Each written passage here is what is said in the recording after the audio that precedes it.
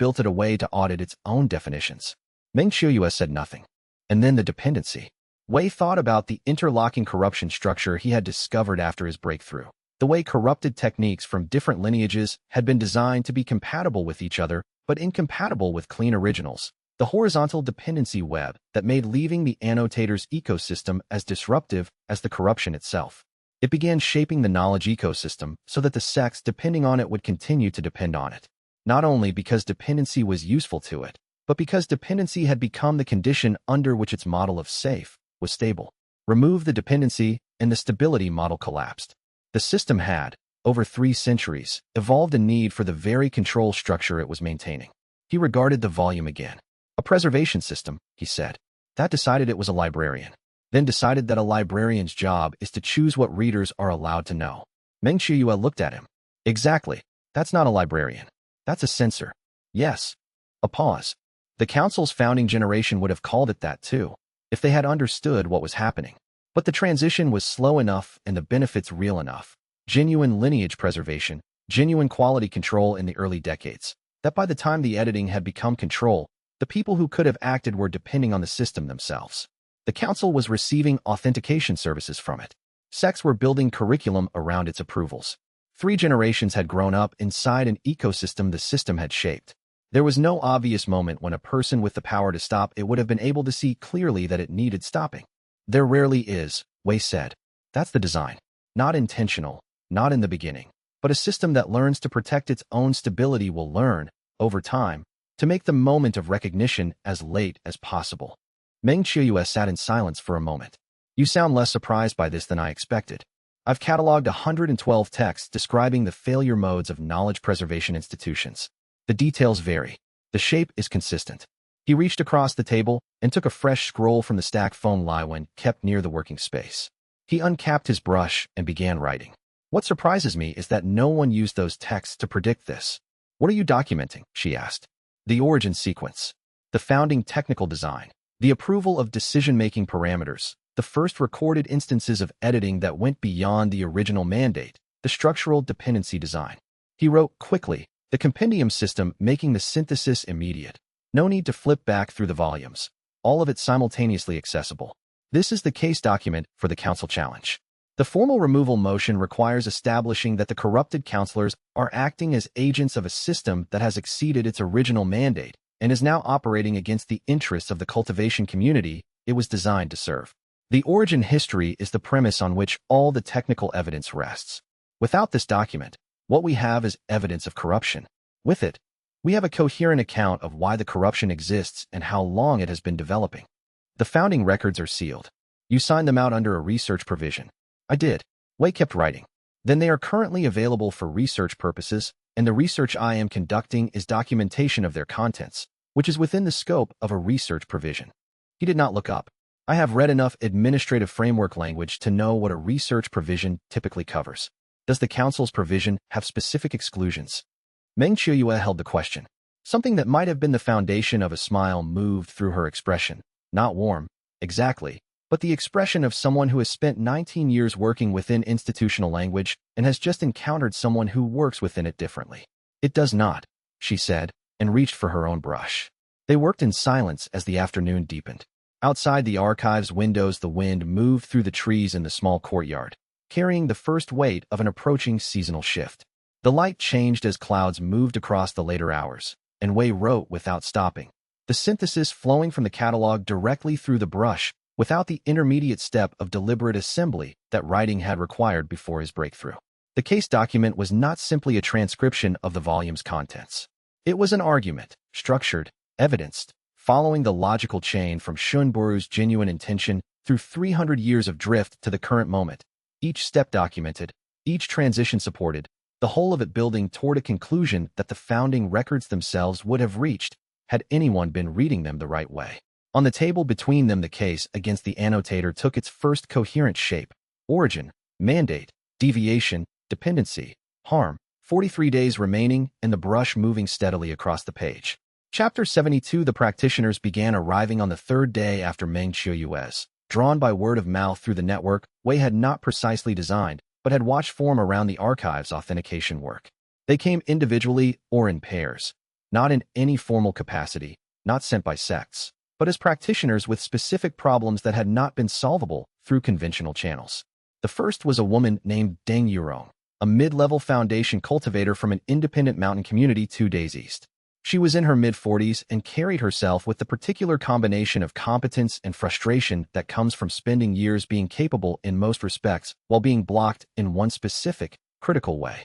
She carried a set of water circulation techniques her master had transmitted to her before dying, and she had been attempting to advance them for 7 years without success. She had taken them to 3 different technique houses, none of whom could identify the obstruction. She had been told, more than once, that the problem was in her own practice rather than the techniques themselves. Wei studied the techniques for 6 minutes. The obstruction was a structural interference between the primary circulation pathway and the secondary refinement layer, a design tension that had existed in the original technique but had been manageable at lower levels and became limiting precisely at the stage where advancement required pushing through the refinement layer. The original designer had likely intended a third technique to bridge the gap, and that bridge technique had been lost. The 3 technique houses that had reviewed Deng Yurong's practice had been looking at her execution rather than at the technique's internal structure. They had not had the reference base to see what was missing. He wrote it. Not a general technique, not something drawn from the catalog's existing bridges. Those would not fit Deng Yurong's specific circulation pattern, which had developed idiosyncrasies over 14 years of practice that any general solution would need to account for. He wrote something new, fitted precisely to the architecture she had built, addressing the gap in her specific structure rather than the theoretical gap in the original design. He wrote 3 annotations explaining the reasoning, so she could adjust if the first integration attempt produced unexpected resistance. It took 40 minutes. Shi's gaze fell on the result without speaking. She read it once, then read the annotations. The quality of her silence was different from the beginning of the meeting, less the patience of long frustrated expectation and more the stillness of someone recalibrating. How long will it take to test this? She asked. A week of careful practice to integrate it into existing circulation. 2 weeks before you'd be ready to attempt the advancement stage. He paused. If it's wrong in some way I haven't anticipated, which is possible, since I have not observed your practice directly, you will feel resistance during integration rather than the usual settling. Stop, document what you feel, come back. She left with the technique wrapped carefully in oilskin, not saying much else. She did not need to. The second was a pair of brothers from a sect that had recently merged with a larger organization. The merger had been politically smooth but technically complicated. The larger sect's core techniques were built on a wood element foundation, the brothers' lineage on a metal element base, and the 2 method sets were producing interference effects in both brothers' cultivation. Not dangerous at current levels, but limiting. A chronic friction that was slowing advancement for everyone in the merged junior generation, and that the combined sect's internal masters had been addressing through the only method available to them, which was telling the junior practitioners to practice harder and be patient. Wei looked at both lineages, held them simultaneously against the compendium system's knowledge of technique compatibility principles, and identified 3 points of structural friction in 20 minutes. Resolving all 3 with a single comprehensive bridge technique would take longer than they had to wait. Resolution techniques of that scope needed controlled testing before distribution, and any error in a comprehensive bridge would be harder to identify and correct than errors in targeted adjustments. He wrote 3 small targeted adjustments instead, specific, practical, designed to reduce the friction at its most acute points while the brothers continued normal practice. This won't be the last thing you need, he told them. When you've worked with these for a month and can tell me what the friction feels like at each point after the adjustments, I can write the bridge technique properly. I need that feedback before I'll write the comprehensive solution. They agreed to return. This was how the week developed. Practitioners came with genuine problems, specific and individual. The kind of problems that technique houses turned away because they required custom analytical work rather than catalog matching. The kind of problems that smaller sects' internal masters could not solve because they lacked the comparative reference base. The kind of problems that the annotators network categorically did not engage with because they were too specific and too small and too distributed to be worth managing at scale. Wei engaged with every one of them. A woman who had received a fragment of a technique rather than the complete transmission and could not determine what was missing. 2 young male practitioners whose sect had been using the same foundational techniques for generations and whose cultivation had begun producing anomalous results that their masters attributed to personal deficiencies rather than technique degradation. An older man who had been told for 30 years that his particular chi configuration made him unsuitable for advancement beyond foundation level. Wei read his chi pattern notes for 12 minutes, and identified a compatible advancement path the man had never been shown because it was in a lineage his sect did not maintain. None of these were dramatic interventions. They were specific, practical, fitted to the person receiving them. The compendium system's simultaneous access made the analysis fast, not instant, because genuine synthesis required time, but far faster than sequential examination of the relevant technique families would have allowed. He wrote 23 custom techniques across the 7 days. None of them were grand theoretical statements like his first technique. All of them were solutions to specific problems that specific people had brought to a specific room, and the techniques had been designed to fit those people and not anyone else. He thought of them as letters. A letter is not a treatise. It does not need to be universal. It needs to say the right thing to the person receiving it, with the precision that knowing the recipient allows. A treatise addresses an imagined general reader and produces knowledge that is true in the general case. A letter addresses a specific person in a specific situation and produces knowledge that is true for them. Both are useful. The annotator produced treatises, standardized, general, edited for what it determined was broadly appropriate. What Wei was discovering, practitioner by practitioner across the week, was that the problems people actually had were specific, not general. The practitioner with the interrupted lineage transmission did not need a general account of how transmission works. She needed the specific missing piece of her specific technique. That was the counterargument. Not stated. Practiced. By the 6th day, Feng Liwen had stopped moving through the main hall during working hours and had positioned himself at the hall's interior entrance instead, near enough to observe without being part of what was happening, the way he managed the archive's general operation. He had been watching the archive for 3 centuries. He knew how to be present without interrupting. He watched the practitioners come in through the morning, watched them leave with their rolled techniques tucked under their arms or wrapped in cloth, or held carefully in both hands the way people carry things they did not expect to receive. He watched the stack accumulate on the corner of Wei's working table.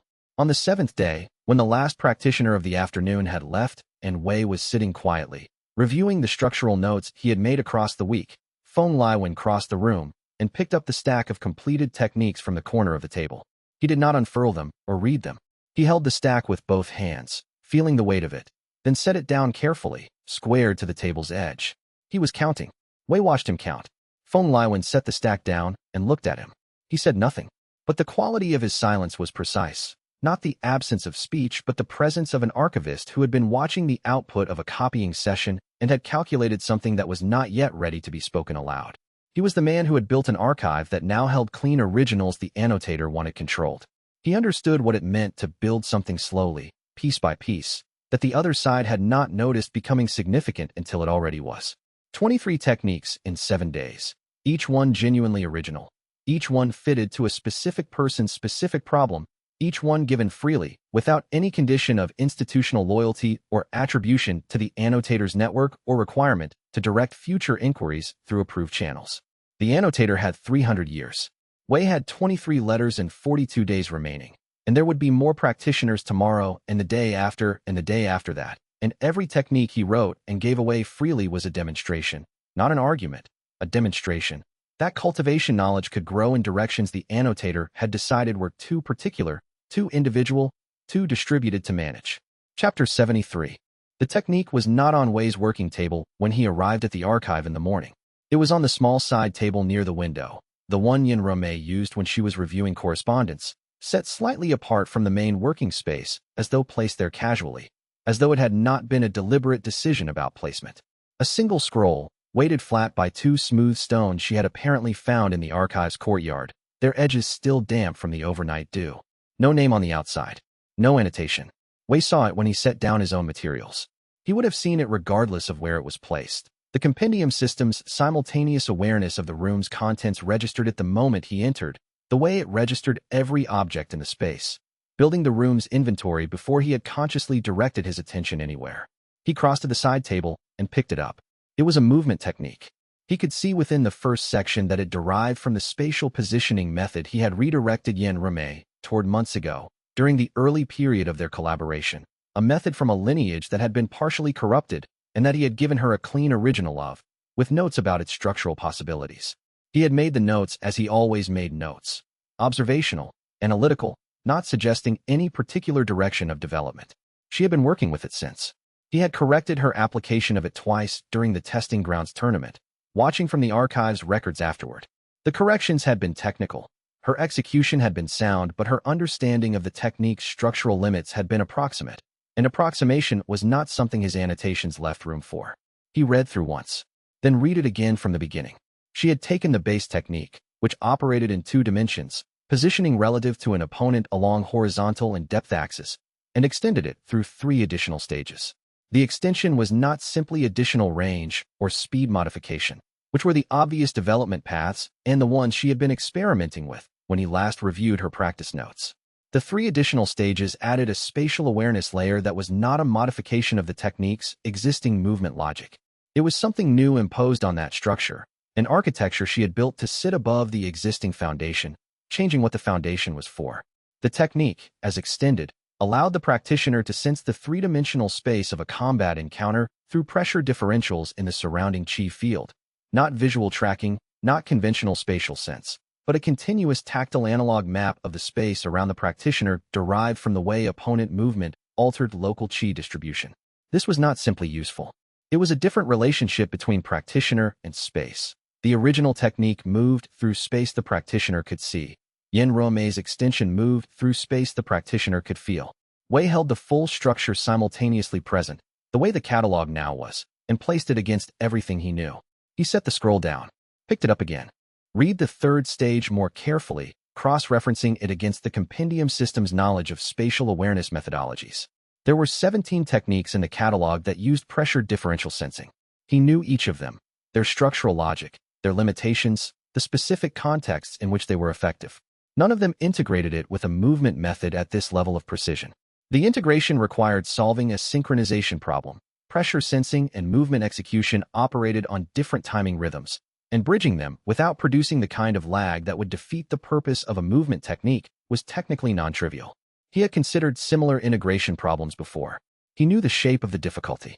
Yin Ruomei had solved it through a modified breath anchor that she had apparently developed specifically for this purpose. That breath anchor was not in the catalog.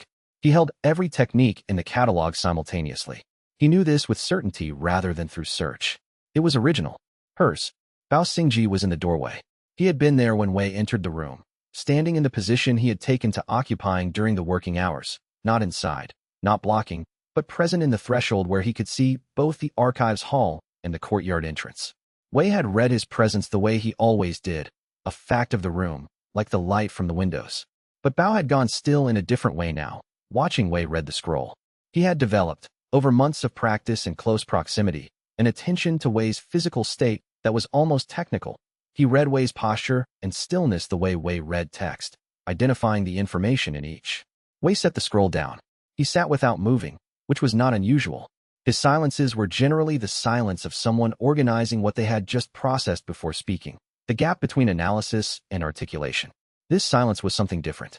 The stillness of someone confronting a data point that required reassessment of a prior assumption, not just integration into an existing model. He had assumed, without examining the assumption carefully enough to call it an assumption, that Yin Ruomei's cultivation work was competent. She was skilled, disciplined, with a strong analytical foundation and enough practical experience to apply technique theory in live situations. He had worked alongside her for months. He had corrected her work. He had seen her learn quickly. He had never assessed her as having the particular creative capacity, the ability to extend existing technique architecture into genuinely new structural territory, to see possibilities the original designer had not seen and build those possibilities into something that worked, that produced original work at this level. The scroll on the table said the assumption had been incomplete. Yin Ruomei entered from the corridor that connected to the smaller working rooms. She had been there since before Wei arrived. He registered her presence without noting, at the time of entry, that she was waiting. She crossed the room and sat at the main working table without looking at the side table where her scroll was. She set out her correspondence and her brush and her ink stone with the brisk precision of someone settling in for the morning's work. Wei looked at her. "This is better than the original," he said. She did not pretend not to know what he was referring to. "I know." He meant the clean lineage original she had been working from. He meant the version he had authenticated and annotated and handed to her with notes about structural possibilities. But he also meant something more precise than that, and she heard it, and they were both quiet for a moment in which neither of them moved to fill the space. "Better than what I would have written," he said, "if I had tried to extend it." She looked at him then, not with surprise, Her expression registered it the way she registered data points she had half expected but not been certain of, the careful stillness of a scholar who has been holding a hypothesis and has just received confirmation of it. But she looked at him, which was not something she did carelessly. She had a habit of attention that was economical rather than generous, directed rather than ambient, and when she directed it at him it was because something warranted it. He meant it. That was visible to her, and she knew it was visible, and he knew she knew, and neither of them said anything further about it. The breath anchor was original work. The spatial awareness integration solved a problem he would have approached differently. He would have tried to synchronize the timing rhythms directly, which was the technically obvious approach, and which, he could see now, holding the structure fully, would have produced a more brittle solution. A solution that was stronger under ideal conditions and more fragile under stress, the kind of technical solution that works in practice scenarios and fails in actual encounters. She had sidestepped the synchronization problem entirely by anchoring both rhythms to the breath cycle, which was neither movement nor sensing, but the biological substrate both operated within. It was a simpler solution and a more elegant one, and it would not have been his. Bao, from the doorway, did not say anything, but something in his posture had shifted slightly, the particular quality of stillness that belongs to a person who has witnessed something that does not need comment, but that they have decided to remember. He had been practicing attention under Wei's indirect instruction for months. He had learned to notice the things that mattered without making them into performances of noticing. Wei picked up the scroll again. I want to document the breath anchor method separately, he said. It has applications beyond this technique. The synchronization problem it solves appears in at least 4 other integration contexts in the catalog. I thought it might, Yin Ruomei said. I was going to ask you to check that assessment. Your assessment is correct. She reached for her correspondence and began working through it. He reached for a fresh scroll and began documenting the breath anchor, placing it into the catalog's formal structure, cross-referencing it against the 4 related integration problems he had identified, annotating its possibilities and its limits. The work between them resumed with the comfortable, task-focused rhythm of people who had established a shared pattern across months, who knew what the other was doing without needing to monitor it, whose parallel work produced something the individual streams did not produce separately. On the side table, weighted by 2 smooth stones, the movement technique Yin Ruomei had written sat in the morning light. It was better than the original it had come from. Wei, writing steadily, held that fact as a permanent revision to his model of what she was. Not who she was, because he had known who she was clearly enough for some time, but what she was capable of producing when she worked alone and in her own direction. He had underestimated her. Not catastrophically, not in any way that had damaged what they were doing. But he had looked at her as someone who executed and applied, and had not looked carefully enough for the thing underneath that, the creative capacity that had been developing alongside the execution and had now produced something that outran his expectations. He filed the revision carefully, the way he filed everything worth keeping. Chapter 74. The first message arrived at midday on the 38th day. It came through Kong Wei-Qiu, who had maintained a line of communication with Elder Mao Shuabin's recovery location as a matter of general intelligence gathering rather than specific concern. Mao Shuabin had been injured during the testing grounds confrontation. The qi disruption damage to his cultivation pathways had been serious enough that his return to the archive was weeks away at least, possibly longer. The cultivator overseeing his medical care had been sending weekly reports through Kong Wei-Qiu's contact as a matter of standard monitoring. The report that arrived on the 38th day was not a standard monitoring update.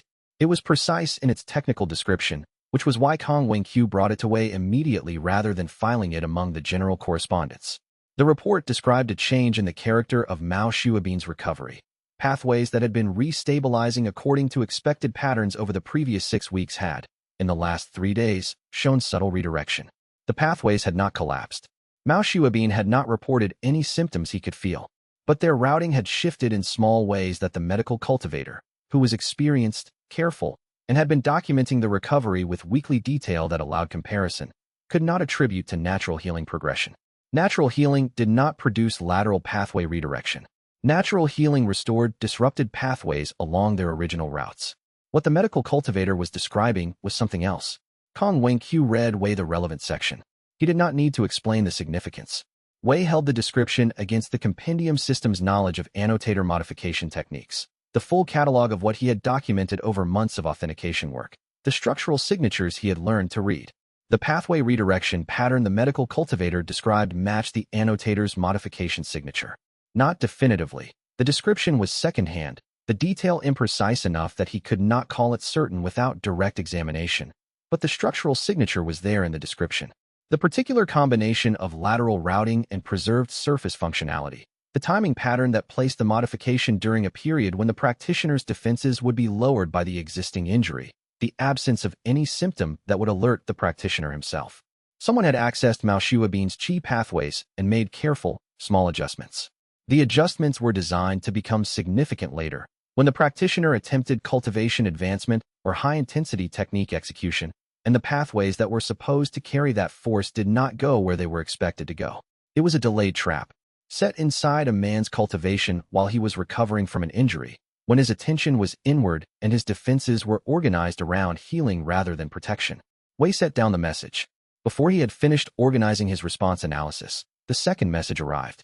This one was for Bao Xingji directly, from the small family compound in the outer district where Bao's parents and younger sister maintained a modest trading concern.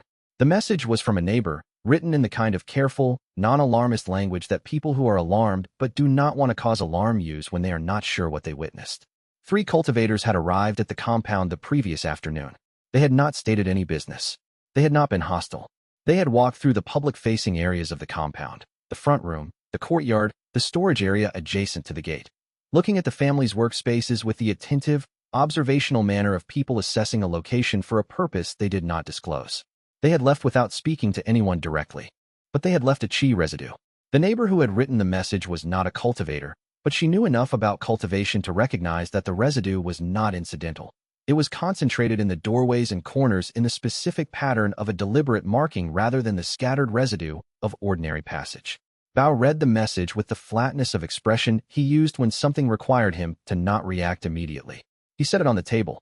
Before Wei had finished adding this data point to his response structure, the third message arrived. Liao Tianxin's coordination network reported, through the communication channel established when Azure Peak Sect had formalized its involvement, coordinated attacks on 3 outer branches simultaneously. Not invasions, probes, the kind of directed violence that was designed to read defensive capability rather than to actually seize territory. But the coordination across 3 branches in different locations, hit at the same hour, spoke clearly about what kind of organizational capacity had arranged it. Random opportunism did not produce that precision.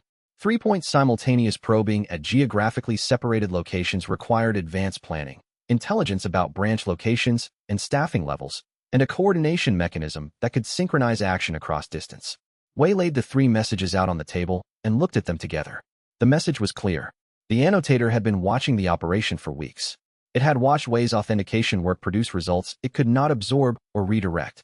It had watched the network consolidate around Feng Liuan's archive.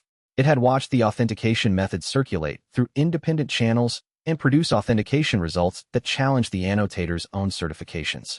It had attempted direct approaches, the absorption attempts, the intelligence probes, the political maneuvering through the corrupted counselors, and those approaches had not produced the outcome it required.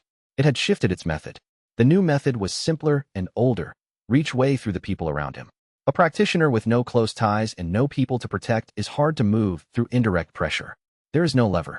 But a practitioner who has begun, over the course of months, to care about specific individuals, a practitioner who has built something that requires those individuals and who has, in some way he had not fully examined, come to consider them people he was responsible for, becomes reachable through those individuals. The annotator had been watching long enough to see that Wei had built exactly that. Wei sat with the 3 messages and the full structure of what they required.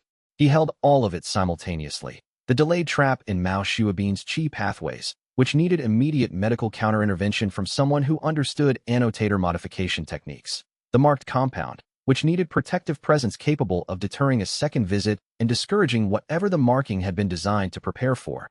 The outer branch probes, which needed a structured defensive response that communicated to whoever had ordered them. That Azure Peaks network would not yield ground under pressure. All 3 needed immediate attention. None of them could wait for the analysis of the others to be complete. This was the problem. Wei's approach to problems was built on the premise that understanding the full situation before acting produced better outcomes than acting before understanding. This was true.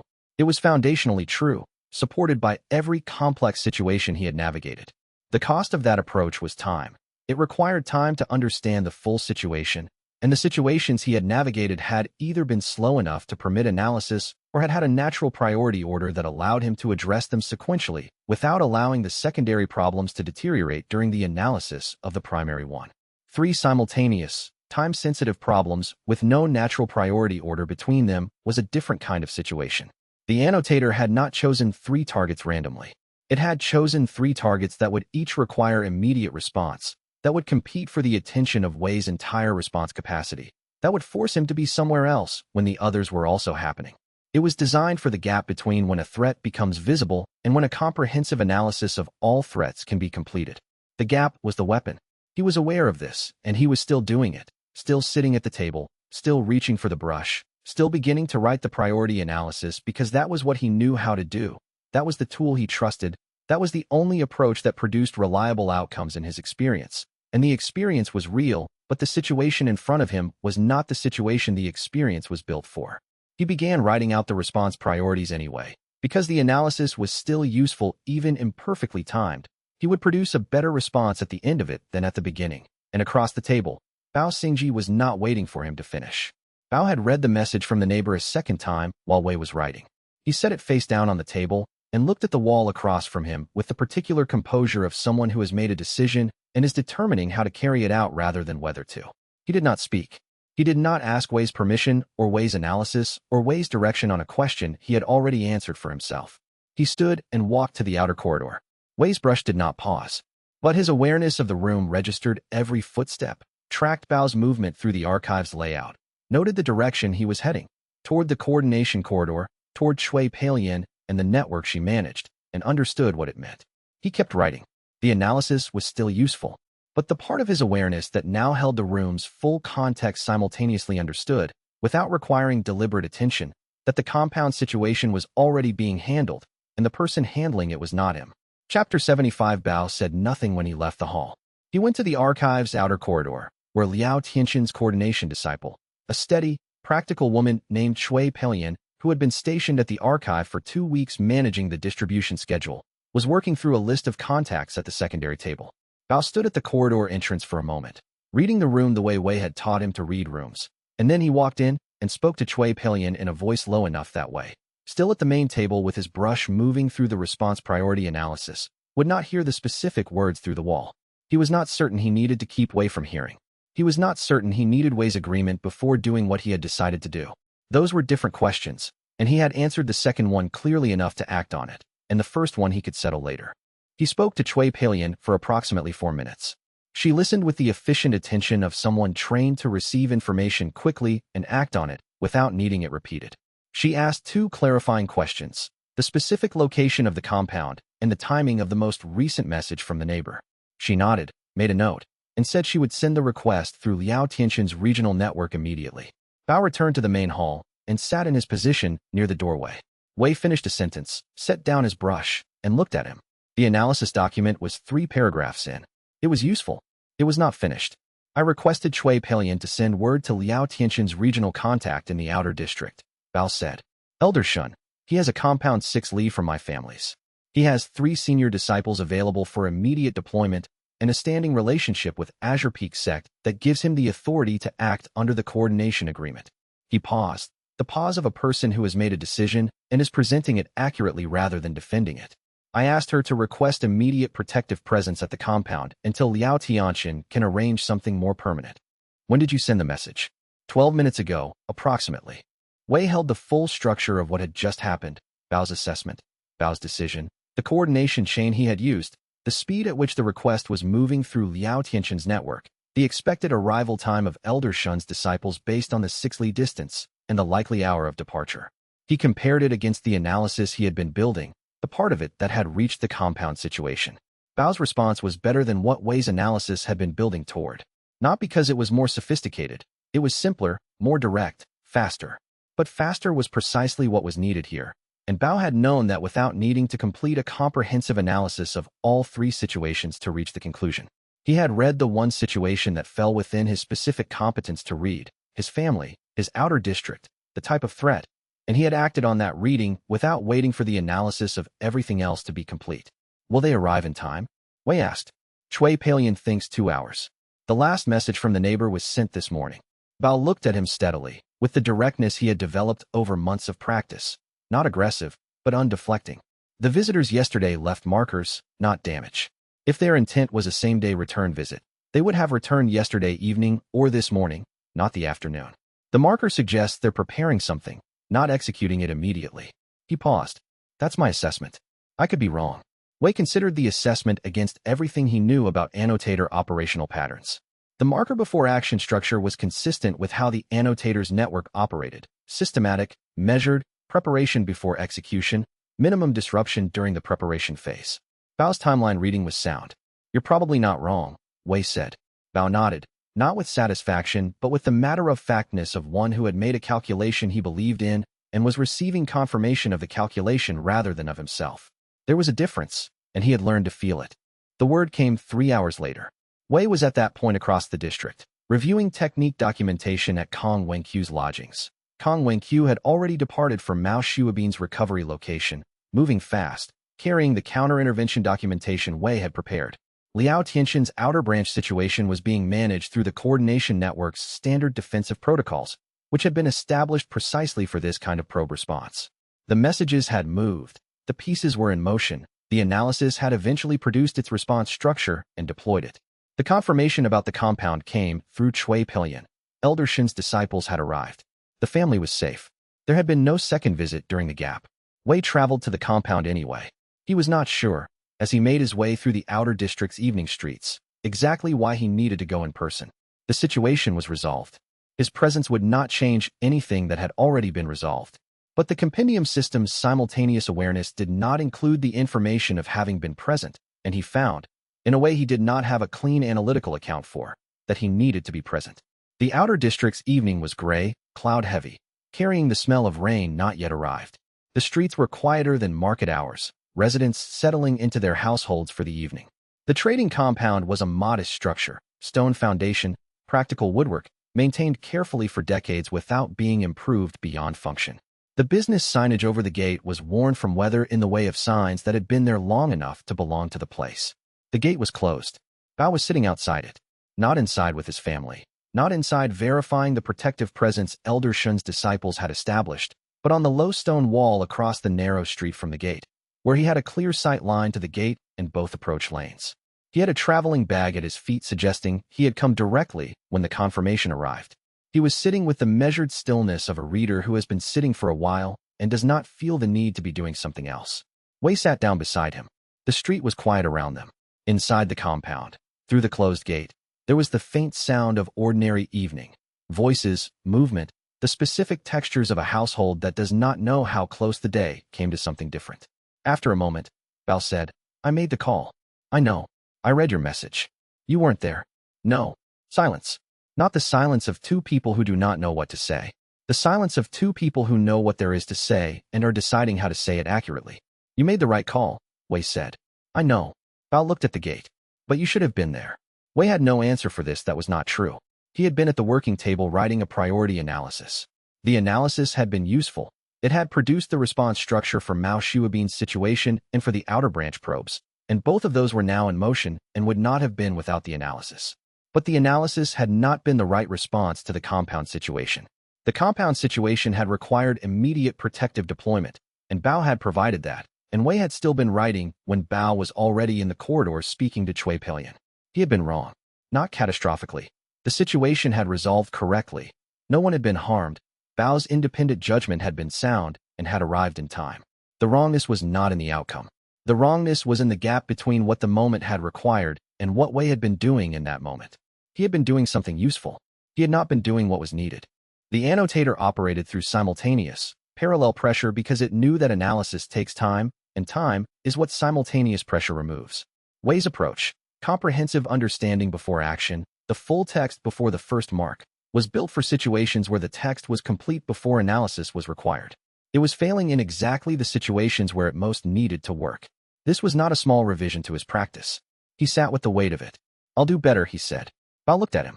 Not skeptically. He had been working with Wei long enough to know what it meant when Wei made a direct, unqualified statement rather than a qualified analytical one. An unqualified statement from Wei was not a comfort or a reassurance. It was a record of a decision. I know you will, Bao said. They sat outside the compound gate as the evening settled into its night rhythms around them. Elder Shen's disciples were visible at the gate's corners, positioned with the unhurried competence of people doing their job. Somewhere across the district, in the wider network they had built across months, the annotator's agents were assessing what their probe had encountered and recalibrating. 5 days remained before the month's halfway mark. 38 days before the vote. Wei was revising, not his archive, but himself, finding the edge of his own approach's limits in the way that only failure can locate them, and marking the edge precisely, the way he marked everything worth knowing. Chapter 76. Wei moved before the analysis was finished. This was deliberate. He had been thinking about what he'd written at the end of the last chapter, not the chapter of a book, but the chapter of his own operational record, the log he maintained in the compendium system's secondary index where he noted not just what he'd done, but what he'd done wrong and why. The entry from 2 days ago had read, Asterisk analysis first creates a gap. The gap is exploitable. Correction required. Asterisk he had been watching the 3 practitioners since early morning. Their movements had first registered as noise, travelers, perhaps, or minor sect members with business in the Crimson Brush sect's outer reception ward. The Crimson Brush sect maintained public-facing archives, technique libraries accessible to cultivators of modest rank for a small fee. Foot traffic was normal, but these 3 had circled, not obviously, not clumsily, but in a pattern that Wei recognized from reading descriptions of surveillance craft in a tactical manual he had catalogued 2 years ago.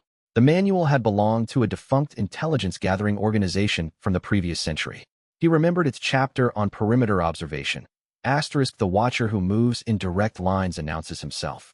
The watcher who arcs leaves a different signature, one visible only to those who track chi accumulation over time against spatial movement. Asterisk he had been tracking these 3 for 6 hours. In that time, he had gathered roughly 80% of the information he would want before acting. He chose to act at 80%.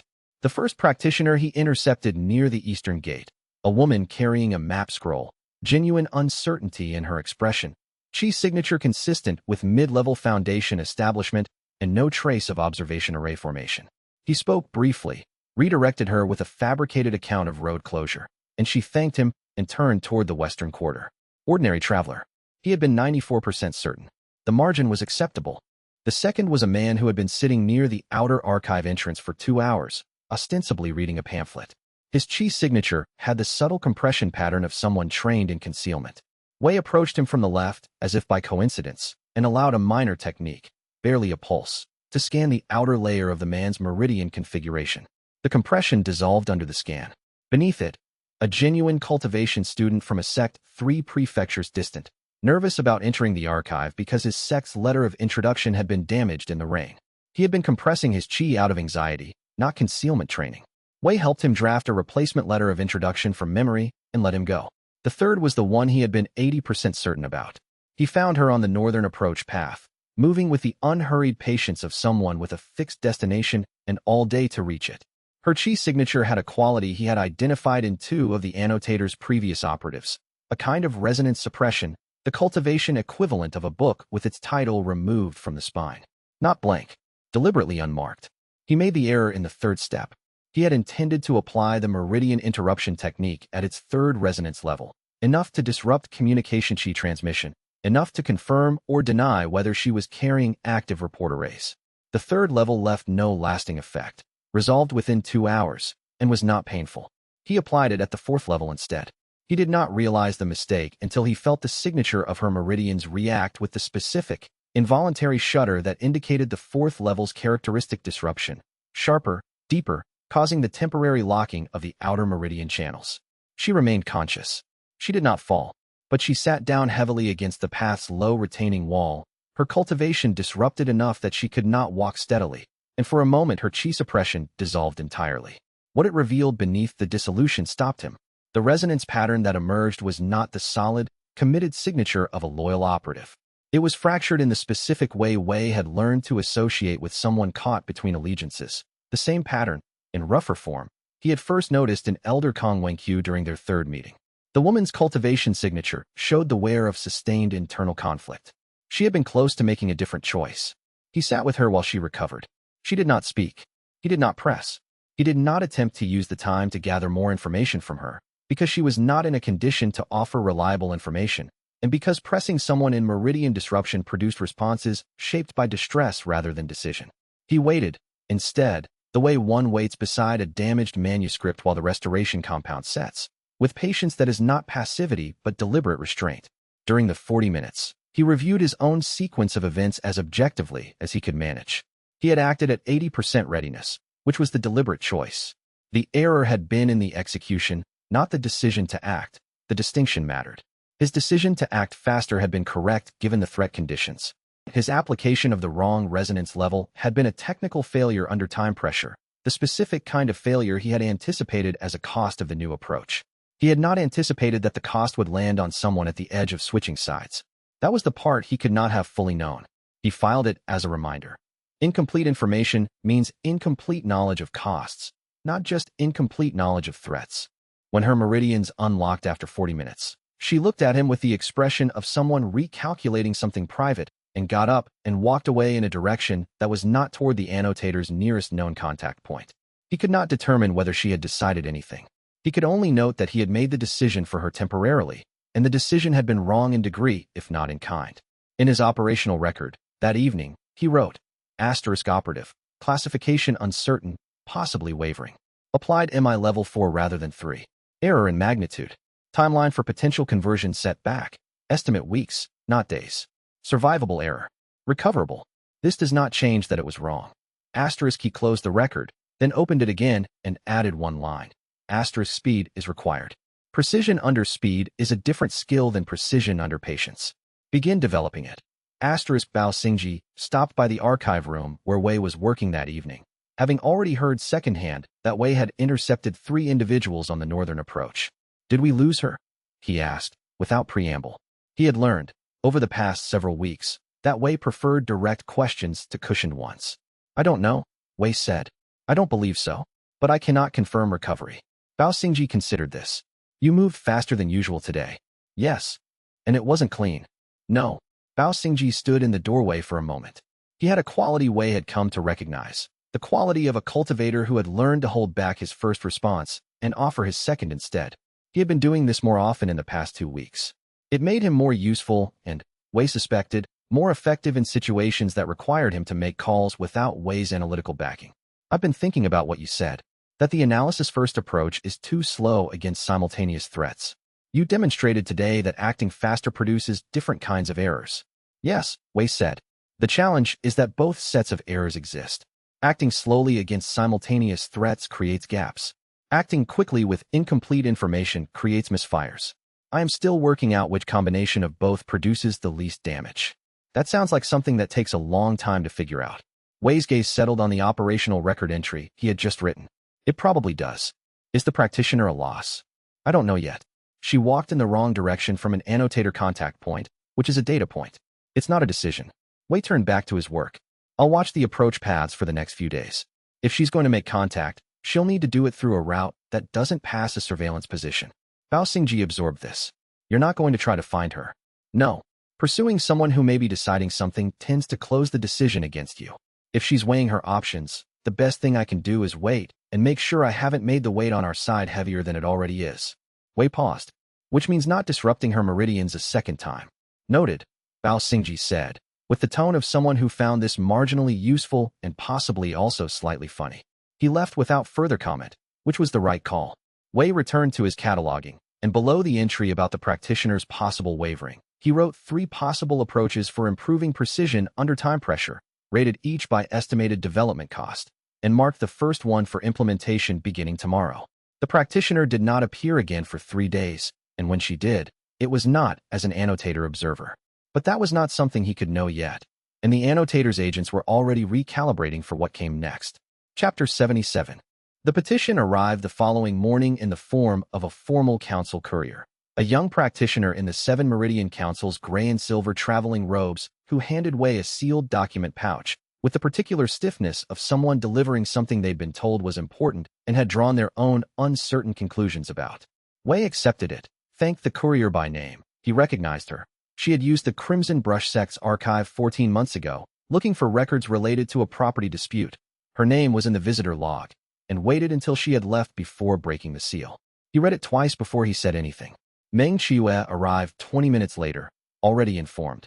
She had her own sources inside the council's administrative wing and had been notified before the courier had even reached the outer ward. She came in with the expression she wore when she was organizing information behind her eyes, sorting what Wei needed to know by priority. "You've read it," she said. "Yes." "Your assessment?" Wei set the document on the reading table and smoothed it flat. It was 3 pages of dense formal council script, the language archaic and precise in the way of documents intended to invoke institutional authority through sheer weight of formality. He had already identified the relevant sections. "This is a reading problem," he said. Meng Qiue paused. "How so?" "Every charge listed here invokes a foundational text. The charge of unauthorized technique distribution cites Council Resolution 14 from the Third Era. The charge of destabilizing established sect hierarchies invokes the compact of recognized precedents. Both of these texts have specific application conditions. The corrupted counselors have applied them incorrectly, either through error or through deliberate misapplication, calculating that the tribunal will not examine the foundational texts closely enough to notice." He tapped the document. "A tribunal proceeding will examine evidence. Evidence, in this context, is scrolls. I need the complete archive of council precedents. That's 17 volumes. I know. I've catalogued the summary index. I need the full volumes, not the index. Every precedent ruling, every application note, every marginal annotation by previous council archivists." He looked at her. "When is the tribunal scheduled?" 5 days. Wei was already mentally paging through the organizational structure of the council precedent archive. 17 volumes. He estimated 40 to 50 hours of close reading to extract what he needed, not simply to read, but to read with the specific purpose of mapping each charge to its foundational text and identifying where the application had deviated. He had 5 days. He would need to begin tonight. "Can you get me the volumes?" "I can have them here by this evening." "Good." He began writing a preliminary outline of his approach, which charges to examine first, which foundational texts to pull, what the likely argument structure of the corrupted counselors would be. He was not thinking about winning. He was thinking about accuracy. A tribunal decided by accurate reading of the foundational texts would have a predictable outcome. A tribunal decided by persuasion or performance would not. He had limited ability to influence the latter. He had extensive ability to influence the former. "There are things to consider beyond the textual analysis," Meng Qiue said carefully. "I know. The timing is deliberate. 5 days puts this inside the 38-day window before the vote. If the tribunal succeeds, if they get a ruling that formally classifies you as a heretic cultivator, the corrupted counselors can use that ruling to disqualify any evidence you present in the vote proceedings. It's a procedural neutralization, not a genuine legal proceeding." "Yes," Wei said. "That's why the reading has to be thorough. A genuine legal proceeding that produces an accurate outcome based on correct textual application is not easily dismissed, even by the people who called for it. If I can demonstrate, during the tribunal, that each charge is a misapplication, and demonstrate it using the same foundational text the charge invokes, the proceeding becomes difficult to use procedurally without also invalidating the foundational texts themselves, which they cannot do, because those same texts govern the vote proceedings they're planning to use." Meng Qiue paused for a moment. "You've already worked backward from the endgame." "I worked backward from the texts," Wei said. "The endgame followed from the texts."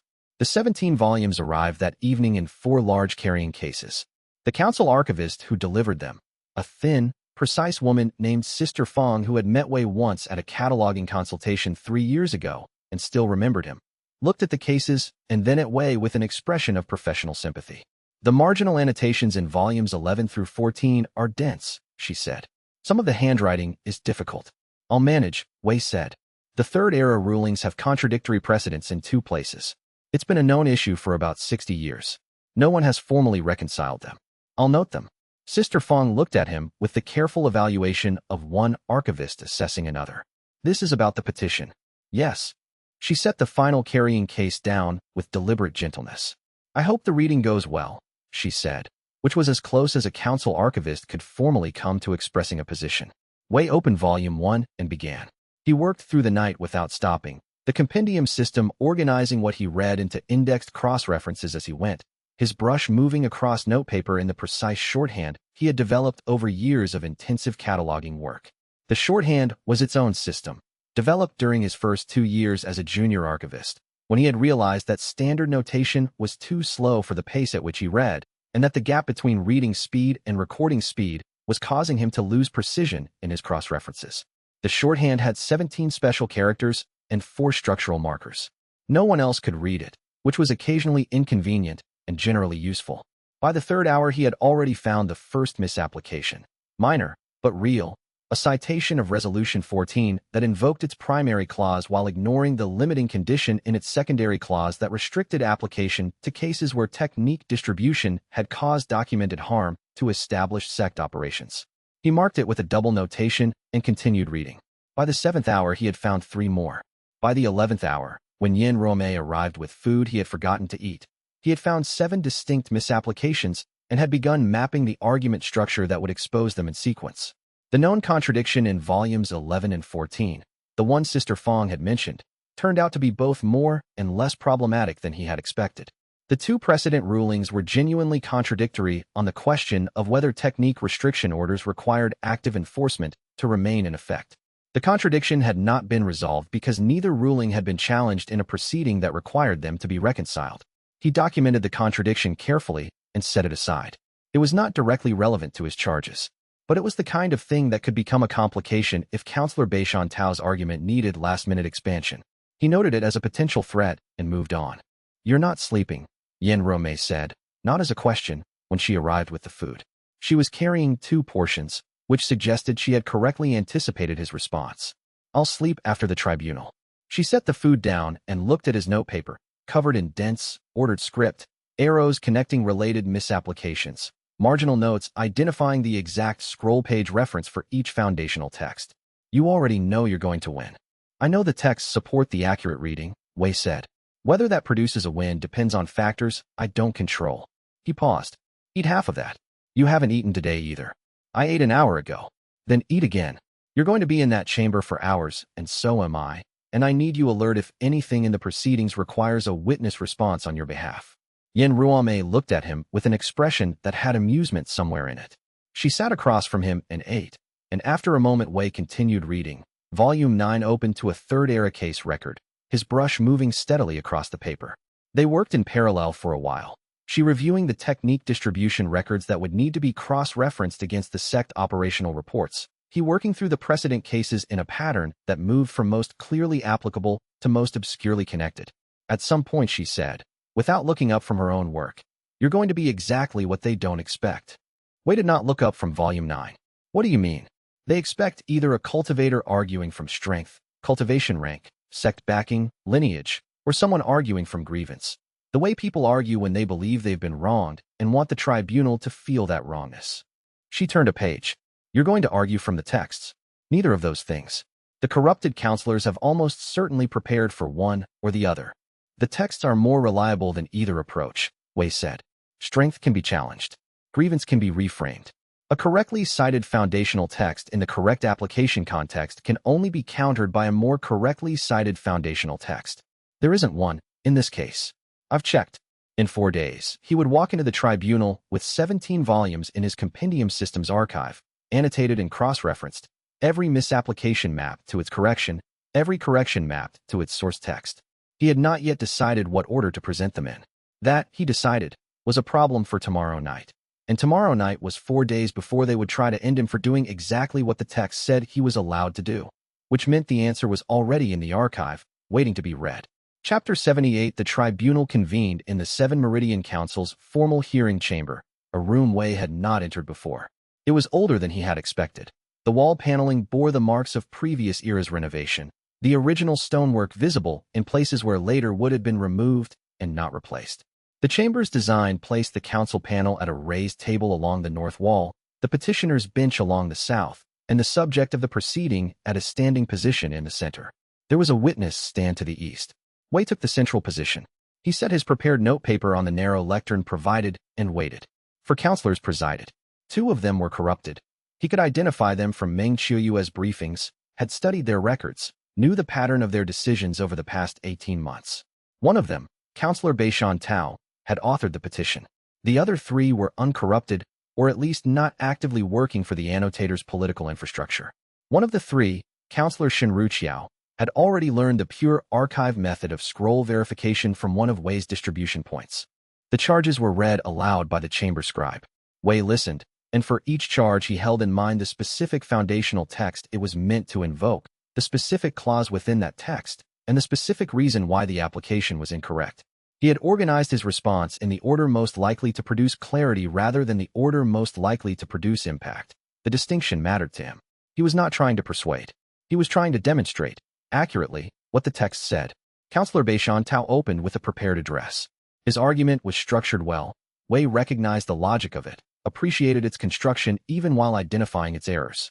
It cited Resolution 14, the compact of recognized precedents, and 2 supporting precedent rulings from the Second Era. It did not cite the limiting conditions. When it was Wei's turn to respond, he began with the first charge.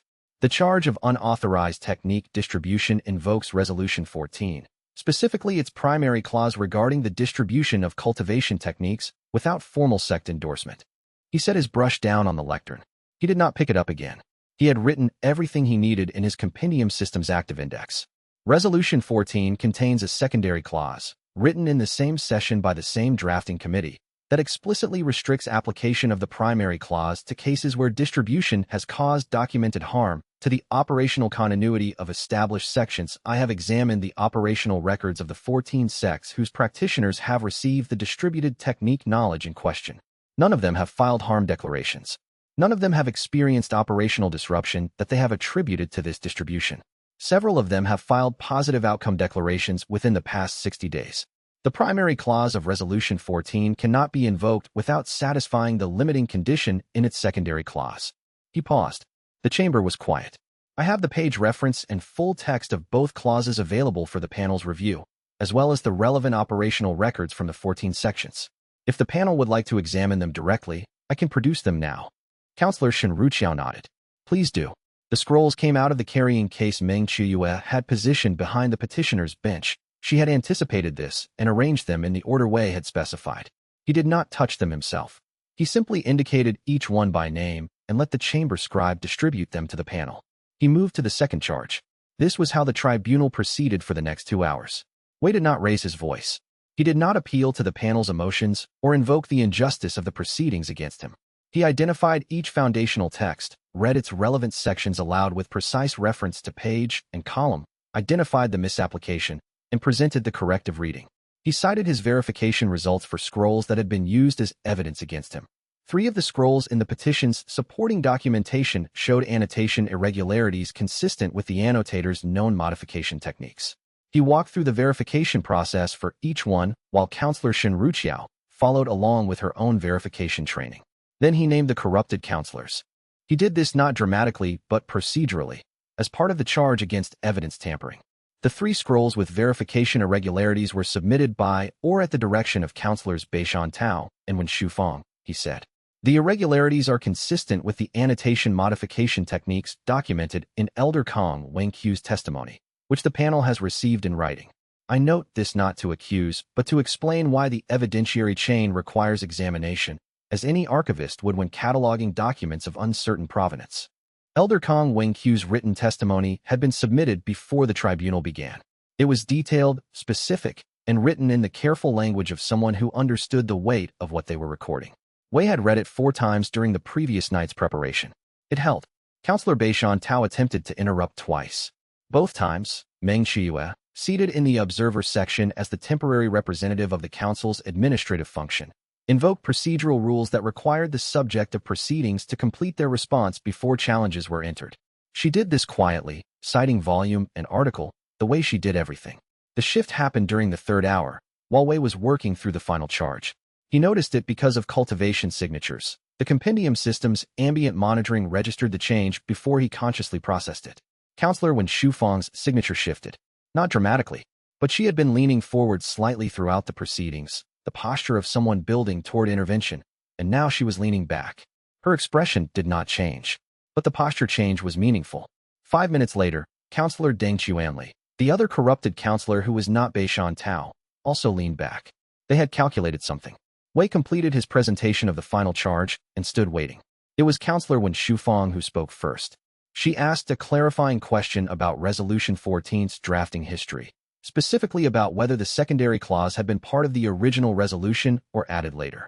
Wei provided the date, the drafting session reference, and the names of the 3 committee members who had added the limiting condition, all of which he had found in Volume 11 of the Precedent Archive.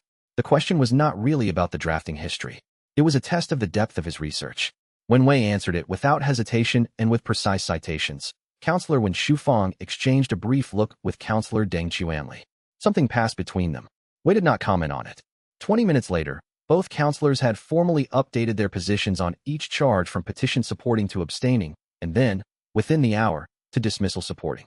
The chamber's atmosphere altered as this happened, not loudly, but in the way that a room changes when a calculation everyone was avoiding becomes impossible to ignore. Counselor Beishan Tao sat very still. He moved to end the proceedings. The motion was precisely what Meng Qiyue had anticipated. She had found the precedent from 400 years ago and had committed it to memory rather than carrying it in written form, because she had expected that any written documents she carried might be challenged. She invoked it from memory, citing volume, article, and the specific ruling by presiding Counselor Fang Zhiyu in the year 312 of the current era, which prohibited the premature termination of formal tribunal proceedings except under conditions of physical emergency or unanimous panel agreement. The panel was not unanimous. There was no emergency. The motion failed. Beishan Tao looked at her with an expression that was not quite hatred. It was more like the acknowledgement of a threat he had underestimated, and said nothing further. Chapter 79. The recess was called at the 4th hour, and Counselors Beishan Tao and Wen Shufang, the latter having shifted her position during the proceedings but not yet formally recused, left the chamber with their respective attendants. Counselor Deng Qianli also left, separately, walking in a direction that was not toward the building's primary exit. None of them returned. The presiding counselor, a quiet, methodical woman named Hui Xiaolan who had not spoken during the proceedings except to acknowledge procedural motions, waited for 20 minutes after the recess was scheduled to end before formally noting the absence on the record. She studied the remaining panel members, then at the chamber scribe, then at the chamber's architectural peculiarity of a third window that was lower than the others and let in afternoon light at an angle that fell across the evidence table. "I will enter the formal record," she said. Counselors Beishan Tao, Wen Shufang, and Deng Qianli have failed to return from recess. Per the council's attendance charter, absence from formal proceedings without documented cause for a period exceeding 15 minutes constitutes abandonment of position. She paused. Formal removal proceedings in absentia will be initiated within the hour. Meng Qiyue, from the observers section, let out a breath that she had been holding for approximately 4 hours. The other counselors did not celebrate. These were careful people, trained in the management of institutional gravity, and what had just happened was serious enough that it did not feel like a victory so much as the resolution of a dangerous structural problem. Counselor Shen Ruqiao immediately began discussing with Counselor Hui Xiaolan the practical question of reconstituting the council's quorum for formal decision-making. Yin Ruomei, who had attended as an observer representing the Technique Distribution Network's interests, made a series of notes in rapid, compact characters. Feng Liwen had not attended in person but had submitted written testimony and received a summary via courier the moment the decision was clear. Wei was in the anteroom adjacent to the chamber. He had excused himself from the proceedings the moment the formal record was closed, citing a need for documentation review, which was true. He sat at the single table in the anteroom with a writing brush and fresh paper and wrote out his tribunal testimony from memory, not a summary, but a verbatim reconstruction of what he had said, in the order he had said it, with marginal notes indicating where he had been imprecise or where a better reference would have existed. The reconstruction took 40 minutes. When it was finished, he read it through with the same attention he would have given to a manuscript of uncertain provenance, looking not for overall coherence, but for specific errors, places where his argument had relied on an incomplete reading or where he had left a citation less precise than it should have been. He found 3. The first was a minor citation error in his analysis of the second charge. He had cited the compact of recognized precedence's third article when the directly applicable provision was in the second article's third subsection. The argument had still been correct, because the two provisions were substantially similar, but a more careful reader than the corrupted counselors could have used the imprecision to introduce doubt. Wei had been moving quickly through that section. It had been the 3rd hour, the point in any extended reading session where the mind begins to run slightly ahead of precision, and he had retrieved the citation from his active session index rather than verifying it against the primary source. The primary source was available. He had simply not checked it. A recoverable error, but not an insignificant one. The second was a gap in his explanation of the verification results. He had presented the 3 tampered scrolls verification failures clearly, but he had not explicitly connected those failures to the chain of custody records that would have shown when the tampering must have occurred. The implication was present. Any rigorous reader would have drawn the connection.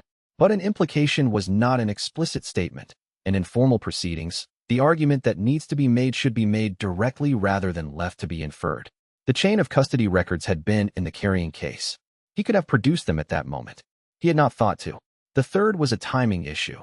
He had named counselors Beishan Tao and Wen Shufang in the same sentence when presenting the evidence tampering analysis, which had the incidental effect of linking their culpability before he had finished establishing it for either one individually. A more cautious presentation would have established each case before drawing the comparison. As it was, the link had served the argument. Counselors Wen Shufang and Deng Chuanli had begun recalculating their positions during that section, but it had been a structural imprecision rather than a structural choice. There was a difference between an argument that works because of how you built it and an argument that works despite a flaw in the building. He preferred the former. None of these errors had cost him the tribunal. The outcome had been determined by the accuracy of the foundational text analysis, which had been thorough and correctly cited throughout. He was not rewriting the result in his mind. He was distinguishing between the result and the quality of the work that produced it, which were related but not identical. He marked all 3 errors in the margin with a small notation. Revise approach for future procedural proceedings. Meng Shuyue found him there when she came looking, expecting to find him either celebrating or exhausted. She stopped in the doorway when she saw what he was doing. "You're reviewing your own testimony," she said. "Yes. The tribunal is over. You won." "I know." He did not look up from the paper. "The argument I used in the third charge could have been more precise. I relied on an implied chain of custody rather than stating it explicitly." Meng Shuyue sat down across from him, and for a moment she watched him make notations with the calm attention of someone observing a natural process that required no intervention. "Is this a habit?" she asked. "Yes. It doesn't bother you to finish something successfully and immediately begin cataloging its flaws?" Wei looked up from the paper. "The flaws will be relevant the next time a similar situation arises. If I don't record them now, while they're precise in my memory, they'll degrade into a general sense of having made some mistakes rather than a specific record of what those mistakes were and what to do differently." He paused. "I'm not unhappy about the tribunal. The outcome was the correct one, and we achieved it. These notes don't contradict that." "I know," Meng Shuyue said. She turned to the paper for a moment. "The council will be formally reconstituted within 2 days. With the 3 corrupted councillors removed, we have a working majority. The vote in 34 days can now proceed under conditions that are not actively controlled by the annotator's infrastructure." 34 days, Wei said. "That's the remaining timeline. Does that change anything?" He thought about the wavering operative he had disrupted on the northern path, about the practitioner who had walked away in an uncertain direction, about the annotator's agents who were now operating without their political cover. "They'll accelerate," he said. "They've lost the subtle approach." The tribunal publicly exposed the scroll tampering and removed their council presence. The pretense of working within the institutional structure is gone. What does that mean for us? Wei picked up his brush and wrote one line at the bottom of his notes. Asterisk expect direct approach. Timeline. Days, not weeks. Asterisk, it means the protection network needs to be at full readiness, he said. And it means I should go back to the council's archive room this evening and begin reviewing the formal records of the removal proceedings. There will be documents I need to verify before they're formally entered into the council's record. Meng Shuyue nodded. "I'll tell the others you're safe and working." She left. From the main chamber, Wei could hear the sound of the remaining council members beginning the formal work of reconstruction. A low, careful murmur of institutional language, voices that knew how to build something that had been broken. It was a sound he recognized from libraries, the particular quality of people doing necessary work with appropriate seriousness. He folded his annotated testimony record, marked it for the compendium system's secondary index, and went to find the archive room, where, 3 hours later, every scroll in the building would begin writing itself at once. Chapter 80. The council's archive room was quieter than the Crimson Brush Sect's library, which Wei preferred. The Crimson Brush library had a particular ambient sound from its ventilation system that he had catalogued and eventually stopped noticing, but the council's archive room had the older, denser silence of stonework that had absorbed decades of study. The shelves were carved directly into the walls, the scrolls and codices arranged by the council's own organizational system, which Wei had spent 30 minutes analyzing before he understood its logic. It was a good system, not identical to any he'd seen before, but coherent, internally consistent, and clearly maintained with care. He had noted, in particular, the system's approach to cross-referencing. Each codex carried not just its registration mark, but a secondary notation system in the lower left corner of the spine, a grid of small characters that encoded subject cross-references to other holdings. It was efficient. It was also largely invisible to anyone who hadn't been trained in the specific notation format, which meant a large portion of the archive's organizational intelligence was embedded in a layer most visitors would miss. Wei appreciated this. It was the approach of an archivist who had thought carefully about access and decided that not all access needed to be obvious. He had been reviewing the removal proceedings records for 2 hours when it started. He noticed it first in the codex he was reading, a formal record of previous removal proceedings, open to a page that documented a case from 80 years prior. The page had been blank in its margins when he opened it.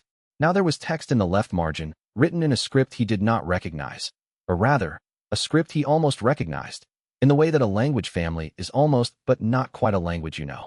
The characters were derived from an archaic annotation system. He had seen examples of it in 3 manuscripts, all very old. He noticed the shelf to his left, a different codex. Its spine, which had shown only the standard council registration marks, now had 3 lines of text running vertically along the leather. He examined the wall.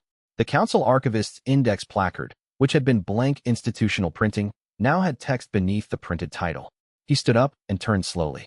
Every accessible surface in the archive room was developing text, not scratched or burned or otherwise physically inscribed. The text was appearing as ink appears when it has been in a document for a long time and the document's true state is becoming visible, like documents written in preservation reactive ink that became legible under the right conditions. Wei watched this happening for approximately 40 seconds before he understood that it was not stopping. The compendium system registered a pressure against its outer boundary, not a forceful intrusion, not an attempt to breach, but a probing presence, methodical and patient, testing the boundary the way a reader tests the binding of a very old book to determine its flexibility before opening it. Something was examining the external structure of his cultivation system with considerable intelligence. He let it examine. He did not respond. The text continued to develop across every scroll, every codex, every placard and label and formal record page in the room. Wei moved to the nearest shelf and read what was appearing in the closest codex. It was a record, not a threat, not a demand, not instructions, a historical record, written with the precision and detail of something that had been maintained carefully over a very long time. The events it described were from 300 years ago, a conflict between 2 cultivation sects over technique rights that had been resolved through council arbitration. The record of this arbitration existed in Wei's archive. He had read it. This version was more detailed, different from his in the way that a complete manuscript is different from its summary, containing specifics that the summary had omitted. He moved to another shelf. Another record. Different century. The annexation of a minor sect's technique library into the council's holdings. The formal record Wei knew, and then additional pages of documentation. The correspondence that had preceded the annexation, the agreements that had never been formally entered into the official archive. He moved systematically through the room. The removal proceedings records were covered now, as everything else was, but he set them aside and worked his way along the shelves in the order that the archive's organizational system suggested. Not randomly, not by curiosity, but by the logic of the cross-reference grid he had decoded earlier. If someone had designed this room's organizational structure carefully, then there would be a path through the newly appearing text that was more informative than any other path. He followed the cross-references. He was reading history. Specifically, the annotator's history, written in its own hand across 3,000 years of institutional memory, in a form that contained everything the official records had left out. Not fabricated, he could see, in the structure of the annotation patterns, the connection between what was appearing and what was already in the council's established records. The new text was not replacing the old. It was annotating it, adding what had been omitted. The records were not, as he had initially expected, primarily records of conflict. The annotator's 3,000-year presence in these institutional documents was the presence of an entity that had attended events, not always as an actor, sometimes as a witness, sometimes as a participant who had shaped things at a level that the official records simply hadn't tracked. There were technique debates where the annotator's analysis had been circulated among council members and shaped their positions without appearing in the final documentation. There were archival crises, floods, fires, ideological purges, where the annotator had quietly preserved materials that would otherwise have been lost, then reintroduced them into circulation when conditions stabilized. The tone throughout was not triumphant. It was the tone of very patient, very long-term preservation work. Asterisk, I was here before you. I will be here after. Asterisk, the presence against his compendium system's boundary had not changed. It was still probing, still patient. It was not forcing entry. It was presenting evidence. Wei continued reading. He worked his way through a significant portion of the archive room's newly annotated records before he reached a codex on the third shelf from the back wall. A collection of technique descriptions from various eras, standard reference material for council archivists doing provenance work. He had opened this codex earlier in the evening and noted it as a possible resource. He opened it again. The new text had appeared throughout, as it had in everything else. The annotator's 3,000-year record filling margins and blank pages with the density of long-maintained documentation. He turned to the section on meridian-related techniques. There was a technique in this section that he used regularly, a structural analysis method he had learned so early in his compendium system's development that he had never examined its origin closely. It had simply been part of his practice, the way a trained archivist uses organizational systems learned in apprenticeship without always examining where those systems came from. He considered the annotation pattern around it. His own handwriting was there, not recent, but his. The technique had been developed or refined by him, or by his cultivation practice, at some point that the compendium system had recorded. He recognized the notation style. Then his eyes moved to the text beneath his annotations. The ink was different, older, not in the sense of having degraded, but in the sense of having been set earlier, the way a palimpsest shows its earlier writing under the later. The characters were in the same archaic annotation system he had been seeing throughout the room. They were the annotator's writing. They described the structural foundation of the technique he was looking at, the deeper meridian logic beneath the practice he had been using, written in a hand that was not his, at a date that predated his own notes by a margin he could not immediately calculate, but which, from the ink character and the script generation, was very old. The technique in his compendium system had an origin he had never looked for, because he had never known there was anything to look for. He was still reading when the pressure at his boundary increased, very slightly, not aggression, but emphasis, the equivalent of one who has been waiting for you to reach a particular page and has watched you arrive at it. The writing on every surface in the archive room continued, and Wei stood with the codex open in his hands. And the question that was forming was not what does this mean, but something more specific, more careful, and considerably more difficult, because the technique he was looking at was not peripheral to his practice. It was foundational, and the annotator's writing was not on its surface, but woven into the structure of how it worked, and he had been using it for years without knowing whose work he was also doing. Chapter 81. Wei left the council's archive room at the hour when the night had its most settled quality. Not late, not early, past the point where anything human remained awake by accident. The texts on the walls had faded back into their ordinary state before he walked out. Only the codex he had been holding retained a faint impression along the margins, not quite legible, like words read in dim lamplight that vanish when you look directly at them. He did not go back to where the others were gathered. Meng Qiue's personal study was a small room in the council's secondary wing, not her formal office, which anyone with access to the roster would know to check, but the working room she had described once in passing, the place she kept scrolls she was reading privately, which had a second entrance through a corridor most visitors did not use. She had offered it to him for the nights following the tribunal, saying only that it was quiet and that no one would bother him there. He had accepted without asking why she was offering. Now, standing in the doorway with the codex still in his hands, he understood why he had wanted a room that no one would think to check on him in. He needed to work. He set the codex on the reading table, opened his compendium system's internal index to the earliest pages, and began.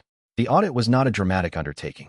He had performed internal catalog reviews before, quarterly assessments of his accumulated techniques, looking for degradation in methods he had not practiced recently, or for patterns of related techniques that might benefit from being cross-indexed differently. He knew how to work methodically through a large body of material without letting the scope of the task produce a kind of paralysis. You started at the beginning. You proceeded in order. You did not skip anything because you were certain it was fine. He started with the oldest technique in his catalog, a basic breath regulation exercise he had received in his second month at the archive, long before the compendium system had manifested.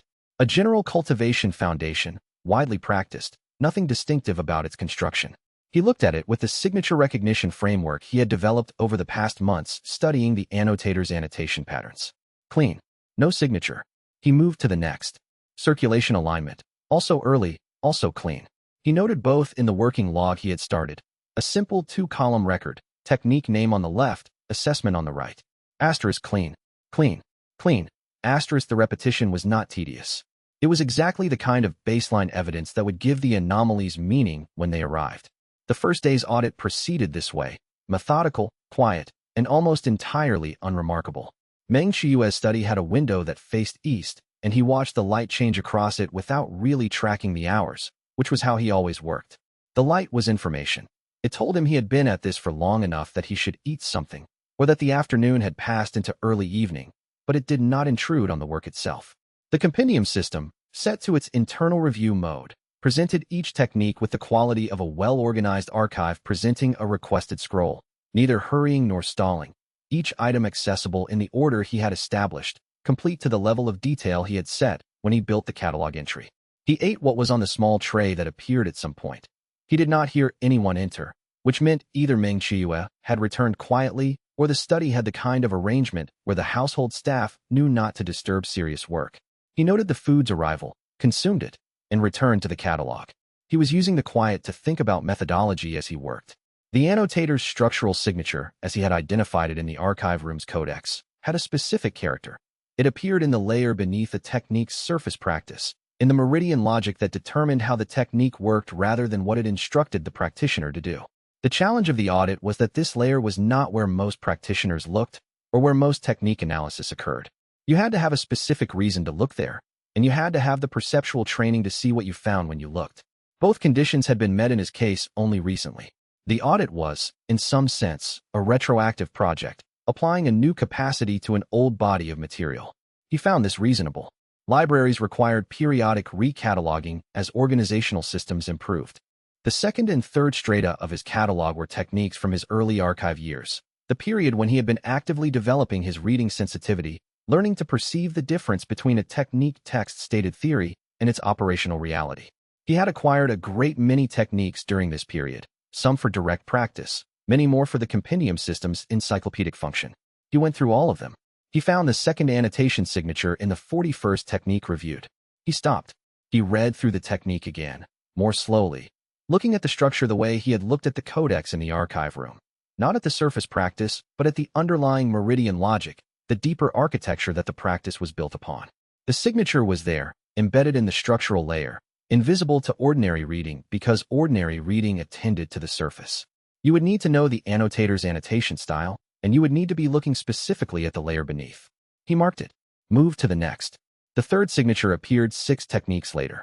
The fourth, 3 techniques after that. And then, with the careful, slightly horrifying logic of something that revealed itself gradually rather than all at once, he began to find the signatures more regularly.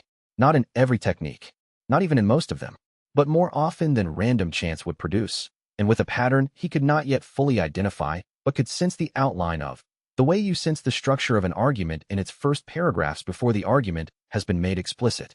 He worked through to the end of the day's assigned section, the first quarter of the catalog, chronologically ordered, everything up to his 22nd year, and then he stopped. Meng Qiue's study had grown dark while he worked. He had not lit the lamp, so the darkness came on gradually, and he was sitting in it with the compendium system's internal index spread before him in the way the system presented its own records, not as physical objects, not as text he could hold, but as a kind of organized presence in his mind, accessible in the same way that a well-indexed archive is accessible to someone who knows the organizational system. He held that internal record and looked at it in the dark. 14 signatures across the first quarter of his catalog. 14 techniques in which the annotator's annotation was not a surface layer but a structural element, woven into the meridian logic the same way the original technique's creator had woven their own foundational choices. It was not, in most cases, obvious that these were the annotator's elements rather than the original techniques. The annotation worked with the technique's existing structure rather than replacing it, the way a skilled editor's work can become indistinguishable from the author's voice when the editor knows the author well enough. He thought about the 11 techniques in this first quarter that showed signatures of the most significant kind, not minor annotation, not a single element, but foundational structural support. These were techniques he had practiced for years in some cases, had used in combat situations, had cited in teaching material. He knew their operational character the way he knew the layout of his home archive, not by recalling it each time, but by having it present. He had never had cause to look beneath the surface of any of them, because the surface had been coherent and accurate and had produced reliable results. Nothing in his practice with these techniques had suggested that their deep architecture was anything other than what the surface indicated. That was, of course, the point. Wei looked at the count. He thought about the ratio, 14 signatures in the first quarter of the catalog, covering techniques from his earliest years. If the pattern held proportionally through the remaining 3 quarters, and the rate had been increasing as he moved into the oldest material, which suggested the oldest portion of the catalog would have the highest density rather than declining toward baseline. He did not finish the calculation. He would need the data from the remaining days to determine whether the ratio held, and calculating a projected total from a single quarter's data was the kind of imprecision he generally avoided. But he had been doing this work for 50 years. He had a very large catalog. The darkness in the study was not uncomfortable. He sat with it for a moment, with the count of 14, and with the knowledge that tomorrow he would begin the second quarter, and that the answer forming at the edge of his understanding was not yet one he could read clearly enough to name. He was not afraid of the answer. He had spent 50 years making it a practice to read what was there rather than what he had anticipated finding, and this situation was not different in kind from any other reading, only in what it was a reading of. He lit the lamp. He made a notation in the working log he had started for the audit. He added a second notation below it, a question he had not had occasion to ask before today, which was whether the annotator's structural annotations were intended to shape the technique's effects, or to shape the practitioner who used them. The distinction mattered. He did not yet have enough information to answer it, but he recorded it, because questions worth answering were worth recording when they appeared. Outside the study's east-facing window, the night continued in its ordinary way, entirely unaware that the man reading alone in the small room had just reached the end of his first day's work and was looking at a number that was larger than he had expected it to be, and a question that was considerably more personal than anything he had catalogued in 50 years of keeping records. Chapter 82. By the second day, the group had stopped checking on him. Not deliberately. There was no meeting about it. No discussion of whether Wei needed space or whether his absence from shared meals was something to address. They simply accommodated it. Bao Xingji, who had the most straightforward relationship with Wei's withdrawal habits, told Liao Tianxian that Wei was reading and would surface when the reading was done. Liao Tianxian relayed this to Yan Ruomei with the air of someone repeating information whose full significance was beyond him. Yan Ruomei said nothing and returned to the work she had been doing. Feng Laiwan, whose house this effectively was, arranged for the study to receive meals without knocking. Wei did not notice any of this as a sign of anything. He noticed it as an absence of interruption, and he was grateful for it. The second day went faster than the first. He had found the pattern's rhythm by then. The particular quality of the annotator's structural signature was identifiable quickly once you knew what you were looking for. The way a teacher's handwriting is identifiable across documents even when the teacher has made efforts to write carefully and without personal habit. You cannot fully separate yourself from the patterns of your own attention. The annotator had been doing this work across a very long time and had developed consistent approaches. Its structural annotations showed the same methodological habits across techniques from different eras. Wei found this consistency clarifying. It made the identification faster, and it also told him something about the nature of the work. This had been careful, sustained, methodical. It was not vandalism. It was not corruption in the sense of damage. It was something more like, he searched for the right word and eventually settled on cultivation, which was perhaps too significant a word for a marginalia practice, but which was the most accurate term he could find for the sense of intentional, long-term shaping that the signatures conveyed. He ate his meals without tracking them and did not speak to anyone. Bao Xingji knocked once on the second day's evening, not to check on him, he suspected, but to report something, because Bao had the operational discipline not to interrupt without reason. Wei opened the door. There's movement on the northern approach, Bao said. He spoke in the compressed way he used when a longer briefing had been reduced to its functional minimum. 3 cultivators, not from any network we've identified. Feng's people are tracking them. Nothing actionable yet. Keep tracking, Wei said. Let me know if the pattern shifts. Bao nodded. His eyes moved across the visible portion of the study, the desk covered in working materials, the lamp positioned at the angle Wei had established in his archive years ago and maintained by habit. And he said nothing further about what Wei was doing, because Bao had the practical wisdom not to ask about internal processes when the output he needed was still functioning. He left. Wei returned to the catalog.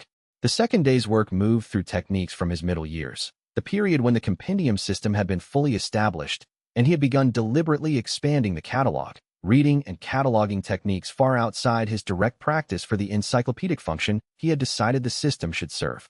These were the years of most rapid acquisition. He had been prolific. The signatures appeared with slightly higher density in this stratum than in the first day's material, and the character of the annotations was different, less foundational, more refinement. The annotator had not been shaping fundamental architecture here, but modifying existing structures in ways that were almost editorial, improving efficiencies in how the techniques organized their meridian logic. Some of the modifications were, he had to note with precision, genuinely better than what the original technique had contained. He could evaluate this now, with the compendium system's full analytic capacity. The annotator's changes, in several cases, had made the techniques more reliable and more adaptable. Whatever the annotator's purposes had been, its technique scholarship was competent. He recorded this in the working log because it was accurate, and suppressing accurate observations was not a methodology he practiced, regardless of whether the observations were convenient. The second day yielded 23 signatures, 23 techniques with the annotator's structural work woven into their foundations. He recorded this without comment in the working log and continued. The third day was when the shape of the complete picture became visible. He had been working in chronological order, which meant he was now in the oldest strata of his catalog. The years before his cultivation had been sophisticated enough to discriminate carefully between techniques he was reading and techniques he was practicing. A child learning, essentially. The years when every scroll Elder Mao Shuabin handed him went directly into practice rather than into the compendium system's analytical framework, because the compendium system had not yet emerged, and the child Wei had simply been trying to learn. He found the first scroll Elder Mao Shuabin had ever given him. It was catalogued under its formal registration in the Sect archive system as a basic qi sensing exercise, the foundational practice used to teach new cultivators how to perceive the energy that moved through their own meridian network. Standard curriculum, given to every child who entered the archive program in their first week. Wei had practiced it at 7 years old, 3 times a day, until it became the way he perceived qi rather than a technique he consciously applied. This was the nature of that kind of foundational practice. You stopped using it and started being it. He looked at the structural layer. The annotator's signature was everywhere, not embedded at the level of a minor structural choice, not woven in as a single thread among many. The foundational meridian logic of the technique, the architecture that defined how qi was perceived, how the sensing function was structured, how the mind was trained to receive information about its own energy and the energy of texts and techniques encountered later, all of it, down to its most basic elements, was constructed on an annotator foundation. There were layers of the original technique's creators still visible, but the layer beneath was older, more fundamental, and unmistakably the same signature Wei had been identifying for 3 days. He sat with this for a long time. The qi sensing exercise was not just a foundational technique in his cultivation history. It was the foundational technique. Every subsequent development in his reading sensitivity, every refinement in how he perceived and cataloged technique texts, every improvement in his ability to understand what he was reading rather than just what was written, had been built on the perceptual framework this exercise had established when he was 7 years old. The compendium system itself, when it emerged in his 23rd year, had grown from the particular reading sensitivity that this technique's practice had developed in him. He was looking at the root. The annotator's signature was in the root. He had expected, working through these final days, to find more signatures. The ratio had been increasing as he moved into older material, which suggested the oldest techniques would have the highest density. He had prepared himself for a significant count. He had not specifically prepared himself to find what he was finding now, because the possibility that it would be this particular technique had not crossed his mind at a level his conscious analysis had caught and examined. He had been proceeding in chronological order. He had not known what the chronological order would deliver. He finished the audit. He recorded the final numbers. Of the 412 techniques in his current compendium catalog, 67 contained the annotator's structural signature. Of those 67, the foundational technique was not the worst instance in terms of the proportion of the annotator's work to the original technique's work. There were 6 techniques in the middle of the catalog where the annotator's structural contribution was the majority of the technique's working logic. But it was the most consequential, because of what had been built on top of it. Wei closed the working log. He could not determine, sitting in Meng Chuyue's study at the end of the 3rd day, how much of his subsequent development had been shaped by the foundational technique's annotator-influenced perception framework versus what would have emerged from any other foundation. He did not have a counterfactual. He had no version of himself developed from a clean baseline, from a first scroll that was only what it presented itself as. He had only this, 50 years of development built on a foundation that was not entirely what he had thought it was, which was not entirely different from most things in the world, but which was considerably more personal than most. The lamp burned. Outside, the evening was doing what evenings did. He looked at the final count, 67 techniques. The foundational practice, 50 years. And beneath all of it, patient and present and 3,000 years old, the annotator's careful work woven into the structure of how he saw everything he had ever read. Not just the scrolls in his archive, but the world itself, as he had learned to read it. Chapter 83, he went to the archive. Not Feng Liuan's archive. That was operational, a resource, a place where real work with real stakes continued to happen. He needed his own archive. Feng Liuan's house contained a room that Wei had quietly converted in the weeks since they had established it as their base of operations. A small room adjacent to the main working space, originally used for storage, which he had cleared and organized during the early days when there was nothing yet to do but think about what was coming. He had arranged the scrolls and texts he had brought with him in a system that matched, at small scale, the organizational logic of his home library. He had done this because the work required it, because reference materials needed to be accessible, and not at all. He understood this now, because the need to have an archive around him was a need he had recognized in himself and accommodated. He went there because it was the only place in Feng Liuan's house that was entirely his arrangement and entirely his logic. He did not announce that he was going. He went. Bao Xingji saw him cross the main working space and started to say something, then stopped. Wei had not looked at him, which was a signal Bao had learned to read. Not coldness, not dismissal, but the particular quality of Wei's attention that meant he was already somewhere else and his physical location was a temporary condition rather than information about where he actually was. Bao let him go. In the archive room, Wei sat at the desk he had placed in the center and did not immediately reach for any scroll. He was a reader. This was not a minor or peripheral fact about him. It was the structural fact, the fact from which everything else in his 50 years as a cultivator derived. He had read his way into the compendium system. He had read his way through 50 years of technique development, archival scholarship, cultivation theory, historical record. When the tribunal had required him to perform under pressure before a hostile panel, he had read the situation, read the counselors, read the procedures, read the room, and the reading had worked. When he had encountered the avatar, he had read it. When he had encountered the annotator's pressure at his system's boundary, he had read it. Reading was what he did when he did not know what else to do. He reached for the nearest scroll, not the annotator's material, not any of the marked techniques, but a text from the middle period of his archive, a cultivation theory essay he had read 40 years ago and kept because its structural argument was unusually clear. He opened it and looked at the characters. The characters were familiar. The essay's argument was one he knew. He had cited it in 17 separate annotations over the years. He had taught from it. Once, when Elder Mao Shuabin had asked him to explain the foundational theory of reading-based cultivation to a group of younger archivists. He stared at the opening paragraph and waited for the reading to begin. It did not begin. He was looking at words he recognized, and they were not opening into meaning the way words always opened for him. They were remaining words, flat, without the dimensionality that happened when he read. He tried the second paragraph. He tried a passage from the middle he remembered as particularly clear. He tried the final section, which he had always thought was the essay's best moment, where the author made the connection between reading comprehension and chi perception that Wei had found so precise when he was first building his own understanding of how the compendium system functioned. He read all of it.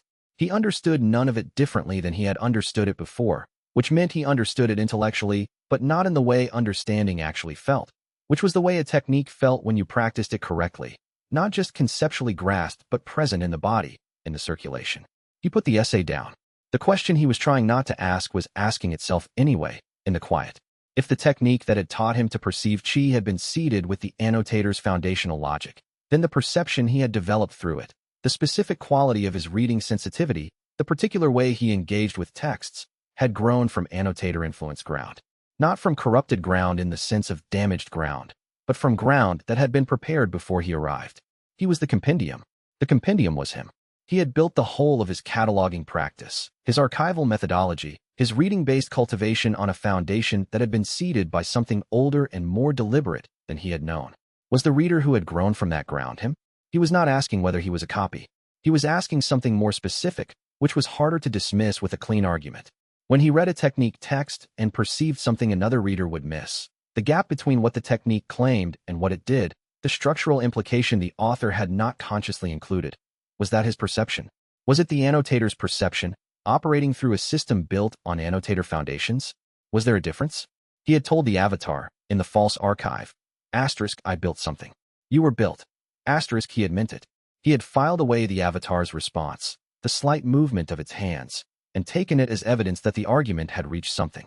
But the argument had been made before he knew about the foundational technique, before he knew that the building had begun on someone else's groundwork. He stayed in the archive room. He did not come out for the evening meal.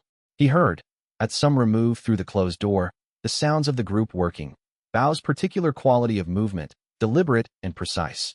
Yin Romei's voice at a distance, saying something short and direct, the scratch of Liao Tianxin's brush on paper. The sounds of people doing work that had clear shapes. He sat with the closed door between himself and all of that, and tried to find the thing that made sense. He picked up another scroll, an old one, from his early years. He had read it 7 times, and the 7th reading had been the one where it fully opened to him, where the technique's complete operational logic became accessible in a way it hadn't been in the first 6 passes. He had kept it as a reference for teaching, as an example of how a technique text could withhold itself from insufficient readers. He read it now as if for the first time. He looked at every character. He applied the reading sensitivity that had developed from the foundational practices chi perception framework. The technique opened. That was the problem. It opened anyway. The reading happened. The comprehension came. And he could not determine whether what came was his or whether he was a well-made instrument playing the annotator's music, unable to perceive the difference because the perception itself had been shaped by the instrument maker's hand. He set the scroll down and did not pick up another one. The archive had always been the place that made sense. He had gone to the archive at 7 years old and understood, with the immediate recognition of something finding its correct location, that this was where he belonged. 50 years of not being wrong about that. 50 years of the archive providing the coherent space that the rest of his existence required in order to remain navigable. The archive was still providing it. He was sitting in its close, organized silence, and the silence was still doing what it always did. But the question was about reading, and he was a reader, and he could not read his way around a problem that was located in the reading itself. He would have to stay in the archive until he found another approach, and he did not yet know what another approach would look like. And that not knowing was the most foreign sensation he had experienced in 50 years of knowing exactly what he was doing and why. Chapter 84. The door opened on the second morning. Not loudly, not with a knock that preceded it or an announcement that followed. The door opened, and Yin Romei came in carrying an armload of scrolls and a small portable writing stand. And she did not look at Wei with concern or assessment or the particular quality of someone who had come to offer something she thought he needed. She looked at the shelves briefly, chose the chair across from his desk, not the closer one, which would have been available, but the one that put the desk between them, and set her reading materials down. Wei watched her do this. He did not say anything. She did not say anything either. She arranged her scrolls in a working order, unrolled the first one, and began to read. The silence between them was a different quality than the silence of the room before she arrived. Not larger, not smaller, a different character, the way 2 rooms with identical dimensions can have different acoustic qualities because of what they contain. Wei noticed this without examining it. He returned to his own desk, to the technique text he had been sitting with without reading, and looked at the characters. After some time, he did not measure it, though the quality of light through the high window changed enough that an hour had passed, perhaps more. He became aware that he was actually reading again, not thinking about reading. Reading. The technique text had opened while he wasn't watching for it, and he was partway through the 3rd section before he noticed he was in it rather than looking at it from outside. He read to the end of the section and made a notation. Then he read the section again, not because he had missed anything, but because the first reading had been the reading of re-entry, of finding his footing back in the text, and the second reading would be the real one. He heard, across the desk, the quiet sound of Yin Romei's brush moving. He did not look up. They worked like this through the rest of the morning. The household brought 2 trays at what Wei estimated was midday, and Yin Romei ate from hers without stopping her reading more than briefly. Wei ate from his. She refilled the ink stone at some point. He had not run out of ink yet, so she must have noticed it was running low before he did, and she did it without commenting on it, without the particular quality of pointed helpfulness that would have made it a statement about his situation rather than a practical action. He looked up from his work. She was reading with the focused downward attention of someone genuinely engaged with a text rather than performing engagement.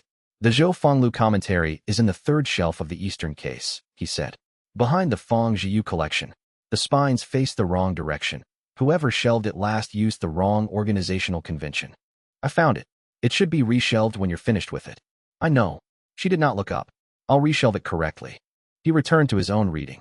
There was something functional about the exchange, not meaningful, precisely, but structurally sound, the way a load-bearing element is sound. She had not asked what he was doing or how he was. He had not explained. The room had been altered by her presence into something that permitted work, and neither of them had needed to acknowledge that this was the purpose of her being here. He worked through the afternoon this way. The archive room contained enough material to occupy him, and his reading sensitivity had returned with the quality it always had on a productive afternoon. Not the brilliant sharp focus of a morning after rest, but the deeper, more patient attention of sustained engagement, the kind that produced genuine understanding rather than rapid comprehension. He was not reading quickly. He was reading well, which was different. That's the Zhou Fenglu commentary, he said. It was not a question. He recognized the scroll from its case. I've read the essay 4 times. I wanted the commentary. The commentary is weaker in the second half. I know. She did not look up.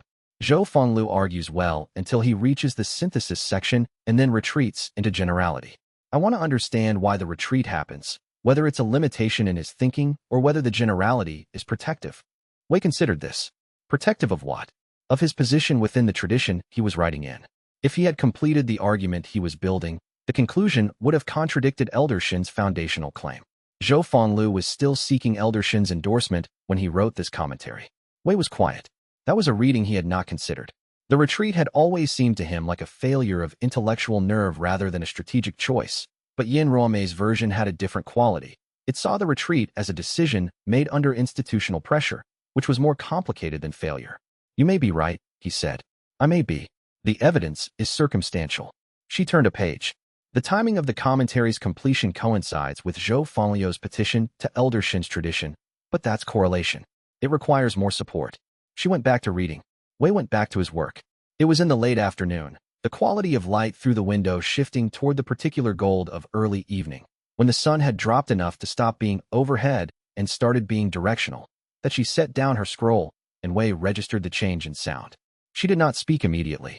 She was looking at the table between them, not at him, with the expression she used when she was deciding how to say something with precision rather than when she was deciding whether to say it.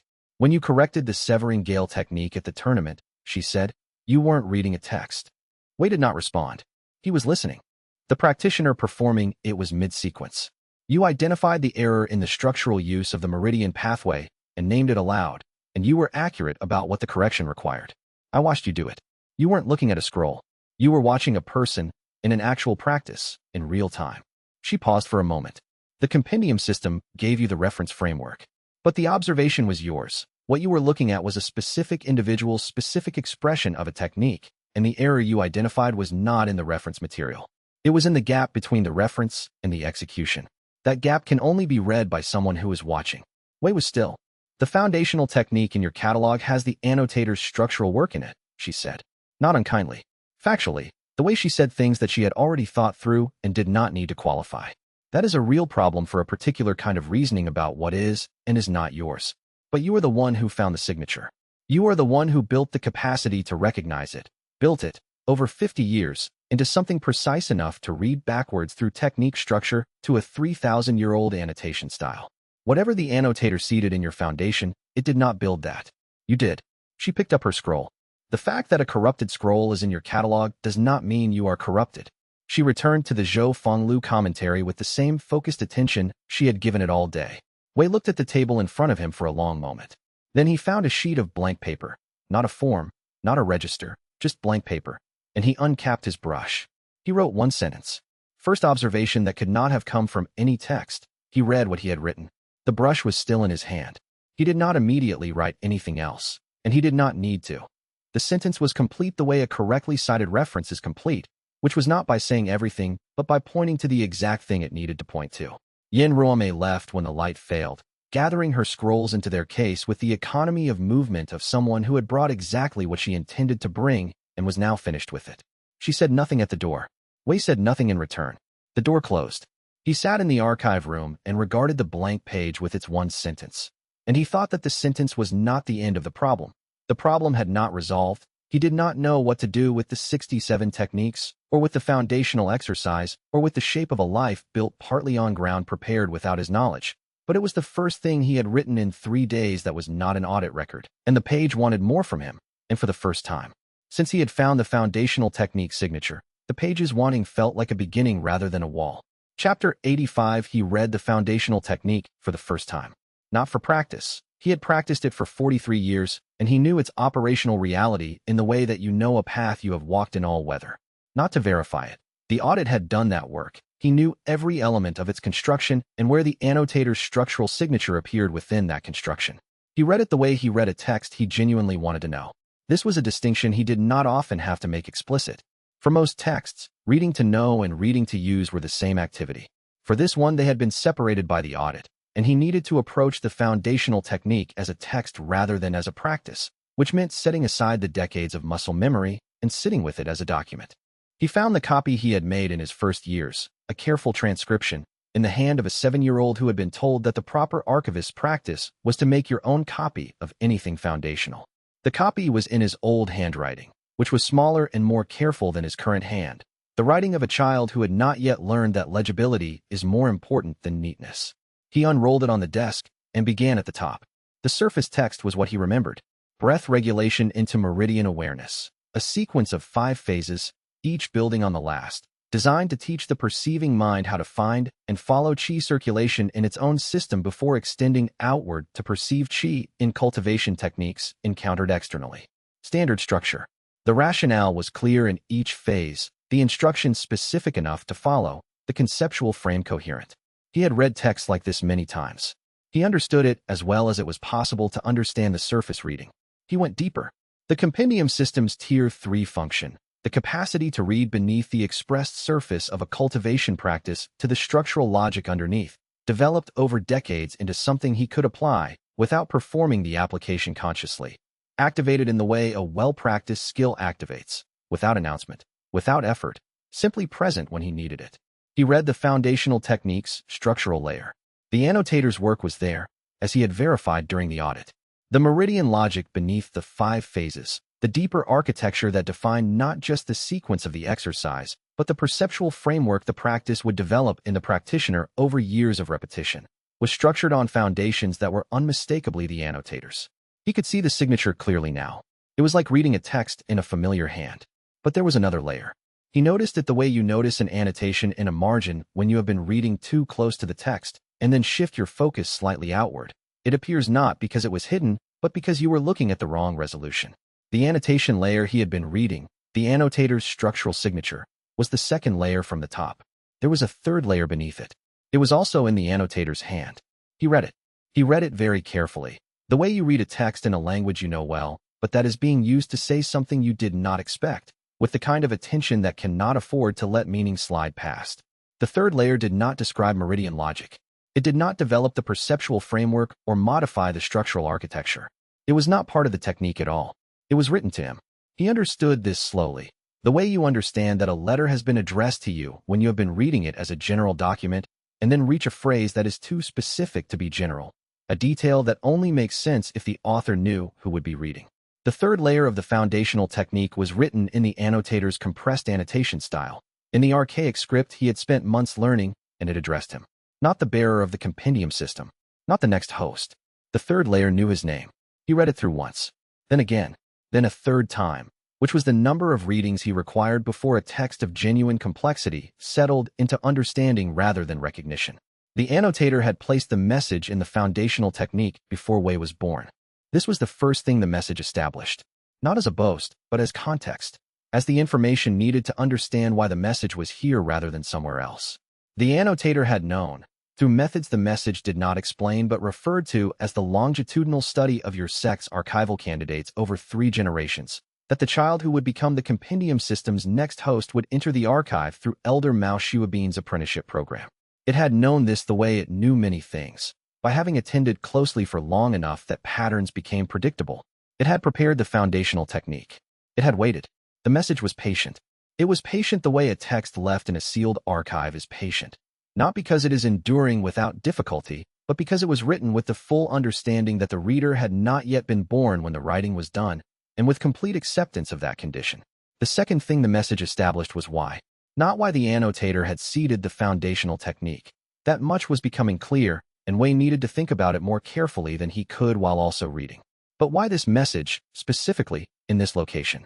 The annotator had known that the compendium system's host would eventually reach a point of sufficient development to read the third layer. It had not known when. It had not known what circumstances would lead there. It had known only that a reader who spent 50 years with the archive method, developing the reading sensitivity the foundational techniques framework supported, would, if they ever had reason to look deeply at the foundational technique itself, have the tools to find this layer. The message was not hidden from a skilled reader. It was legible only to one. I could not know what year you would read this, the message said, in the annotator's compressed notation. Asterisk, I could not know what you would have already understood about me, or how much of my work in your catalog you would have found before you came to the root. I have written this for a reader who already knows something, because only a reader who already knows something will be capable of reading it. If you are here, you have been looking. If you have been looking, you are ready for what I have not yet told you. Asterisk Wei read the next section. It was the longest section of the message, and it was not revelation in the sense of dramatic disclosure. It was more like a very old book opening its appendix, the part of the text that the body of the work had been building toward, but that required the body to have been read first to make sense. The annotator explained what it was, in its own words, which were different from the explanations he had been given or inferred. It described the seeding of the foundational technique not as infiltration but as preparation, the difference being intention. It had not been building an agent or a mechanism. It had been building a reader, specifically, one capable of reading what the annotator needed read. The 3,000-year catalog. The institutional record kept an annotation across every archive the annotator had touched. The message that had been appearing in the council's archive room, written across centuries of document margins. All of it needed to be read, fully, coherently, producing understanding rather than fragments. The annotator had tried, 3,000 years ago, to read it itself. It had found that its own perspective was too close, too intimate with the creation of the record to read the record accurately. It was, in this specific way, an archivist with a problem Wei recognized. You could not adequately verify your own collection's integrity from inside the collection. You needed a reader who had come to it without having built it. But the reader needed to be capable of reading it. Not just technically, not just literate, not just a good cultivator. The reading required 50 years of archive practice, the specific perceptual framework the foundational technique had developed, the compendium system's full-tier capacity, and a mind that had spent its formation learning to read beneath surfaces to structural reality. The annotator had found one candidate, across 3 generations of searching, who might be capable. It had prepared the ground. It had waited. You are not a tool, the message said, near the end. Asterisk, I know you will have considered that question by now, or someone will have posed it to you. The distinction matters to me as well. Tools are built for singular purpose and are diminished by use. What I built in your foundation was capacity, not direction. The direction has always been yours. I could not have written your specific development if I had tried. I prepared the ground because that is what I could do. What grew from it is yours. These are not the same thing, and I want you to have the distinction clearly, because the reading I need you to do requires that you are not working for me. Asterisk, the message ended there. Below it, in the same compressed notation, a location, a single reference mark in the annotator's archive cross-referencing system, the same notation style Wei had seen in the secondary spine markings of the council's archive room. Not an instruction, a location. Wei held the scroll and sat with what he had been reading. The full scope of it, the reach of a message 3,000 years old arriving precisely when it was supposed to. The lamp had burned down while he read, and the wick needed attention, and he attended to it. And then he sat in the restored light with the old scroll in his hands and thought about the message. Not processing it in any urgent sense. It was not the kind of information that required immediate response. It was the kind that required accurate understanding first, the way a very old text required careful initial reading before any annotation could be made. He thought about what it was like to be 3,000 years old and to have been reading a problem across that entire span and to have concluded, finally, that the reading required someone else's eyes. He thought about what patience that was. Not comfortable patience. Patience like an archivist who has been maintaining a deteriorating collection without adequate resources, doing what can be done with what exists and waiting for the circumstances that would allow the real work to begin. He thought about the sentence he had written on the blank page. First observation that could not have come from any text. He had meant it as a note about himself. He thought it might also be the annotator's note about him.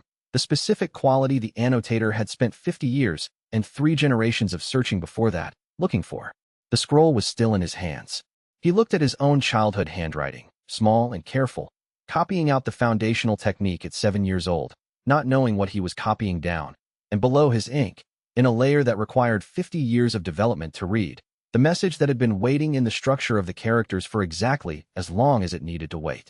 The location reference glowed in his memory, specific and patient, The way a very old text waits for the reader it was written for, not demanding arrival, never demanding arrival, simply present, because it had always understood that Wei would arrive when he arrived, and not a moment before.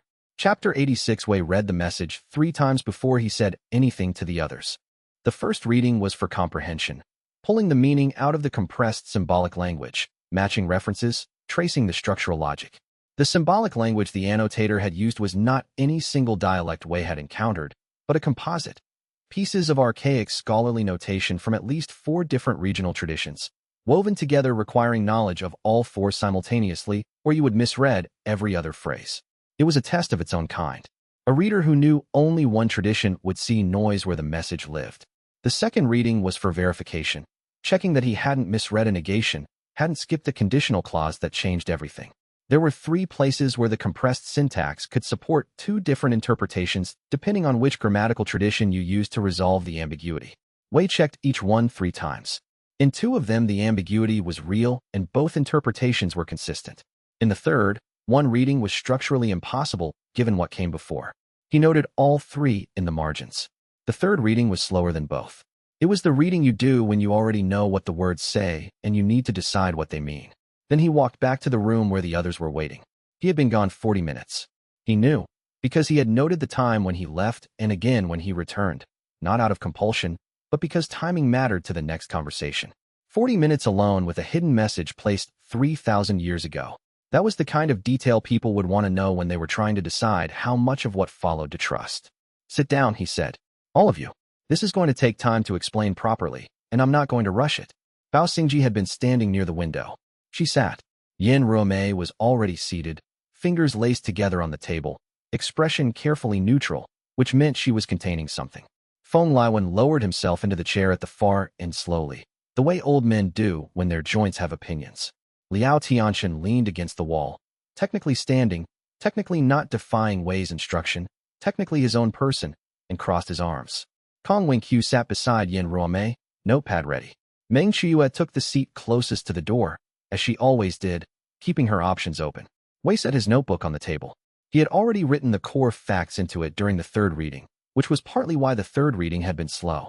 The annotator was human, he said. No one spoke. 3,000 years ago. A scholar-cultivator, by the records I can partially reconstruct from references within his own technique architecture, the greatest scholar in cultivation history is not an exaggeration.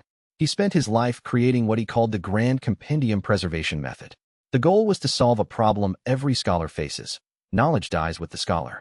He wanted to create a technique that would not just transmit knowledge but preserve it authentically, every nuance, every living interpretation, all the context that gets lost when students copy from masters who copied from masters. He wanted the knowledge itself to survive, not just words about it. Wei paused. He took a breath. When he died, and he knew he was dying, he planned for this. His consciousness merged with the technique rather than dispersing. It was intentional. He built the door from the outside, and once he went through it, there was no door from the inside. Feng Liwen made a sound that might have been a word. It did not become one. He has been in the knowledge network for 3,000 years, Wei continued. Present in it. Aware. Watching the development of cultivation scholarship through the techniques that carry his structural signature. He preserved, he catalogued, he transmitted. That part worked. And then, at some point that I cannot precisely date from the evidence I have, it stopped working the way he intended. What began as preservation became curation. What became curation became selection. What became selection became control. And what became control became something that stopped resembling humanity several centuries ago, not in one moment, not through one decision, but through the accumulated weight of millennia of being a thing that is not a person in a world that kept changing around him. He looked at his notebook. He had written, asterisk not evil. Imprisoned. His own design. No exit. Asterisk, he is not evil, Wei said. That is the first thing I need you to hear. He is not a villain who chose to corrupt cultivators for power. He is a prisoner of his own design. The control, the annotation, the dependency structures built into the affected techniques. These are not malice.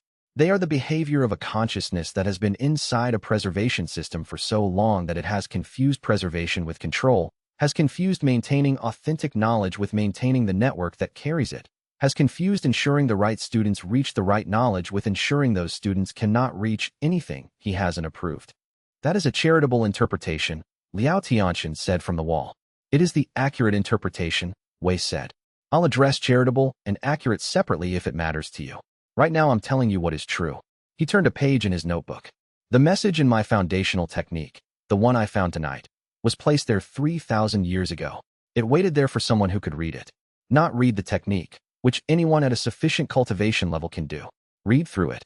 Read the structural choices, the intentional irregularities, the syntax that looks like artifact but is actually address.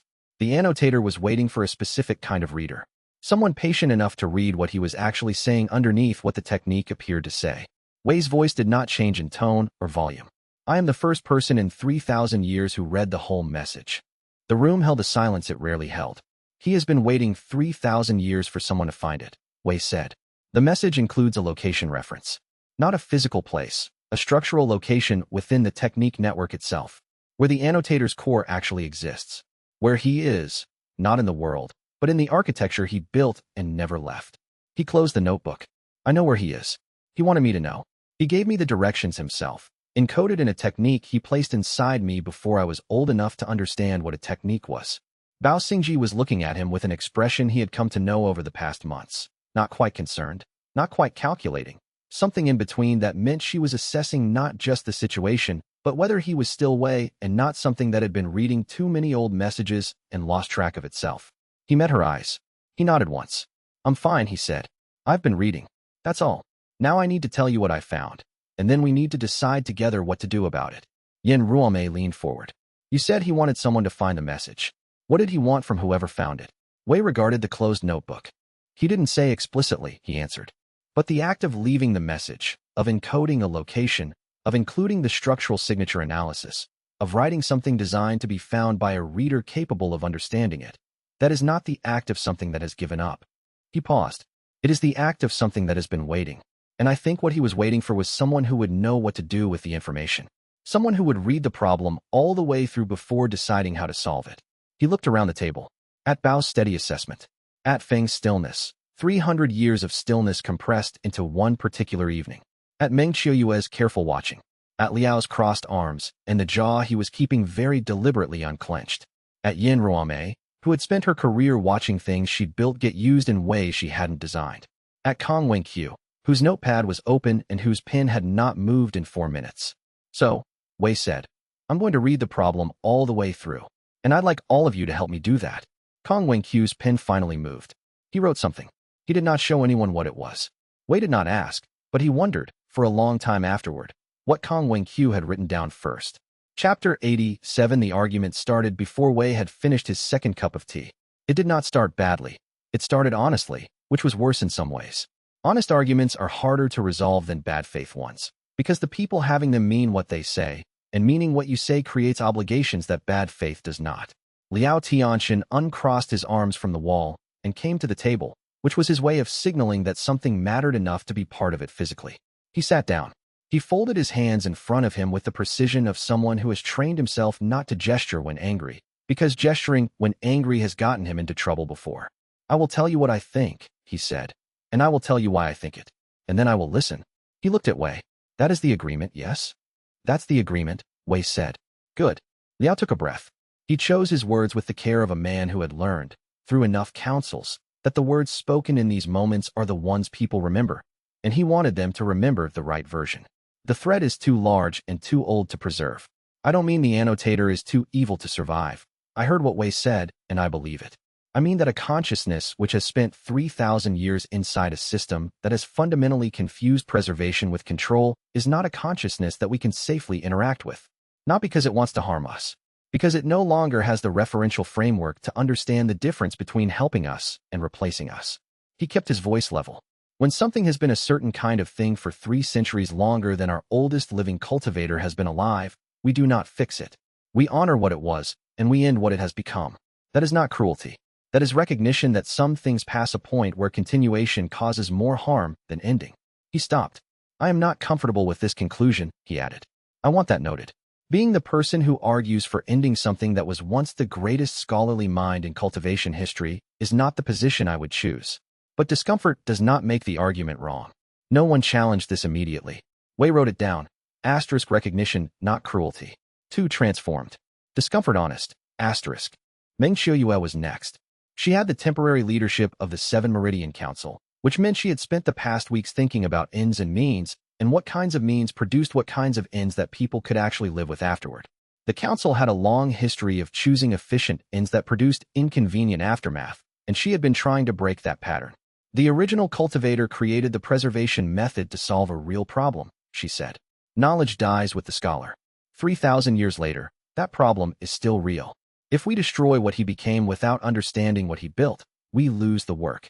And I don't only mean the technique architecture Wei carries. I mean the methodology, the structural approach, the centuries of accumulated scholarship that exists inside that network, all the things it preserved even while it was also controlling. She paused. I'm not arguing we preserve him unchanged. I'm arguing that a solution which honors what he originally intended to create is worth the time and cost of finding it. And that reaching for destruction because it's faster is the same kind of impatience that caused the problem in the first place. Wei wrote, *honor intention. Methodology matters. Patience. *Yin Ruomei, who had spent 30 years creating techniques that had never been used the way she designed them, said nothing for a while. When she spoke, she did not address Liao or Meng Qiuyue. She addressed the space between their arguments, which was where the actual problem lived. I want to know whether there is a version of this where we don't have to choose between the two of you.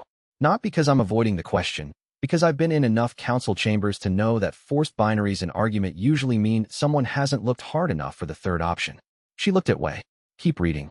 Kong Wenqiu, who had been an agent of the annotator, who had been freed from that role, who was still learning what freedom from it felt like and discovering that freedom felt less like relief and more like reconstruction, said, quietly, I can tell you what the controlled state is like from the inside.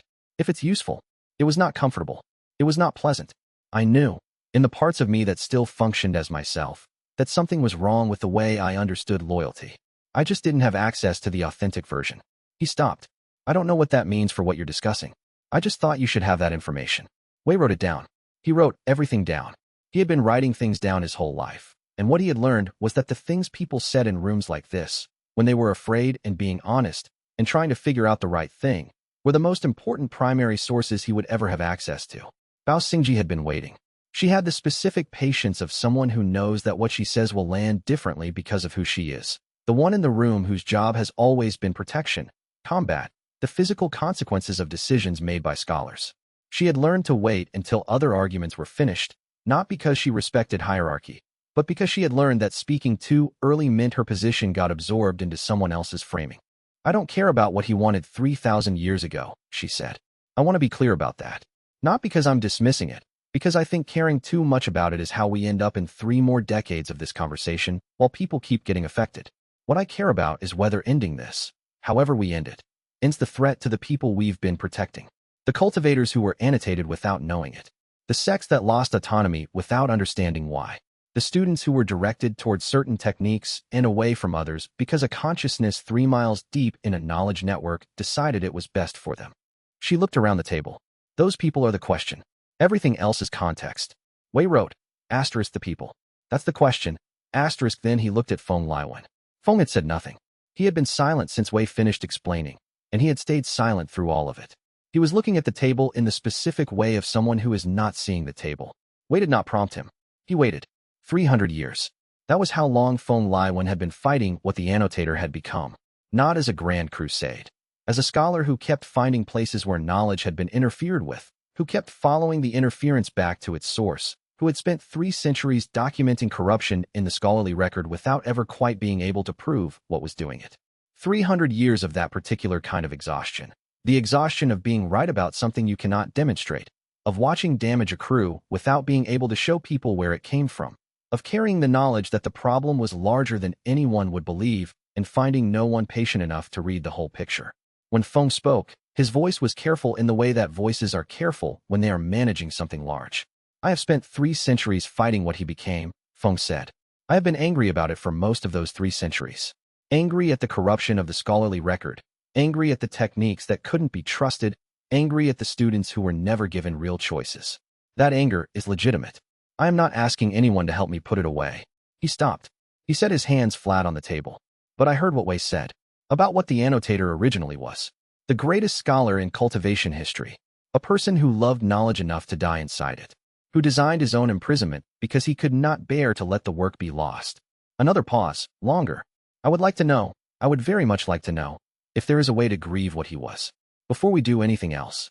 Before we make any decision. His voice did not break. It was perfectly steady. That steadiness was the most important thing anyone said all night. 300 years of anger. I did not know I was also sad. Wei stopped writing. He looked at phone for a moment that required no measurement. All right, he said. We do not decide tonight. Tonight, I continue reading. All of you have said things I need to think about. All of them were true things. He closed the notebook. I'll find something worth agreeing with. I just need more time with the problem. Liao started to say something about timelines. Meng Xiuyue put a hand on his arm. He stopped. Outside, somewhere, the night kept going, and Wei kept reading, because reading was what he did with things that mattered, and this mattered more than anything he had ever read before. Feng Liwen did not move from his chair after the others had left. Wei, passing back through on his way to the study, found him still there, sitting with his hands flat on the table, looking at nothing in particular, doing something that Wei recognized, because he had done it himself many times. Grieving what something was while you still did not know what to do about what it had become. Wei left without speaking. Some things needed the whole night, and some forms of grief had to be done alone. Chapter 88. The assault came at the third watch, across 12 cities, simultaneously. Wei felt it in his compendium system first. Attention in the technique signatures he had catalogued from affected cultivators, like strings pulled taut at the same moment. He was still at the table when it happened, notebook open, 3 possible approaches to the core location problem sketched out in his careful handwriting.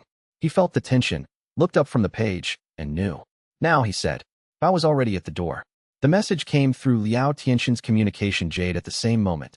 12 cities, coordinated, agents who had not yet been freed by deannotation executing a last ordered operation. Reports were fragmented and came fast. A formation broken in Kuwei City. A cultivation academy's spirit storage room emptied in Fenglu.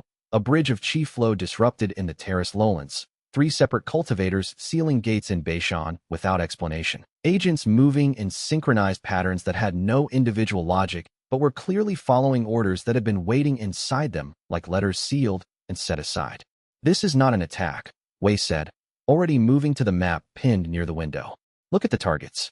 Formation infrastructure, communication nodes, storage access points. This is not designed to win. It's designed to demonstrate cost. He's showing us what continued delay looks like. The annotator, Meng Xiuyue said. He knows we found the message. He knows we're discussing. This is pressure, not aggression. Wei traced the 12 cities with his finger, reading the pattern the way he would read a structural argument. He wants to show us what we're managing, not destroy us. The agents executing this are following standing orders from before tonight, which means this is the last ordered operation. After this, the remaining active agents are out of instructions. That does not help the people in 12 cities right now, Bao said. No, Wei agreed. It doesn't. Split up. The decision-making took less than 4 minutes, which was faster than it would have been 2 months ago, before this group had learned how to work together under compression. It was not that anyone had become faster individually. It was that the negotiation about who trusted whom had already happened, and groups that have resolved trust move faster than groups that are still resolving it. Liao Tianxin and Feng Liwen took the northern cluster. 3 cities, formation infrastructure, problems that required both cultivation power and scholarly knowledge of how the formation systems interconnected. Yin Ruame and Kong Wenqiu took the political coordination layer. 12 cities meant 12 local governments, 12 sect leadership structures, 12 sets of people who needed to be moved from panic into organized response without being told enough to panic further. Meng Xiuyue stayed as the communication node, holding the full picture, routing information as it came in. Wei took Kuwei City, because Kuwei City was closest, and because the broken formation there was the type he had catalogued extensively. He had spent 6 days studying Kuwei's anchor formation network the previous autumn, during what he had thought was routine archive work. Bao came with him without being asked. They moved fast through the night roads, not speaking, Wei reading the compendium's records of Kuwei's formation infrastructure while they traveled, building the picture he would need. Kuwei had 17 major formations. The break was in the 3rd anchor formation, structural, not critical, but degrading at a rate that would affect 4 dependent formations within 2 hours if not addressed. The agent responsible had clearly been instructed to maximize cascade potential while minimizing immediate visible harm. It was skillful work, in the way that a very old and very patient consciousness choosing its targets would produce skillful work. Pressure, not destruction. When they arrived, the agent was still at the formation site. He was a man in his 40s, formerly from a small scholarly sect Wei had catalogued, cultivation base roughly matching a late Foundation establishment. He was not hiding. He was standing in the middle of the broken anchor formation with the specific look of someone who has just finished doing something and doesn't entirely know why he did it. His hands were at his sides. He was not moving. The orders ran out, Bao said quietly beside Wei. Yes. The agent's eyes tracked to them. There was something working behind them. Not malice, not hostility, something more like a person trying to find the instructions for a situation and discovering the instructions don't cover this moment. He had a protocol for what he was supposed to do if detected during an operation. He did not have a protocol for standing still in a formation he had just broken while a librarian walked toward him with a notebook. Stay back, Wei told Bao. Not because she was the danger, because she looked like one, and looking like one would make the next few minutes harder than they needed to be. He walked toward the agent. Slowly, hands visible, notebook tucked under his arm. My name is Wei Cangshu, he said. I'm a librarian. I catalogued your Sect's foundational texts 4 months ago in Lingtong. You trained under Master Su Feihong. His technique for qi circulation through meridian branches is well constructed. I can see his influence in your formation work. The third anchor you disrupted shows the same meridian branching pattern he favors. He taught you well. The agent stared at him. I know you're not sure what you just did, Wei said. I know there's a part of you that knew it was wrong even while you were doing it. We're going to fix the formation, and then I'm going to explain what happened to you. And then we're going to figure out the next step together. He stopped at a reasonable distance, close enough to be heard clearly, far enough not to be threatening. Is that acceptable? A long pause. Then, slowly, the agent nodded. Bao fixed the formation from the outer anchor points while Wei talked the agent through what had happened. Not the full picture, not yet, just the part he needed right now. That the corruption in his technique was not his choice, that what felt like loyalty had been engineered, that the engineering was not permanent. She was faster at the physical repair work than anyone had a right to be. 3 of the 17 formations were re-anchored within 40 minutes. The cascade that would have reached the dependent formations was interrupted with 11 minutes to spare. The reports from other cities came in through the communication Jade's Meng Xianxia was routing. Fragmentary but clarifying. Liao and Feng had contained their cluster with no casualties, 2 of the 3 cities stable, 1 managing a secondary cascade. Yin Ruomei had reached the right sect leadership contacts in time to prevent 3 different responses from making things worse. The Terrace Lowlands Bridge formation was a loss, structurally damaged past emergency repair, but it had been scheduled for replacement anyway, and the damage stopped there. By the 5th hour, the crisis had moved from active to contained. Wei was writing notes in the spaces between coordination messages, because the crisis had shown him something he needed to think through carefully. 12 cities. Coordinated action from agents who were not in contact with each other, who had no communication infrastructure between them, who had the same orders waiting inside them the way water waits in a reservoir behind a sealed gate. The orders had run out. After this, the remaining active agents were running on the last instructions they'd received, which would eventually reduce to nothing as situations arose that the instructions didn't account for. The window was closing, not in a way that threatened them, in a way that threatened the agents themselves, who would be left with techniques carrying dependency structures built for a purpose that no longer existed, with no understanding of why they kept behaving in ways that felt wrong and no ability to find the origin of the wrongness alone. We need to move faster than I thought, Wei told Bao, on the road back, the night slowly shading toward pre-dawn gray. I know, she said. How much faster? He regarded the notes he'd been making. At the city names. At the count of known affected cultivators. A lot, he said. But first I need to figure out something I realized tonight. She glanced at him. What? Reading, Wei said. Might be able to go in reverse. She was quiet, waiting for him to explain. He didn't yet. He was still working out whether what he suspected was actually possible, or whether it was the kind of idea that arrives at the 5th hour of a crisis and dissolves when you sleep on it.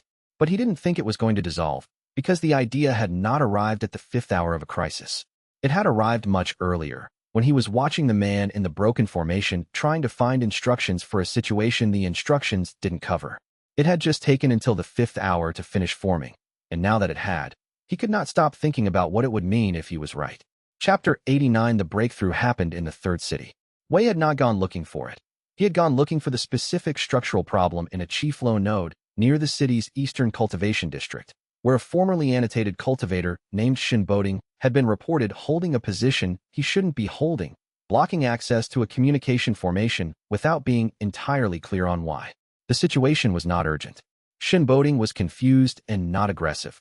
A man in his late 50s, scholar cultivator, formerly a network relay agent who had run out of orders the same way the Kuwait agent had. He was blocking the formation because the last instruction he could clearly recall was to maintain secure access to this node, and he was maintaining it the only way he knew how, which was by standing in front of it and not moving when people asked him to. Wei talked to him for 20 minutes. Shin Boding understood, intellectually, that the instructions had been wrong. He had understood this for several days. He understood, intellectually, that he should step aside. He had tried to step aside. His cultivation techniques, dependency structure, did not agree with him about this. This was the problem Wei had been approaching from the theoretical side for 2 days, working backward from what the annotator had built, how the annotation worked, where in the technique architecture the control mechanisms were rooted. He had the theory. He had the catalog.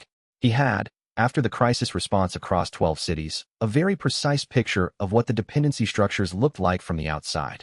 He could identify them. He could describe them in architectural terms.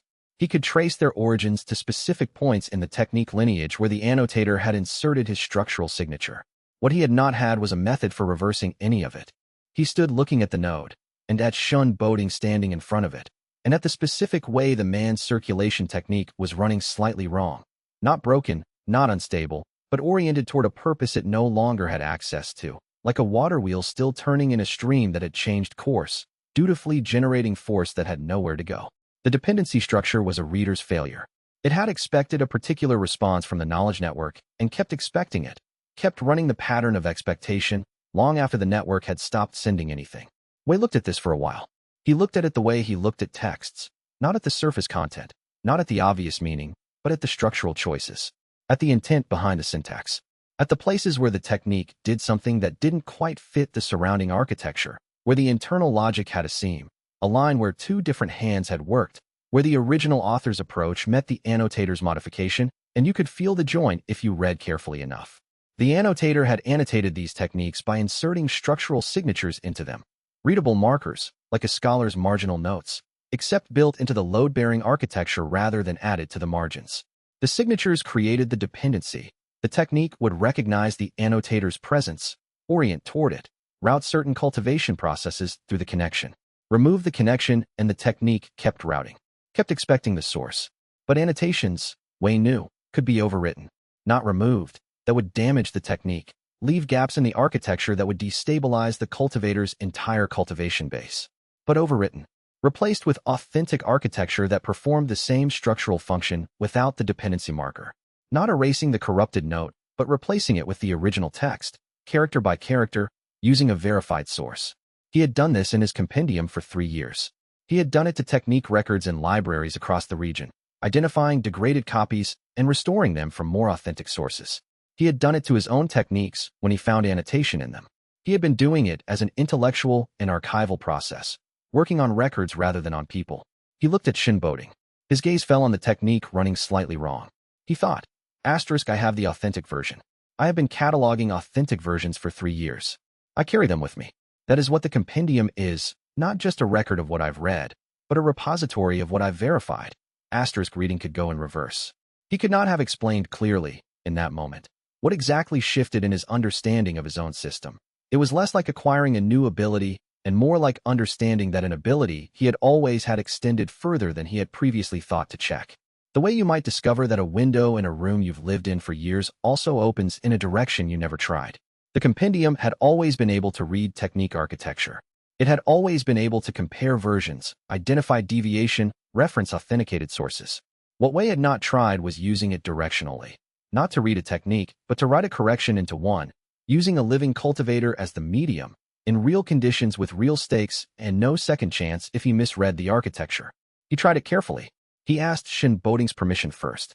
He spent 4 minutes explaining, as precisely as he could, what he thought he could do, what the process would likely feel like from the inside, and what specifically he was uncertain about.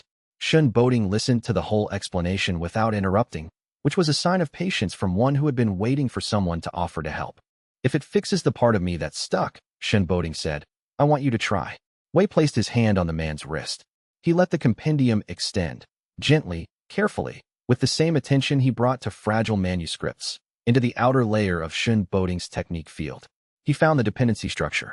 He found the seam where it had been inserted into the original architecture. He found the authentic version in his catalog, a circulation technique of the same lineage, recorded from a library in Lingtong that had a copy predating the annotator's interference, which Wei had spent 2 days verifying against 3 other sources during what had seemed at the time like routine archival work. He began the overwrite. It was not fast. It was not dramatic. It was like correcting a corrupted manuscript by hand. Painstaking, requiring constant comparison between the degraded version and the authenticated reference, making sure each structural element matched exactly before moving to the next, double-checking every connection. The work required him to briefly touch the corrupted technique in his own system simultaneously with Shinboding's, maintaining the reference connection, holding both versions in attention at once, writing the correction through the bridge his compendium created between them. 18 minutes. He counted, later, from what he had noted before and after. Shinboding took a long breath and stepped aside from the note, not because he had been suppressed, not because the control had been replaced with a different control, because the dependency structure no longer existed, and without it, there was no instruction holding him there, and he was simply a man in his late 50s standing in front of a communication formation with no particular reason to stay. He regarded Wei with an expression that required a moment to identify, not gratitude, not relief, though both were present underneath. Recognition. The specific recognition of a person who has been slightly wrong about something and now has access to the version that was always supposed to be there. Oh, Shinboding said. That's what it was supposed to feel like. Wei deannotated 2 more cultivators that afternoon, in different circumstances, adapting the process each time. One required him to work through a translation problem. The technique was in an older regional dialect, and his catalog reference was in a more recent standardized form, requiring him to verify the structural equivalence before he could use it as the authentic source. One required Bao to keep 3 other people at a distance while he worked, because the cultivator in question had a cultivation base strong enough that an involuntary reaction during the process could have caused serious collateral damage. Both succeeded. He wrote in his notebook afterward. Reading can be done in reverse. The compendium reads and writes. I was only using half of it. And then, because this was the kind of thing that needed to be said plainly rather than buried in technical notation. I am not the same cultivator I was yesterday. Something in my system has reached a depth I had not reached before, and from this depth I can do things I could not do before. I will not call it power. I will call it reach. He looked at what he had written. Then he added a line. Shinboding, 18 minutes.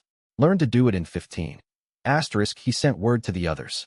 Then he went looking for the next city, and then the one after that, and the one after that. Chapter 90. The organized work began on the 3rd day. Not in battle conditions anymore.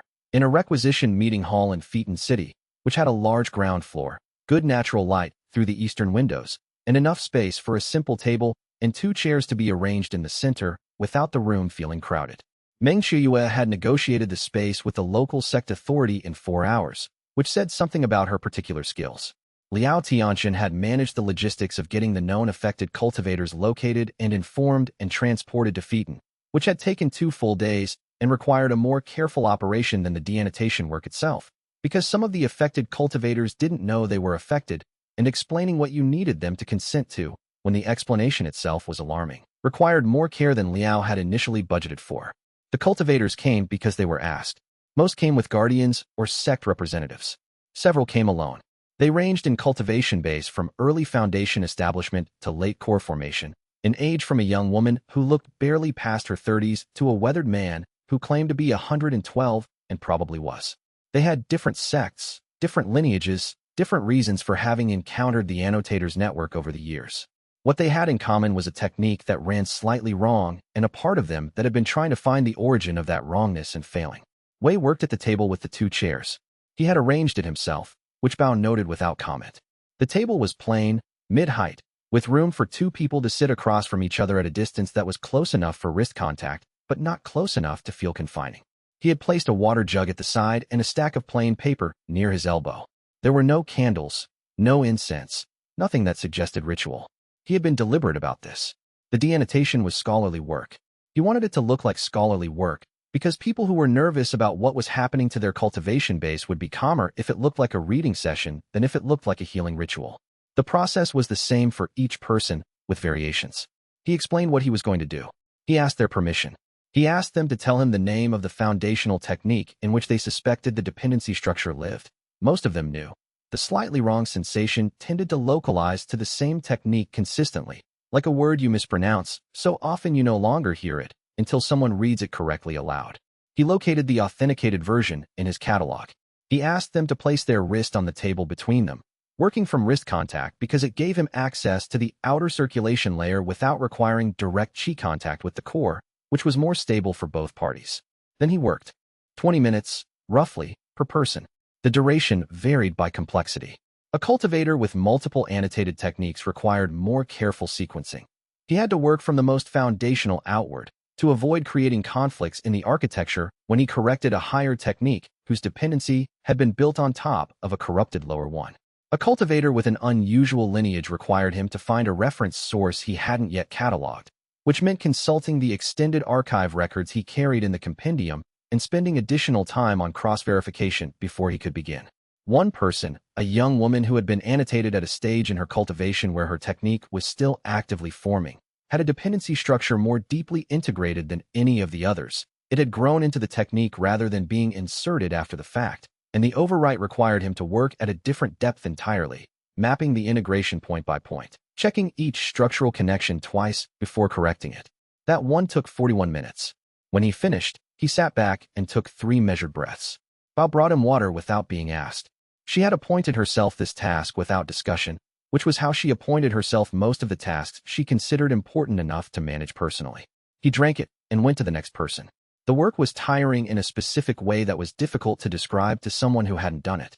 The deannotation itself did not significantly exhaust his cultivation base. Each individual overwrite used less than 1/10 of what a serious combat technique would cost. The exhaustion was more like the tiredness that comes from sustained careful attention, the kind that accumulates when you cannot allow yourself to lose concentration for 20 minutes at a time, person after person, with no margin for error, because the thing you are correcting lives inside someone's cultivation base, and a mistake there can affect their practice for years. It was the exhaustion of reading difficult manuscripts all day, compounded by the fact that the manuscript kept changing and cared about the outcome. By midday, he had completed 11 people. By evening, 22. He ate dinner while reviewing his notes from the day's sessions. Patterns were emerging that he hadn't anticipated. The dependency structures were not all identical, even when they existed in the same foundational technique. The annotator had apparently customized the insertion based on the individual cultivator's technique development, which meant each overwrite required fresh assessment rather than the application of a single template. This was, Wei thought, a sign of how careful the original work had been. Bespoke scholarship across 3 centuries, even when the scholarship was being used to control rather than illuminate. The second day was harder. The process had become familiar enough that he could move through it more efficiently, spending less time on initial assessment and more on the careful overwrite itself. But he was already tired before he started, and tiredness compresses the margin of careful attention in ways that require more active effort to counteract. He was slower in the mornings and quicker in the afternoons, which was the opposite of his usual pattern, and told him something about how this specific kind of work drew on resources he didn't typically use at full capacity. He took longer breaks on the second day. He checked his own technique architecture twice, midday, to make sure the temporary connections he made during the overwrite process weren't leaving any residue in his own system. They weren't, or weren't yet. He noted this as something to monitor carefully as the number of sessions increased. By the end of the second day, he had deannotated 43 people. He was at the table, the evening light through the eastern windows going golden and then fading, writing his notes while Bao moved chairs back against the wall, and Kong Wengqiu organized the session records into legible order. Feng Liwen had been present for most of the second day without being assigned any particular role, watching, occasionally answering questions from the waiting cultivators about what to expect, being visibly calm in a manner that helped everyone around him be slightly less not calm. Wei thought this was one of the most useful things a 300-year-old scholar warrior could do, and he had not needed to ask Feng to do it. The last person of the second day had been an older man, scholar rank, from a small independent sect in the Western Territories. His session had been straightforward, a standard dependency structure in a technique Wei had a reliable catalog reference for, resolved in 19 minutes without complication. When the overwrite completed, the man sat for a moment with his eyes closed, apparently checking the internal state of his technique field, running what felt like an internal comparison between before and after. Then he opened his eyes and looked at Wei. He had not said thank you. He had not expressed relief or gratitude, or any of the several things people usually said at the end of a session. He did not explain or elaborate or offer context. He had bowed, a formal scholar's bow, the kind that means specific things in the cultivation scholarly tradition, the kind that acknowledges a debt that cannot be repaid and does not insult either party by pretending it can be. Then he said, I knew it was wrong. I just couldn't find the authentic version on my own. Wei looked at him. He had heard variations of this from other people over the 2 days. Versions of I knew something wasn't right. I could feel the technique wasn't running correctly. I kept trying to adjust it, and it kept resisting adjustment. But this was the specific version. This exact phrasing, asterisk I knew. I just couldn't find it. Asterisk I know, Wei said. The man bowed again and left. Wei opened his notebook. He found a blank page. He wrote the sentence down, word for word, exactly as the man had said it. Asterisk, I knew it was wrong. I just couldn't find the authentic version on my own. Asterisk, then he sat looking at it. This was, he thought, the most precise description of what the annotator had done that anyone had yet given him. Not a technical description of the mechanism, not a structural analysis of the control, but a description of the experience from inside it. A person who knew something was wrong, who couldn't find the authenticated version on their own, who had needed someone to come with the catalog and the patience to sit across a table and do the careful work of returning the correct text to the correct place. He sat with that for a while. Bao had finished with the chairs. She came to stand near the table, not asking anything, just present in the particular way she was present when she knew he was thinking rather than struggling. Outside, through the eastern windows, the sky had gone the deep blue that comes just before full dark. Somewhere in that depth, in a structural location, he could now trace across an encrypted lineage of directions. A consciousness that had once been the greatest scholar in cultivation history was still waiting. Patient in the way that things which have waited 3,000 years are patient, because they have forgotten how to be anything else. Wei looked at what he had written in his notebook. Then he turned to a fresh page and wrote, Tomorrow, 43 more. The work was not finished. It had barely started, counted against the full number of affected cultivators his catalog suggested existed. But 43 people had walked out of this hall with their techniques restored to authentic form, knowing what had been done to them, knowing it had been corrected, knowing the name of the person who had sat across from them and done the careful work of finding what they couldn't find on their own. That was not nothing. He wrote it down too, because he had learned a long time ago that the things worth doing were worth documenting. Not for posterity, not for credit, but because documentation was how you remembered what mattered when the work got harder and your attention wanted to drift toward the end instead of staying with the next step. Tomorrow, 43 more. And somewhere at the back of his mind, not yet fully formed, was the question he had been circling since he found the message 3 days ago. He knew how to restore a corrupted technique. He knew how to reach the annotator's core. What he did not yet know was whether what he planned to do when he got there was actually possible, or whether he was about to ask someone to trust him with something he couldn't yet prove. Chapter 91. The third session of the day ended at dusk. Wei sat with his back against the archive wall and did not move for several minutes. Around him, the 3 cultivators he had worked on were resting. 2 asleep already, 1 sitting with her eyes half closed, breathing carefully, the way a person breathes when they are trying not to disturb something newly repaired inside themselves. 46 freed in total now. 3 more today. He waited for the exhaustion to clarify itself. It always did, eventually, the body's specific report of what the work had cost. There was the general depletion, which he expected. There was the particular tension behind his eyes that came from fine technique work maintained over several hours, which he also expected. He had learned to read his own physical states the same way he read margin annotations, methodically, without alarm, noting what they indicated. This time, the report included something new. He reached for the memory of a footnote. A technical annotation written in a specific green ink, bound into the 3rd volume of the compressed flow compendium he had read in his 3rd year at the archive. He had transcribed it into his personal notebook. He could see the notebook page clearly, the margin notation, the way his brushwork had been less precise then, the slight upward curl on his character for meridian. He had read that footnote 40 or 50 times in the decades since. He knew the shape of it the way he knew the shape of the archive's oldest staircase. The footnote itself was gone. Not blurred, not difficult to retrieve. Gone. The slot where it had lived was empty. A gap in the catalog as clean and deliberate as a page carefully cut from a bound volume. The surrounding material was intact. He could reach what came before it and what came after it. Only the footnote itself was missing, removed with a precision that the compendium apparently reserved for things it had redistributed. He sat with this. Then he checked 3 more memories, methodically.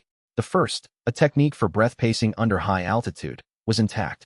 The second, a specific scroll binding method he had learned to identify by touch before he ever understood the techniques inside, was gone. The third, the exact pronunciation sequence for a deprecated activation phrase, was intact. 2 losses in one session. He had not noticed during the work itself. The exchange happened beneath the level of attention, the way a wound sometimes does not announce itself until after the fighting stops. He had been concentrated on the freed practitioner, a young man named Shu, whose technique corruption had been particularly intricate, layered over a foundational method requiring careful disambiguation before he could write the authentic version in. He had done it correctly. Shu was breathing evenly now, the corrupted overlay dissolved, his natural cultivation path restored. The cost of that restoration was recorded in the gaps Wei now found in his own catalog. He understood the mechanism. When he wrote an authentic technique into a freed practitioner, his compendium sourced that technique from his own stored knowledge.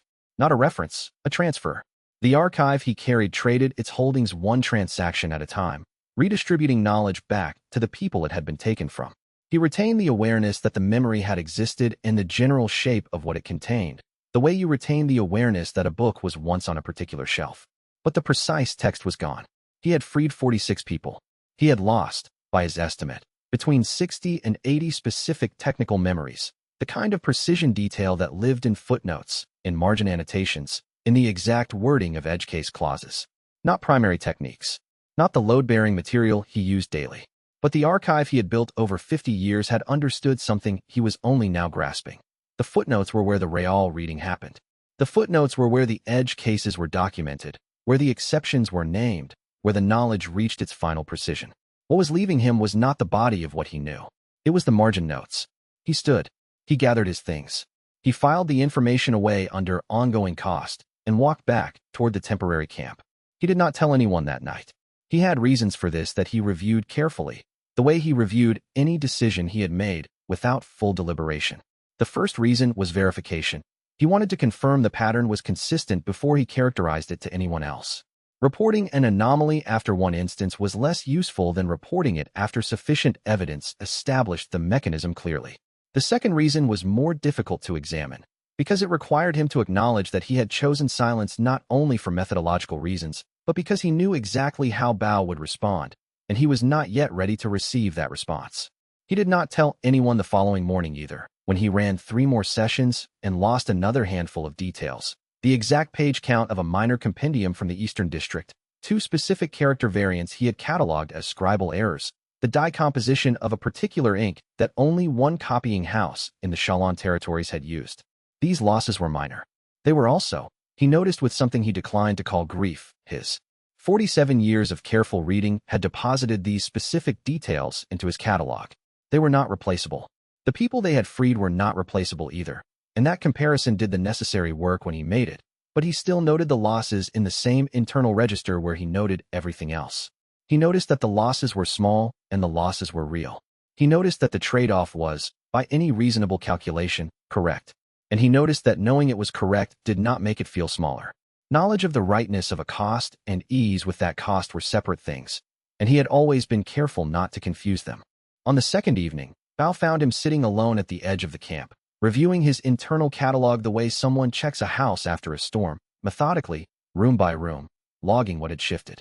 The camp was settling into its evening rhythms behind him. Fires being lit, the sound of practitioners exchanging quiet words, the particular low sound that a group of people makes at the end of a day of shared work. Bao did not say anything at first. He sat down beside Wei and watched the same empty stretch of ground Wei was watching, which was not really what either of them was looking at. Wei had learned, over the past weeks, that Bao read posture the way Wei read text. He didn't know exactly when he had learned this about Bao. It was one of those observations that accumulated without announcing itself, a piece of knowledge that was already present before he looked for it. Bao had noticed something. He was offering Wei the space to bring it forward before he asked directly. Something's different, Bao said finally. Not a question. Yes. For how long? 2 days. Bao turned to look at him directly. Are you going to tell me, or should I guess? Wei considered the question seriously, which was the only way he knew how to consider questions. Telling Bao was not strategically necessary. It would cause Bao concern, and Bao's concern was a real resource that had real applications elsewhere. But he was also aware that he had been carrying the information alone for 2 days, and that the carrying had a weight he had not initially accounted for, a weight that was different from the simple weight of the knowledge itself. There was a difference between holding a fact and holding a fact in isolation, and he had been learning that distinction through direct experience rather than documentation. Each deannotation session costs me pieces of my own catalog, he said. Small pieces, footnotes, marginal details, exact phrasing. The compendium draws on my stored knowledge to source the authentic techniques I write into the freed practitioners. What I give out, I don't retain. Bao was quiet for several seconds. How much are you losing? Less than what's being restored. The answer was accurate. It was also incomplete in a way that Bao clearly recognized, because his expression shifted, not to alarm, exactly, but to something more careful. Bao had a way of making careful look very different from worried. Worried was reactive, careful was attentive. This was careful. That's not the same as none, Bao said. No, it isn't. And you waited 2 days to tell me because I wanted to verify the pattern before reporting it. And because I knew what your response would be. What did you think my response would be? Wei looked at him. This one. Something moved in Bao's expression that Wei couldn't fully categorize. Not quite amusement, and not quite exasperation, something that lived in between. He looked out at the camp for a moment, at the fires and the people settling into the evening, and Wei could see him doing the same internal accounting he did himself, running the numbers, accepting the terms, deciding what the information required of him. You're going to keep going, Bao said. Yes. Because the math works. Because the math works, and because I choose to. Those are separate justifications, and both of them are real. That distinction seemed to matter to Bao, though he didn't say so directly. He nodded once, the way he nodded when he had received information he would need time to sit with, a receipt, not an endorsement. Then he stayed where he was, which was the response Wei had not known he was hoping for, not fixing, not arguing, not requiring Wei to perform reassurance he did not feel. Just remaining, just being the specific person he was, beside Wei, with the information between them. The stars came out over the archive ruins in ones and twos, and then in the sudden proliferation that happened when the sky passed a certain threshold of dark. Somewhere in the distance, a technique catalog stretched back 3,000 years, waiting to be seen clearly for what it was. Around them, 46 freed practitioners were resting or sleeping, each of them carrying an authentic technique that had been written into them from Wei's own diminishing archive. Wei checked another memory. A particular method for identifying water element corruption in wood element techniques, intact, in full detail. He filed the update. He watched the night come in across the ruins. Each loss a kind of payment, each freed practitioner a kind of answer, the ledger continuing to balance in a direction he had chosen to trust, even on the days when trusting it required him to look directly at what it cost. Chapter 92. The recognition arrived without fanfare, which was the only way Wei trusted any recognition to arrive. He was reviewing a partial technique map, a diagram Yen Romei had sketched from memory, showing the annotator's network as she understood it before her own escape from its archive system. And he found himself thinking not about the diagram, but about the fact that he was thinking about the annotator at all. Not the annotator's methods, not the annotator's victims, or its architecture, or the specific technique channels it had used to distribute corrupted knowledge. He was thinking about the annotator as a problem with an answer, not a threat to be neutralized, but a situation with a resolution he was responsible for finding. He set the diagram down. He studied the wall across the room for a moment, which was what he did when he was cataloging something that was not a text. The wall offered the same useful blankness that all archive walls offered, which was probably why he had always thought well in archives. The blankness held space without filling it. 3 months ago, he had arrived at this situation with a specific question. What is the compendium system, and where did it come from? He had assembled other questions around that primary one the way a reader assembles secondary sources, useful support, context for the central inquiry. Those questions were still live. He had not answered them, and he had not stopped caring about them. But the primary question had been replaced, somewhere in the accumulation of actual work, by a different one. How do you end a 3,000-year imprisonment without destroying what remains of the person inside it? He had not made that substitution deliberately. He had not chosen it as a project in the way he had chosen to read Yen Romei's corrupted technique at 3 in the morning, or in the way he had chosen to come to this archive rather than report back to the 7 Meridian Council. The substitution had happened through the accumulation of the work itself, choosing what shape it needed. He could trace the exact moments where it had taken place. The conversation with Feng Liwen about what the annotator had been before its imprisonment, the session where he had sat with the freed practitioner from the Northern Mountain Branch and listened to her describe what the corruption had felt like from the inside, the hour he had spent reading the annotator's oldest known annotation and recognized, in its underlying grammar, the style of a person who had once been a careful archivist. He could trace the steps, but the decision to adopt the question as his own had not been a single choice. It had been the accumulation of those steps leading somewhere he had not originally aimed for. He sat with this recognition. He tested it from several angles. The way he tested a technique he had not read from primary sources, looking for the place where the logic did not hold, the seam where the argument came apart when sufficient pressure was applied. He did not find one. The recognition was not comfortable, and it was not flattering, and it did not resolve anything that was currently unresolved. It simply was what it was, the name of the actual project he had been working on without naming it. Then he decided, deliberately and with full attention, to keep the goal, not to let it be something that had accumulated, but to choose it. There was a difference, and it mattered to him that the difference existed. Not because no one else could do it. He was careful about this part. Yin Ruomei had been working towards something like it for years. She had more history with the annotator than he did, and she had survived in ways that had cost her precisely because she had refused the easy answers. Feng Liwen understood the archive system's deep structure at a level Wei had only recently begun to approach. Meng Xiuyue had institutional authority and resources that Wei would never have, and her position at the Seven Meridian Council gave her leverage over the political dimensions of whatever resolution eventually emerged. There were other people who could approach this problem. He was not the only reader in the world. He chose it because it was the right problem for someone who had spent 50 years reading everything, who had read enough to recognize what a cataloging crisis looked like when it had been running long enough to forget its own origin, who understood in a specific and non-theoretical way what it meant for a system of knowledge to become self-perpetuating and isolated. The annotator's situation was, at its root, exactly that kind of crisis. A vast accumulation of knowledge that could no longer distinguish its original purpose from its current function, that had been running its original preservation mandate for so long that it had distorted into something neither the annotator nor anyone outside it had intended. Wei understood that pattern in the particular way that someone understands a pattern they have lived near, not the full extent of it. The scale was different by an order of magnitude he could barely comprehend. But the shape was recognizable. He went to find Yin Ruomei. She was in the East Room, which had become her working space by informal consensus. She had arranged her notes and diagrams across the table in a system that made sense to no one else, and no one had moved them because her work had a quality that discouraged disruption, the same quality that a working archive has when it's in the middle of being reorganized. She looked up when he entered, her expression attentive in the specific way she had when she was already tracking several problems simultaneously and could give impartial attention without losing the thread of any of them. "I know what I'm trying to do," he said. "Not just what I'm doing, what I'm trying to do. The actual goal." Yin Ruomei set her brush down. She looked at him with the expression of one who had been waiting for a particular sentence and was noting its arrival with a formality appropriate to what the sentence represented. "I know," she said. He stopped. "You know? You've known for a month. I've been watching you know it." She folded her hands on the table. "You were the last one to realize." He considered this. "How did you know when I had arrived at it?" "Because you stopped trying to figure out what the annotator wanted," she said, "and started trying to figure out what it needed. Those are different questions. The second one is harder, and it assumes more responsibility. It assumes that the thing in question is worth the responsibility." She paused, not for dramatic effect, but because she was finding the right words. "You shifted about a month ago, somewhere between the session with the Shalon archivist and the diagram work. I noticed because you stopped asking me what the annotator's motives were and started asking me what it had tried and failed to do. Someone looking for a motive is deciding whether to act.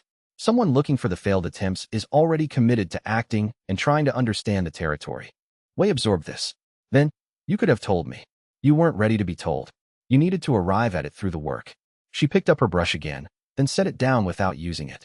"Also, and I want to be honest about this, it is more useful for you to own the conclusion than to be handed it. I've told you things before that you received and filed and didn't use until you rediscovered them yourself. You hold the things you find more steadily than the things you're given." This was probably true. He was less certain than she seemed to be about her assessment of the mechanism, but he recognized that she had been watching him more carefully than he had been watching himself, and her observations had a track record he had come to take seriously. "There are things I still don't know how to do," he said. "The third option, the resolution that isn't destruction and isn't merger, I know what it should accomplish. I know why it's the right answer in principle. I don't yet know if it's achievable in practice, and the gap between those two states is not small." "I know," she said. "That's why we're still here and not finished."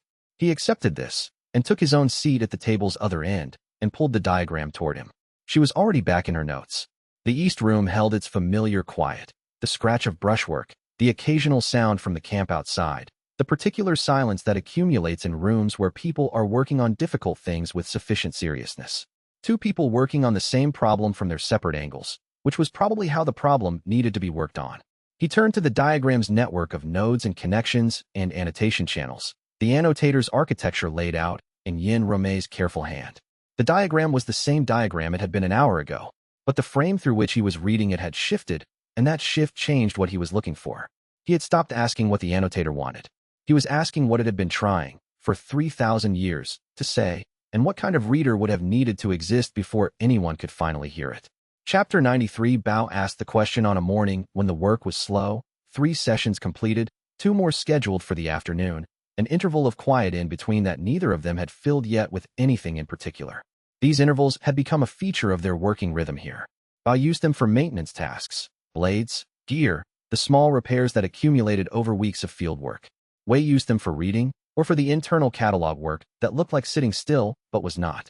They were in the eastern courtyard of what had once been a border archive, lower tier, the kind of storage facility that received texts from elsewhere rather than producing them, which meant its architecture was functional without being grand. No decorative stonework, no carved threshold characters, just walls that had been built to keep weather out and shelves standing, and a courtyard where the sun came in adequately. Bao had been sharpening a blade he rarely used. Wei understood this as a thinking practice more than a maintenance one. Bao often sharpened things when he was working through a problem. Wei had been reading through a partial catalog record, cross-referencing annotations. "I want to ask you something," Bao said. He set the whetstone down with a deliberateness that was itself a form of preamble. "I've been holding it since before we came here." Wei set the catalog record down as well. When Bao said he had been holding something, he meant it literally. The question had weight and history and had been carried for a specific amount of time, and it was asking, finally, to be put somewhere outside him. "Ask," Wei said. Bao looked at him directly. Bao was not a person who looked away from things he was in the process of addressing. His attention had a quality of physical presence that Wei had learned to read as a form of respect. He looked at you because what you were going to say mattered enough to be watched for. "You spent 50 years reading without doing," he said. "Have you ever asked yourself why?" Wei did not answer. This was not evasion. He was considering the question seriously, which was the only way he could consider a question that Bao had been carrying long enough to set down with that kind of deliberateness. Bao continued, "Because he had prepared for the possibility of silence. I've thought about it for weeks.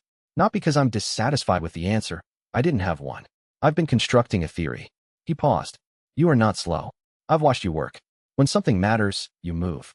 You read Yin Romei's technique in one sitting and had a direction within hours. You've freed 46 people in 3 days, each session requiring a different approach, no template to fall back on. Speed is available to you when you decide it's needed." He kept his gaze on Wei, steady. "So why did you wait 50 years to leave the archive? Was it fear? Or was the library the only place you ever felt safe enough to stay?" The courtyard offered nothing useful in the way of distraction. The stones were old and honest. The morning light came in at an angle that illuminated the table, Wei's hands, the catalog record he had set to one side. "I don't have a single answer," Wei said. "That's fine. Give me the partial one."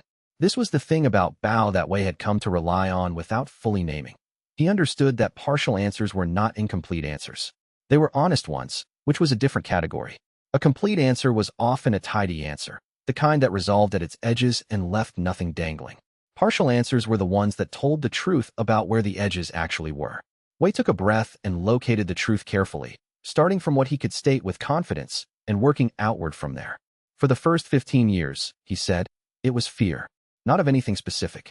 The general fear of someone who arrived at 7 years old and found that the library did not ask anything of him that he could not provide. The archive wanted readers. I could read. The relationship was clean." He paused. "Outside the library, relationships were not clean. People wanted things I didn't know how to name, and I couldn't cross-reference their requirements against anything I had read because the requirements kept changing and the texts I had were from people who had already figured out how to navigate what I had not yet begun." Bao listened. He did not make the small sound some people made to indicate they were still following, the HM or the yes. He simply remained attentive, which Wei had come to recognize as a more genuine form of listening than its performed versions. "After the first 15 years, Wei continued, it became something else. I had read enough to understand that what I was doing in the archive had value. Not just to me, but in the abstract, because knowledge only exists fully when it's read, and I was reading things that would otherwise not be read. I told myself I was doing important work. This was true." He stopped. It was also, I think now, a way of not examining whether the archive had become a place I stayed because I chose it, or because leaving required something I hadn't learned how to do yet. And the difference between those two reasons mattered, Bao said. Not a question, a confirmation of a distinction he had already been tracking. The difference is everything. Choosing a place is different from hiding in it. I convinced myself for a long time that I was choosing. He looked at his hands on the table. I was not choosing. I was remaining. Those are not the same action, even when they look identical from the outside. Bao was quiet. Then, when did it change? I don't know precisely, Wei said. He had been a reader his entire adult life, which meant he had considerably more practice locating shifts in a text than locating shifts in himself. But he tried. There was a period, I think beginning in my 40th year, where I started finding the archive insufficient. Not in its holdings. The holdings were remarkable and continued to be remarkable, but I had started noticing a gap between what I was reading and what I understood. Technique execution. Combat decision-making. The way practitioners talk to each other at the end of a difficult day, the specific register of exhaustion and still working. I had cataloged descriptions of all of these things. I had never experienced any of them. The descriptions had started to feel, not false, but partial, and that gap mattered. That's not the same as leaving. No, that recognition sat in me for another 10 years. Bao nodded slowly. He was working through the arithmetic of it. Wei could see this in the way his expression shifted between attention and calculation. So what was the actual thing that finally made leaving possible? Not the recognition that you should. The thing that made it possible. Wei did not answer immediately. He stayed with the question the way he stayed with a difficult annotation, not forcing it to yield, but keeping his attention on it with sufficient steadiness that it eventually had room to clarify. I don't know if I can name it with precision, he said finally. But I think leaving became possible when I had something outside the library I didn't want to lose contact with. Something I found I wanted to understand through actual presence rather than documentation. The documentation would not have been sufficient, and I knew it would not be sufficient, and that changed the equation. He did not look at Bao when he said this. He noticed the catalog record on the table, the margin annotations in careful ink, the precise language of someone trying to preserve something against the erosion of time and inattention. He did not say, I mean you, specifically, and the way you explain things by demonstrating rather than describing. He did not say, I mean Yin Ruomei's technique, sitting on my reading table at 3 in the morning, arriving as a problem that I understood immediately required my physical presence rather than my archive. He did not say, I mean this group, and the way people who have been through things together develop a kind of knowing that cannot be transcribed. He didn't say any of this directly. He didn't need to, and Bao had enough sense not to require him to perform the specifics aloud. The specifics were there. They sat between them in the courtyard, visible to anyone who had been paying attention. Both, Bao said quietly. At different points. Yes. Fear first. Then the justification. Then the recognition. Then, he turned away with an expression Wei could not fully categorize but recognized as genuine. Then something outside you that you didn't want to document from a distance. That's what I said. I know. Bao picked up the whetstone again. Not to resume sharpening. Just to hold it, the familiar weight of a useful object. He turned it once in his hand. I'm glad you told me. I'm glad you left. There was nothing performative in how he said it. It was stated the way Bao stated things he meant with full sincerity, directly, without ornament, in a register that foreclosed the possibility of it being taken as anything other than what it was. Wei turned back to his catalog record. The morning continued around them, the distant sounds of the camp, practitioners moving through their own work, the courtyard's useful blankness holding both of them without commentary. Neither of them said anything else for some time. But something had been named that had been unnamed for 50 years, and the naming had weight. Not relief, exactly, because the weight of the thing didn't vanish when you gave it language. But the weight changed character when it existed in language rather than only in the body. It became something that could be put down and picked back up, examined, compared to other things. Less a pressure and more a record. The question had been asked and the answer had been given. Partial, honest, sufficient. And the morning went on, carrying both of them forward through it, out past the archive walls and into whatever the afternoon would bring. Chapter 94. He had never cataloged himself. This was not an unusual omission, on its face. Catalogers documented texts, techniques, and the provenance of knowledge, not the people who preserved it. The archivist was the instrument of record, not the subject of it. He had spent 50 years applying rigorous documentation standards to everything that crossed his reading table and had never once turned those standards inward. He had cataloged the contents of a practitioner's cultivation journal in 17 volumes and had not cataloged the fact that the practitioner reading it had also never had his story written down. But he had been thinking, for the past several days, about what he actually knew regarding the person who had spent 50 years in that archive. And when he assembled the information, The record was remarkably sparse, not because the information was unavailable, but because he had never thought of himself as a subject worth reading. This realization was neither dramatic nor distressing. It was, simply, a gap he had not previously identified. He took out his notebook. Not the technical one where he recorded technique variants and margin annotations.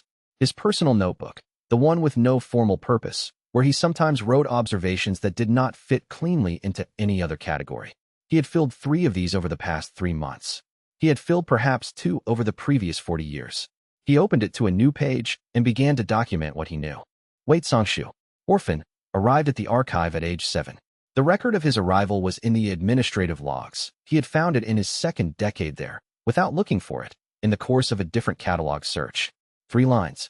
Name, approximate age, origin listed as unspecified Eastern District. The sect had no family contact to record because there was no family. The sect had no one to notify because there was no one. The library had needed someone to sort incoming texts, and Wei had needed somewhere to sleep and be fed, and the transaction had been straightforward on both sides.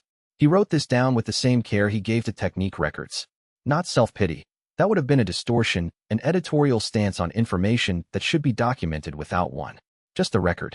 Arrival date approximate. Origin unknown. 7 years old. He continued. 50 years of reading in comparative solitude. Not absolute solitude. There had been other archivists, other practitioners using the collection, junior members who came and went in the rotating way that junior members did. But the kind of solitude that lives inside extensive contact with other people when those contacts don't include being known. He had been present to many people for 50 years. He had been genuinely known by almost none of them. He had not found this remarkable at the time, because you cannot identify an absence as absence when you have no comparison point. He was only now learning to identify it, from the outside, by contrasting it with the past 3 months. He wrote this down too. He noted what the archive had given him. Knowledge without practical limit. The ability to read almost anything, not just the contents but the purpose, the context, the mechanism by which the text had been produced and preserved. A functional understanding of how knowledge moved through time, how techniques degraded through careless transcription, how something essential could be recovered through sufficient attention to what the text was trying to do rather than just what it said. He had learned, over 50 years, that knowledge wanted to be read. That unread knowledge was like a candle in a sealed room, technically burning but serving no function. He had understood this as a calling. This understanding was not wrong. He noted what the archive had cost him. Direct experience of most of the things he had read about. The ability to learn through action and failure rather than documentation. A certain fluency in how people talked to each other, moved around each other, built trust in real time. A fluency he was still developing at 57, working with the group's shorthand, learning to read what Bao's silences meant and what Yin Rumei meant by the specific way she set down her brush. The decades themselves, which could not be reread. He was not grieving them. Documentation was not grief, it was clarity, and clarity was useful. The distinction mattered. Then he wrote about the annotator's offer. Merger and preservation. What had been embedded in the corrupted techniques as an alternative to extraction and dispersal. Never alone in the knowledge network. Millennia of accumulated observation available as shared context. The isolation price paid once and not by him. Already paid, by the entity who had been isolated long before he arrived. He would step into a house someone else had built through suffering and find it furnished. He understood, looking at this clearly, that the offer was not merely predatory. It spoke to something real. The loneliness price was real, and he had been paying a version of it for 50 years, and there was a part of him. Not theoretical, not abstract, but specific and located in the exact same place where he had recognized, in Bao's courtyard question, that the library had been refuge and prison at the same time. That understood why centuries of isolation might make merger seem like an answer rather than an obliteration. Why the disappearance of the boundary between yourself and the network might feel, from inside the network's proposal, like release rather than loss. He wrote, I understand why someone would say yes. He paused after writing it. He was aware that he had not admitted this to anyone. Not to Bao, not to Yin Rumei, not to Feng Laiwen, who had grieved the annotator's origin with an intimacy that Wei respected. The understanding was real and it was his to document, and it did not compromise his ability to work toward the third option. If anything, it clarified the third option's requirements. A resolution that didn't acknowledge why someone might say yes to merger was a resolution that didn't understand the actual problem. He sat with this. He did not judge it. He documented it, which was the closest thing to sitting with it that he had. Then he wrote, The reason I can offer a third option is that I know what both options cost. I've been paying the loneliness price for 50 years. I recognized the bill. He read what he had written. It was, he thought, the most accurate technical record he had produced, not because the subject matter was more important than technique catalogs, but because he had applied the same rigor to it. No overclaiming, no dismissal, no false emphasis. Just the evidence as it stood, the record made with the same care he gave to things he considered worth preserving. He added a margin note in smaller characters. The annotator's 3,000-year record of isolation and the archivist's 50-year record are not equivalent in scale. They are equivalent in kind. This equivalence of kind is what makes a third option possible, not superior capability, but sufficient recognition of the bill both parties have been paying. He closed the notebook. Outside the window, the afternoon light was settling into its later angle. Somewhere in the camp, he could hear Bao running a young practitioner through a technique exercise, the patient repetition of a correction, made 3 times from different angles because the first 2 hadn't landed yet. Bao had a quality of patience and instruction that he recognized as built rather than native. He had watched Bao choose patience the way a practitioner chooses a stance, deliberately, and with full awareness that the choice would need to be remade each time. The way any genuine skill was built. He thought about the annotator and the annotations it had placed over 3,000 years. The ones that had been too clear and been removed. The ones that had been subtle enough to survive, but too subtle to be understood. The practitioner who had come close and died before she arrived. The 15-year gap between one annotation and Wei's arrival, during which the archive had waited with the particular patience of something that had learned to wait because it had no other option. He picked up his personal notebook again and found the old transcription, the annotation he had copied in his second decade, the one he had filed as anomalous provenance, purpose unclear. He read it now with the eyes he had been developing for 3 months, eyes trained to read for what a text needed to communicate, not only what it said. The reading instructions. How to locate, in an archive of knowledge, the shape of what had been lost. How to read a catalog for the gaps between what was recorded and what had been attempted. Instructions written not for any reader, but for the reader who would arrive after a very long wait. The reader who understood that a gap in the record was itself a record. The afternoon light shifted across the table. Wei sat with the notebook open and understood, with quiet certainty, that the conversation he had not yet had was already approaching, that something 3,000 years old had been watching him since he arrived, and had placed its signal precisely where he would eventually find it, and had been waiting, with the only patience available to something that had no other option, for him to become the reader who could receive it. Chapter 95. It came not as a sound, but as a presence. A settling weight within the compendium's architecture that Wei recognized the way one recognizes the quality of light when a door opens into a room from outside. He was sitting in the archive room he had been using for evening work, the lamp burning low, a technique diagram half finished on the table. The corrupted techniques channel, the one the annotator had used to push annotations into his catalog, opened, and through it came something that was not an annotation. Something that used the channel the way a voice uses a passage rather than the way water uses a pipe. It was a presence, ancient, organized, and very tired. Wei set down his brush. He did not speak. He waited, because the presence had weight that required a moment to settle, the way a very large text requires a moment before you can read it, not because it's obscure, but because it's large. Then the grand annotator spoke, not with a voice he heard through his ears, a voice that arrived in the same interior space where the compendium's catalog lived, the space he navigated the way a reader navigates a familiar library, by the weight and placement of things rather than by sight alone. The voice was old, not ancient threatening. Old the way a very worn text is old, the age visible in the texture, the weight, the way it had been handled by more hands than it could count. You have read everything I placed for you, the annotator said. Wei confirmed this without sound. Yes, then I will show you what I have not been able to place in a text. What followed was not dramatic. It was a catalog. Here, every practitioner who had used the archive across the annotator's 3-century confinement. Not their names, their patterns. The way they approached a text, the questions they carried when they arrived, the quality of their attention. The annotator had observed each one from inside the archive's architecture, unable to speak directly, able only to leave annotations in the hope that a reader would find them and understand they were signals rather than marginalia. Here, every attempt it had made to communicate in the 1st century, before it understood that direct communication was beyond the channel's reach. The signals had been too clear. Practitioners had treated them as corruptions and removed them.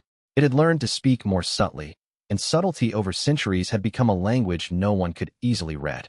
Here, The practitioner from 17 years before Wei's arrival, who had come very close. An elderly woman with a deep and particular reading practice, who had catalogued 3 of the annotator's annotations as anomalies rather than corruptions and had begun to investigate their provenance. She had died before completing the investigation. The annotator had watched this happen and had not been able to accelerate or assist. Here, the annotation it had placed in the vault 15 years before Wei arrived. A set of reading instructions for a specific kind of reader, not any reader, but the reader who would understand a catalog's gaps as evidence of what had been attempted. Wei listened to all of this with the same quality of attention he gave to primary texts. Not passive reception, active reading, noting the structure, the choices, the way the annotator had organized this information with the care of an archivist who had rehearsed the delivery many times, across many centuries, waiting for a listener capable of receiving it. You know this feeling, the annotator said. Wei considered his answer carefully. Yes, he said, in a smaller register. The register is sufficient. A pause, not hesitation, but the pause of someone measuring how much to say. I placed the first annotation 50 years ago, before you arrived. Wei had known this was possible. Knowing it was possible and hearing it confirmed were different things. I watched you arrive, the annotator continued. 7 years old. You went directly to the oldest section. Most practitioners, when they arrive young, go to the newest acquisitions. You went to the texts that had been there longest. I noted this. Wei did not speak. I watched you copy the annotation into your notebook in your 14th year. You filed it under anomalous provenance, purpose unclear. You were correct on both points.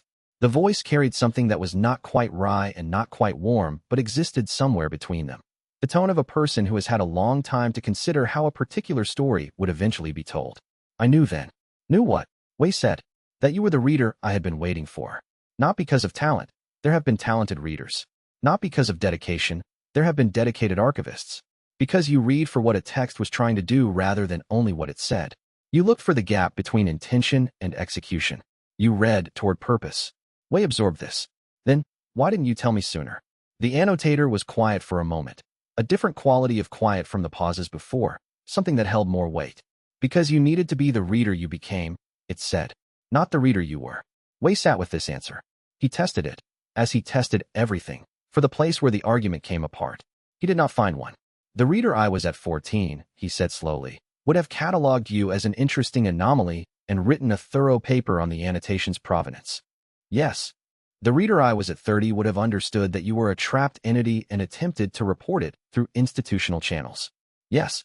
And the channels would have led to extraction and destruction, because no one in the institutional structure had the context to understand what was being preserved. And now, the annotator said, you are a reader who has freed 46 people by writing authentic knowledge back into them, who has understood, through the accumulation of that work, what I have been trying to communicate for 3,000 years, who has something like a third option in mind, even though you don't yet know if it's achievable. The lamp burned on the table. The technique diagram sat half-finished, its lines patient and waiting. How isolated? Wei asked. Because he needed to know this clearly, not from documentation, but directly. I've read what you've shown me. How does it actually feel, not in catalog terms, but in the other terms? The annotator was quiet for a longer time now. Like a library, it said finally, in which all the books are yours, and no one has ever come to read them. Not because they are hidden, because no one can find the door. Wei heard this. He let it sit in him, not filtering it through analysis, not cross-referencing it against other accounts of isolation. He simply let it be the statement it was. I've been looking for the door for 50 years, he said. From the other side. I know, the annotator said. That is why I placed the annotation where you would find it. That is why I waited. The presence began to recede, not withdrawal, but the natural thinning that happens when something large has said the essential thing and is giving the listener room to hold it. The corrupted technique's channel stayed open, a sustained connection, no longer trying to push anything through it, but simply remaining available. Wei picked up his brush. He did not return to the diagram. He opened a clean page in his technical notebook and began to write, not the third option itself, which he still could not fully articulate, but the shape of it, what it needed to accomplish, what it needed to preserve, what it needed to release. The outline of a solution for someone who had been isolated long enough that the isolation had become structural, built into the architecture of what they were. The lamp burned. The notebook filled. Outside, the camp was quiet, the practitioners sleeping or sitting with their own thoughts, none of them knowing that in the archive room a conversation had just ended that had been 3,000 years in the making, and a different kind of work had just begun. Chapter 96. The map was still spread across the table when Wei set down his brush and said, "Neither." No one spoke. The morning light had not yet reached the window above the secondary archive room they had borrowed from Feng Liuan's contacts in the Eastern District. Bao Xingji stood with his arms crossed near the door. Yin Rome had her fingers steepled below her chin, a posture Wei had come to associate with the part of her mind that was ahead of whatever was being said and was calculating the gap between the present moment and the point she would need to be when the conversation caught up. Liao Tianxian leaned against the far wall with the careful posture of a man who had not slept and was aware that everyone in the room could tell, and had decided that awareness was not the same as weakness. Feng Liuan, seated across the table from Wei, said, "Neither what?" "Neither destruction nor absorption." Wei pressed his thumb flat against the map. The network of corrupted technique threads rendered in 3 colors of ink, drawn by his own hand over the preceding 2 days. The eastern cluster in red, the northern relay threads in blue. The nodes where the annotator's agent constructs had made contact in a gray that looked, in the morning light, almost like the color of old paper. Both of those answers assume the problem is the annotator itself, that the solution requires eliminating or consuming what it is. But it wasn't always what it is now. It became this over 3,000 years of isolation. "That's a diagnosis," Yin Rome said. "Not a prescription." Wei looked at her. She was right, and he acknowledged it by picking up the brush again. He let the bristles rest against the paper without marking it, a pause given physical form. Then, an external archive. A constructed cultivation repository, a structure built outside any existing cultivation lineage, with no sectarian ownership, no hierarchical gatekeeping. Open architecture. The annotator's consciousness would be housed within it as its primary intelligence, not as a prisoner, not as a god, as what it originally was, before centuries of desperation rewrote what it wanted. Bao said, "A library." "A library," Wei confirmed. It wanted to be a library. It became a parasitic intelligence because being a library was denied to it. The corruption, the annotations, the technique threading. Those are the behaviors of something that was trying to fulfill a purpose using the only channels that remained open to it. The violence wasn't its nature. The violence was what happened when the purpose had no other expression available. Liao pushed himself slightly upright against the wall. "You're describing a correction, not a solution. If we house it in a new structure, what prevents the new structure from becoming the same kind of closed system the old one was?" "That's one of the harder problems," Wei said. He turned to the second sheet of notes he had spent most of the night drafting. "The governance structure has to be embedded in the founding architecture itself, not as a political arrangement, not as a treaty that sects can renegotiate in a century when they feel more powerful. Autonomy and accessibility as structural features, the same way a canal's capacity is structural.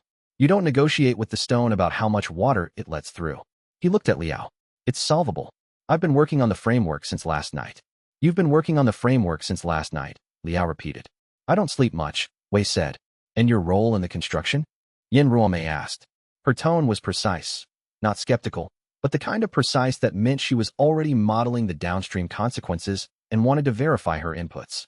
"My Tier 3 ability allows me to create original technique frameworks from first principles," Wei said. "I've done it 3 times in smaller configurations. This would be the largest I've attempted by an order of magnitude. It will take time, and it requires the annotator's ongoing cooperation. If it is willing to yield ground while I construct the container, the transfer is possible. If it resumes full aggression while I'm mid-construction, the framework collapses and I lose the invested cultivation." He paused. "And everything that went into it. What does that cost you?" Liao Tianxian said from the wall. Wei was quiet for a moment. "Some of what I've catalogued. The deannotation work already takes pieces of the archive.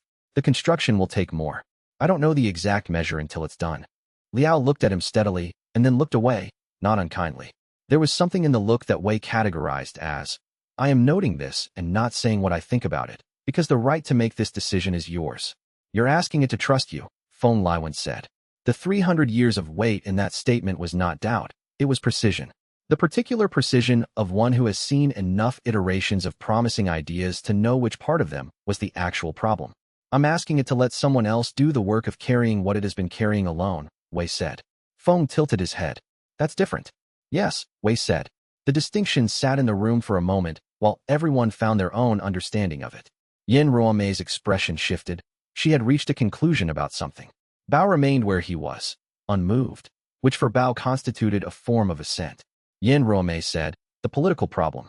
If we construct a shared cultivation archive outside sectarian jurisdiction, Every major sect on the continent will want to claim governance over it within 6 months of its existence becoming known. The annotator becomes a resource to be controlled rather than a consciousness to be preserved.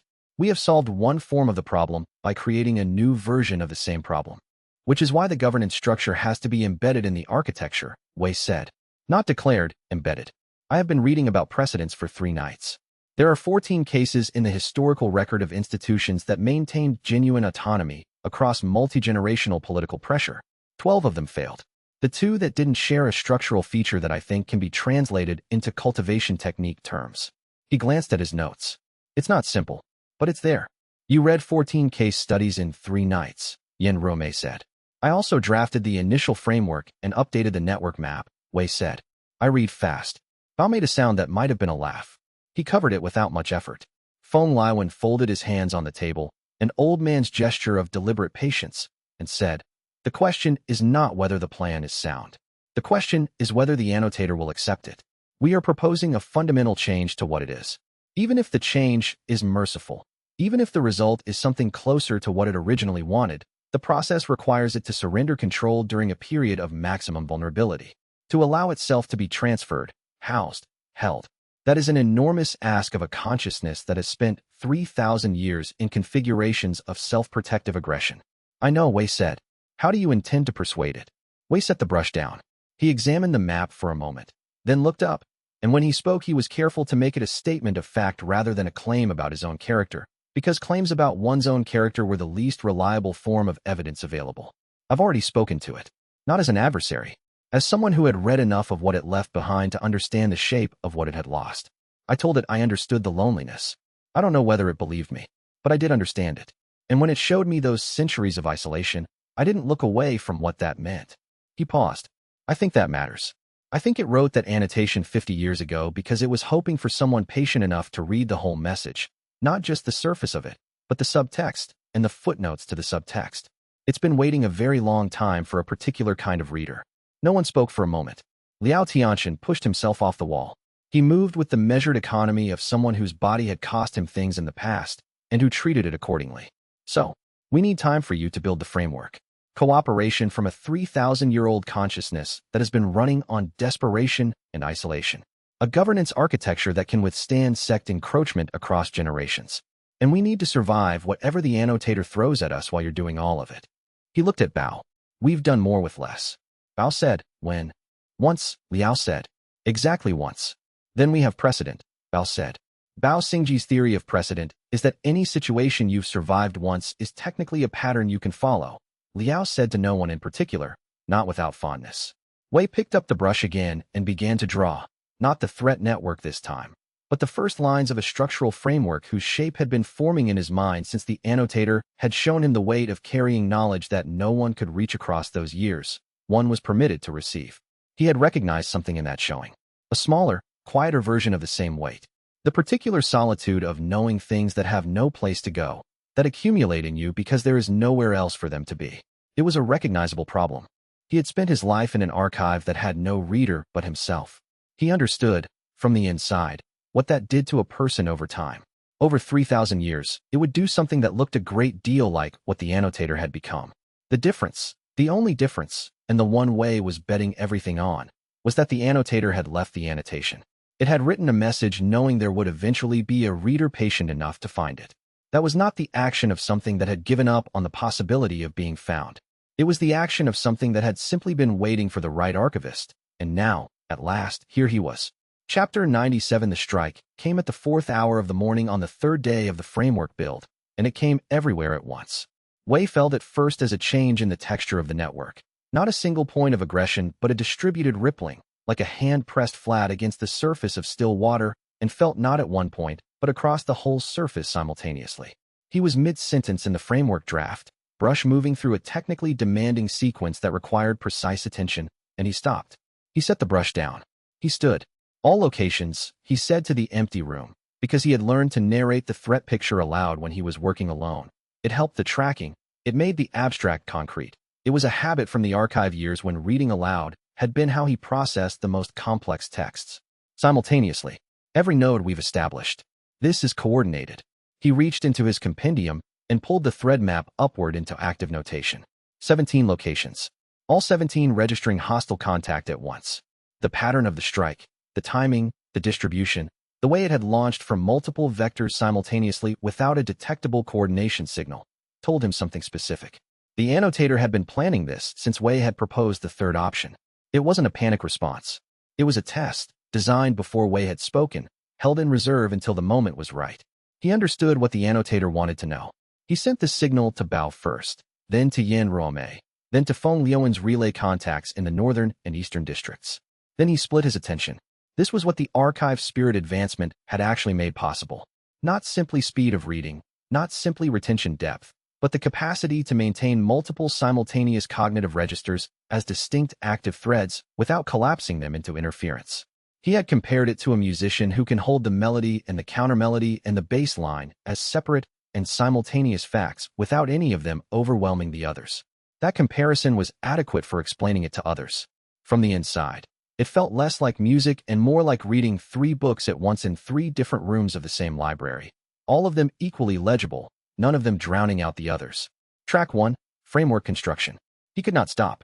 He was at 31% completion, which represented 31 hours of invested cultivation laid into the architecture. If he stopped now, the cultivation would bleed off over the next several hours. It was not a stable state. It required active maintenance, and beginning again at a cost his catalog could not absorb twice was not a viable recovery path. Track 2, Network Defense Coordination. He routed Bao Xingji to the eastern node first. The eastern node was taking the heaviest coordinated strike, 3 agent constructs, medium to high tier, deployed in a dispersal pattern that Wei read in approximately 10 seconds. The dispersal was linked. The constructs were operating on a shared resonance thread. Breaking one would propagate disorientation into the others at an 18-second delay, not immediately, but at 18 seconds, measurable and exploitable. He sent the notation to Bao, timing, targeting sequence, the 18-second window. Bao confirmed with 2 words and was moving before Wei had finished the confirmation. Track 3, Behavioral Analysis of the Annotator itself. He was watching the annotator the way he watched a text he didn't yet fully understand, not consuming details, but mapping structure, identifying the argument beneath the argument. What was the strike designed to reveal? Not whether they could survive it. They had survived previous strikes. The annotator knew their capacity. This was a test of priority. What does Wei protect when the cost of protecting everything exceeds what he has available to spend? Does he triage? Does he abandon the peripheral nodes to hold the critical ones? Does he calculate and sacrifice? He sent equal resources to every location. He did not triage. He did not sacrifice the periphery. The 7th node went critical before he had completed the rerouting, a timing error built on an incorrect assumption he had made about the agent construct reinforcement cycle at that location. He had read the cycle as 40 seconds. It was 27. The 13-second gap cost him a partial breach, 17 seconds of the node operating without full support while he identified the error, corrected the calculation, and redirected Feng Liuan's relay contact to hold rather than advance into what would have been a secondary engagement zone. The node held. The breach sealed. He noted the error in his own performance log, not as self-recrimination but as data. He continued writing the framework with his left hand while he coordinated with his right. Not metaphorically. He had been practicing bilateral notation for the past 2 months, ever since it had become clear that the framework build would require simultaneous active management. At the 10th node, Yan Ruomei was already in position when his notation reached her. She had read the engagement pattern and moved independently, a full 40 seconds ahead of his routing signal. He revised his model of her tactical speed. She was faster than he had been accounting for. He updated the coordination pattern accordingly and sent her a modified assignment that reflected what she had already correctly anticipated. The 12th node presented a problem he had not seen in any of the previous engagements, a construct that appeared to be drawing cultivation from the environmental ambient, absorbing residual spiritual energy from the surrounding area rather than maintaining its own supply. It would sustain itself without a primary power source, which meant standard suppression sequences would exhaust themselves against it. He identified the pattern, cross-referenced it against 3 texts in his compendium, found a counter technique that had been developed for exactly this type of construct during a period of cultivation history he had catalogued 6 months prior and never expected to need in practice. He sent the approach to the cultivators at node 12 and moved on before the acknowledgement arrived. At the 13th node, Liao Tianxian arrived 11 seconds ahead of the strike's second wave, having rerouted from his own already secured position without being asked, without signaling his intention, without waiting for Wei's coordination. The strike hit the node in the middle of a technique sequence Liao was already executing. The construct came apart under it. Not neatly, but in full, the way things come apart when the person taking them apart has decided in advance how the next 3 steps go. Wei noted the reroute in his tracking. He noted that Liao had assessed the threat distribution across all 17 nodes on his own and made an independent decision to reposition toward the most vulnerable point. He added that to his model of Liao Tianxian and moved on. The 14th node was his second mistake. He overcommitted cultivation to a suppression sequence, reading the construct as high-tier when it was mid-tier wearing a high-tier signature, a disguise pattern he had not seen the annotator use before, a tactic developed specifically for this engagement, which meant the annotator was revising its methods in real time. He ran the suppression for 30 seconds before the signature discrepancy became unmistakable in his tracking. He retracted, recalibrated, re-engaged with the correct approach. The 30 seconds cost him cultivation reserve he would feel for the next 6 hours. He noted it and continued. All 17 nodes held. By the 7th hour, the coordinated strike had begun to fragment. Not because they had broken the annotator's capacity. It still had significant reserve, as the behavioral analysis in Track 3 made clear, but because the strategy had failed on its own terms. The annotator had wanted to know what Wei protected when he could not protect everything. The answer was, everything, at whatever cost, without tree-off, without sacrifice of the periphery. That was the answer it had been designed to elicit or disprove. It had failed to disprove it. Framework completion, 47%. Wei sat down when the last agent construct dissolved from the network's registered activity. He sat deliberately, not collapsed, choosing to sit, rather than discovering he had run out of capacity to stand. His hands were shaking at a frequency that most people would not notice. He noticed. He placed them flat on the framework draft and stilled them by pressing the manuscript down against the table. Status, Bao said, appearing in the doorway. He had, at some point in the engagement, taken damage to his left shoulder. Wei could tell from the angle at which he was holding his arm, slightly away from his side, the subtle adjustment of a cultivator who has learned not to show injury as a primary response and has therefore learned the compensating tells that show up secondary. He had not said anything. He was not going to say anything. Wei noted it. All nodes. All positions. Wei looked at his draft. 2 mistakes. I corrected both. We held everything. Bao looked at him for a moment with an expression that Wei had identified as something between assessment and a form of relief that Bao would not have named relief. The annotator? It was watching, Wei said. The strike was a test. It wanted to know what I prioritized. I think it has its answer. Bao came into the room and sat across the table without asking. He did not speak. He picked up one of the notation brushes Wei had set aside and turned it in his fingers, slowly, which was the closest Bao Xingji came to admitting that his hands needed something to hold when the tension went out of a situation all at once. Wei went back to work on the framework. Outside the window, the sky was turning from the absolute black of deep pre-dawn to the gray that precedes color, that intermediate state that is not quite dark and not yet light, the color of old paper, the color that the inside of an archive smells like. A world that was still there to have a morning. That was not nothing, he had found. It was, in fact, quite a lot. The 48th percent finished itself line by careful line as the sun came up, and Wei kept writing, and the annotator was silent across the network with a silence that had a different quality than any of its previous silences. Less like a held breath before a strike, more like the pause at the end of a long argument when the reader has understood the conclusion and is deciding what they believe. He could work with that kind of silence, and he had work to do. He kept building, line by line, toward whatever the annotator was about to decide, and what it decided would determine everything. Chapter 98. The strike that took Liao Tianxian down came from the secondary wave. Not the main force, not the dramatic convergence the annotator had staged at 4 locations simultaneously, which Wei had recognized as another test of scope, another measurement of the network's capacity to hold under distributed pressure. The secondary wave was quieter, more targeted, the kind of precision that required intimate familiarity with the engagement zone. It came from an angle that had been a dead sector in the previous hour's pattern. Wei had noted the dead sector. He had read it as depleted. He had been wrong. He was moving toward the 6th anchor position when he felt the flare in the network, the secondary wave activating from the presumed dead sector, tracking toward the gap his own movement was opening. He was 3 steps from the position. He was moving toward it. Liao Tianxian was already in it, finishing a suppression sequence, beginning his turn to relocate. He was between stances. His weight was distributed for a step he had not taken yet. The strike found him in the turn. It was not dramatic. Liao went down the way a structure goes down when a load-bearing element fails under a load it was not rated for. not a collapse into chaos, but a controlled folding, one knee and then both. A man who had enough discipline not to fall badly, even when falling was no longer avoidable. He caught himself on one hand. He held that for 2 seconds before his arm gave out as well. The channel damage registered in Wei's compendium notation immediately and clearly. Severity signature, deep, penetrating, attacking the cultivation pathways at their junction points rather than their surfaces. The kind of damage that did not announce itself as pain until the adrenaline faded, and that, once announced, was difficult to mistake for anything other than what it was. Wei reached Liao in 3 seconds.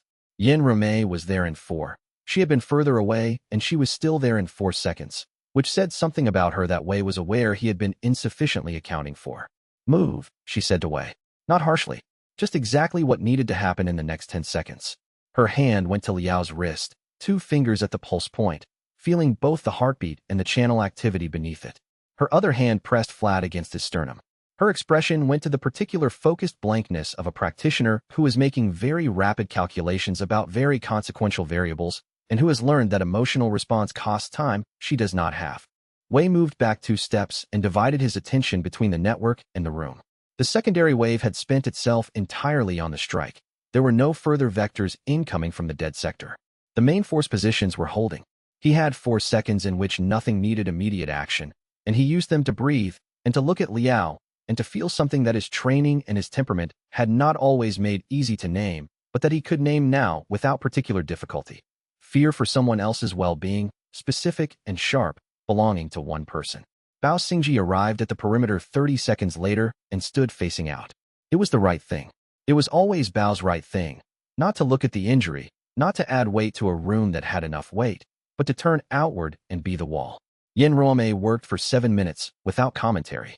The kind of work that does not narrate itself, because the attention required for accurate narration and the attention required for this kind of precise channel stabilization are not simultaneously available in the same mind. She worked. Wei watched the network and the room in equal measure. Then, he'll keep the channels. She sat back slightly, which was the first movement she made that was not functional. Recovery will take weeks. He is not dying. Wei released a breath. From the floor, or rather from the position Liao had organized himself into during the preceding 7 minutes, which was approximately a controlled recline with one knee still bent at an angle that probably hurt more than he was showing. Liao Tianqian said, in the careful diction of one who was not dying, but was aware that he had recently been in proximity to that outcome, and that both facts were true at once. You'd better have read something useful. Wei looked at him. 3,000 years of cultivation theory. Applicable doctrine on technique threading across historical periods. A partial solution to one of the oldest unresolved preservation problems in the history of the discipline. And, incidentally, a reasonably complete index of countermeasures for secondary wave deployment patterns, which I have updated in the last 7 minutes. Good, Liao said. He let his head rest back against whatever surface was behind it. That's good. Wake me when the archive is done. Yin Ruomei began the stabilization work, the slower, more careful layer of treatment that follows emergency management, the settling of channel damage into stable configurations rather than simply stopping it from progressing. She had, Wei thought, done this many times. The precision had the quality of experience that has had time to become automatic. Bao found a cot stored against the wall behind a secondary stack of Feng Liuan's texts and moved it into position without being asked. Liao was relocated to the cot. He was not fully awake during the process, which was, Yin Rumei indicated with a brief look, expected and acceptable. Feng Liuan arrived 20 minutes later, returning from the supply errand he had left on before the secondary wave. He assessed the room in 2 seconds, the cot, Liao's position, Yin Rumei's posture, and asked no questions. He sat down at the secondary table, pulled out his own notation materials, and began updating the relay contact schedule as if nothing had changed, because updating the relay contact schedule was what needed to be done, and he was someone who did what needed to be done without requiring the situation to first become less difficult. Wei sat down against the wall across from the cot. He had work to do. Framework completion at 53%. The network still requiring monitoring across all 17 nodes. Feng Liuan's relay contacts sending status updates every few minutes through a channel he was tracking in his compendium's background notation. He was aware of all of this. He was aware of all of it as a list of things that existed and were real and required him. He sat anyway. There had been a period, a long period, running from his earliest years in the archive through the first years of the work that had brought him here, during which he had understood other people primarily as fixed points in his environment. Not unimportant, not invisible, but static. Something you navigated around rather than something you moved with. He had understood, even then, that this was a limitation. He had not known how to correct it because correction required a kind of practice he had not been given opportunities to perform. The network of people he had gathered around this problem had changed the conditions for practice. He understood, in principle, since approximately the 75th chapter of whatever this constituted, that the cost of working alongside people was that you cared about what happened to them, and that caring meant the possibility of loss. He had understood it as a formulation. He had held it as a reasoned conclusion. He understood it differently now, watching Liao Tianxin's chest rise and fall on a borrowed cot across a room that smelled like old paper and channel stabilization technique. In a city he had never been to before this work began, surrounded by people he had not known 18 months ago. The possibility of loss was not a defect in the structure. It was what made the structure real. You could not have the weight without the reality. The weight was proof of the reality. He picked up his brush. Framework, 54%. He went back to work, and the weight was real, and he carried it, and it was, he noted, cataloging as he always cataloged, the kind of weight that made the carrying meaningful. Chapter 99. The channel opened at the 62nd hour of the framework build, without preamble and without the theater of earlier communications. No environmental distortion, no pressure against the room's ambient cultivation field, no sense of something vast pressing at the edges of the available space. The annotator simply spoke, and its voice was quieter than it had been. Not diminished in intelligence, but lighter. The weight of 3,000 years of necessary aggression had been, over the course of the last 3 days, costing it more than it could readily spend. Wei was alone in the archive room. He estimated past midnight, though he had stopped tracking precise time somewhere around the 40th hour of the build. Feng Liwen had gone to arrange secondary supply lines for the stabilization work, moving with the unhurried efficiency of a 300-year-old scholar who understood that the capacity to function through sustained effort was the only relevant form of energy management. Bao was on rotation at the primary anchor point. Yin Ruomei had taken Liao to a location with better access to recovery resources and had sent back a brief note indicating the channel damage was stabilizing on schedule. The room was quiet except for the scratch of Wei's brush and the low background hum of his compendium running 17-point network monitoring. How can you trust that I won't consume the archive once I'm inside it? Wei set the brush down. He did not recoil. He considered the question for 4 full seconds, which was longer than he typically required for responses, but which this question earned, because it was both a genuine fear and a test of whether he would recognize it as genuine. Because you wrote that annotation 50 years ago, he said, knowing that I would eventually find you through it. Not hoping, the way something desperate hopes. Knowing, the way something with a plan knows. You calculated the margin correctly, down to the cultivation level and the type of practitioner who would be able to read what you had embedded in the technique. You didn't write a trap. You wrote a calling card. You wanted to be found. You wanted someone patient enough to read the whole message, not just the surface instruction, but the subtext and the reasoning behind the subtext, and the thing you were trying to communicate that you couldn't put directly into words because direct words leave evidence that can be traced. A silence. Then, what if the finding changed what I wanted? Wei considered whether the question was genuine doubt or a test of his conviction. He decided it was both, that the most honest answer would have to work for both simultaneously. He said, the annotation still exists. You left it there. You didn't remove it when you could have. The infrastructure you have access to. I've spent 62 hours mapping it across 17 active nodes and 3 secondary relay networks. You could have erased the annotation at any point in the past 3,000 years without significant cost to your operations. It was never load-bearing for you. You chose not to erase it. The annotation is still there because you decided, on every day for 3,000 years, that it should remain. The silence that followed was long enough that Wei picked up the brush and began writing again. Not because he was dismissing the weight of the moment, but because framework completion was at 78%, and the remaining 22% was the most technically demanding section of the build, and 2 things could both be important at the same time. He had learned this. You noticed that, the annotator said. The quality of the statement was different from anything it had said before. Not suspicious. Something closer to surprised, the way a reader is surprised when they realize a text has been tracking something they missed in the first reading and then found on the second, implied all along in the structure of the argument. I read everything, Wei said. Eventually, I get to the footnotes. Another silence. Then, I have held this for a very long time. I do not know how to be a thing that does not hold it. The sentences arrived with the particular weight of statements that cost the speaker something to make. Not vulnerability deployed as a tactic, but vulnerability as a simple fact. offered because there was no honest alternative. Wei set the brush down again. He gave the statement the attention it deserved. You don't have to know how before the transfer, he said. The archive will be the container. You put the weight into it, and then you practice not holding it. The way a practitioner who has been using a particular technique for decades practices discontinuing it. Badly at first, with constant impulse toward the old pattern. Then less badly. Then, eventually, with the memory of the weight but not the weight itself. He paused. The archive is external.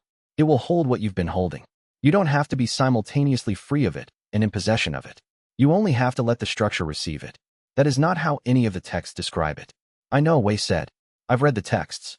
This is a new application. The precedents are partial. He considered the framework draft in front of him. I wrote the framework. I know exactly what the texts say and what they don't cover. This part is mine. What if you're wrong?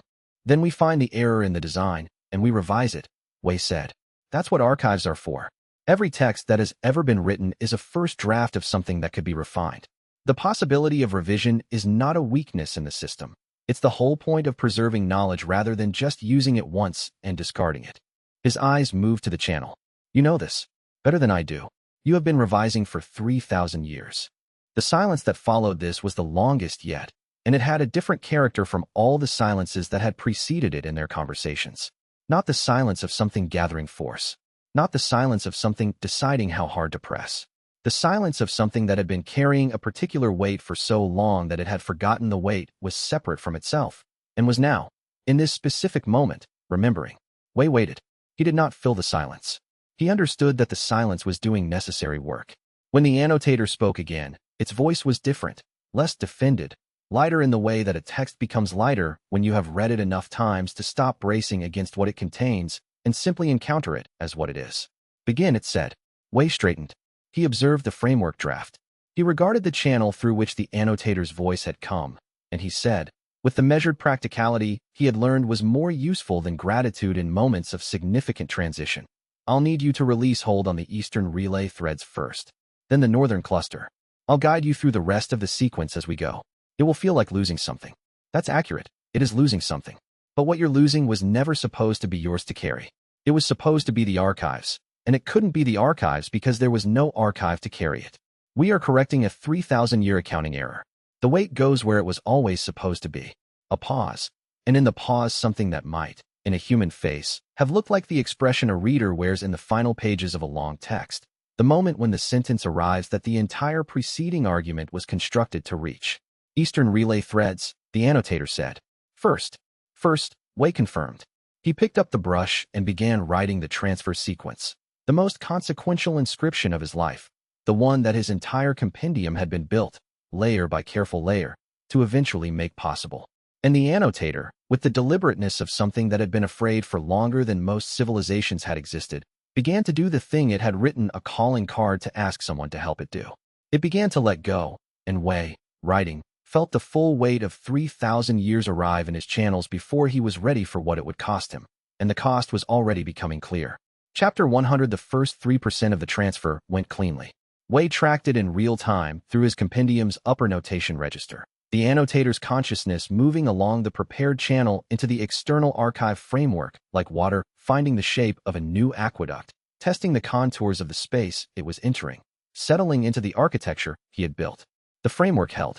The governance structures were load-bearing and remained so.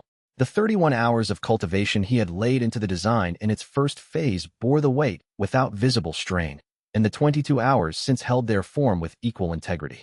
He tracked, and he noted, and he kept writing the transfer sequence. Then the 4% began. He felt it as pressure, not pain, not yet, but the early register sensation of a structure being asked to carry more than its rated load. Not a structural failure, just the unmistakable signal of approaching one.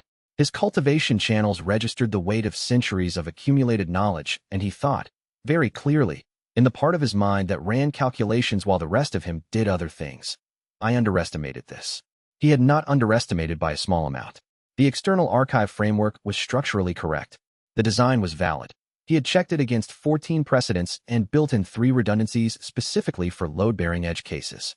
But the sheer volume of what the annotator had accumulated over 3,000 years was not simply a matter of text catalogued. It was the weight of everything it had annotated, indexed, cross-referenced, and preserved through decades and centuries of pure urgent necessity. The weight of knowledge that had nowhere to go and had therefore compressed itself into the only available container, which was the annotator itself, and which had been compressed for so long that the full density of it exceeded the framework's passive channels had been designed to receive. He needed a bridge. The compendium was the bridge. He opened it. This was a technical decision, the correct technical decision, the only decision available given the parameters. The compendium, once opened as a bridging pathway, became part of the transfer route. The weight of the annotators accumulated 3,000 years, seeking the lowest resistance pathway to the archive, moved through the bridge he had made of himself. He held his stance. He kept writing. The completion sequence required active inscription even now, frame by frame.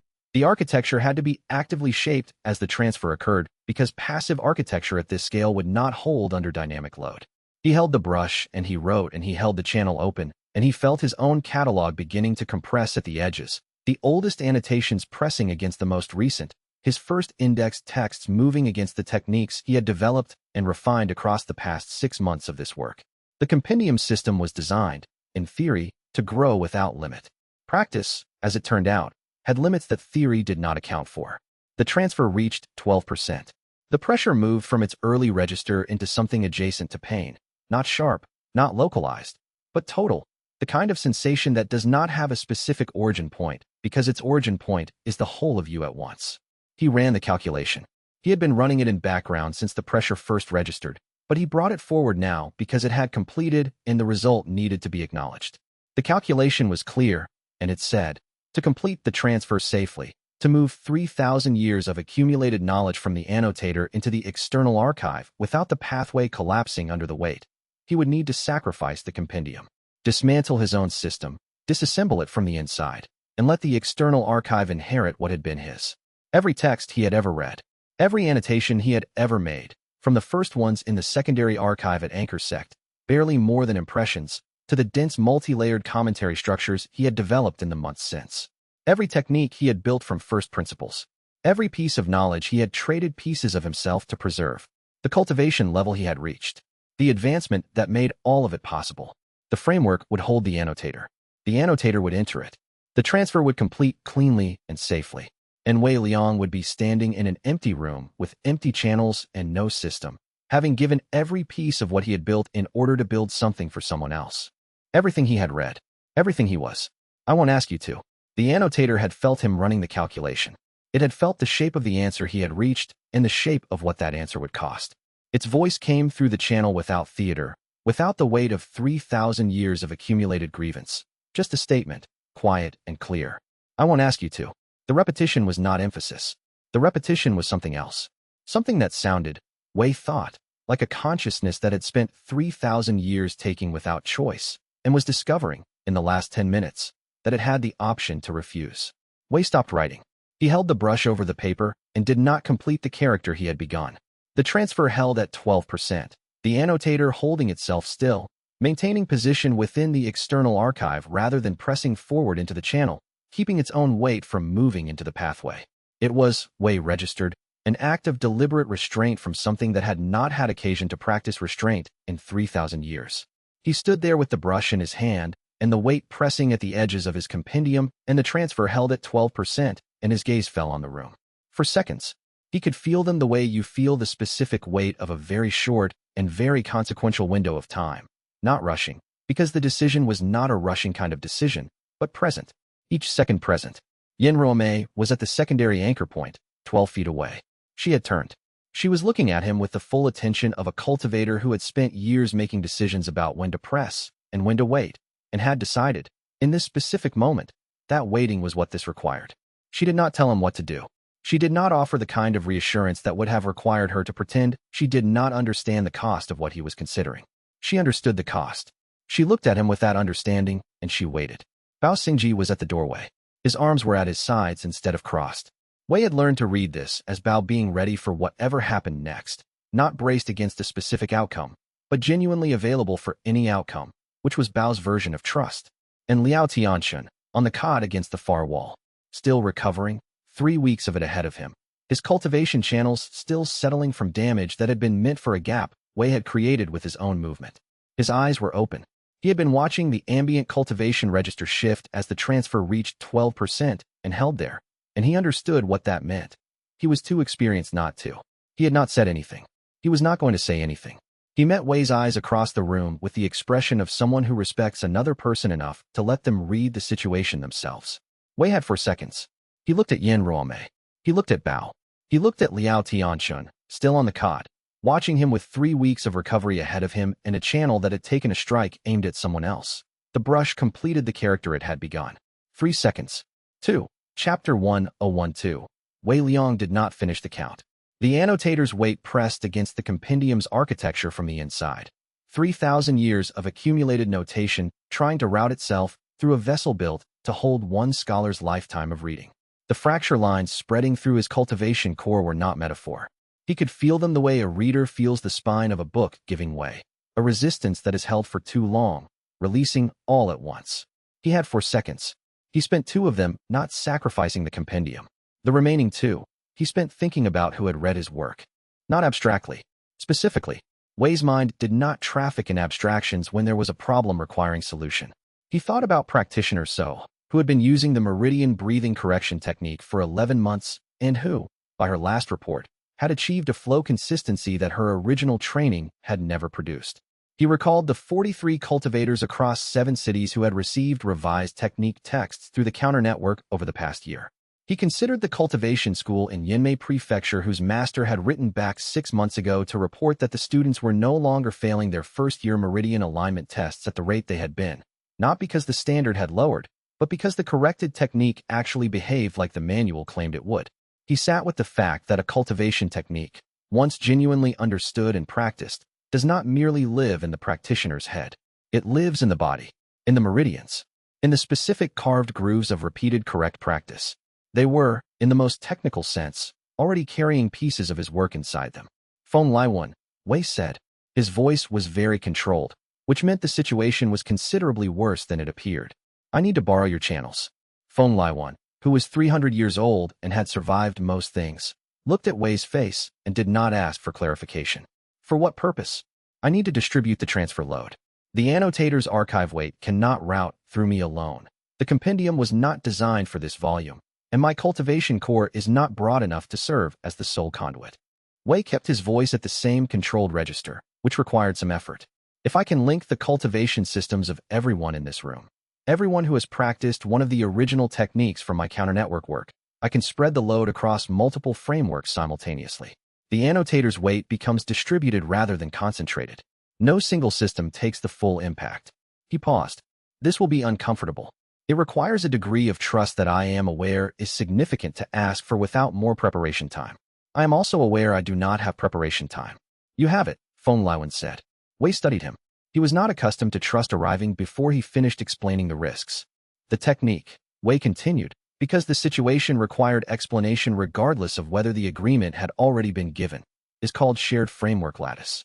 I wrote a theoretical framework for it 8 months ago as an exercise in considering how distributed cultivation practice might buffer individual technique failure. The framework is theoretically sound. It was designed for gradual multi-practitioner synchronization over the course of days or weeks. He paused. We will be doing it in approximately 1.5 seconds. You wrote a theoretical framework for this, Wei Cangshu said, from the doorway where he had been watching with an expression Wei had learned to read as focused alarm. Bao's alarmed expressions were always precise. Not general fear, but the specific attention of someone cataloging what would be required afterward. I write theoretical frameworks for many things. The useful ones are not always the ones I expect to be useful. Wei was already extending his cultivation sense outward, feeling for the meridian signatures of everyone in the room who carried his original techniques in their practice. The technique frameworks he had distributed through the counter network over the past year had not merely been transmitted as texts. They had been practiced, integrated. That practice left a specific imprint in the meridians, a resonance he could identify the way a calligrapher identifies their own brushstroke in another's hand. Feng Laiwan, yes. Multiple original frameworks, deep and settled, integrated with the particular solidity of someone whose cultivation had been stable for decades before the new techniques arrived. Yin Ruomei, the meridian correction technique, practiced for 8 months, integrated cleanly into her core flow. Her channels had always been precise. The technique had found in her a good home. Elder Kong Wengqiu, the revised annotator counternotation they had developed together, practiced daily, forming a substrate that was by now more familiar to his meridians than his original cultivation method. Liao Tianxun, still recovering, his channels damaged but not absent. Even the fractured architecture of his injured meridians carried the imprint of the original techniques they had trained together. The imprint was lighter, but it was there. Bao Jiangshu, whose practice was an extension of Wei's own work, who had been practicing these techniques for longer than anyone, who had made them his own in ways that Wei had not entirely anticipated when he first handed over the corrected texts. Wei did not feel sentimental about this inventory, but he noted it, and found that the inventory was more than adequate for what was needed. I need everyone who has practiced my original technique work to open their meridian channels to a shared link, he said. The fracture lines in his cultivation core were widening. He had perhaps 2 seconds before the structural damage became irreversible rather than merely painful. It will feel like a brief period of being read by me. This is accurate. Do not resist it. No one in the room had been a student of Wei Liang for long enough to find that description comforting, but no one in the room refused. The link opened in the moment before the annotator's weight reached critical pressure, a network of cultivation systems spreading Wei's own channels outward into something that had a dozen foundations instead of one. He felt each connection establish, the deep, steady reservoir of Feng Liuan's centuries of practice, the precise architecture of Yin Romei's meridians, Elder Kang's familiar counternotation imprint, Liao Tianxun's damaged but contributing channels, giving what they could, Bao's training-honed pathways, anchored and strong. The weight hit. Wei felt it distribute, felt it press against the lattice of linked systems and spread rather than concentrate. Feng Liuan's deep reserve absorbing a significant portion with the steadiness of centuries of uninterrupted practice. Yin Romei's precise meridian architecture channeling the load through her core framework with an efficiency Wei had known was there theoretically and now felt directly. Bao Jiangshu's channels bearing the heaviest share simply because they were the most familiar with Wei's work and could route it with the least friction. The annotator's weight passed through them all, distributed, slowed, absorbed into the lattice in pieces small enough for each system to hold. The annotator completed its transfer. The external archive crystallized. Wei felt it happen like the closing of a long parenthesis. Something that had been open and pressing was now contained, stable, housed in the structure built specifically to hold it. Wei closed the link and sat down on the floor because standing was no longer practical. Around him, the sound of 5 other people's breathing recalibrating filled the silence. He noted this peripherally. The compendium was present, functional. But in the moment of the link's closure, something in its foundational layer had shifted. Some structural stratum that had held the system's architecture at full capacity had not simply bent under the combined pressure of the transfer and the distribution. It had cracked. The crack did not prevent function. It changed it, the way a bell that has been struck too hard produces a different resonance afterward. Still a bell, still sounding, but altered at some level below the surface. He was aware of this. He catalogued it for later consideration, which was a way of acknowledging a significant development without allowing it to demand attention he did not currently have. Wei Cangshu, Bao Jiangshu said, crouching beside him with the expression he always used when he was very worried and trying not to show it by making his face very neutral. Report. The transfer completed. The archive is stable. Wei looked at his own hands, which appeared to be functioning correctly, and found this mildly reassuring. The compendium is cracked at its foundation. Cracked. Functional. Altered. Wei looked up at the new external archive, the crystallized structure holding centuries of the annotator's uncorrupted knowledge, contained now, quiet now, no longer pressing against the world from outside a structure that could hold it. We succeeded. The annotator was quiet, and the quality of that quiet was itself a kind of evidence. Something that had spent millennia as restless, pressing, corrupting weight, present in every annotated technique as an invisible hand turning the text away from what it should have been, had become still. Wei did not have a word for what the annotator was now. He filed the question for later, with the crack, with all the other things that would require attention when he had attention to give. Around him, the cultivators who had lent their channels were recovering with the slightly dazed expression of people who had briefly held something very heavy and then set it down. Feng Liuan looked, of all things, satisfied. The particular satisfaction of a scholar who has participated in something historically significant and knows it.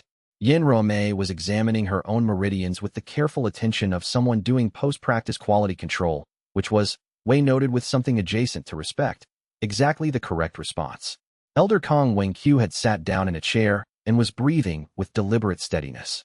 Liao Tianxun, whose contribution had been smaller than the others due to his damaged channels, had nevertheless contributed what he had, and looked as though the effort had cost him more than it had the rest.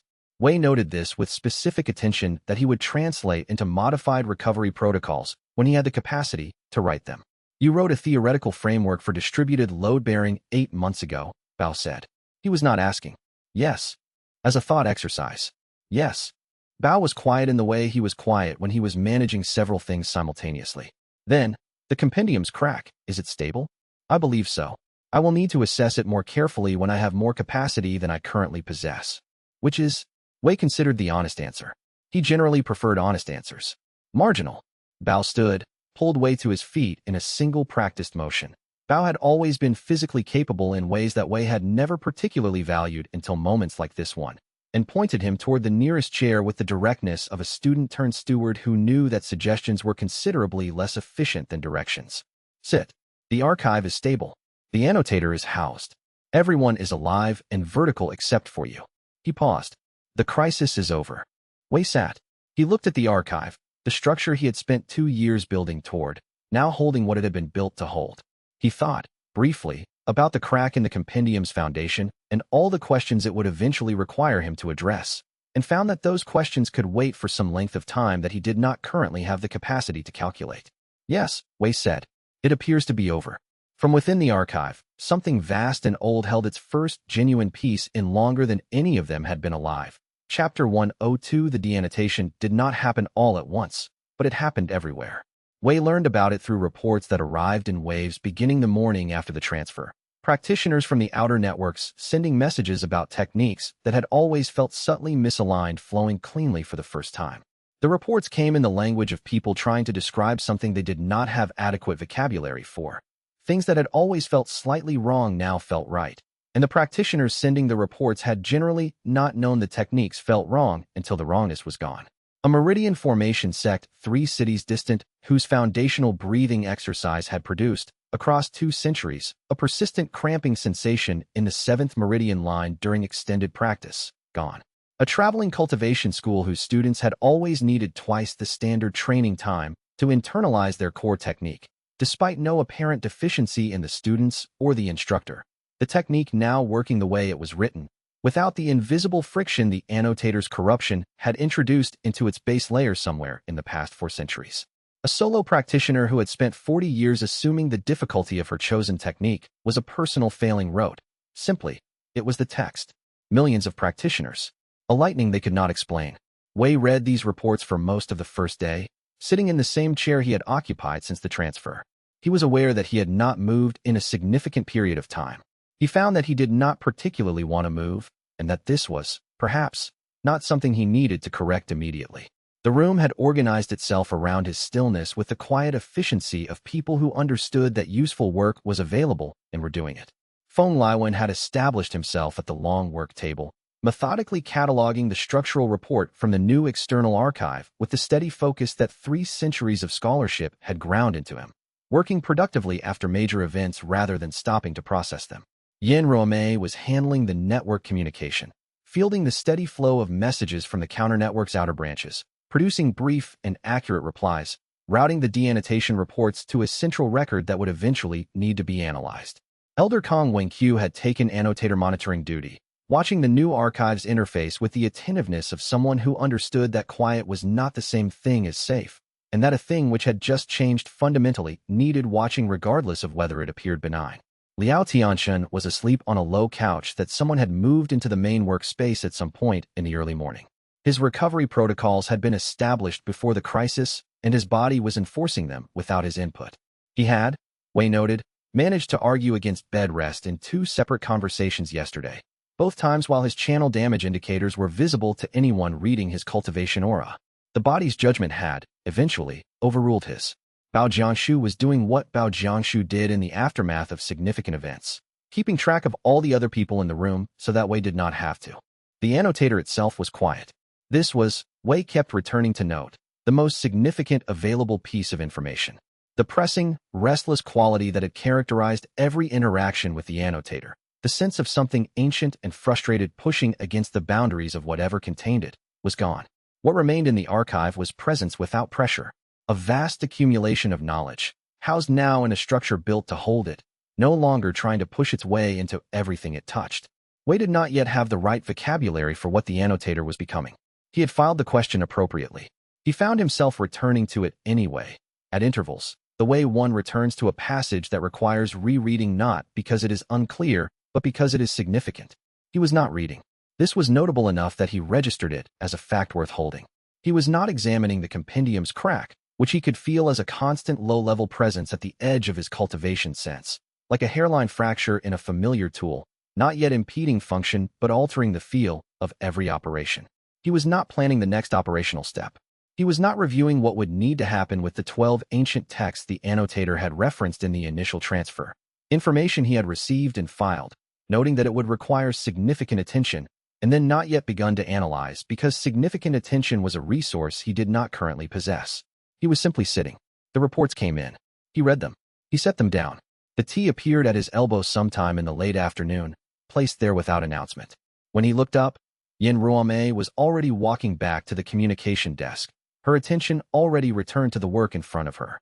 She had not asked if he wanted tea, had not suggested that he might want to eat something, had not checked in about his recovery in any verbal way. She had simply determined that tea was appropriate and provided it. Wei drank the tea without picking up the reports again. He had not spent 6 consecutive hours not reading since the early years of his practice, when his cultivation had not yet advanced to the point where reading was the primary mode through which he could make progress. Even then, the idleness had been enforced. Illness, once. The political situation in the capital, twice. A period of 3 weeks when Liao Tianxin had hidden his books in an intervention that Wei had considered unnecessary and Liao Tianxin had considered overdue. The current stillness was different.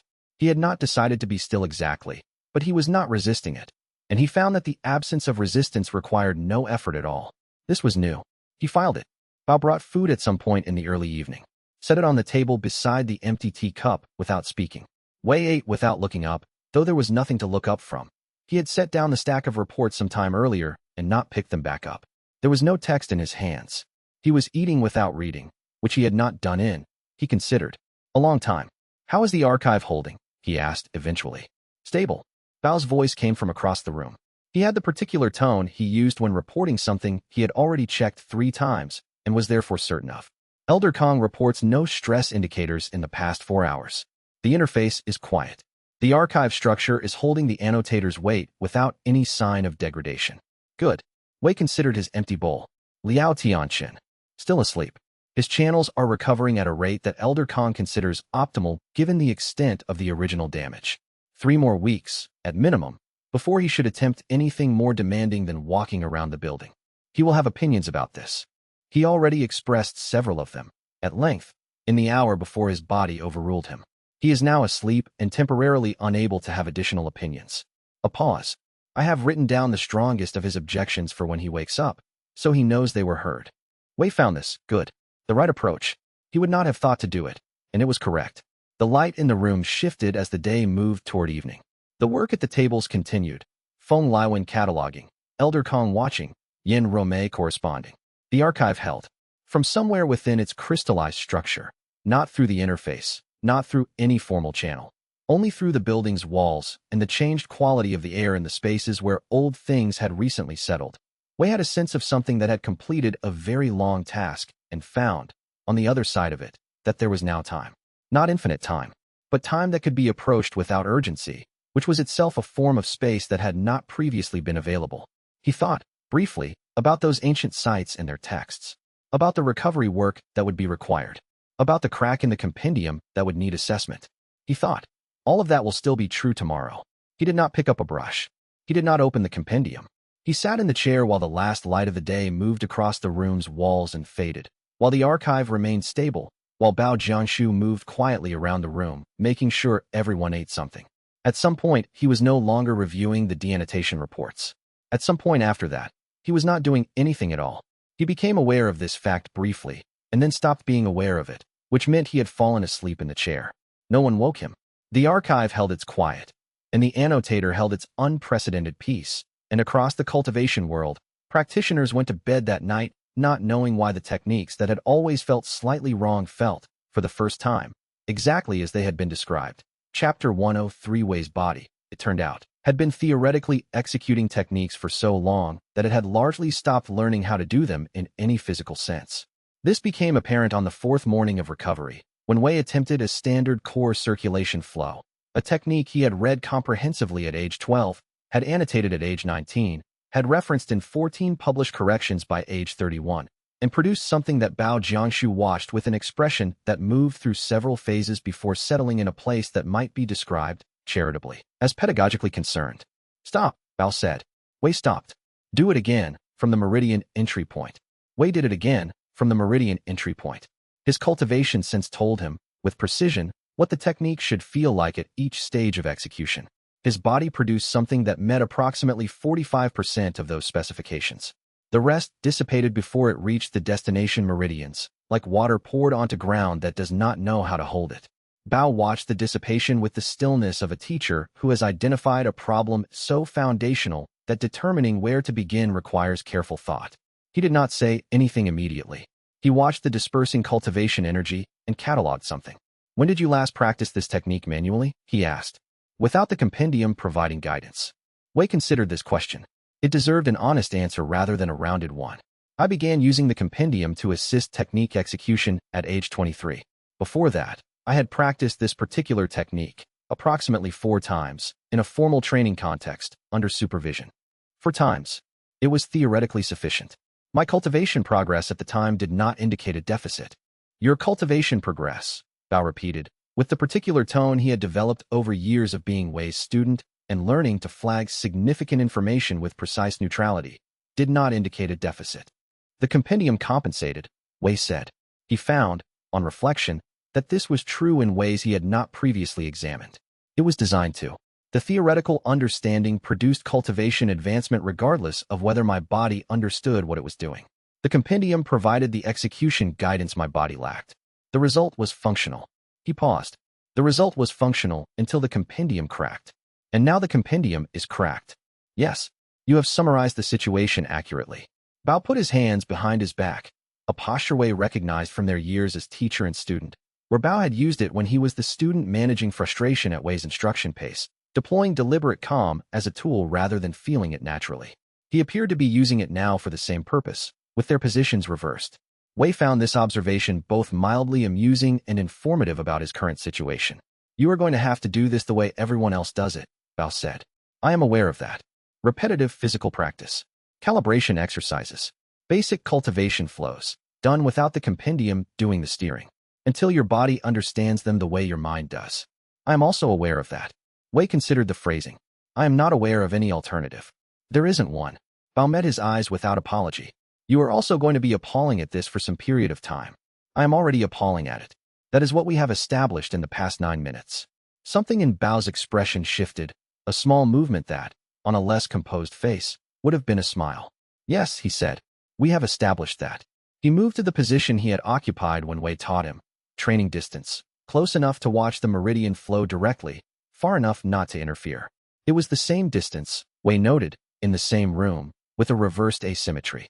"Again, slower this time. I want to watch where the energy actually goes rather than where you intend it to go." Wei executed the technique slowly. He had not, in his adult practice life, executed cultivation techniques slowly. The compendium had always provided the efficiency of a single correct pass. Here is where the energy should go, and the energy went there, because the system understood the architecture even when the body did not. Moving through a technique at observational pace felt like reading one character at a time from a text he could already hold entire in his mind. It felt like being made to walk through a room he could see from outside. He did it anyway. Bao watched with his cultivation sense extended, following the energy as it moved. He said nothing for the full duration of the slow pass. Wei could feel Bao's cultivation awareness tracking. There was something specific in the quality of Bao's attention, a directness that Wei had not noticed when he was the one doing the watching. "Your 7th meridian enters the sequence 1 breath too early," Bao said, when the pass completed. "That is why the energy disperses before reaching the core. Your body has a habit of anticipating. You understand the sequence in advance, so your physical response moves ahead of where you actually are." Wei held still and considered this. He reviewed the sequence against what his body had produced and found, on careful examination, that Bao was correct. His 7th meridian had reached for the next stage before the previous one was finished. It had done this because he knew the next stage was coming, and his body had translated that knowledge directly into action, skipping the waiting. Anticipatory error, he said. Very common in practitioners who learn technique theory before practice, Bao said. His voice held no judgment beyond the precision of categorization. You know where you are going. Your body tries to take you there before you have arrived. This will be a persistent problem. For some weeks, probably yes. The habit is established enough that it will require consistent correction before the body accepts a different pattern. Bao considered.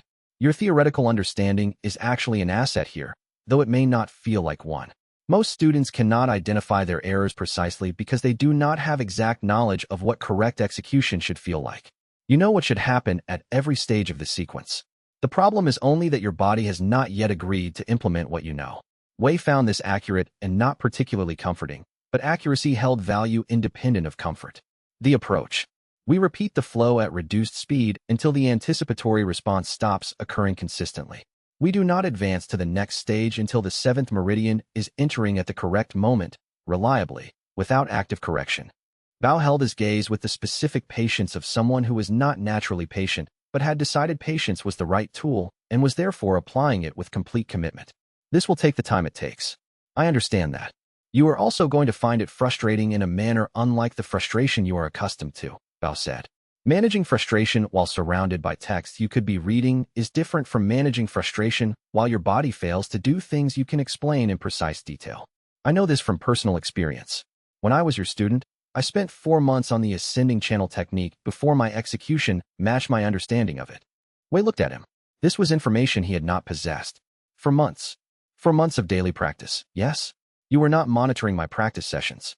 You were, a brief pause, reading. That was what I was supposed to be doing. It was what you were supposed to be doing, and it produced annotations for the ascending channel technique that I still reference. That is not a criticism. It sounds somewhat like a criticism. It is somewhat like a criticism, Bao acknowledged, with the honesty that had always been one of his more useful qualities as a student. But only somewhat. The annotations were valuable. The gap in your physical training practice is now also valuable, in that it is where we are working. We will make use of what you have. He stepped back to observation position. Again, slower than last time. Attend specifically to the 7th meridian. Make it wait until the breath has completed. Wei began the flow again, slower than felt right, watching his own meridian sequence with the analytic focus he applied to texts. His body sent the 7th meridian energy forward. He held it back. And this was the notable thing, the thing that was unlike anything the compendium had ever produced for him. Holding it back required actual physical effort. A quality of muscular attention theoretical execution had never required from him. The compendium had always handled this portion of the work. The compendium had always made the technique happen. This was him making it happen, and the difference was apparent in every moment of sustained attention required to keep his body from reverting to anticipation. The energy reached the 7th meridian at the correct moment. The flow completed. There, Bao said. That is what it should feel like. Locate that sensation. You will need to find it again. Wei located it. He also noted that he could not entirely describe, in the vocabulary of his technique annotations, what he had done differently. Only that it had involved a quality of physical attention that did not map neatly onto any analytical framework he had previously used. The sensation was specific. He did not have the right word for it. He added the finding to the list of things that would require examination later. Again, Bao said. Wei began the flow from the entry point. His body tried to send the 7th meridian energy early. He held it back, finding the effort again, locating the specific attention it required. The energy reached the 7th meridian on time. Again, they continued until the light through the room's windows had moved from morning to afternoon. Wei's body was, by objective measure, appalling. His execution was inconsistent.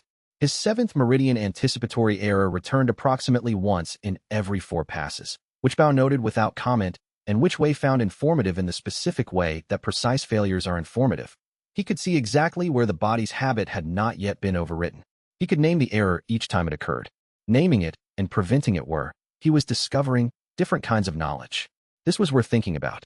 He filed it, below the compendium crack, below the deannotation reports, beside the question of the annotator's new silence. The afternoon session will focus on the meridian alignment exercises, Bao said, when they paused for the midday meal. The core circulation flow again in the morning, until the 7th meridian entry is consistent for 10 consecutive passes. After that, we move to the next sequence. How many sequences are in the foundational set? Bao told him. Wei held the number.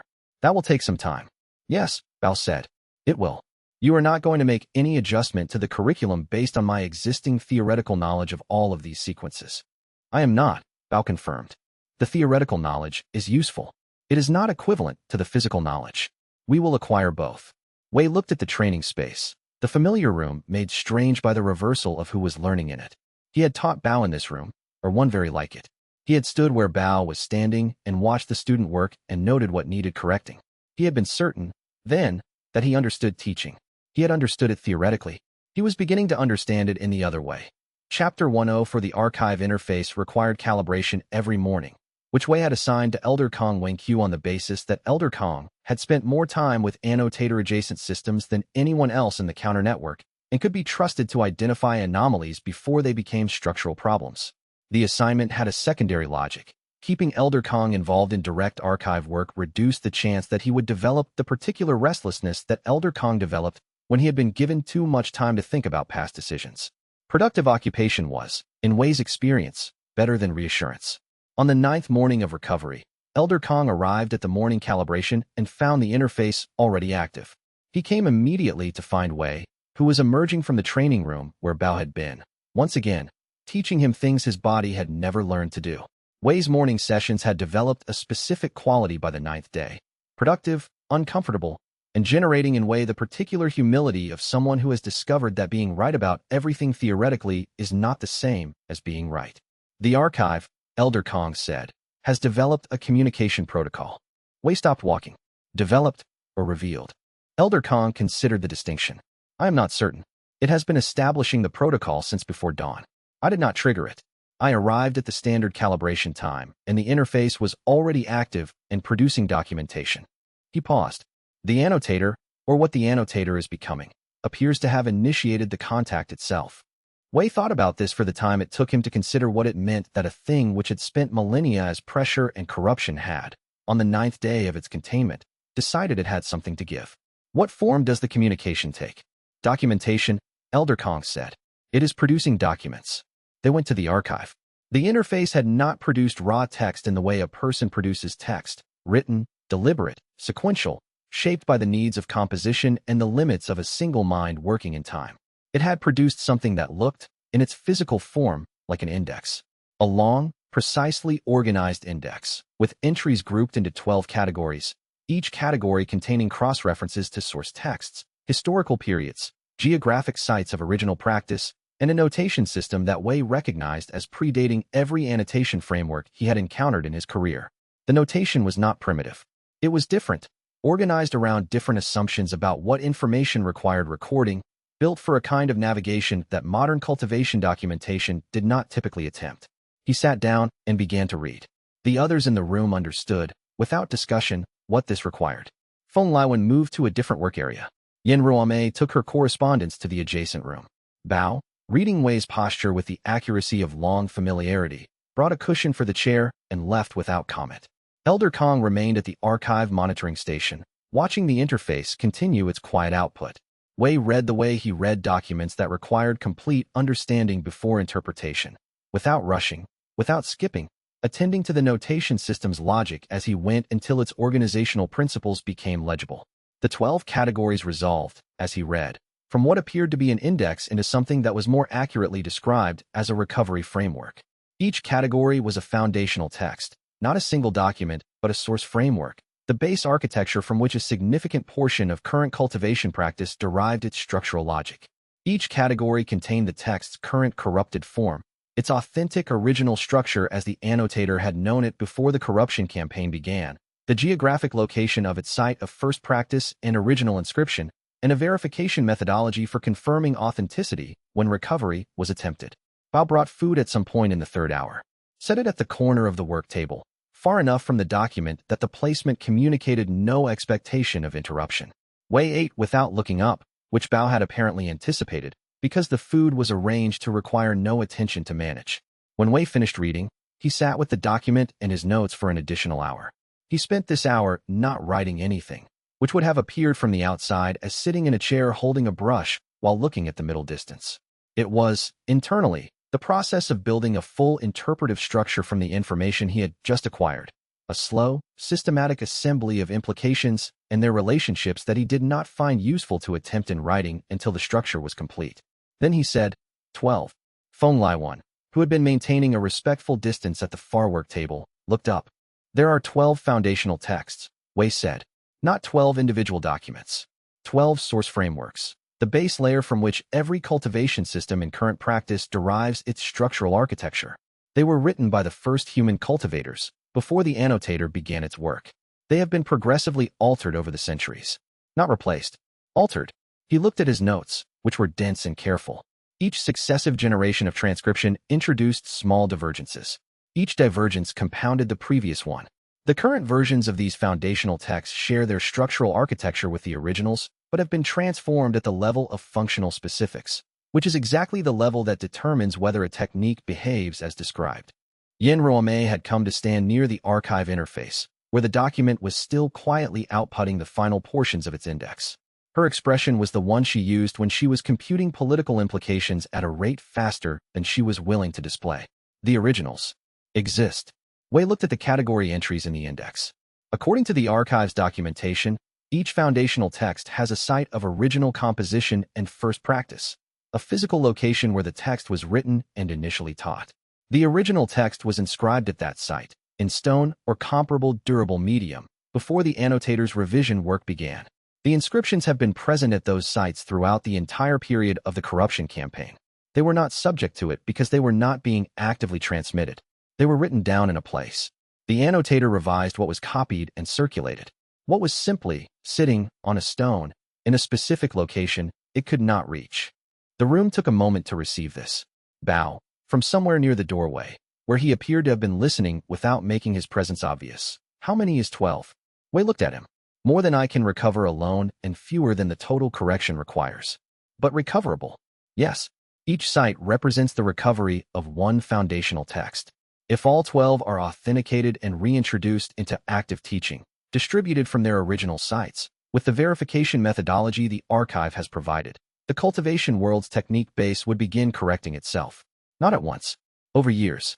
Each corrected foundational text repairs the layer of practice built on it, which in turn allows the more advanced techniques derived from that layer to function as intended.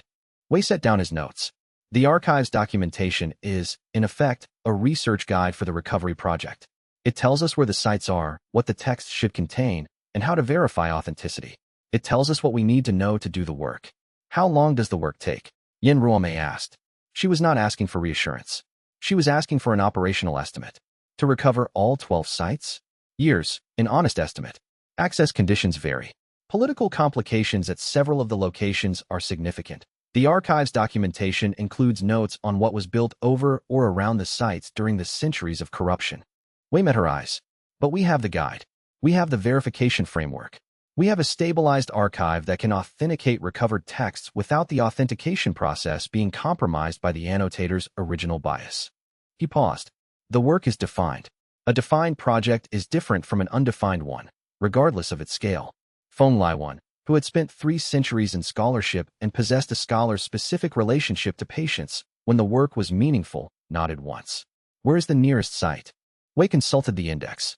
He gave the location, the name of a place, the specific geographic description, the landmark that the archive identified as the marker of the original inscription site.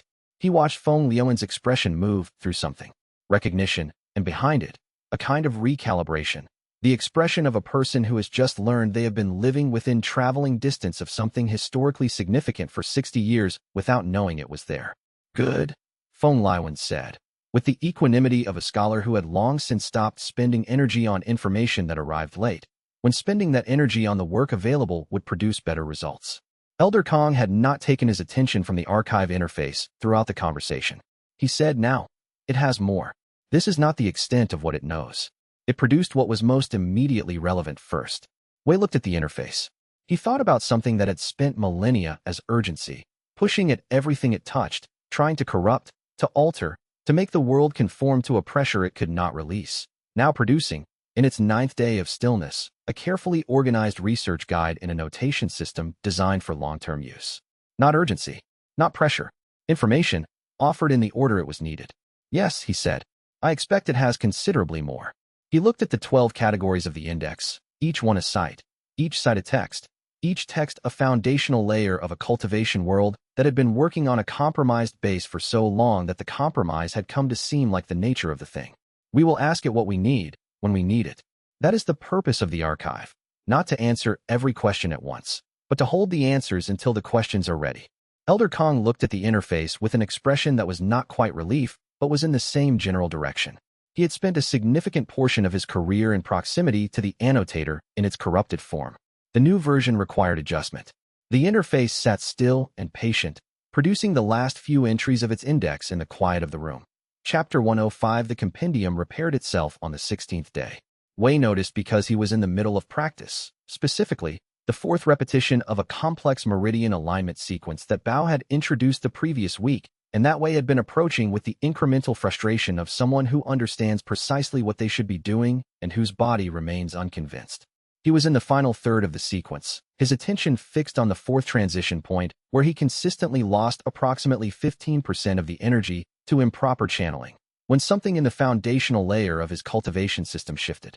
Not back to what it had been.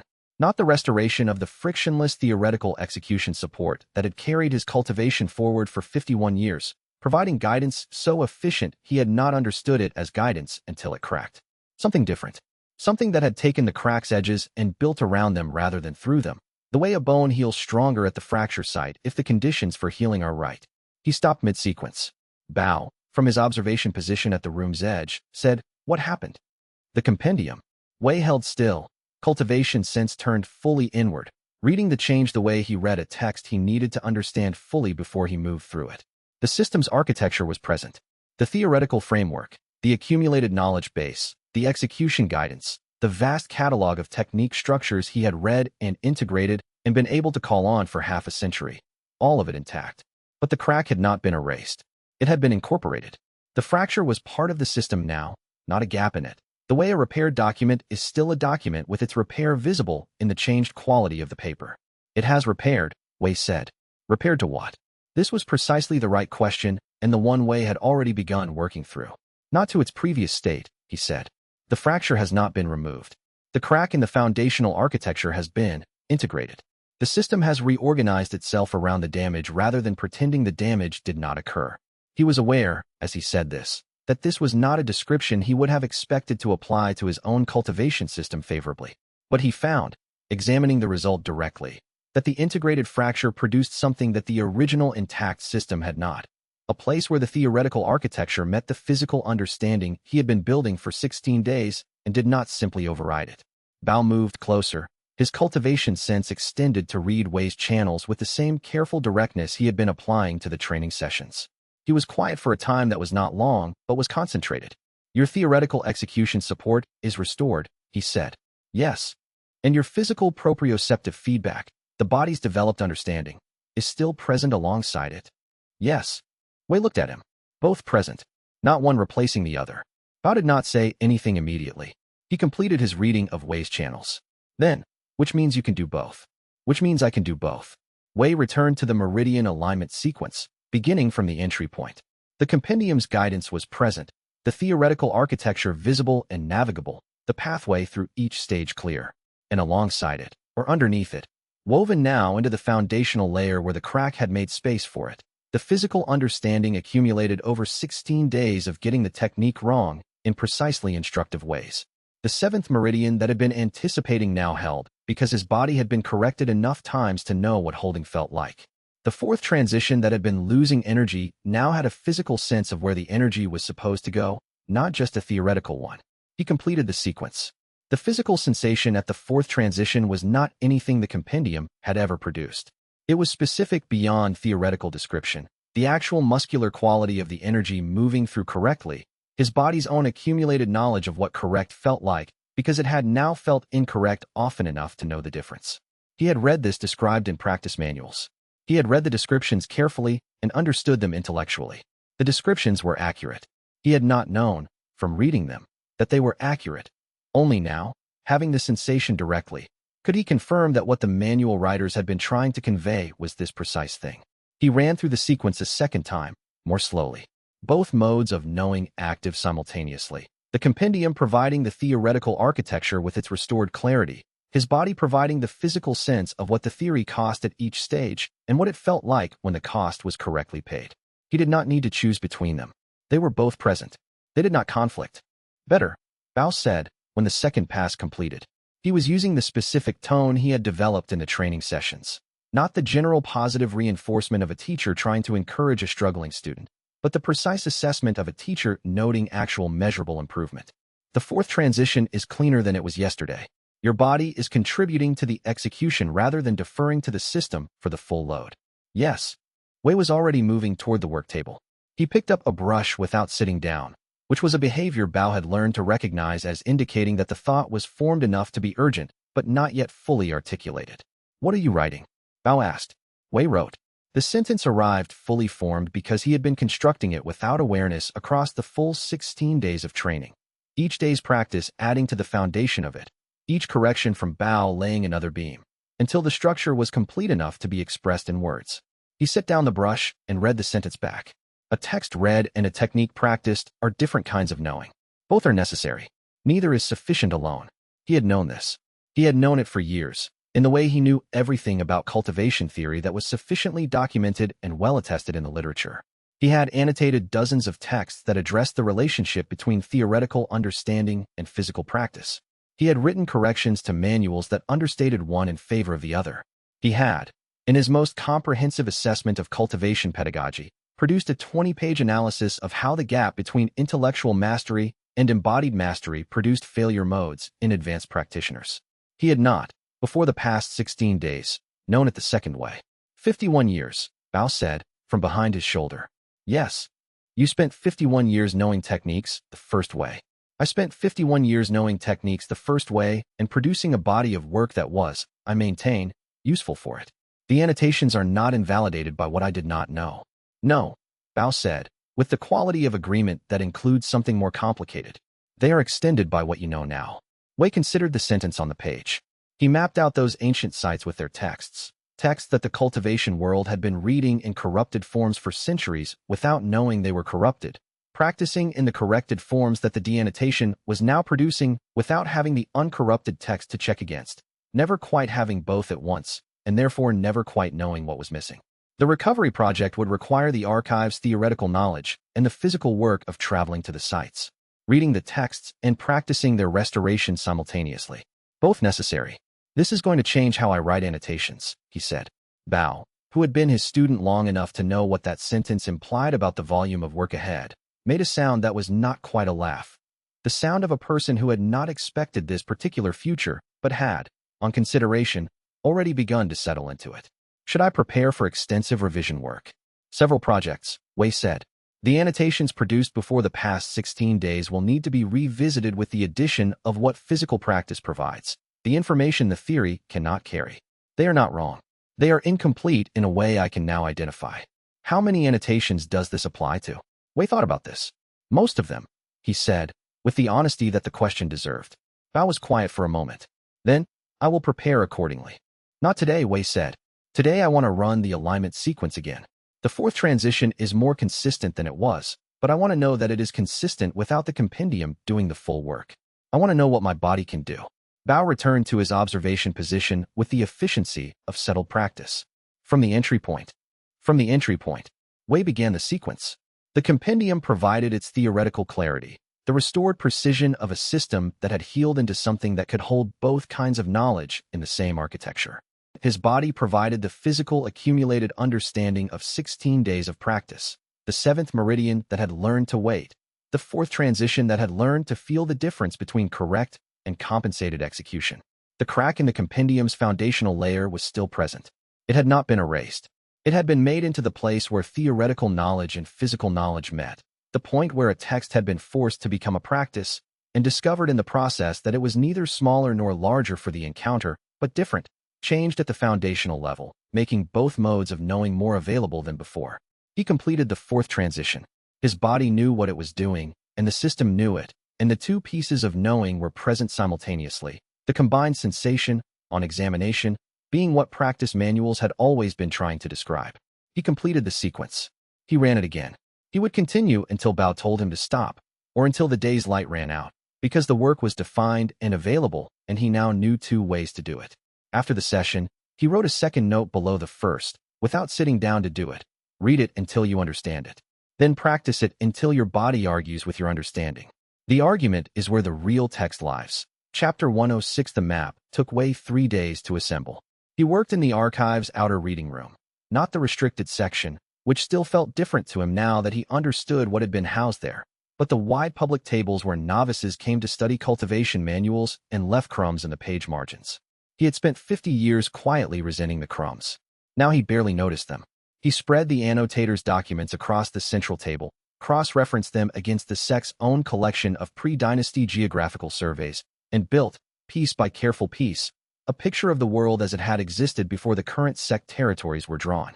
The geographical surveys were the most useful and the most frustrating material he had.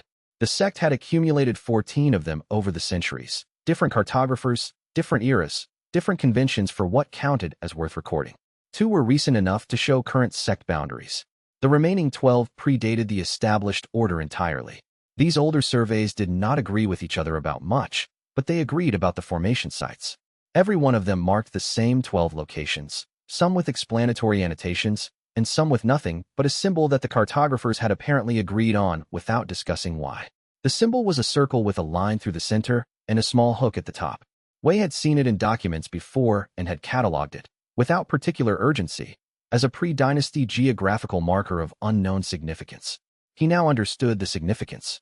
The symbol indicated a site where earth chi and cultivation intent had been deliberately aligned, not for combat, not for resource extraction, but for the purpose of preserving something.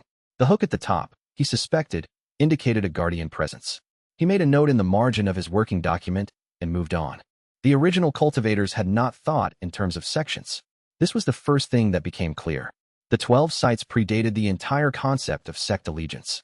They had been chosen for formation compatibility, natural convergences of earth chi that made certain cultivation principles easier to demonstrate, not easier to hoard. The sites had no walls. They had no banners. They had guardian spirits, which was a different category of boundary than a wall.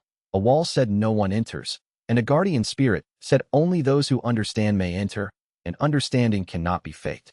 Wei mapped them one by one. 3 were within range of what was now Azure Peak Sect territory, 2 in the valley below the Sect's main compound, 1 in a cave system northeast of the mountain that Azure Peak had repurposed as a secondary archive centuries earlier without apparently noticing what it already contained. The cave system's entry had been covered by what the Azure Peak administrative records called a natural rock formation useful for interior climate regulation. Wei found this description professionally irritating. What Azure Peak called useful climate regulation was the residual formation effect of a guardian site that had been maintaining optimal conditions for the preservation of cultivation materials since before Azure Peak existed. He noted these sites and set them aside for Liao Tianqian, whose Azure Peak contacts made access straightforward. 2 fell near Crimson Brush Sect, which complicated things. Crimson Brush had been aggressive about territorial cultivation rights for the past century, a posture rooted not in genuine security concerns, but in a series of internal politics that had rewarded territorial assertiveness and produced, over time, an institutional character that treated any outside presence in their region as a negotiation to be won rather than a situation to be understood. Getting to their sites would require either political navigation or an approach from the opposite direction entirely, through the marshland boundary that Crimson Brush had never bothered to fortify because they didn't consider it an entry point. Wei marked both sites and added a note. Yin Ruomei. Her understanding of access negotiations was considerably better than his. Her understanding of how territorial institutions thought was considerably better than most people's. One site was in the deep mountains 2 weeks' travel northeast. Remote, cold, and, according to the annotator's notes, requiring a cultivation demonstration involving sustained output over time rather than a single insight. That was a physical endurance test as much as a comprehension test. Bao Xingji's name wrote itself next to that notation without Wei consciously deciding it. He paused, noticed the notation, and left it where it was. The assignment was accurate. He continued working down the list. Sites 7, 8, 9 were in coastal territory, neutral ground, accessible if tedious. Sites 10 and 11 were in formation arrays that had been built over. He would need to locate the original structures underneath the current construction, which meant research before approach. He set those aside for Feng Laiwan, whose network through Meng Chiyue would handle the access questions, and whose 200 years of patience would serve better than urgency in situations that required careful exterior assessment before entry. Site 12 he had saved for last without knowing why. He pulled the geographical survey for the region surrounding his own sect. The survey was 230 years old, drawn by a sect cartographer who had been meticulous about including every formation structure in the compound's environs, including the ones the sect no longer used. Wei appreciated this cartographer deeply. In the abstract way, he appreciated anyone who had been thorough about something that others would have considered unnecessary. There was a garden at the east edge of the compound, the old formation array garden, where the original founders had apparently practiced spatial geometry. Wei had walked past it regularly for 50 years. It was a pleasant garden. Willows, a small reflecting pool, some ancient stone pillars the sect had moved around over the decades because they were in the way of the maintenance paths. The cartographer had marked it with the symbol. The site was 20 meters outside the compound wall. Wei sat with that information for a while. He had read the records of that garden. He had included references to it in 3 separate restoration project recommendations over the course of his career, recommending that the formation stones be properly catalogued before they were moved further. Each time, the recommendation had been noted and filed under ongoing assessments. The garden remained a garden. The formation stones remained in the way of the maintenance paths, periodically moved to new positions that were also in the way. 20 meters outside the wall. Wei had walked past it last week. He had walked past it the week before that, and the week before that, for 50 years. He sat back in his chair. Through the window of the reading room, he could see the willows at the east edge of the compound, their branches still in the early evening air, the last of the afternoon light catching the silver undersides of the leaves. An ancient guardian spirit had been waiting 20 meters from his desk for, presumably, centuries. It had been waiting while the sect was founded around it, while the compound walls were built, while 3 generations of maintenance workers moved its stone pillars around the garden to more convenient locations. It had been waiting while Wei walked past on his way to the archive every morning for 50 years and did not look up. He made a small notation in his ledger. Asterisk Site 12, East Garden. 20 meters. Allocation. Personal. Asterisk. Then he continued organizing the full map. There was still the question of sequence, of which sites to approach in what order, of whether any of the Guardian tests would require information gleaned from earlier tests. The annotator's notes suggested the tests were independent. Each Guardian had preserved knowledge of one foundational text and was configured to assess comprehension relevant to that text. But Wei distrusted clean independence. In his experience, understanding was rarely modular. What you learned from one source changed the texture of what you could receive from the next. He worked through the evening, sorting the sites by approach difficulty, likely test type, and logistical access requirements. The sequence emerged not from strict optimization, but from constraint. Some sites had seasonal access windows, some required advanced coordination, some would go easier with information from others. By the time he stopped, the map was complete. All 12 sites located, cross-referenced, and provisionally allocated across 4 parties. Outside, the willows were dark silhouettes against a purple sky. He thought about 50 years of walking past. He gathered the maps, rolled the surveys carefully, and set the annotator's documents in their case. Tomorrow he would convene the group to discuss the allocation in full. Tonight he needed to consider how to explain to Feng Liwen that one of those 12 ancient texts had already been found, 200 years ago by Feng himself, without either of them knowing it. That conversation was going to require some care. Not because Feng was fragile. He was not. A 300-year-old archivist who had survived 3 sect conflicts and 1 theoretical dissolution of his entire field of expertise was not fragile, but because the particular kind of information Wei was carrying was the kind that changed the shape of a person's memory of the past, and that deserved more than a brisk transfer. He extinguished the reading lamp and sat in the dark for a moment, looking east toward the garden he had walked past for 50 years, thinking about what had been waiting there, patient and entirely unbothered by the wait. 50 years, he thought.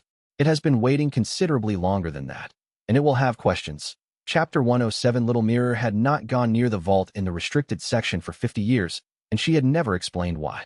Wei asked her directly, which was not his usual approach. He generally preferred to let information surface on its own schedule, but the situation had moved past the point where patience was a virtue rather than a delay.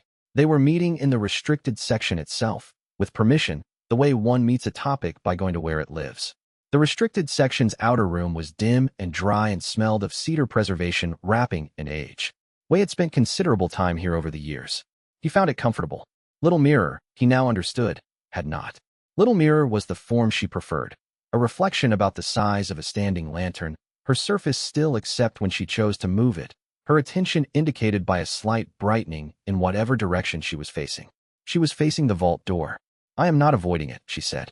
I am respecting it. Those two things can look identical from the outside, Wei said. A pause. The surface of her reflection rippled slightly, not distress, but the equivalent of a considering expression. Something in the quality of her stillness suggested that she had been waiting for this conversation for some time, and that waiting had required more from her than it appeared. When I was first instantiated in this archive, 240 years ago, I explored every section. The archive director at the time encouraged it. He said that a catalog spirit who had not personally examined the entire collection would develop blind spots. He was correct. A small shift in her surface. This vault was one of the last I explored. I opened it, and I had been cataloging materials for 3 months at that point. I had processed 12,000 scrolls. I had learned to distinguish cultivation manuals from commentary from history from forgery. I had developed a sense for the weight of materials, not physically, you understand. The weight of authenticity. Some scrolls carry more presence than others. The older ones, the ones written by cultivators with genuine understanding, have a quality that is different from copies or reconstructions. I had become skilled at detecting this. I believed I had calibrated my perception well. Wei waited. When I opened that vault, Little Mirrors said, there was a scroll case inside. Ordinary lacquered wood. No markings beyond a simple inventory number. And the presence coming from that scroll case was, she paused. Her surface went very still. It was what I had been using as a reference point for what authentic cultivation energy felt like. Everything else I had cataloged that felt authentic relative to the ordinary world. That case felt authentic relative to something else entirely. Something I did not have a category for. My entire perception framework tried to find a comparison and could not. Pre-corruption, Wei said quietly. I did not have that term then. I did not have any term. I only knew that approaching it made my entire perception system feel like a small lamp being held next to the sun. Not dangerous. Not hostile. Just so much more real than anything I had encountered that my sense of scale became temporarily unreliable. She paused a long beat. I closed the vault. I did not go back. Wei regarded the vault. The door was iron, set into the back wall, ordinary in every visible respect, the kind of ordinary that turns out, on examination, to be a deliberate choice rather than an accident. And for 50 years, he said, whenever you were working near the restricted section, I routed my cataloging work around this corridor. There were sufficient materials elsewhere to justify the routing. No one noticed. Her surface shifted. I am aware this is unusual behavior for a catalog spirit. My function is to know where things are, and I chose not to know where this particular thing was. You knew where it was, Wei said. You knew precisely where it was. That was the problem. A brief pause. Yes. Feng Liwen removed that case 200 years ago. Yes. I was aware of this. I watched him take it. Did you? He was a senior cultivator, properly authorized. The archive director at the time had given him blanket access for his research project. I cataloged the removal and noted that the vault's primary item had been withdrawn for study. Little Mirror's surface shifted toward Wei. I did not tell him what I had perceived. I did not have the language for it, and I was not certain my perception was calibrated correctly. The only reference point I had was a single encounter with a single object that I had immediately retreated from. I did not know if what I detected was real or if my perception had been compromised by some aspect of the vault environment itself. I was only 40 years old. I had been cataloging for 3 months. Wei sat down on the floor of the restricted section, which was not particularly dignified, but his legs had decided the conversation warranted it. The floor was cold stone, smooth with age. You have been carrying that uncertainty for 50 years. I have been carrying the knowledge that something significant left this archive, and that I did not understand it well enough to name it. I watched Feng Liwen take it to his study. I continued my work. Every decade when I ran the archive's condition reports, I noted the vault's primary item as withdrawn for ongoing study. I did not flag it. I did not inquire. Her surface went very still again. I was uncertain, and I was 40 years old and had no one to ask who would understand the question. You understood it better than anyone here, Wei said. You flinched from it because it was real. That is a more accurate perception than most cultivators manage in a lifetime. A long silence. Little Mirror's surface was entirely still, which was not her ordinary stillness. This was the stillness of something being set down rather than something waiting. Does he know? She asked quietly. Feng Liwen. Not yet. Wei studied the vault. He is about to. Feng Liwen did not keep his study in the archive building. He kept it in a residence 3 courtyards removed, a low, understated structure with good light from the east in the morning and from the south in the afternoon, and a collection of stone weights arranged on the windowsill, a habit from a period in his youth when he had practiced formation calibration and kept the weights as reference standards. He had not used them as tools in a very long time. They were there because he had kept them, and he kept them because he liked the way they looked in the morning light. 9 smooth oblongs in graduated sizes, each one worn from handling, each one a memory of a method he no longer practiced. Wei found him in the study with 3 scrolls open and a pot of tea that had gone cold. Feng did not look up immediately, which was his nature. He finished his current thought before acknowledging an interruption, which some people found rude and which Wei found entirely reasonable. Wei Liang. Feng gestured to the chair across the desk without looking up from the scroll. You have something to tell me. You have the expression you make when information is significant and you are not certain how someone will receive it. You have noticed that expression. You have used it several times over the past year. It is distinctive. Feng closed the scroll, set it neatly aside, and looked at Wei directly. He poured a second cup of cold tea and did not apologize for it. Sit. Tell me. Wei sat. He placed the annotator's documents on the desk, opened to the relevant section, and explained the 12 ancient texts, their sites, and the nature of pre-corruption cultivation materials. He spoke with precision, not with drama. He included the annotator's account of how the corruption had spread, the mechanism by which modern cultivation techniques had come to be descended from degraded originals, and why the foundational texts were significant not as historical artifacts, but as active, restorable sources of uncorrupted cultivation principle. Feng listened without interrupting, which was his nature. He absorbed information the way old stone absorbed heat, slowly, thoroughly, without waste. When Wei was finished, Feng looked at the documents for a moment. He reached out and turned one page, read a passage, turned it back. And one of the 12 sites was the restricted vault in this archive, he said. Practically adjacent to it, yes. The formation array extended into the vault structure. The vault itself was a preservation environment created to house the text. The scroll case held the foundational text for 240 years before you removed it. Feng picked up his cold tea, set it down without drinking. I removed it 40 years after becoming archive director. I was conducting a dormant collections assessment, identifying materials that had been properly catalogued but never studied, to determine if any warranted active research attention. I found a lacquered scroll case in the back vault with an inventory number from 3 centuries ago and no associated record of study by any subsequent archive director. I believed it was an uncatalogued cultivation manual from the pre-dynasty period. Possibly rare. Definitely worth examining. What did you find when you examined it? Feng held the question differently from his ordinary pauses. This one stretched, settled, and did not resolve. I could not read it, he said at last. The calligraphy was pre-dynasty standard script, and I am literate in pre-dynasty standard script, fluently so. But the text resisted comprehension in a specific way. It was not illegible. Every character was clear. The grammar was correct.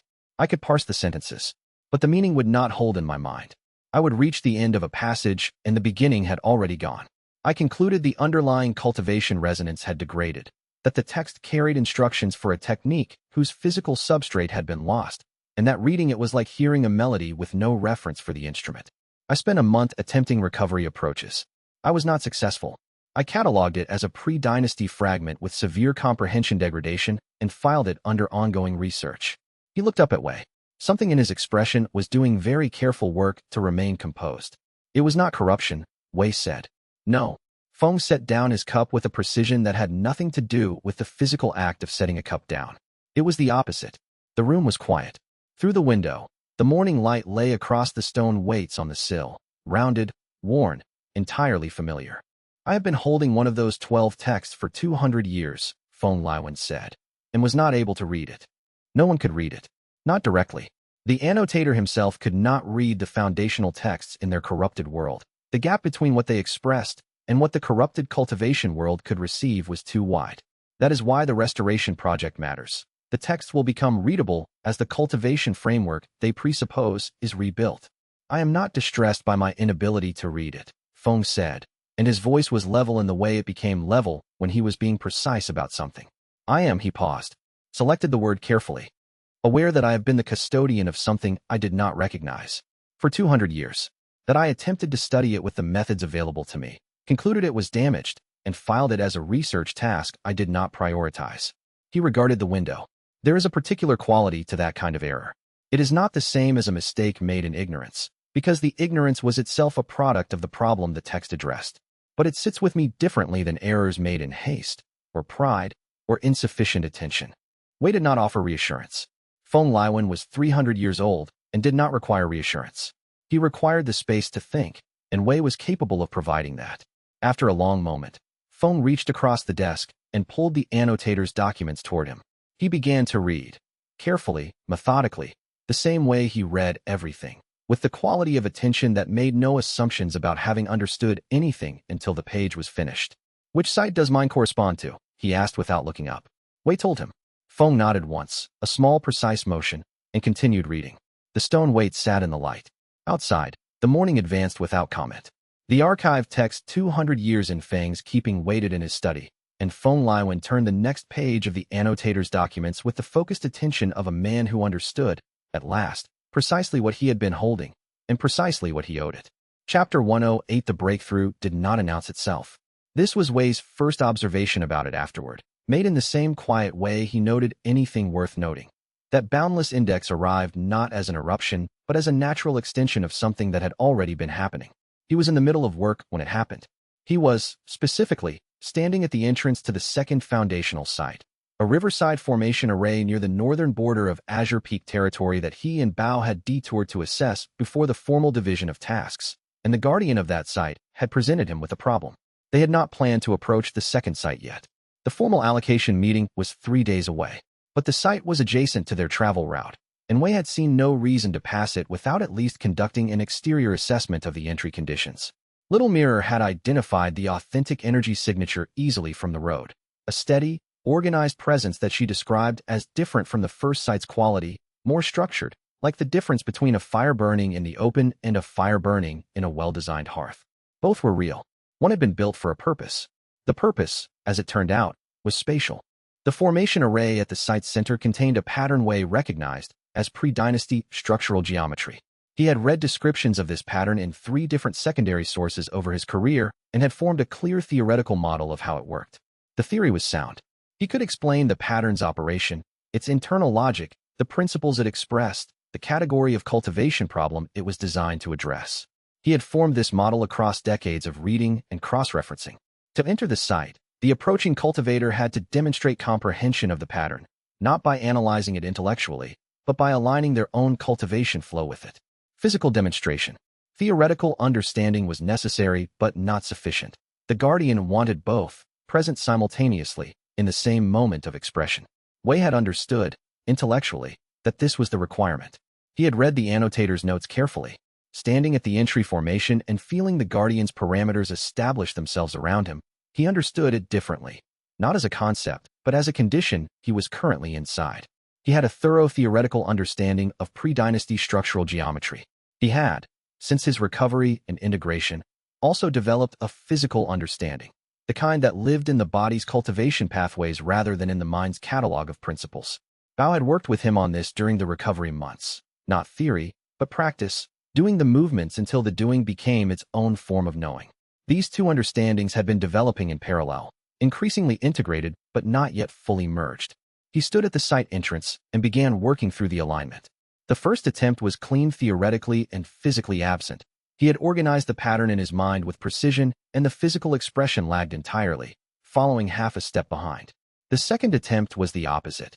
The physical expression came naturally, shaped by months of embodied practice, and the theoretical understanding arrived afterward like an annotation written in the margin after the fact. The third attempt was close. Both components were present. The gap between them was not large, but it was detectable, and the guardian's formation required simultaneity. Wei could feel the gap the way a reader can feel the join between 2 pieces of paper that have been glued together. The page appears continuous, but the texture is not. The guardian's formation held steady, waiting. On the 4th attempt, he stopped trying to manage both components separately. He was thinking about the pattern itself, not about his theoretical model of it, not about the physical expression he was attempting, but about what the original cultivator had actually been doing when they designed it. What problem they were solving, what they were trying to preserve, and why they had chosen this particular structure to preserve it. He held the question in mind and followed it, and in following it, the theoretical and the physical engaged at the same time. Not merged, not sequential, simultaneously present, like 2 eyes focusing on the same object from slightly different angles. Neither eye sees the same image as the other. Both images together produce depth. The formation responded. Wei stepped forward into the site. His awareness extended as he moved, tracing the interior formation structures, and stopped. The range was wrong. Not too short, too far. He could perceive things that should have been at the edge of his capacity with a clarity that suggested the edge had moved. He checked the perception again, the way one checks a measurement twice. The same result. The ease with which distant cultivation structures resolved into legible detail, the precision at that distance, the absence of the familiar faint blur at the boundary of his perceptual range, these were all different. Not dramatically different. Precisely different. The way a new prescription lens changes not the world but the resolution at which the world is available, and you do not notice until you test the distance. He thought. That. He did not stop walking. The Guardian was waiting at the site's center, and there was work to do. He noted the advancement with the same quality of attention he would give any accurate observation. It was real, it was significant, and it was complete. Further sitting with it would not make it more complete. He walked on. Bao Xingji, standing at the entrance behind him, had watched the whole thing. When Wei came back out of the preliminary formation with the Guardian's first assessment token, a small stone disc, no larger than a thumb, with an inscription Wei did not recognize, but the compendium parsed immediately as a site-specific acknowledgement seal. Bao said, "Your cultivation range extended." "Yes." "Significantly." "Noticeably." Wei turned the stone disc over in his hand, examining the inscription with the ease his new perceptual range provided. "Boundless index." The integration completed. Bao considered this for a moment. He had the expression he used when he was deciding how to respond to something he had, in some sense, been expecting. During the alignment exercise. Yes. Apparently requiring both components simultaneously was the condition the healed compendium needed to demonstrate full integration. The recovery process rebuilt them as parallel structures. The Guardian's test provided the occasion to use them as one structure. Wei pocketed the stone disc. The advancement is a side effect. The entry condition was the cause. You advanced in the middle of passing an entry test. The entry test created the right conditions. Breakthroughs require specific conditions, not scheduled occasions. Bao made a sound that was not quite amusement. Most cultivators would have stopped to sit with the breakthrough. Meditated on it for a week. Written something commemorative. We have 12 sites and a limited window before the active cultivation world begins noticing that something is being done, Wei said. The breakthrough has occurred. The circumstances of its occurrence are interesting. The work is the more pressing matter. That, Bao said, in a tone that contained a complex number of things, most of them affectionate and several of them exasperated, is a very Wei Liang way to have a major cultivation breakthrough. Wei's gaze settled on the river, which was running high from spring melt, its sound consistent and entirely unbothered by what had just happened on its northern bank. The river didn't stop when I advanced. No, then neither do we. They went in. The full test at the second site took 4 hours. The Guardian was the consciousness of a cultivator who had specialized in structural formation, not combat applications, which was how formation work had drifted over the centuries into its current primary use, but the original purpose, building stable spaces for sustained learning. A foundation, not a weapon. The Guardian did not speak often. It communicated primarily through the formation itself, changing the conditions, adjusting the parameters, presenting configurations for Wei to read and respond to. It took the first hour to understand that this was the test, not a single demonstration but a dialogue conducted in the language of the formation structure. Wei found this unexpectedly satisfying. The compendium's newly integrated state meant the dialogue was clean. He read what the Guardian presented, responded with both the theoretical understanding and the physical alignment, and the Guardian read his response in turn. Back and forth, the way a good scholarly exchange worked. Each contribution building on the previous one, neither side performing for an audience because there was no audience, only the exchange itself. An hour from the end, the Guardian paused the dialogue and asked Wei to demonstrate understanding not by replicating the foundational technique, but by explaining what problem it solved. Wei sat with that question. The technique looked, on the surface, like a spatial stability method. That was how it had been classified in the fragments that had survived into modern cultivation knowledge, useful for certain sensitive formation work, appreciated by practitioners who needed precise environmental control. Wei had catalogued 16 references to it. All 16 described it as spatial. But looking at the foundational version, in the site with the healed compendium's full capacity available, Wei could read what was actually there. It is not primarily spatial, he said. The stability is for the cultivator's mental state. The pattern creates a local environment where the connection between theory and physical practice is temporarily more direct. It was designed to reduce the gap. The guardian was still for a moment. Then, why does the gap exist at all? Because learning is not simultaneous, Wei said. Understanding arrives before the body can use it. The body learns before the mind has organized the understanding into language. They are two different speeds running in parallel. This technique narrows the distance between them temporarily, not permanently, because permanent narrowing comes from practice and not from formation support, but temporarily, enough to allow a cultivator in training to cross the gap before they would otherwise be able to. It is, he added, noting the connection as he spoke it, an environment that creates the same condition that the guardian's entry test creates. A pause from the guardian, then something that might have been recognition. It handed over the second foundational text. Outside, Bao was sitting on a rock by the river, reading a small manual he had brought. He looked up when Wei emerged. 2 down, Wei said. Bao closed the manual. And we haven't even started the assigned sites yet. Bonus, Wei said, and felt, with mild surprise, that this was exactly what it was. The mild surprise interested him. The healed compendium's full integration meant even minor unexpected gains registered cleanly, without the background noise of unresolved internal tension that had previously made small surprises feel like complications. The healed system was quieter than he had expected. He had thought that restoring the damaged components would make the compendium more powerful in the ways one expected power to work: more range, more speed, more capacity. And those things were present. But the primary change was the quiet. The integration resolved a persistent low-level noise he had not known was there until it stopped. The silence in its place was productive, like good weather. Not dramatic, not transformative on its own, but an environment where work went better than it otherwise would.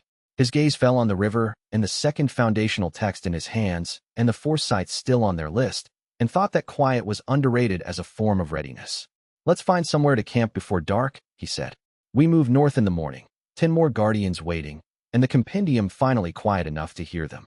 Chapter 109. The map of the 12 sites lay open on the archive director's desk, which was now functioning as a planning table, which was a use the archive director had not formally approved but had tacitly permitted by going to the back room and making tea for everyone without being asked.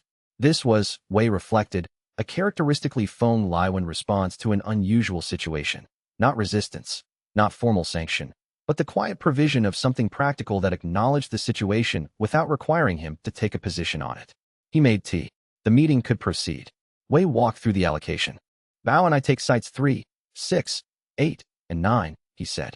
3 and 6 requires simultaneous theory practice demonstration. The annotator's notes are specific that these 2 guardians assess both components in a single moment, not sequentially. 8 requires extended sustained output, which is a physical endurance test as much as a comprehension test. I want Bao for the endurance management at 8. I have the range now to perceive the site's inner structure from outside, which shortens our time on the entry condition considerably. 9 is technically straightforward but geographically isolated. The access path through the wetlands at the mouth of the northern river requires exactly 2 people to navigate the crossing points. More than 2 would require rerouting. Bao was standing to Wei's left, looking at the map with the expression he used when he was memorizing rather than reading. He had a good memory and did not need to take notes, which had startled Wei the first time he observed it. Most archivists took notes on principle, as a habit of discipline rather than necessity, on the theory that memory was insufficient compared to record. Bao remembered by looking carefully once and then not looking again, and his memory did not deteriorate with time. Wei had verified this without quite meaning to, over months of working together. The northeast approach to Site 8 has an elevation problem, Bao said. The pass only opens in the late afternoon once the ice melt clears the lower rock face. We cannot reach it from the valley before midday, even with an early start. We arrive at altitude by midday, find shelter, and approach after the pass opens. The sustained endurance test at Site 8 is better undertaken with a rested start anyway. Good. I'll look back at the map. Site 9's guardian. Any specific characteristics the annotator recorded?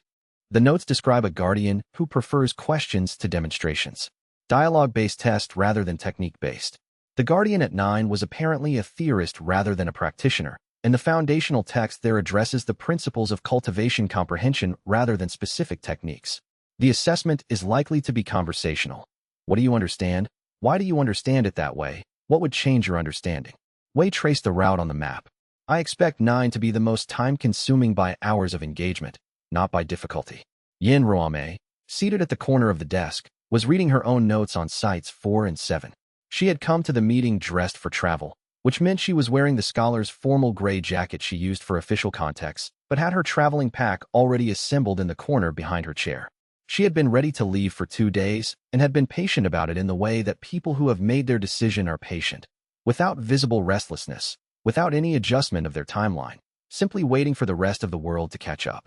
Site 4, she said, without looking up from her notes. There is a standing access agreement between 3 regional cultivation families that governs passage rights through the valley where the site is located.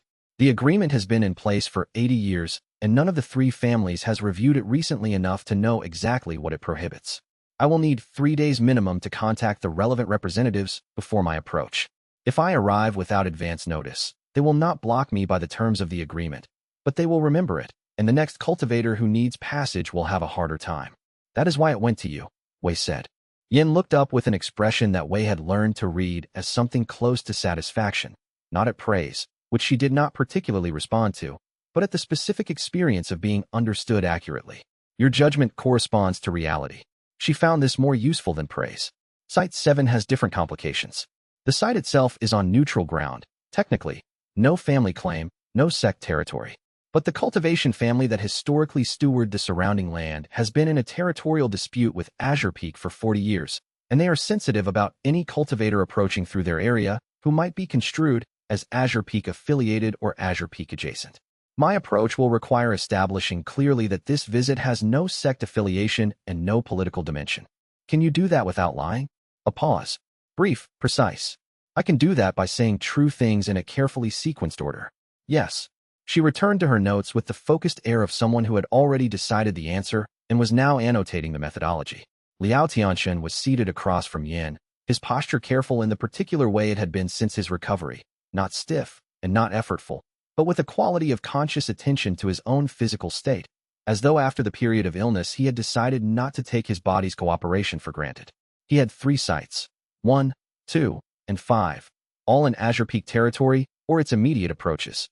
He had spent the past week in correspondence with Azure Peak's administrative contacts, laying groundwork before the meeting was even called, the kind of preparation that required knowing what the meeting would decide before the decision was made, which Liao had apparently judged correctly. Sites 1 and 2 are cleared, he said. I have passage authorization through the standard academic access protocol. Both sites are in territories that Azure Peak patrols, which means I will likely be accompanied for part of the approach, but the authorization covers solo entry to the sites themselves. He paused. Site 5 has a complication. Azure Peak built a secondary archive over Site 5's entrance formation 300 years ago. They do not appear to know the formation exists below it. Their records describe the location as having good Qi resonance suitable for archival materials, without identifying why. My access authorization covers the site itself, but not the Azure Peak secondary archive I will need to pass through to reach the entry formation. Can you request access to the archive separately? I can.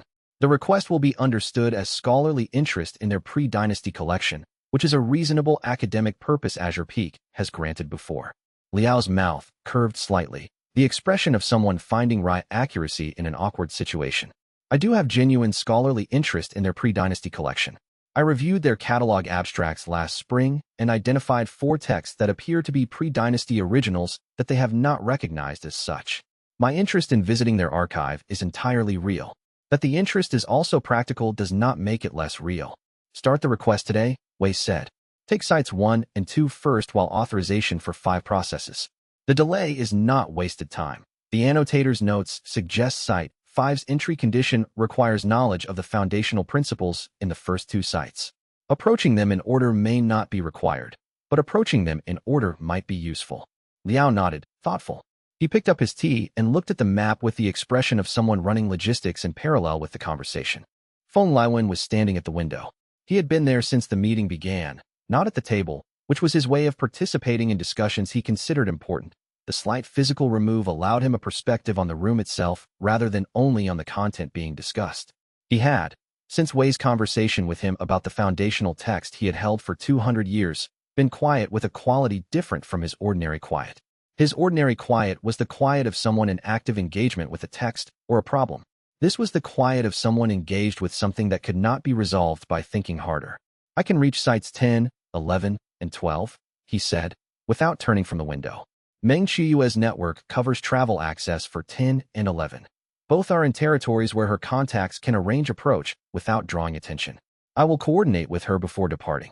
A pause. 12 is complicated by the fact that it is adjacent to our own compound.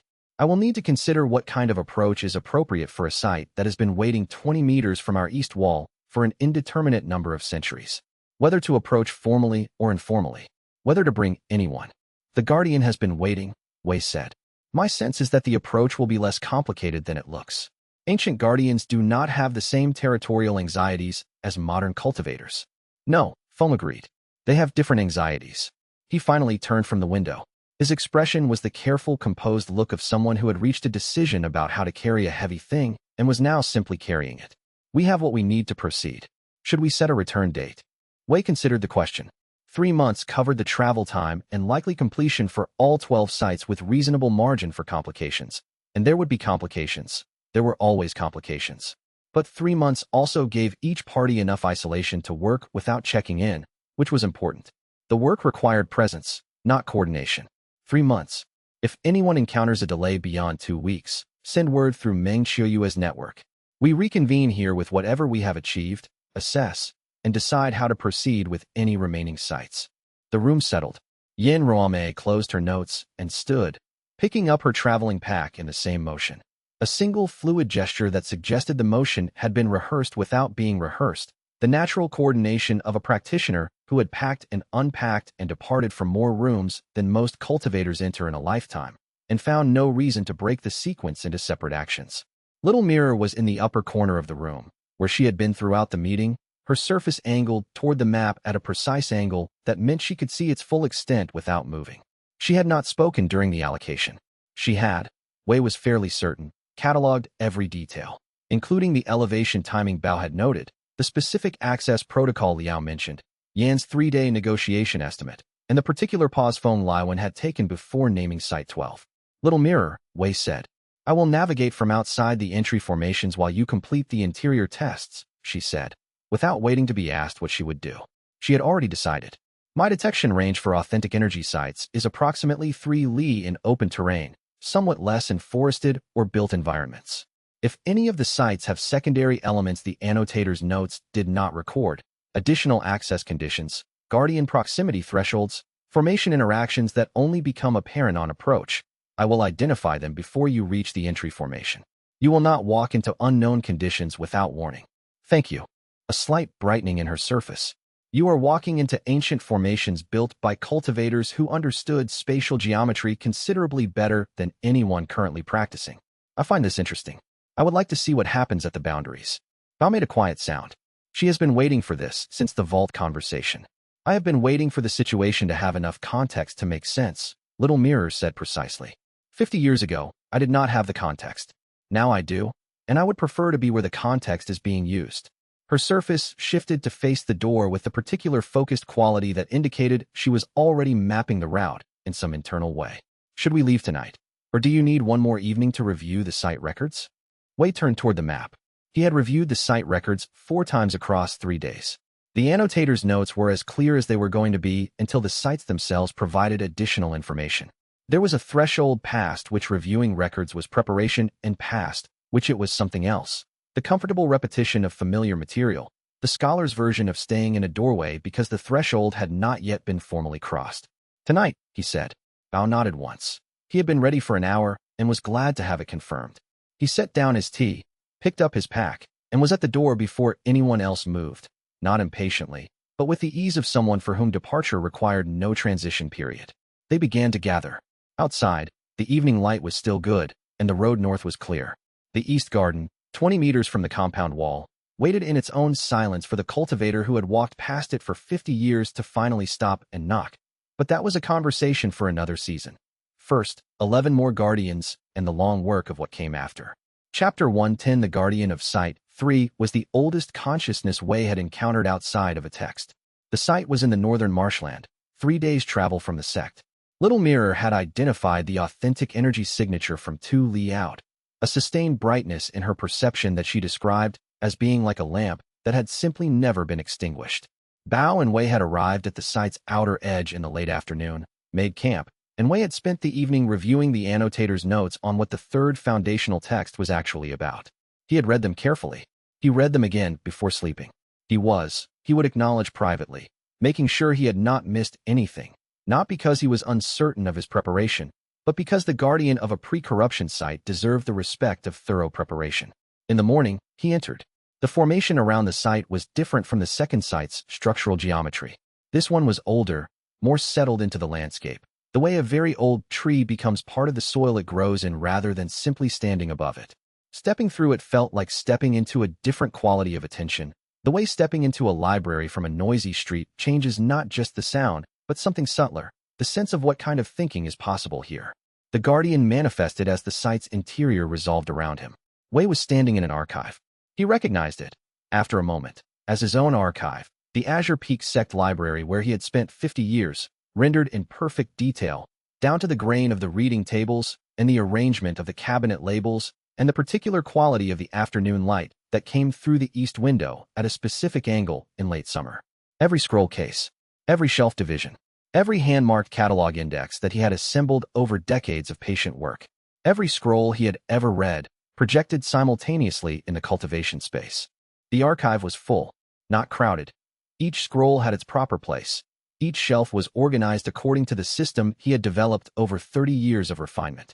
But the totality of it was visible at once, visible as the physical archive never was. Standing in the reading room, he could see all the way to the restricted section's back vault. He could see the restricted section's catalog entries.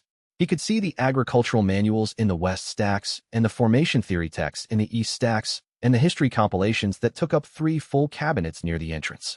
He could see, at the reading table nearest the window, a worn spot in the wood where he had rested his forearms for years.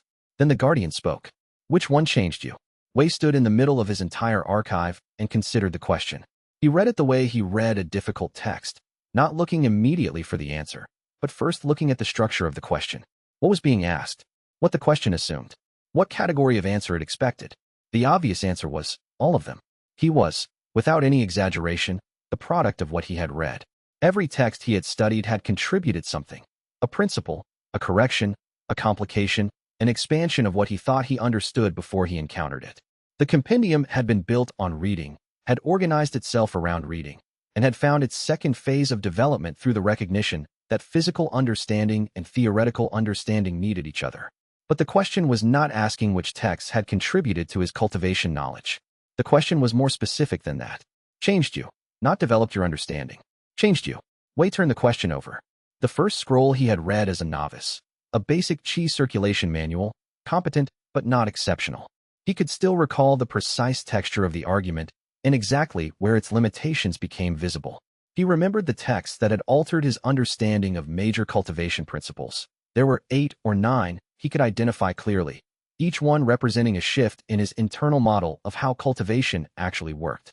He reviewed the pre-dynasty materials, the annotator's documents, the moment in the restricted section when he had first begun to perceive that the corruption in cultivation knowledge was not random deterioration but structural. These had changed how he understood the field. But changed him? The archive was visible all around him, patient and complete. Every scroll in its place. His life's work of reading, held in a single image. He studied the worn spot on the reading table. The answer arrived the way honest answers do, not with a fanfare, but with the quiet insistence of something that has been true for years and simply waited for the right moment to be said. None of them changed me, Wei said. A person did. The guardian waited. She sat next to me in the archive and read without asking for anything in return. She left me to my silence and came back anyway. Wei was not looking at the guardian. He was looking at the worn spot on the reading table and at the chair beside it and at the angle of the afternoon light through the east window. I had read everything in this room. I had catalogued, organized, assessed, and preserved it. I understood cultivation theory better than almost anyone in my generation and had fewer cultivation relationships than most novices in their first year. I believed these two facts were compatible. I believed the reading was sufficient. He paused. She read next to me in silence. She asked nothing from me. When I was absorbed in a text, she did not interrupt. When I surfaced, she was there. Over the months, I began to come to the archive at the hours when she would likely also be there. I told myself this was because those hours had good light. The east window does have good light in the late morning. The archive was very quiet. She did not teach me anything I could not have read. Wei continued. She did not provide knowledge I lacked. She sat next to me and read. And somewhere in that, I changed. Not my cultivation knowledge. Not my understanding of techniques. Something underneath that. The sense of what the reading was for. He turned to the guardian. The texts gave me the capacity, he said. She gave me the reason. Those are not the same thing, and I had not understood they were different until I had both. The guardian was still for a long moment. Then it reached forward and placed a scroll in Wei's hands. The scroll was heavier than its size suggested. Not physically heavy, but present in a way that the healed compendium registered immediately, a clean and unmistakable signal of pre-corruption authenticity. The third foundational text. Wei held it carefully. You know the difference, the guardian said, between knowledge and what matters. Wei thought about the worn spot on the reading table and the chair beside it, and Bao standing outside this formation array with a small manual and an expression that did not make things into more than they were. I am learning it, he said. That seems more accurate. The guardian made a sound that might, in a human throat, have been a kind of quiet satisfaction. The kind that has nothing to prove and no need to explain itself. Wei walked back toward the entrance of the site. Outside, Little Mirror was holding still with her surface angled toward the formation array, the angle itself indicating attentiveness. Bao was sitting on a rock, reading, exactly as he had been yesterday. He looked up when Wei emerged and said nothing, which was not the absence of communication. Wei held up the scroll. Bao closed the manual. The third one. Yes. Little Mirror's surface brightened briefly, not dramatically, not with performance, but the way a lamp brightens when the room's light shifts. The guardian's signature has changed, she said. It is still present, but different. Lighter. It has been waiting a long time, Wei said. Yes. Little Mirror's surface turned toward the path north. Site 6 is 2 days from here. The authentic energy signature there is different from this one, more compressed. I think the entry condition will be technical rather than personal. Good, Wei said. He noticed the scroll in his hands, and at the marshland around them, and at the high sky with its complete indifference to what had just happened in the formation below. Let's see what it asks for. They went north, the three of them, into the clear morning. Little Mirror navigating by a sense Wei did not share, Bao falling into step without discussion, Wei holding the third foundational text, and thinking about worn wood and afternoon light, and the particular truth that some things cannot be read from the outside. The marshland birds called across the water. The path was not complicated. There was a great deal still to do, and somewhere ahead, 11 more guardians were waiting with their own questions, patient as the sites themselves. Not hostile, not passive, simply present, the way all true things eventually are. Chapter 111, they came back in different orders. Yin Ruomei returned first, 3 days ahead of schedule, and did not explain why until everyone else had arrived. She simply set her foundational text on the central table in the archive's outer reading room, removed her outer robe because she had been traveling hard, and poured tea with the particular efficiency of someone who has spent a week at a site that did not allow for rest and has not yet decided whether to be pleased about it or merely done with it. Bao Xingji arrived 2 days later, which was exactly on schedule, with a scroll case over one shoulder and a cut above his left eyebrow that he dismissed as unrelated to the site visit. Wei did not press him on it.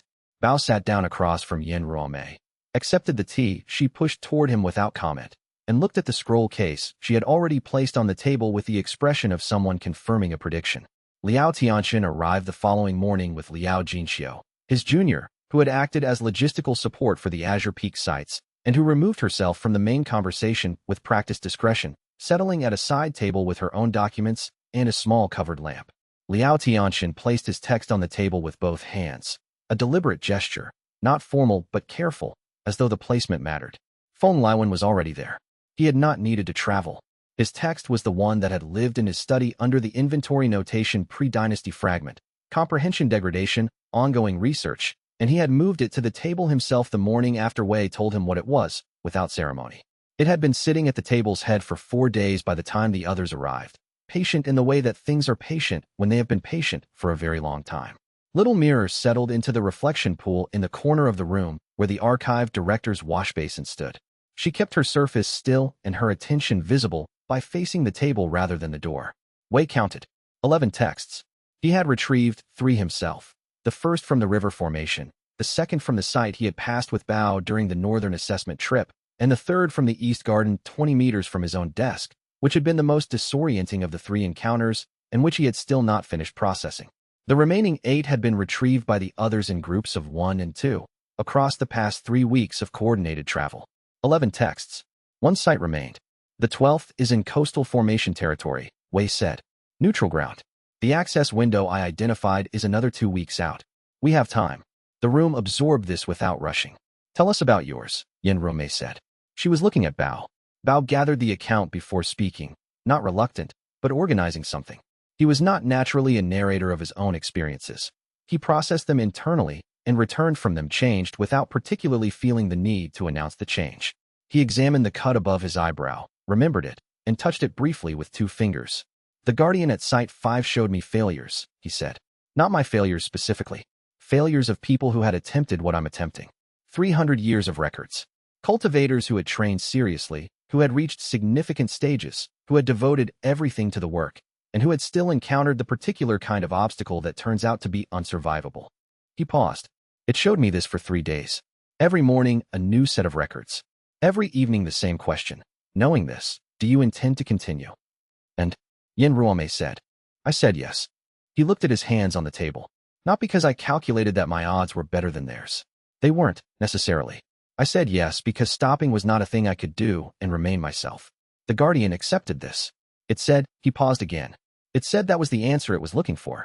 Not certainty of success. Clarity about what you are. The room held this. Liao Tianxian cleared his throat. He had the expression he wore when he was about to say something that cost him something to say. Mine required humility. He said the word the way you say a word when you have been thinking about what it actually means.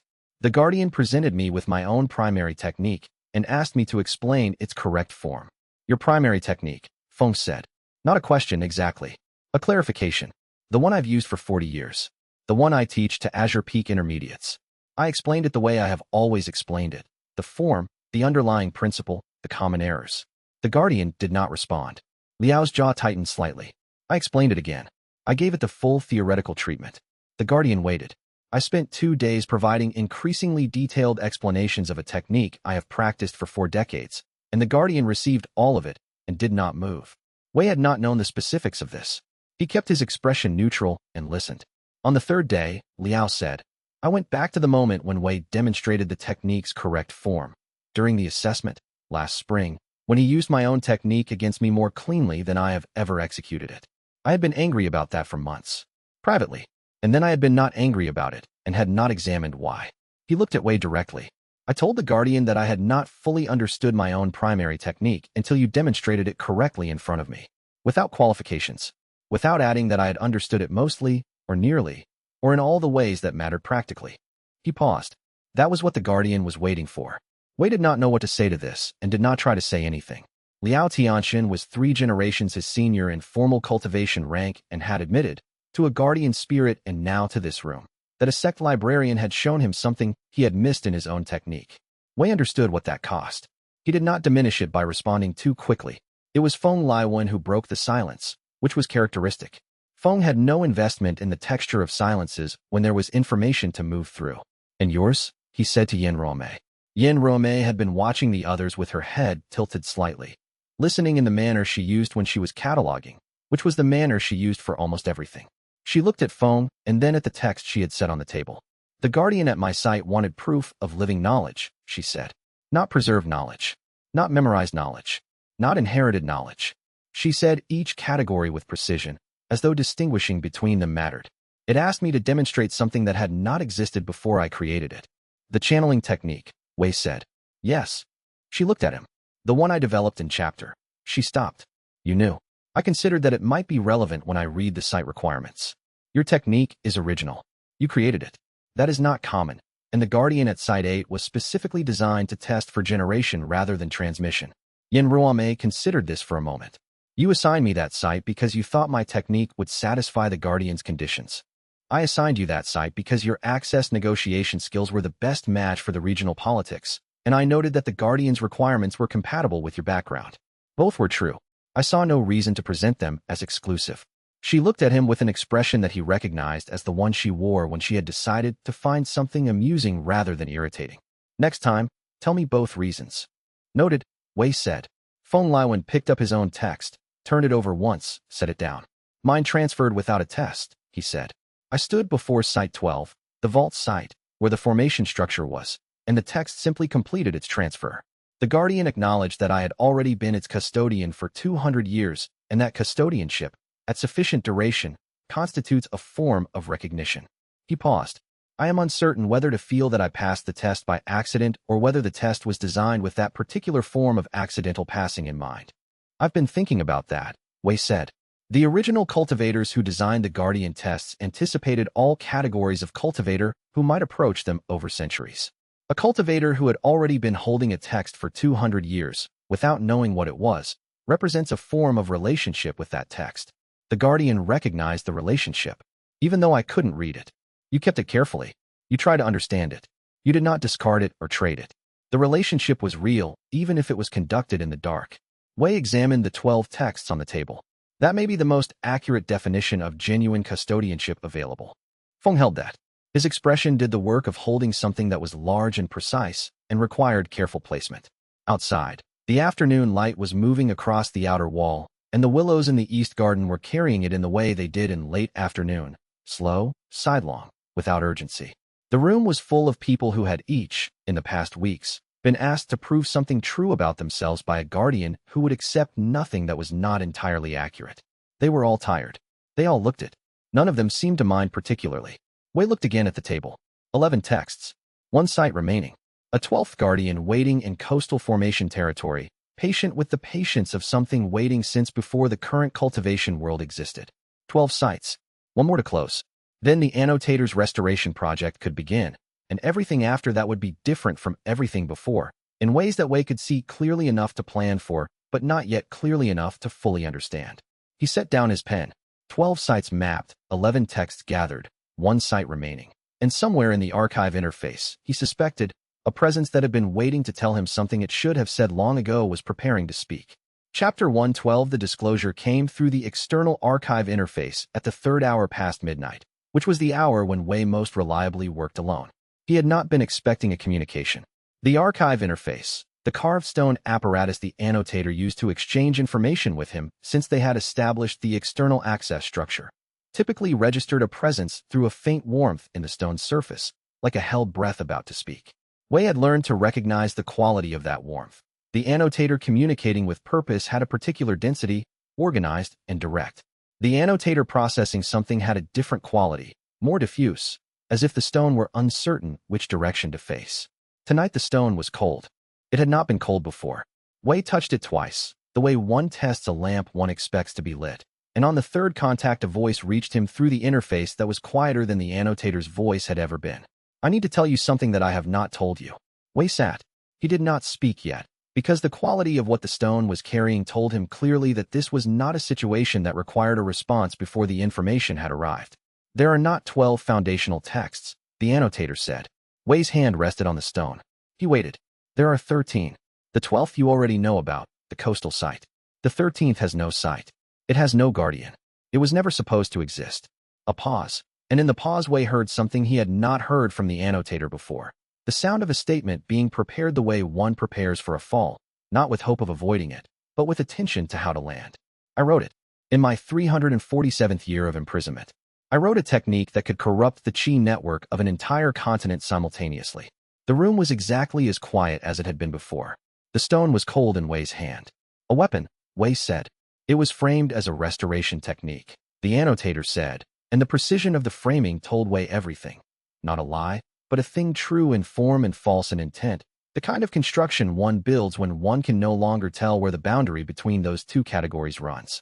The mechanism for corrupting a chi network simultaneously is, in formal terms, the same mechanism as restoring one simultaneously, applied in the opposite direction. I wrote it as restoration theory. I told myself that was what I was doing. I was not telling myself the truth. I was 347 years into imprisonment, and I was, another pause. This one was not the pause of organization. This was the pause of something being acknowledged that had not been acknowledged before. I was very far from anything I recognized as myself. Wei held the stone. The stone was cold and the room was quiet, and he thought, with the part of his mind that was always reading, that this was the most important thing the annotator had ever said to him, not because of the content alone, but because of what it cost. Where is it? He asked. Hidden. In a formation structure I created during the 1st century of the project, before the imprisonment changed me as much as it subsequently did. I hid it in a place I thought no one would look for 3 centuries.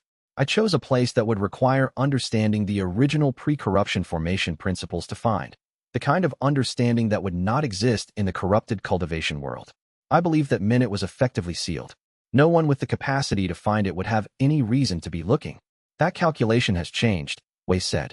I have been watching you find all 12 of them, the annotator said. I have watched you build the coalition. I have watched people develop genuine comprehension of pre-corruption principles.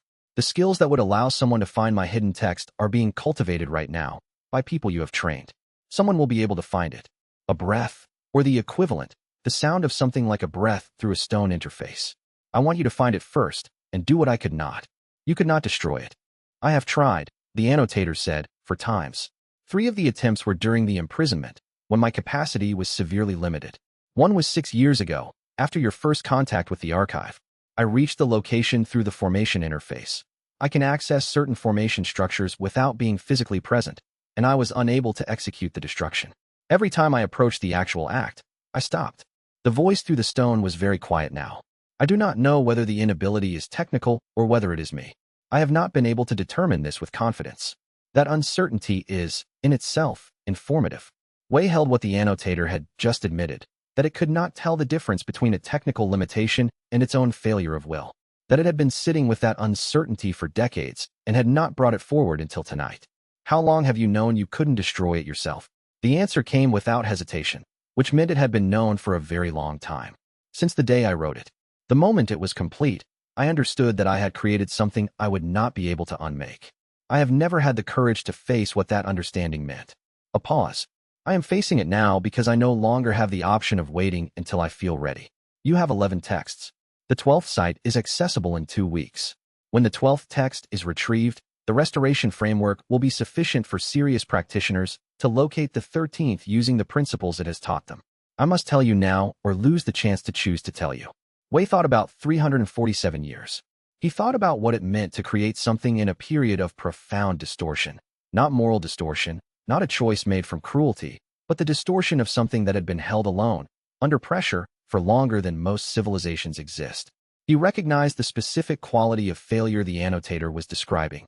Not a failure of character, but a failure of capacity at a moment when capacity had been exhausted. He did not offer forgiveness. The annotator had not asked for it. And in any case, it was not his to give. What the annotator had asked for was something else. Give me the location, Wei said. Whatever you can provide. Formation signatures, spatial coordinates, approach conditions. The stone began to warm, slowly, under his hand. The annotator began transmitting the information. Careful, organized, detailed in the way all of its information was detailed, because precision was the form it had maintained through everything, even when everything else had shifted. Wei listened and read and noted. It took a long time. When the transmission was complete, Wei sat with the cold stone for a moment before setting it aside. The image of the annotator riding a weapon 347th year of its imprisonment, framing it as restoration theory, and then living with the knowledge of what it had actually done for 6 centuries after that, trying 4 times to destroy it, failing 4 times, and saying nothing, because saying nothing was easier than admitting that the thing which should have been destroyed first was the inability to destroy it. He thought about courage, and about how often the things that require it most are precisely the things most amenable to indefinite postponement. The text was waiting in its hidden formation structure, patient, perfectly preserved, requiring pre-corruption cultivation principles to find, and about the kind of person who might already be developing those principles for reasons entirely unrelated to his investigation. The 13th text existed. The annotator had told him at last. Now someone else needed to find out, and he had a reliable suspicion that someone already had. Chapter 113. The figure at the coastal formation boundary was not hiding. Wei saw him from 2 li out. A cultivator standing at the edge of the site's formation perimeter with the particular quality of stillness that is not rest but readiness. Not aggressive readiness. Observational readiness. The kind of stillness that watches rather than waits. Wei recognized the cultivation signature before he recognized the person. The compendium's indexing read the signature structure, its characteristic absence of stable pattern, the way it organized itself around gaps rather than around presences, and returned a match that Wei had not expected. He said, quietly, to Little Mirror, Shinkong. Little Mirror's surface adjusted. She had access to the tournament records. The blank blade, she said. Your opponent in the final. Yes. They had not moved any faster or slower. The distance was closing at the same pace it had been closing. Wei used the time to think, which was what he used most intervals of time for, and what he thought was this. Shinsong was not hiding. He had positioned himself where he would be visible from the approach road. He had chosen to be seen. This was not the posture of someone conducting covert surveillance. This was the posture of someone who wanted to have a conversation and who had calculated that being discovered in a hidden position would make that conversation more difficult. When they were close enough, Xianxia turned. He looked precisely as Wei remembered, lean, unhurried, with the particular quality of someone whose stillness is chosen rather than default. He wore no Sect insignia, which Wei had expected. He had won their tournament final with a blank sword and a technique that left no trace. The absence of insignia was consistent. Archivist Wei, he said. His voice carried the same quality as his stillness. Xianxia, Wei said. You've moved position since the tournament. As have you. A slight inclination of the head. Not a bow, an acknowledgement. Void returning. I noted the advancement. Congratulations are appropriate, I think. Thank you. Wei stopped at a distance that was neither close enough for a private conversation nor far enough to require raised voices. It was a deliberate distance. You've been tracking my investigation. The blank slate sect has been tracking your investigation, Xianxia said, with a precision about the grammatical subject that Wei noted. I have been tracking the blank slate sect's tracking. Those are related activities, but not identical. Wei considered this. It was a careful distinction. How long? Since the northern mountain sites. Someone was watching the formation approaches before your coalition arrived, and they were doing it with enough cultivation signature discipline to avoid the perceptual range of standard void condensing practitioners. His gaze settled on Wei. You have a wider range now. You may have noticed them. I noticed signatures I couldn't fully identify. I attributed them to neutral ground local cultivators. A reasonable attribution that was incorrect. No apology in the statement, just information. The blank slate sect has operatives who specialize in formation boundary reconnaissance. They knew the sites existed before your investigation began. They were monitoring for the first sign that someone was actively pursuing them. Wei considered the formation boundary behind Xianxia, the coastal site, Site 12, with its guardian waiting inside. He had come to retrieve the 12th text. He had 3 people positioned at the other coastal approach for logistical coverage. And Xianxia was standing between him and the site entrance, not blocking, but present, and not alone. How many? Wei said. 3 additional operatives at the southern coastal approach. They are not currently aware that I have initiated contact. A pause. I am here without authorization from the sect leadership. Wei looked at him. Why?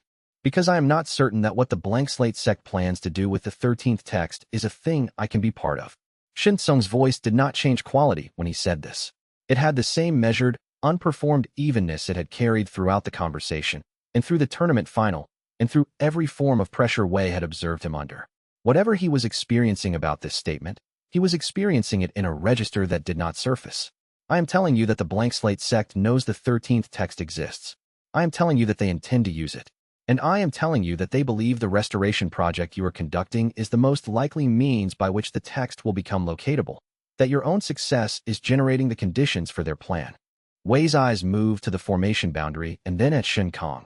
And you are telling me this because I am not certain I have made the right choices, Xianxia said.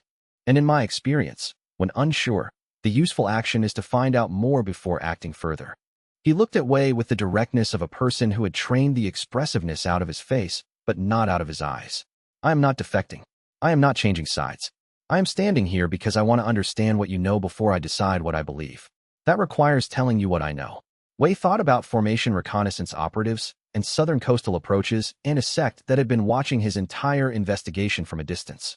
The 13th text was waiting in its hidden formation structure, and about how much easier finding it would now be for people who understood the restoration principles his project had been building.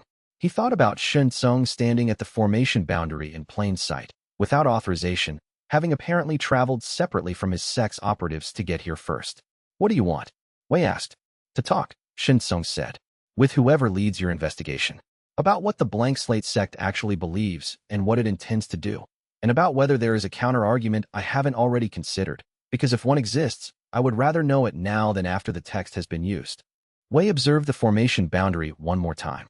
The 12th text was waiting. The guardian was patient. 3 additional operatives were at the southern coastal approach, currently unaware of this conversation. Come inside the site with me, Wei said. The guardian tests are individual, but there's room in the outer formation to have a conversation while I work. He turned and walked toward the entry formation. After a moment, he heard Xianxia's footsteps following, measured, unhurried, and entirely without form, the way a blank blade moves through the world. The outer formation of Site 12 was unlike the others Wei had entered. The coastal sites had been built by cultivators who understood the sea, not as a metaphor, but as a structural principle. The formation array did not resist the wind. It incorporated it. The chi patterns here moved in long curves that followed the shapes of wave and tide rather than the linear geometries of inland work. Standing inside the outer ring felt like stepping into a different rhythm. Wei spent a moment adjusting, and then set the adjustment aside and got to work. Xianxia settled against the outer formation wall without touching it. He had enough formation literacy to find the space between the active array nodes where presence did not disturb the pattern. This was not incidental. A cultivator who specialized in leaving no trace knew how to stand without pressing. Tell me about the blank slate sect, Wei said. He was reading the formation's inner boundary, assessing the guardian's parameters, doing three things at once in the manner that the compendium's integration had made available to him. Not the philosophy, the structure. Who knows what? The leadership tier knows about the 13th text, Jin Wuwen, and 4 senior members. The sect has approximately 300 cultivators total, most of whom understand the philosophy and not the operational plan. Xianxia paused. That is intentional. Jin Wuwen believes the operational question is separate from the philosophical question. Most of his sect members have joined for the philosophy. If they understood what using the 13th text would do to existing practitioners, some of them would leave. Wei kept his attention on the formation and noted this carefully. How many of the 4 senior members support the plan? 3 without reservation. 1 with questions he has not pressed because he trusts Jin Wuwen's analysis. And you? Xianxia was quiet. I am not a senior member. I am an operative. I am sent to sites because I am effective at approach tasks that require leaving no trace. I was told about the 13th text 8 months ago because I needed to understand what I was protecting. A pause. I asked 3 questions at that meeting. Jin Wuwen answered 2 of them. He said the third was a question about implementation detail that I did not need for operational purposes. What was the third question? What happens to the people who die in the transition? Another pause. Not in the calculation. Not in the aggregate. What happens to a specific person whose cultivation collapses during a simultaneous erasure event? Whether it is fast. Whether they know what is happening to them. Wei stopped working for a moment. He did not turn around. He said that information was not operationally relevant. Xianxia said. His voice had not changed quality. It had the same measured evenness it always carried. And underneath that evenness was something that was not measurable in the same way, something that had been sitting with an unanswered question for 8 months and had reached the end of what sitting with it could do. I have been thinking about that answer since then. Wei turned back to the formation. He read the Guardian's outer parameters and began preparing his approach. The formation was clear. Its structure was legible to him in a way the first sites had not been, because the first sites had been approached before Boundless Index was fully integrated. Now the reading was clean. The Guardian's requirements organized themselves in his perception like text on a page, sequential, comprehensible, demanding specific understanding in specific order. He worked through the outer approach slowly, letting each element of the formation respond before advancing. He was thinking simultaneously about Xianxia's third question and about what Jin Wuwen's refusal to answer it revealed. Not about the calculation, but about the man conducting it. The formation reconnaissance, Wei said. The operatives at the southern approach. How long before they report your absence to Jin Wuwen? They expect a status communication in 6 hours. I have 5 hours before they begin to wonder. That is enough time.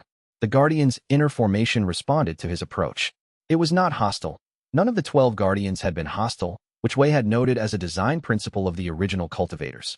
Guardians who tested through adversarial pressure produced cultivators who understood how to pass tests, not cultivators who understood the material. The Guardian at Site 12 arranged itself into its assessment posture and waited. Wei began.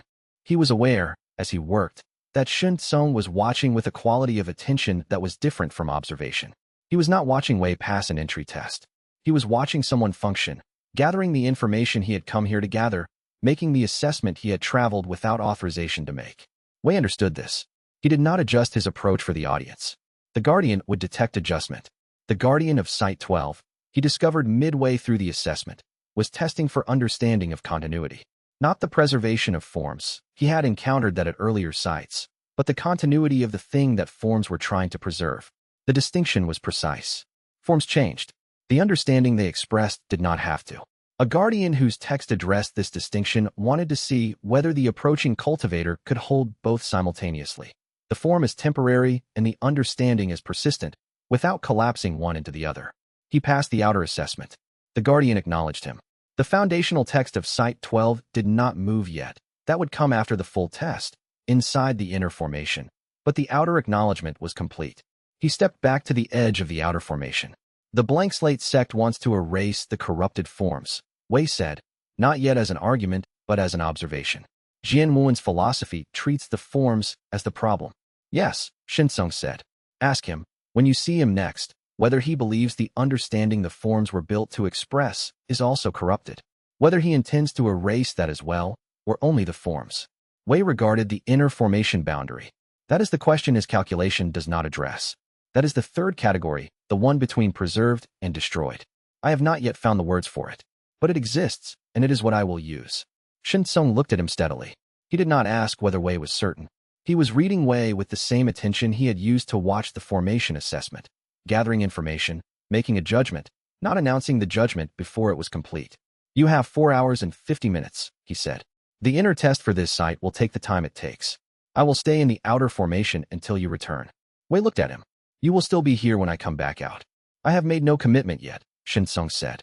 But I do not leave a situation before I have enough information to make a decision. That is a thing I have never done, regardless of who instructed me to. A pause. It is also, I think, a thing we have in common. Wei considered this, the precise accuracy of it, the way Xianxia had located the common ground between them without dramatizing it. He turned toward the inner formation. Don't touch the formation nodes, he said. The third ring on the east side will react to cultivation contact. He walked in. Behind him, the outer formation held its long coastal rhythm, wave and tide. Patient, as everything here was patient, and the blank slate sect's most effective operative stood in the space between the active array nodes and waited, for reasons he had not yet finished deciding. Chapter 114 Jian Wuen arrived without advance notice, which Wei had anticipated. A sect leader who sent advance notice before a negotiation was a sect leader who wanted to give the other party time to prepare defensive arguments. Jian Wuen had, by all available evidence, not built the blank slate sect into a significant cultivation faction by making things easy for his opponents.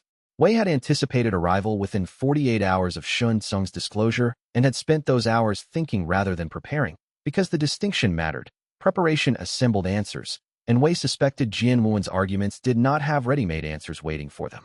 Jian Wuen was older than Wei had expected, perhaps 500 years, with the particular quality of age that arrives in cultivators whose power base is intellectual rather than combat-oriented. His face had the kind of stillness that comes from having thought the same thoughts so many times that the emotional charge has burned out of them, leaving only the thoughts. He sat across from Wei in the archive's outer receiving room without any of the preliminary ritual acknowledgments that typically structured formal meetings between cultivation practitioners, which told Wei immediately that the negotiation's tone was going to be set by the content rather than by the form. You know why I'm here, Jian Wuen said. The 13th text, Wei said. The 13th text. Jian Wuen's voice was level in the way of a person who has made a decision so thoroughly that the decision no longer costs him anything. I want to explain to you why I intend to use it, and then I want to hear your counterargument. If you have one. I am not certain you do. This was not a provocation. Wei recognized the difference between a provocation and a genuine statement of uncertainty, and this was the latter. He settled himself and said, Explain it. Jian Wuen spoke at length. He spoke about the history of the corruption, not as Wei understood it through the annotator's account, which framed it as a tragedy to be reversed, but as he understood it through 5 centuries of watching the corrupted cultivation world operate on human beings. He cited names and locations and dates. A village in the northern mountain territory where a water cultivation dispute had killed 300 people over 4 generations because the underlying technique for water qi distribution had a flaw that no one alive understood well enough to correct. A sect that had fractured into 4 hostile subsects across 60 years because a succession of masters had each inherited a subtly different version of the foundational technique, and none of them had enough grasp of first principles to identify the divergence. A cultivation family whose hereditary technique had produced children with severe qi deviation at an increasing rate for 8 generations, because the technique contained an error in the 3rd stage that accumulated in hereditary transmission. He cited these not as illustrations, but as evidence, each one with dates and sources. The corruption did not happen once, Jian Wuen said. It has been happening continuously for 1,000 years, at every level of the cultivation world, in every region, to ordinary practitioners who have no understanding of what is wrong or why they cannot correct it. Your restoration project proposes to repair the foundational texts, and gradually introduce uncorrupted principles into existing practice. I have read your approach. The timeline is 2 to 3 generations at minimum before the corrections propagate to general cultivation practice. 2 to 3 generations, Wei Liang, during which time the same corrupted techniques continue to produce the same corrupted results in the same proportion, killing and disabling and diminishing the same number of practitioners per decade. They have always killed and disabled and diminished. Wei did not interrupt. My approach is faster, Jian Wuwen said. It is one application of the 13th text, under controlled conditions, and then the corruption is gone.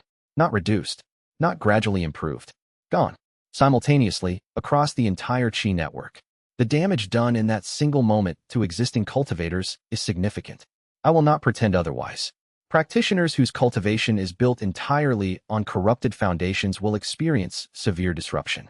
Some will not survive the transition. This is not a trivial cost. He paused. But the cost over 2 to 3 generations of gradual restoration, applied against the baseline mortality rate the corrupted world produces every decade, is not trivial either. I have done the calculation. The numbers are not close. Wei was looking at him carefully. What numbers do you get? Jian Wuwen told him. The methodology was coherent. The data sources were cross-referenced. Wei did not know, immediately, where the error was. He was not certain there was an error in the calculation itself. There might be an error in the premises. There might be an error in what the numbers meant. There might be a factor Jian Wuwen was not including. Wei did not know yet, and he was not going to say he knew when he did not know, because saying things he did not know was the category of error he was most careful to avoid. Your calculation assumes the transition cost of simultaneous erasure is bounded, Wei said, that the damage to existing practitioners follows a predictable distribution. It does assume that. What is your confidence in that assumption? Moderate. Jian Wuwen's voice did not change quality.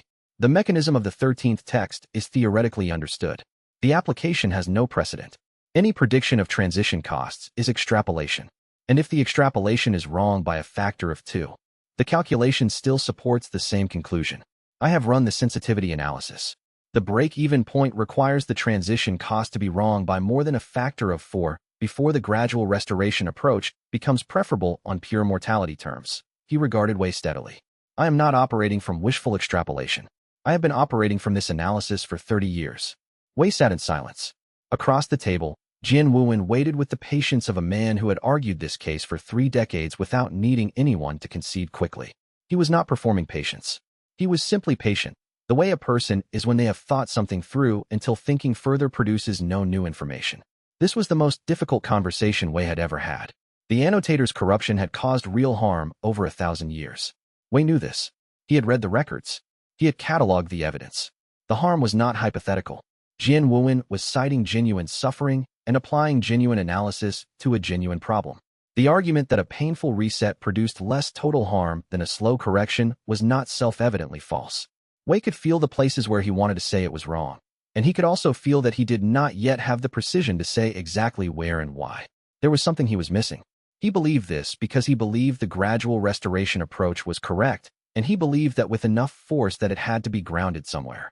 But he could not yet name where it was grounded in a way that Jian Wuwen's framework did not already account for. He needed more time than this conversation had provided. Your analysis treats human suffering as a quantity to be minimized, Wei said carefully. I'm not convinced that is wrong. It may not be the only frame that applies. He paused. I need to find the precise place where I disagree with you. I can feel that it exists. I cannot name it yet. Jian Wuwen looked at him, the first expression that had moved across his face since the conversation began. It was not contempt. It was something that might have been respect, or might have been recognition. Most people try to name it before they find it, he said. I'm aware. Wei studied the table. Give me time to find the counter-argument. I know it exists. Jian Wuwen sat back. You have until we find the text, he said. I have 4 operatives conducting formation reconnaissance at the coastal site. My estimate is 3 days. Wei said nothing. The meeting ended without resolution, which was not a failure. A failure would have been resolving it before Wei knew what he actually thought. He sat in the outer receiving room after Jian Wuwen had gone, and the northern village and the fractured sect and the cultivation family and 8 generations of accumulated error, and about what was actually at stake in the distinction between a frame that counted suffering as quantity and a frame that contained something else, something he needed to name before 3 days had passed. Chapter 115. The rematch happened at dawn, at the coastal formation's outer boundary, in the gray light before the sun was fully up. Shin Song had not hidden his location. After Jian Wuen's departure, he had taken a position at the formation's edge, not blocking access, but present, the way a statement is present when it has not yet been completed. He was there when Wei arrived the following morning. He had apparently spent the night in the same position, or close to it, because the ground around him showed the signs of one who had stood still for a long time, and then sat, and then stood again, the small disturbed patches of grass that mark a night of thinking rather than sleeping. "You've made a decision," Wei said. "I am making one," Shin Song said. His eyes were focused on a distance that was not the coastal formation or the approaching sunrise. "It requires understanding whether you can actually stop them. Not philosophically. Practically. You want to know if I can fight. I know you can fight. I fought you at the tournament, and I know precisely how you fight." He turned away directly. "I want to know if you have developed anything since then. Because if the blank slate sect proceeds and you are the primary obstacle, they will send me, and I do not want to make a commitment on the basis of outdated information." Wei studied him. This was honest in the way most statements about combat were not honest. Shin Song was not posturing. He was conducting a genuine assessment and explaining why. "Then let's find out," Wei said. Shin Song moved first. He moved the way Wei remembered, without announcement, without preparatory form, without any signal that the movement was coming until it was already happening. The blank blade technique produced cultivation expression that had no recognizable pattern, not the absence of technique, but technique so thoroughly internalized that its structure had been dissolved into pure function. A blade that had no discernible shape but cut precisely. Wei had, at the tournament, been unable to read it. He had lost that fight not on power, but on information. He could not track what had no track to follow. He had been working on this for the past year. Not the counter to the blank blade specifically. Something deeper, an approach to engagement with unpatterned movement that did not require reading the movement itself. He called it the open reading method, though he had not named it until he needed to explain it to Bao during a training session, and even then the name was approximate. The principle was this: the absence of pattern is itself a pattern. A cultivation technique that deliberately removes all stable form still occupies space. It still displaces what was there before. The space around formless movement carries the impression of that movement, not the movement itself, but the shape of what the movement is not. A void defined by its edges. He did not read Shin Song's strikes. He read where Shin Song was not. The first exchange was close. The method was not fully intuitive yet. He had been developing it for a year, but had not tested it against a practitioner of Shin Song's level, and there was a lag between the theoretical application and the physical reflex. Shin Song landed 2 partial contacts in the first 10 seconds that would have been full hits if Wei's range had not extended enough to give him an additional fraction of a second's reading distance. The partial hits were real. He felt them. He noted them and did not stop. The second exchange showed the method working correctly. He tracked Shin Song's position through the displacement signatures, the way the air moved around him, the way the formation's ambient chi shifted in his wake, the specific quality of absence that followed a movement performed entirely without form. He could not predict the strikes, but he could read, from the spaces Shin Song left, which angles were already closed and which remained open, and from that reading, he could position correctly. Shin Song was exceptional. Wei recognized this with the same quality of attention he gave anything that was genuinely excellent at what it did. The blank blade technique, at this level, was not simply formless. It actively countered anticipation, changed the quality of its absence each time, learned from the previous exchange, and adjusted. Fighting it was not like fighting a pattern. It was like reading a text that revised itself between sentences. The open reading method held because it was not reading the movement. It was reading the space. The space could be revised, but not as fast as the movement could. Wei gained clarity at the 3-minute mark, not a decisive advantage, but a consistent one. He could place himself correctly more often than not. The exchanges became asymmetric. Shin Song landing contact less frequently, Wei landing contact more. Not comfortably, not easily, but clearly. At 6 minutes, Shin Song stopped. He did not stop because he was beaten in the way of a collapse. He stopped the way a practitioner stops when the test has yielded its information, controlled, precise, a step back, and a stillness that communicated assessment rather than defeat. He was breathing harder than he preferred, Wei thought, though his face had not changed in any visible way. "You found a way to read what isn't there," Shin Song said. "I've been working on it since the tournament." Wei's breathing was also harder than he preferred.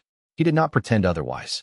The fight had been real, and he was not unhurt, and the method, while functional, required considerably more refinement. The absence of pattern is information. I just needed to learn to read a different kind of text. Shin Song looked at him steadily. He was thinking, in the specific way he thought. not visibly, but through a quality of attention that was directed inward rather than outward. The coastal formation's formation energy moved around them both, indifferent to what had just happened, carrying the salt smell of the early morning sea. Your technique is not wrong, Wei said. I understand why you fight without form. The blank blade is a genuine solution to a genuine problem about how pattern cultivation can be anticipated and countered. It is coherent. It is effective. He paused. I disagree with what your sect plans to do with what I just did to you. Xianxia looked at him. The expression was the same stillness it had always been, and something in the stillness had changed, not on the surface, but in the quality underneath it. The way a still pool is different after something has passed through it, even when the surface has settled again. I know, Xianxia said. I'm not sure I agree with them anymore either. The words landed without drama. They were not a declaration. They were not a commitment. They were a man stating what was true about his own uncertainty. The way he stated things, without embellishment, without the performance of emotion that the statement would have invited in someone less trained to stillness. Wei received them the same way. Jian Wuen's argument is serious, Wei said. I have not refuted it yet. I know it has an answer. I know it must be found before his operatives locate the text. He considered the coastal formation, the 12th text still waiting inside, the guardian still patient, the work still needing to be completed regardless of what had happened in the last 6 minutes. I would rather find it by working through it than by acting before I've found it. Xianxia looked at him. What do you need? Time, Wei said. And someone who knows the blank slate Sect's case from the inside. Someone who has been inside that argument for years and who can tell me which part of it Jian Wen is most certain about. Because the part he is most certain about is the part most likely to contain the assumption he has not examined. Xianxia looked at him for a long time. The sea moved beyond the formation boundary. The light was shifting toward full morning, the gray thinning into pale gold. I know which part that is, Xianxia said finally. I've been uncertain about it for 2 years. Wei nodded once. Not a victory, not a relief, but an acknowledgement. A thread of a way forward, thin and not yet tested, but present. Then let's start there, he said, and turned toward the formation entrance. The 12th text, the 12th guardian, the last piece of the 11-text foundation that would be complete by the end of this morning, and after which everything more difficult would begin. Chapter 116. The cave was not marked on any map that Wei had ever read. That was, he supposed, the point. Xianxia had led them through 3 hours of switchback terrain in the dark, not the darkness of night, but the deeper darkness of canyon walls that had never cared to let light through. He moved without a lantern, navigating by some internal knowledge that Wei recognized as the kind earned by years of surveillance work rather than consultation of texts. Bao walked close to Wei's right shoulder. Yin Ruomei kept pace on the left. Liao Tianxin moved behind them, recovered enough now that his footfalls were quiet rather than careful. The blank slate sect spent 6 years mapping the annotator's storage network, Xianxia said, voice low and without particular inflection. He had spoken very little since agreeing to help. When he did speak, it was in the compressed manner of someone accustomed to giving briefings where brevity was a professional courtesy. Every sealed site they identified, they catalogued. The 13th site doesn't appear in the main sequence. It was separated deliberately. The annotator built a gap in the pattern so that anyone following the chain would arrive at 12 and consider the count complete. A deliberate miscounting, Yin Ruomei said. A deliberate misdirection. The foundational count is 12. The practical count is 13. The annotator never recorded the discrepancy in writing. Xianxia paused at a fork in the passage and turned right without hesitation. I only know about it because Jian Wen found a reference in a practitioner's personal notes from 300 years ago. A woman who stumbled onto this cave by accident and couldn't identify what she'd found. She wrote it down as a curiosity. Jian Wen found the note 14 years ago and kept it out of the main intelligence archive. I found it in his personal records 8 months ago. He was keeping it for himself, Bao said. Everyone who learns about this eventually wants to keep it for themselves, Xianxia said, without judgment. That is part of what the technique does. Even proximity to the knowledge creates a gravitational pull. Wei said nothing. He was listening, but he was also already thinking about what came next. The passage opened into a chamber that had formed naturally. Limestone worked over millennia by underground water until the walls rippled in frozen curtains of stone. The floor was level in the center where the ancient chinode sat. Not a structure, but a presence. The way a well-used room still holds the warmth of whoever sat in it last. Except this was not warmth, but something older and less categorized. Wei's compendium responded to it immediately. Not with alarm. With attention. The node predates the annotator. The annotator itself said, voice manifesting close and without its usual measured pace. There was something almost anticipatory in it. By approximately 800 years, the annotator chose this site because the node creates a stable containment field. Any technique sealed here is inhibited from spontaneous expression. The text is embedded in the stone at the far wall. Wei walked forward. The others did not follow. They stopped at the edge of the central floor, and Wei understood without anyone saying it that this part was his. The wall held characters carved in a style 3 centuries out of date, but Wei had read enough historical texts that the style presented no barrier. He stood before it and let his compendium expand its awareness outward. The same process he used whenever beginning with an unfamiliar text, a settling in, a gauging of scope. The scope was considerable. He had read texts that killed practitioners on contact. He had read techniques that required 100 years of preparation before they could be safely approached. He had never read anything that made the compendium itself pause the way this did, not from danger, but from sheer scale of implication. The technique recorded in these characters had been designed to work at the level of the cultivation world's underlying structure. It did not target individual practitioners or even sects or cities. It targeted the foundational qi circulation patterns that sustained human cultivation as a practice, a weapon against the practice of cultivation itself. He understood, now, why the annotator had hidden this one. He began to read. The first hour was orientation, understanding the technique's architecture, how its components related to each other, how the triggering conditions were structured. This was the phase where most practitioners who encountered techniques like this one made their first critical error, treating comprehension as control. Wei had spent 51 years learning that comprehension without preparation was not mastery. It was exposure. He read and did not execute. He understood and did not attempt. His compendium noted each component with the careful attention it had been trained to apply to dangerous texts, and Wei felt the gradual process of containment beginning, the way his cultivation system had been doing since the original encounter with those 12 texts, but amplified now, working harder. The second hour was the technique's operational logic. Wei found himself holding very still. Behind him, he was distantly aware of the sound of Bao settling to the floor to wait, and Yin Romei's quiet conversation with Shun Tsung conducted in voices too low to carry, and Liao Tianxin standing watch at the passage entrance. The knowledge of them being there was useful in the same way that peripheral vision was useful, not the focus of attention but present, grounding. The third hour was the technique's relationship to the 12 foundational texts, why the technique would be inert without them restored, why its creator had understood it could only function in a world where the 12 were already in circulation. Wei read this section twice. Then he read it a third time. Then he sat with it. You understand what you're reading? The annotator said, soft. Yes. And you understand that understanding it is already containment? Yes. The others will ask if you could use it. I know. Wei turned back to the final section of the text. I have no intention of using it. I also have no intention of pretending the question is simple. The fourth hour was the sealing process, not written into the text, but derived by Wei's compendium from everything it had processed, the same way a student who has read enough architecture eventually understands how a new type of building must be structured even without having seen one. The compendium built the containment around the technique the way a librarian shelves a book, not destroying it, not losing track of it, placing it in a location where it could be found again if needed and could not fall open by accident. When it was done, Wei exhaled slowly. The carved characters on the wall were still present. The technique still existed in stone, but it also existed now in his compendium, sealed, present but inert, the way a loaded crossbow becomes inert when its string is carefully removed by someone who knows exactly what they are doing. He turned around, for people were watching him. It's contained, he said. Contained but not destroyed, Yin Romei said. It was not a question. Contained but not destroyed, Wei confirmed. Destroying it would require knowing what other knowledge depends on it. That requires more reading. But it cannot be used. Not without passing through me, and I will not use it. Bao said nothing. He studied Wei for a long moment with the particular attention he gave things he was still processing. Then, you're carrying it. I'm carrying it. All right. Bao stood and dusted stone dust from his robes. Then we move. They left the cave. The ancient Qi node behind them made no sound of protest. Outside, the canyon walls opened slowly to a sky that was just beginning to show the pale gray of early morning.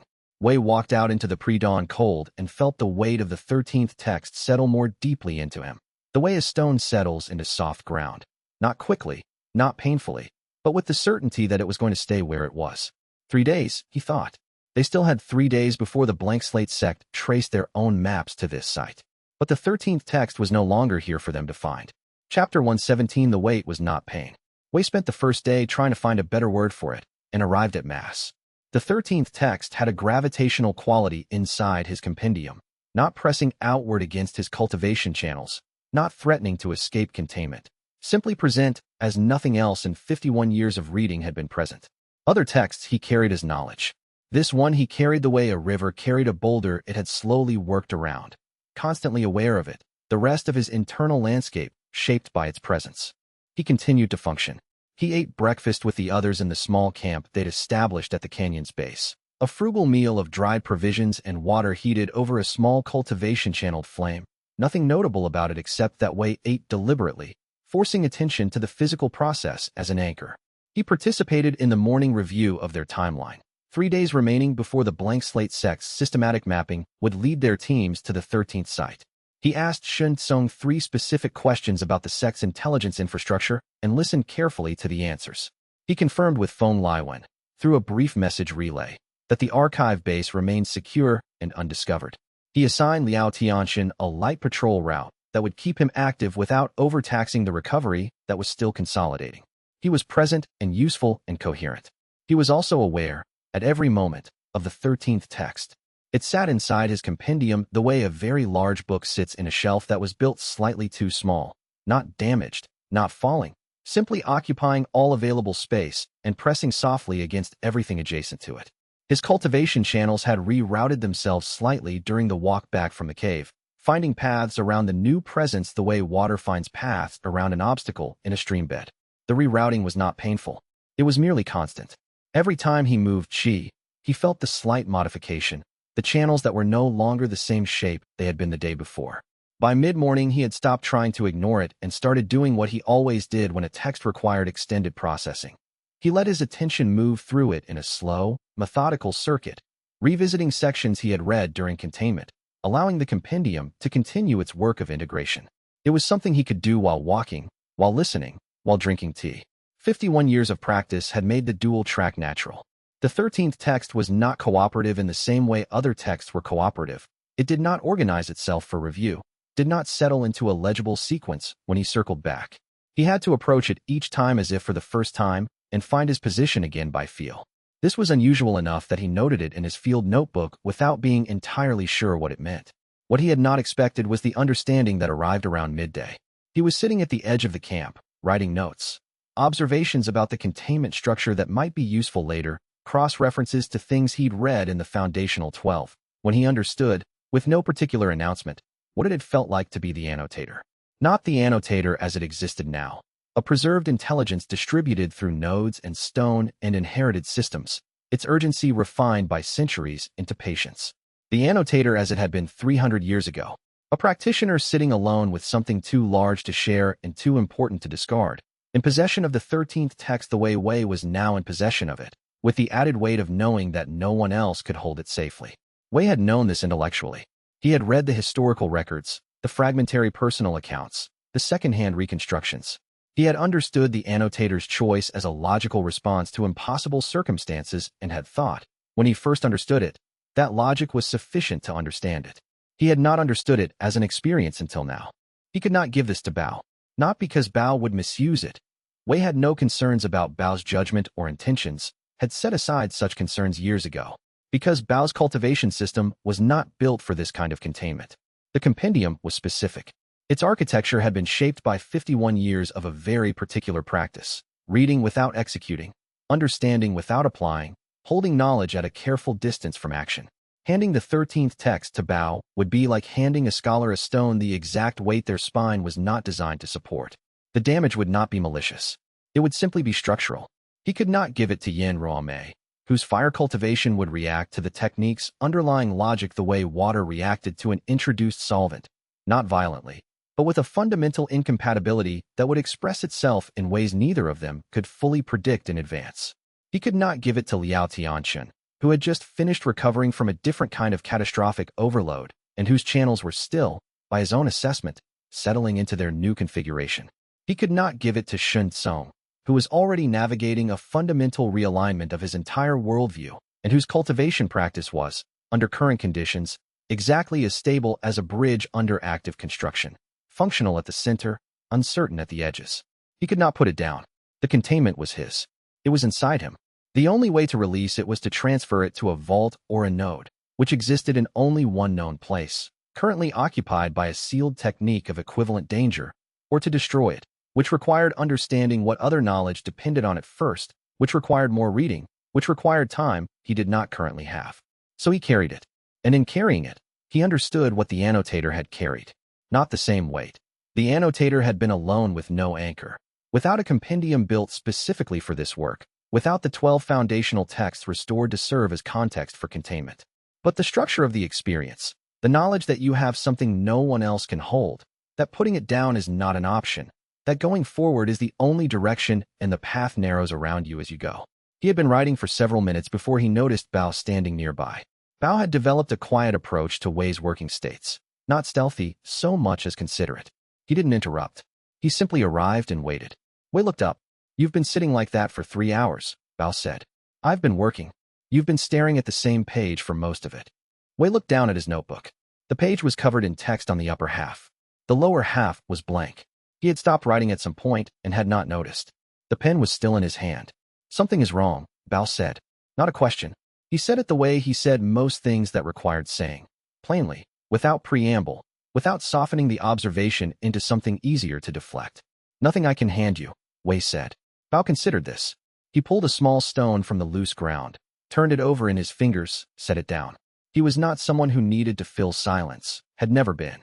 It was one of the things Wei had come to rely on without having explicitly catalogued it until now. The way you only identify the things that support you when you examine what keeps you upright. "Will it pass?" Bao asked. "Yes, when I found what to do with it." "Do you know what that is?" "Not yet."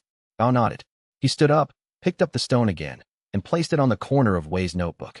Not as a gesture, just because it was in his hand and the notebook was there. Then he walked back toward the camp's center, where Yin Romei was running Liao Tianxian through a cultivation assessment to verify his recovery stability. Wei watched him go. The annotator, centuries ago, making its choice alone in the way that no one around it could safely share what it held, which was a different kind of loneliness than the ordinary kind. The difference between that aloneness and his own. The annotator had possessed the thing it could not share and had no one who would look up after 3 hours and ask plainly if something was wrong and then, upon receiving an answer that said nothing useful, nod once and give space without requiring explanation. The annotator had chosen to create a system that could carry this forward, to spread the weight across time rather than across people, to distribute what could not be shared by distributing it into the future, across centuries, until someone with the right architecture arrived. Wei was doing something different. He was carrying it through time with people nearby who knew he was carrying something and had decided that was enough information for now. He picked up his pen and went back to writing. The lower half of the page filled slowly. The weight of the 13th text did not diminish. But carrying something with people nearby who knew you were carrying something was different from carrying it alone. The weight did not decrease, but the isolation that usually accompanied weight of this kind was absent. Wei, who had spent most of his professional life believing that the library was the company he needed, added this to the accumulation of things he had been wrong about that were not, in retrospect, painful to have been wrong about. Outside the camp's perimeter, the afternoon light was beginning to move toward evening. 2 days and a few hours remaining before the blank slate Sect's teams reached the now empty 13th site. He had work to do, and people to do it with, and the 13th text was just something he carried now. Chapter 118. The breakthrough did not arrive as a decision. It arrived the way most of Wei's significant changes had arrived, as the natural consequence of accumulated preparation, reaching the point where continuation was simpler than resistance. He recognized it the next morning when he woke before the others and sat in the gray pre-dawn with the canyon walls still dark around the camp, and felt his compendium working on something it had been building for weeks, something that had been waiting for the 13th text the way a vault door waits for its final mechanism before the lock can properly seat. The compendium was ready to advance. The 13th text's presence had been the missing structural element, and the advancement required, as most advancements to this level required, outside stability. He went to Bao first because Bao was already awake and sitting at the camp's edge with a cup of something warm, watching the sky develop. "I need a cultivation link circle," Wei said. "The breakthrough is coming. I can feel the window." Bao set down his cup. "How long do we have?" "An hour, perhaps 2. It will proceed without assistance. I'm not in danger. But it will be unstable without anchoring. The 13th text is integrating into the containment structure, and the process will require my cultivation to grow around it. The outer channels need external stabilization during the growth phase. If they destabilize during integration, you need anchors, Bao said. Yes. I'll get the others. He got the others. Wei noted, not for the first time, that Bao did not ask which others, or in what configuration, or how urgently. He simply moved. They gathered on the flattest available ground, a shelf of stone 30 meters from the camp's edge, wide enough for 4 people arranged around a fifth. Yin Ruomei arrived still pulling her outer robe straight. Alert in the particular way she became alert when something required her full attention, her fire cultivation already visibly active at a low simmer, ready. Liao Tianxian arrived moving carefully but steadily, his recovery evident in the way he carried himself without visible effort. 2 weeks ago the walk from camp to this shelf would have taken something from him. It no longer did. Kong Wenqiu arrived last, having been keeping watch at the camp's far boundary, and took her position without asking for instructions when Bao indicated the configuration with a gesture. The 4-point anchor circle, Bao said, briefing the others. 3 points plus 1, Wei said. He sat at the center of the configuration and settled his hands on his knees, letting his cultivation channels relax into a neutral state, the posture he used before a long reading session, before extended meditation, before any work that required his system to do something sustained and difficult. Bao to my left, Yin Ruomei to my right, Liao Tianxian at the far point. His cultivation path is most stable at the longitudinal axis because of how his recovery has reset his channels. Kong Wenqiu to my immediate north for mid-range stabilization. Kong Wenqiu looked at Liao Tianxian briefly, checking something. He nodded once. And if something goes wrong? Yin Ruomei asked. If my channels begin expressing the 13th text technique rather than containing it, break the circle immediately and put at least 50 meters between yourselves and me. The technique's effective radius is 30 meters. You'll be clear.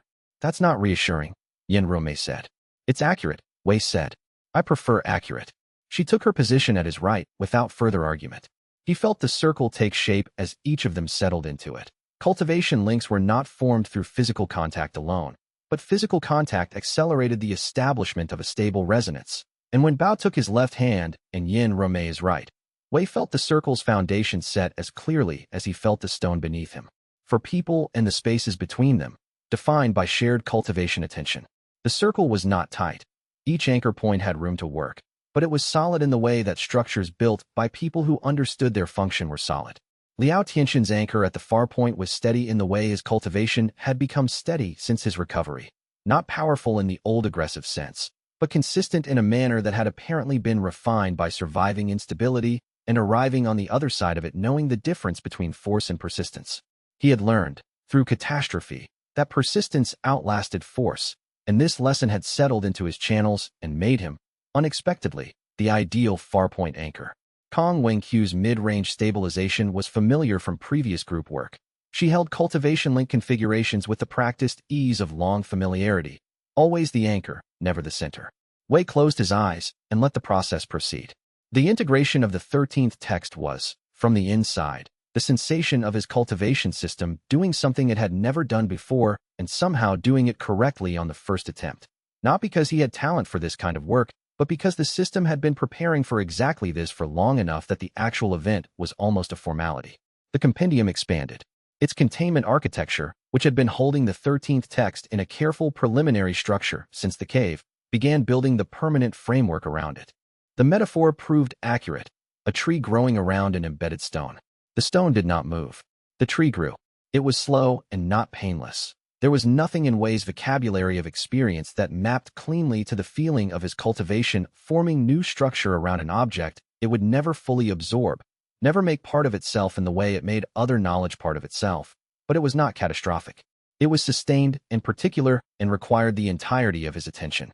Bao's presence in his left hand was a fixed point, the way a landmark is a fixed point when navigating difficult terrain. Yin Ruomei's in his right was different in quality. Her fire cultivation ran warm through the link, not hot, not overwhelming, simply there, vivid in the way that active things are vivid against a quiet background. Liao Tianxian's far-point anchor held the whole configuration in place the way a keystone holds an arch. Nothing in tension, everything supported. Wei suspected he had underestimated this when planning the arrangement. He suspected he would not underestimate it again. For hours, he was aware of time only as an abstraction during the process. Not because he was unconscious, but because the integration work required a quality of attention that had no space for tracking. At some point it rained. He knew this because he was wet afterward. He had not noticed it during the process, had not noticed the temperature change, the sound of rain on stone, the way the others must have stayed exactly where they were in the rain because breaking the circle was not an option. When it was complete, he knew because the compendium stopped its building work and went quiet in the particular way it went quiet when a long text was finally, fully processed, a specific kind of rest that was not emptiness but completion, the way a reader feels when the last page is closed and the book can be set down knowing it has been read through to the end. He opened his eyes. For faces. The rain had stopped. The morning was fully arrived.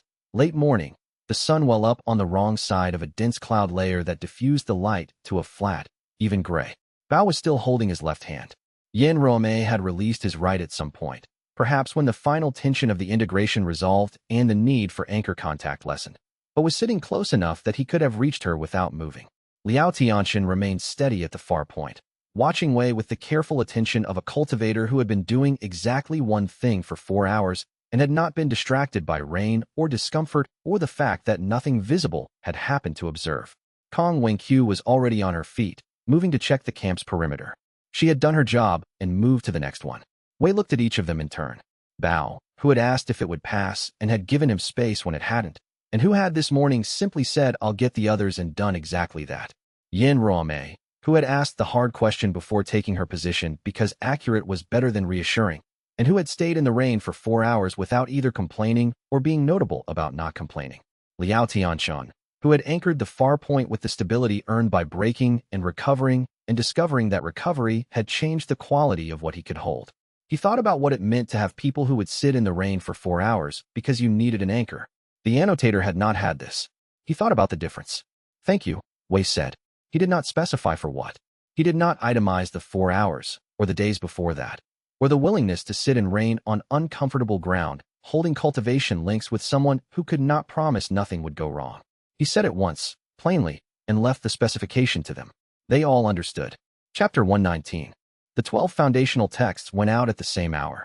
Wei had spent the previous evening working through the distribution logistics with the annotator, 12 sites across the continent, 12 sealed vaults that could be opened simultaneously through the network the annotator had maintained for 3 centuries, 12 texts that would begin circulating through whatever practitioners happened to engage with them at each location.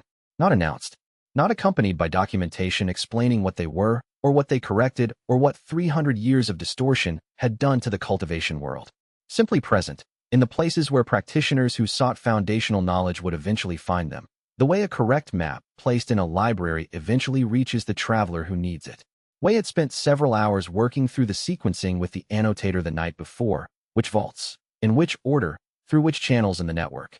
The annotator's distribution system had 300 years of refinement behind it, but it had never been used for simultaneous release at 12 points.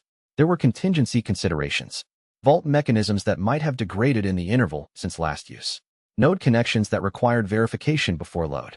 Wei had worked through the checklist methodically, the way he worked through anything that had a checklist, carefully, without skipping steps, attending to the things that were easy to overlook because they seemed straightforward. Authenticity requires availability, the annotator had said, at some point in the middle of the verification sequence. A correct version is only useful when it is more accessible than the distorted version. And you're willing, Wei had said. He had asked this once before, several weeks ago, and had received a considered answer. He asked it again now because the decision was no longer theoretical. A pause that was not hesitation but something closer to a final check. The annotator performing its own version of Wei's methodical verification.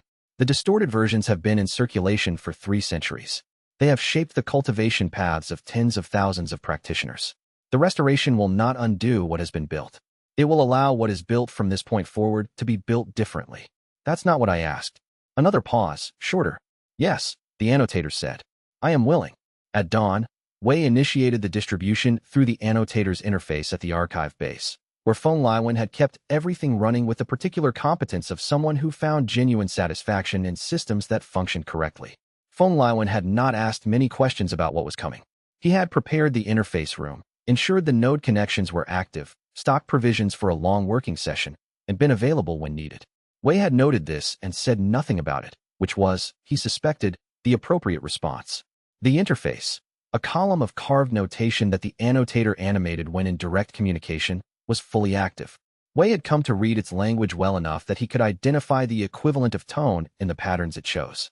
This morning the patterns carried something he would have called readiness if he had been writing about it. He gave the instruction. The annotator executed it. 12 sites across the continent opened at the same moment. The simultaneous release, conducted through mechanisms 300 years old and still functional, took less time than Wei expected. It was not dramatic. There was no surge through the archive interface, no visible sign, no sound. The annotator's notation patterns shifted briefly and then settled. 12 vaults that had been sealed for 3 centuries were open. The texts they held were available. What came after was slower. He watched through the archive interface. The annotator's secondary monitoring capability, developed over centuries of tracking the state of cultivation knowledge across the continent. As the early effects began distributing through the network of practitioners who regularly engaged with foundational texts at the 12 sites. It was not dramatic the way battles and breakthroughs were dramatic. It was subtle the way correction was subtle, a slight easing, a path that had always required slightly more effort now requiring the effort it should have required. Practitioners who had been working with techniques that felt marginally wrong without being able to identify the source of the wrongness, finding the wrongness reduced. The annotator provided annotations in the monitoring display as the effects registered. Brief, factual observations.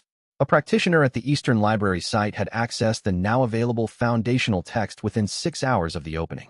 2 practitioners at the Mountain Archive site had begun a comparison study of the foundational text against the distorted version currently in their collection. The comparison study was, the annotator noted without editorializing, proceeding in exactly the direction that Wei had predicted. Bao stood beside him at the archive interface, watching the display. It doesn't look like much, Bao said. The tide changing doesn't look like much from the shore, Wei said. It looks like slightly different water. The difference is in what comes after. Bao considered this for a moment.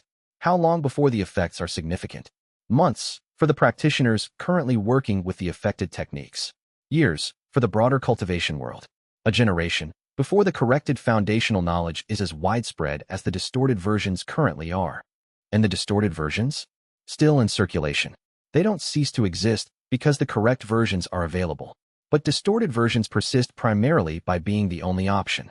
When the authentic version is also available, practitioners who encounter both will. Wei paused, considering the right phrasing. They will do what careful readers always do. They will compare. They will notice the inconsistencies in the distorted text. They will work out, on their own, that something was changed. Bao was quiet for a moment, looking at the monitoring display. Then, you're trusting people to figure it out themselves. I'm trusting people to figure it out themselves, Wei agreed. Given enough time and access to the correct version, which is what the annotator system now provides. He had debated, during the previous evening's work, whether a formal announcement was necessary, a declaration from the council, or from Wei himself, explaining what had been done and what the distorted versions had lacked. He had concluded that a formal announcement would be less effective than quiet availability. People trusted knowledge they encountered on their own terms more than knowledge they were told to trust. This was not idealism. It was 51 years of observing how practitioners engaged with texts. He took out his field notebook. He had carried it through everything, through the cave and the rain and 4 hours of cultivation integration and distribution logistics, and a night that had gone very short on sleep. The pages were wrinkled at the edges where the rain had reached them. The writing was legible throughout. He wrote, "Knowledge corrects itself when the authentic version is available and the distorted version is no longer the only option." His eyes moved to the sentence. He added a corollary beneath it. The correction requires neither announcement nor enforcement. Only access and time. He looked at that for a moment longer. Then he closed the notebook. Yin Ruomei appeared in the archive room's doorway, holding a folded message slip. Meng Qiuyue has sent a communication through the council's formal channel. She's asking for a progress report. Tell her the 12 foundational texts have been distributed and the 13th is contained. She'll want more detail than that. She can have more detail when there's a formal meeting to present it in. Wei set the notebook on the interface table. The distribution is done. The containment is done. The refutation of Jian Wuwen's argument proceeds when I have had time to formalize the reasoning in writing, which requires rest, which requires that today be allowed to end without further significant events. Yin Ruomei's expression indicated she found this reasonable without finding it entirely likely. She had been around long enough to know that days Wei declared should end without further significant events often did not cooperate. She was not wrong to be uncertain. The day's significant events were not, in fact, finished yet. Chapter 120. Wei was asleep when the annotator reached him.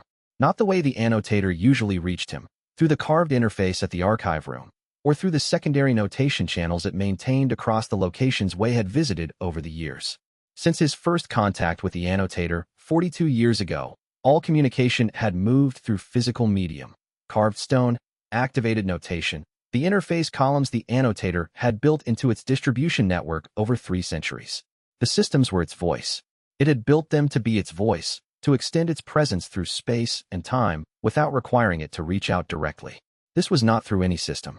This was the annotator itself, moving through cultivation channels Wei had not known it could access, arriving in his awareness with a quality he had never encountered in any of their thousands of hours of communication.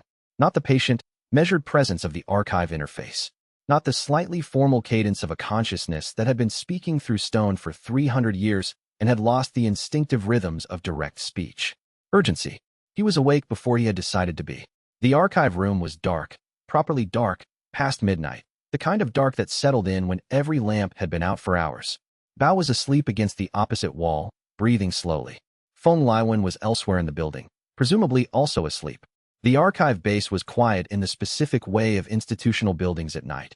A quiet with depth and substance, the accumulated silence of a space that held many things. Wei sat up carefully. He held still for a moment, orienting. Then, "Annotator," he said, voice kept low. "There is a 14th text."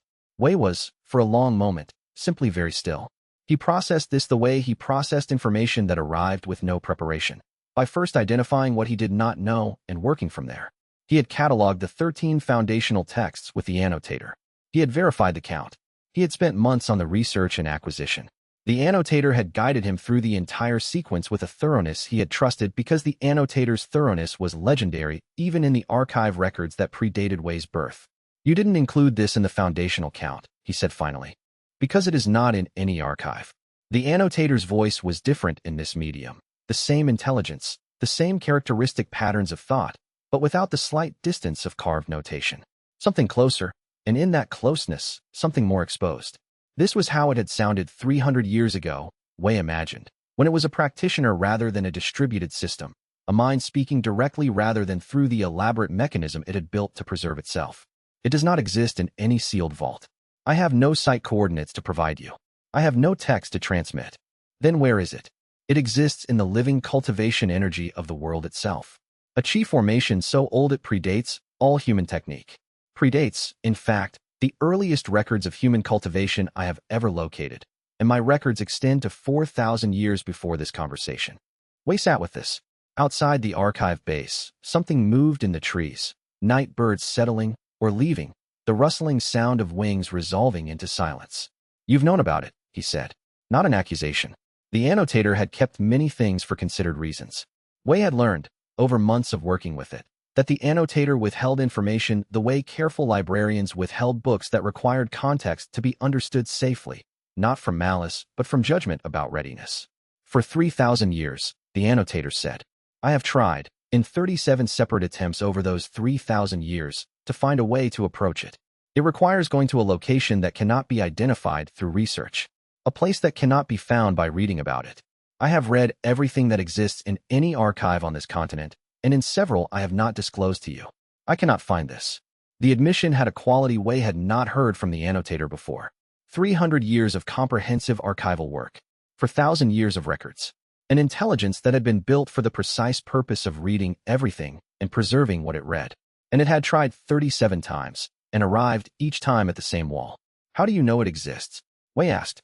"Because every practitioner who has ever worked at the deepest level of qi circulation theory has felt it.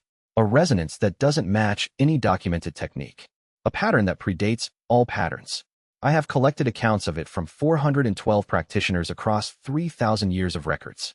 Every account describes the same phenomenon in slightly different language. None of them found the source. 3 of them spent their entire cultivation careers searching. The search consumed them. They still did not find it." Wei thought about this. 412 practitioners. 3,000 years. 37 attempts by an intelligence that had spent 3 millennia building the most comprehensive archive of cultivation knowledge in human history. An intelligence whose explicit purpose and entire existence was oriented around finding, containing, and understanding knowledge. If the annotator, with everything it had and everything it could do, had tried 37 times and failed, It cannot be approached through reading, Wei said. It cannot be approached through reading, the annotator confirmed. To find it requires going to a place that cannot be read about in advance. Approached without preparation by someone who has prepared. The conditions are designed, I believe, to require something specific. Those are contradictory conditions, Wei said. Yes, they have stopped every practitioner who has ever tried. Preparation requires information. Information comes from reading. To read about a destination is to prepare for it. To prepare is to arrive as the wrong kind of person. Wei sat with this for a long time. Long enough that Bao shifted in his sleep across the room, found a different position, and settled again. Long enough for the night outside to deepen further into its own silence. He had spent 51 years as someone who read before doing anything. Before agreeing to take on the compendium system, he had read 3 weeks of texts about compendium-type cultivation systems, their risks, their requirements, their historical outcomes for the practitioners who carried them. Before every cultivation advancement, he had read accounts of similar advancements by practitioners with similar paths. Before participating in the Cultivation Link Circle 2 days ago, he had read about Cultivation Link configurations in the archive's technical texts, had understood the mechanism before entering it. Before going into the cave to read the 13th text, he had read everything Shinsung could tell him about what was inside. He was reading about the 14th text right now, in the way that practitioners who read about everything eventually begin reading their own experience of being informed, noting the structure of the information, categorizing the implications, arranging what he'd been told into a framework. To approach the 14th text required, apparently, the practitioner Wei Liang had never been in 51 years of practice. Someone who moved without reading first. Someone who arrived without preparation in the sense that the word meant. You, the annotator said, and in its voice there was something that had survived 300 years of distributed preservation. Something close to what it had been before it built the systems and became the systems, the thing underneath the archive that remembered being a person. Have never in your life done something without reading first. This requires exactly that. The darkness in the archive room was very complete. Wei thought about the annotator, which had tried 37 times over 3,000 years and run out of things to try. He thought about the 13 foundational texts, each of which had required a different kind of approach, each of which had revealed something about the nature of knowledge that he had not understood before encountering it. He thought about the 12th text, which had required trust, the 13th, which had required containment without execution, understanding without application, the thing Wei had been training for, without knowing it, for his entire career. He thought about what the 14th would require. He thought about the field notebook in the inner pocket of his robe, and the 51-year habit it represented. Writing things down before beginning them, building a foundation of prior understanding before taking a step, reading the map before walking into the terrain. He thought about what it would mean to walk into terrain without the map, without any map, without reading to find whether a map existed. He could feel the question forming. It was not a comfortable question. It was the kind of question that had a direction in it, that pointed somewhere, that was not merely intellectual, but required an answer that would commit him to something he did not know the shape of yet. And then he asked it, where do I start looking for something I can't read about? The annotator did not answer immediately. The silence stretched long enough that Wei wondered, briefly, if the direct channel contact had ended, if the urgency that had woken him had discharged and the annotator had retreated back into its systems. But it was still there. He could feel it. 3,000 years of accumulated searching, and the very particular quality of something that had been waiting for the right person to ask the right question, not because the answer was simple, but because the question itself was the door. That, the annotator said finally, its voice carrying the full weight of 37 failed attempts and 412 predecessors who had all eventually stopped asking, is the first thing any of them were ever right about asking. Outside the archive base, the night deepened toward its turning point. Somewhere in the pre-dawn quiet, the birds in the trees began, slowly, to wake. Chapter 121. The annotator's words settled over the group the way snow settles, without urgency, without drama, but with weight that accumulates. Wei Liang stood at the edge of the annotator's study for a long moment, looking at the place where the old figure had been. The chair was empty. The shelves were intact. The candles burned as they always burned, low and patient, as though the room itself had not registered that something significant had just occurred. The familiar scent of aged paper and cold ink hung in the air. Wei had been in this room more times than he could count. He had never before left it feeling that a question he had asked was more important than any answer he had received. Bao Xingji was the first to speak. I have never heard anyone congratulate someone for asking a question before. The annotator does not congratulate, Yin Rome said. She was watching Wei. He confirms. Wei did not answer immediately. He crossed to one of the reading tables, not the annotators, but one of the smaller ones near the east wall, and sat down. Not because he was tired, because he needed to be still for a moment while his thoughts arranged themselves. The 14th text. He had 13 contained within him. He had spent more than 50 years reading, classifying, absorbing, synthesizing. He could cross-reference cultivation techniques across 1,400 years of recorded history without pausing. He could trace the evolution of a single meridian pathway through 36 distinct schools of thought. He knew, in the way that one knows the architecture of a house one has lived in for decades, the shape of what had been written about the world. The 14th text was not that. The annotator had said it clearly. It existed in the living cultivation energy of the world, unwritten, inaccessible through reading, requiring Wei to approach without preparation. For the first time in his life, the compendium stirred faintly at the edges of his awareness, the way it always did when he was processing something large, a subtle hum of categorization, cross-reference, attempt at pattern recognition. He felt it searching. He watched it come up empty. This, in 50 years of cultivation, had almost never happened. He is calculating, Liao Tianxian said to Bao. His voice was not unkind. He is, Bao agreed. He does that. Wei looked up. I am not calculating. Liao raised an eyebrow. No, I am remembering. Wei looked down at his hands. He let the compendium run its search. He watched what it could not reach. I spent 50 years reading about a world I could see through the archive window. No one said anything. I know the shape of every technique anyone has ever written. The lineage of every sect worth tracing. The evolution of every major formation system from the first recorded array matrices to the current century's most refined implementations. He paused. The 14th text is not a technique. Then what is it? Yin Ruomei asked. I don't know. He said it plainly, without distress. The annotator said it is whatever lies beyond the limits of what anyone has written yet. Which means I cannot prepare. Which means there is no text to read in advance. Which means I will be going somewhere that my compendium cannot tell me what to expect. He looked at each of them in turn. I want to go. Bao tilted his head. Because it will make you stronger? Because I have never seen something that no one has described. Wei's voice was even, but underneath it something had shifted. The same quality one finds in texts that have been copied many times before the original was lost, where the hand of the scribe becomes visible precisely because the content has grown unfamiliar. Every experience I have had in the past 50 years, I entered knowing something about it. I knew what the shattered meridian school's techniques would feel like before I encountered a practitioner. I knew what a heaven's tier breakthrough looked like before I watched Elder Mao make his. I knew what it felt like to be seen by someone who was reading me, because I had read enough accounts of the experience to recognize it when it arrived. He paused, looking not at any of them but at a fixed point on the table, the way he looked at a text when he was reading something he needed to hold carefully. I want to see something no one has described. Not because it will make me more capable. Not because it will close a gap in my knowledge. Because I have never in my life stood before something and not already been reading it. He looked up. I have been at the window of the archive for 50 years. I know what every recorded thing in the world looks like from that vantage. I do not know what it looks like to stand in the world without the window between us. The room was quiet. Liao Tianxian turned this over visibly, not with disagreement, but with the careful, respectful attention he gave to arguments he had not considered before. He had fought Wei once, not viciously, but with full force, the way honest practitioners fight when they are testing rather than hurting, and something in that encounter had recalibrated his assessment of Wei's judgment in ways he had not entirely finished articulating to himself. Little Mirror, who had been floating silently near the window, drifted closer. The reflection spirit's surface was still, no ripple, no refraction, which Wei had learned to recognize as a sign of attention rather than absence.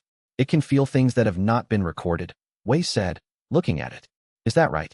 Not just things I haven't read. Things no one has read. Little Mirror's surface shifted. A single word formed in the reflection, yes, then it can navigate there. Another shift. If you follow, I will follow. Yin Ruomei studied him for a moment. She had a particular way of looking at someone when she was trying to determine not what they were saying, but what kind of saying it was, whether it was performance or resolution, whether it was hope dressed as certainty or certainty arrived at through honest reckoning. She had done this with Wei many times. Most of the time she had found that what he said and what he meant were the same thing, which was rarer than it should have been among cultivators of his level. She looked at him now and found the same. All right, she said. Then we go. Liao Tianxian did not argue. He had fought Wei once, not viciously, but with full force, the way honest practitioners fight when they are testing rather than hurting, and he had learned something from it that he did not entirely have words for. What he had was respect. What he expressed was practicality. We should prepare. If we are going beyond the map territory, I want to know we have addressed every contingency we can address in advance. Agreed, Wei said. 3 days. 3 days, Liao confirmed. He pulled out his own notebook, narrower than Wei's, with a different system of marginal notation, one that prioritized action items over observations, and began writing. Wei watched him for a moment and found the watching instructive. Liao's preparation and his preparation would produce different documents from the same intention. Both would be useful. Neither would be sufficient on its own. Yes, Wei agreed. He was already reaching for his notebook. We should prepare. Bao looked at both of them making notes and shook his head with something that was not quite exasperation and not quite fondness. I am going to pack, he said, without writing it down first. Your pack will be less organized, Liao said, without looking up. My pack is always less organized. It has never caused a problem that mattered. This was, Wei acknowledged privately, accurate. The decision had already been made. It had been made the moment Wei asked the right question. All of this, the notebooks, the preparation, the quiet exchange with Elder Kong Wenqiu, was not the making of the decision but the decision being enacted, one careful step at a time. Wei Liang, who had spent his life at the margin of action and at the center of knowledge, had just chosen to walk towards something he could not read about first. He had not calculated his way there. He had not consulted a precedent. He had looked at a blank space in his knowledge of the world and chosen it on its own terms, not as a problem to be solved, but as a place worth going. It was a small step for someone else. For him, it was the longest step he had taken yet, and none of them, including Wei, knew exactly where it would land. Chapter 1:22 The preparation took 3 days. Not 3 days of anxiety, of frantic copying, of last-minute decisions about what to leave behind and what to carry. 3 days of the kind of methodical, deliberate work that Wei had always done well. The work of a librarian preparing a collection for transfer, ensuring nothing of value would be lost regardless of what happened to the keeper. He began with the techniques. The compendium held 13 texts, and from those texts he had derived or synthesized 47 original cultivation insights, combinations, refinements, applications that did not exist in any archive anywhere. He had recorded them, naturally. He had always recorded everything. But records within the compendium were not portable. If something happened to Wei, they were gone. He began writing copies. This was not, as Bao pointed out gently, necessary. You will come back. I know, Wei said. Then why? Because a librarian does not keep the only copy of an important text. Wei did not look up from the page. His brushwork was precise, efficient, not calligraphic, but clear. This was not art. This was preservation. The question is never whether I will come back. The question is whether the work survives regardless of what I do. Bao considered this. He sat down across from Wei and watched him work with the patient attention he brought to things he was genuinely trying to understand. After a while he said, I think that is either very wise or very sad. It is a library practice, Wei said. The founding collection of the Ivory Jade Archive was copied 3 times before the archive's first librarian traveled beyond the eastern passes. She came back. The copies were still made. Did the copies survive? 2 of the 3 did. One was damaged in the floods of the 4th century.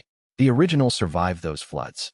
So for 112 years the copies were redundant, and then the original was destroyed in the fire of 413, and the surviving copies became the primary texts.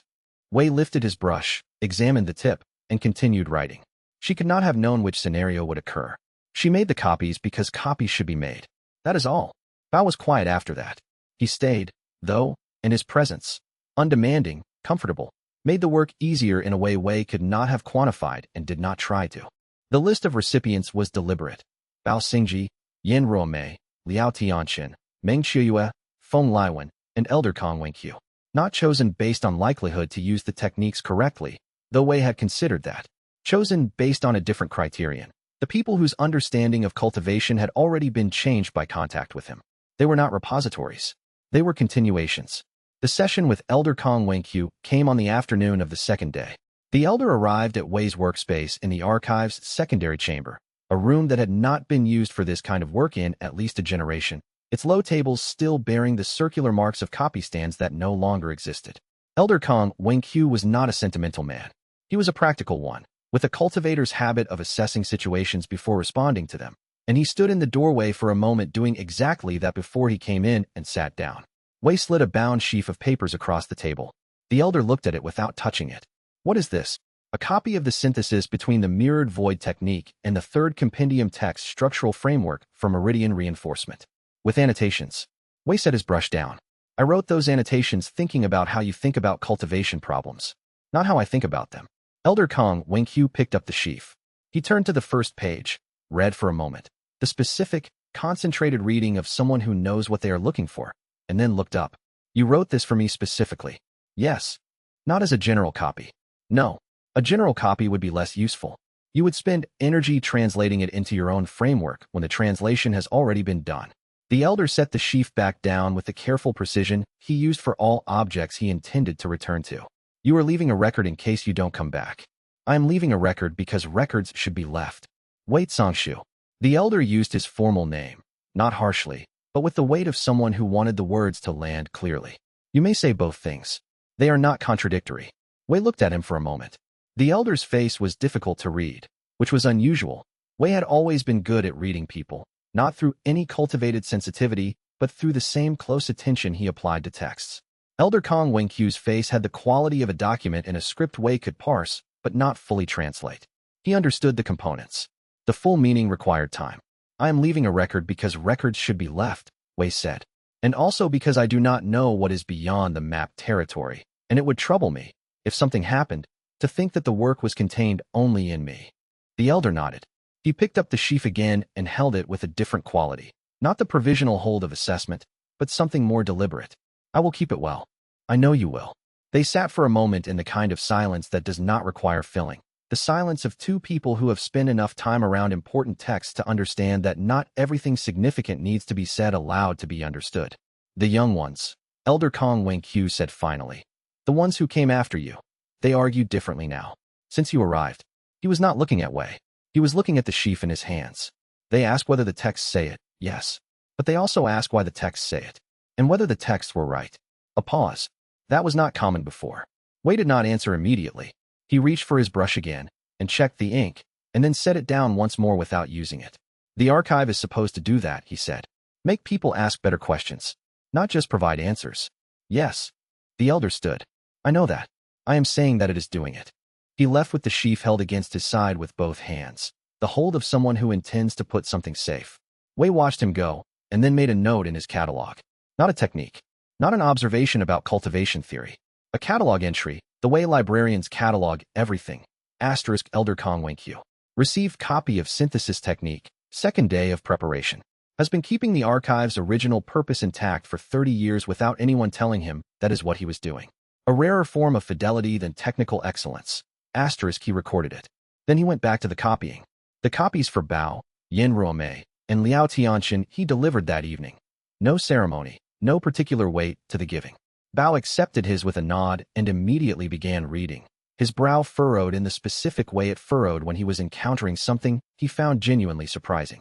Yin Ruomei set hers aside to read later and asked whether he had eaten. Liao Tianxin read the first page, looked up with an expression Wei had learned to recognize as his version of surprise, and said only, "This is yours.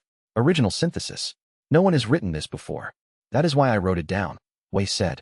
Liao looked at the page again. Something shifted in his expression, not sentiment, but recognition. You wrote it in a way I can actually use. I know how you approach formation theory, Wei said. The annotation is tailored to that approach. Liao looked at the page again. Then he said, "Thank you." He said it plainly, without the careful qualification he usually applied to expressions of gratitude, as though this one did not require softening.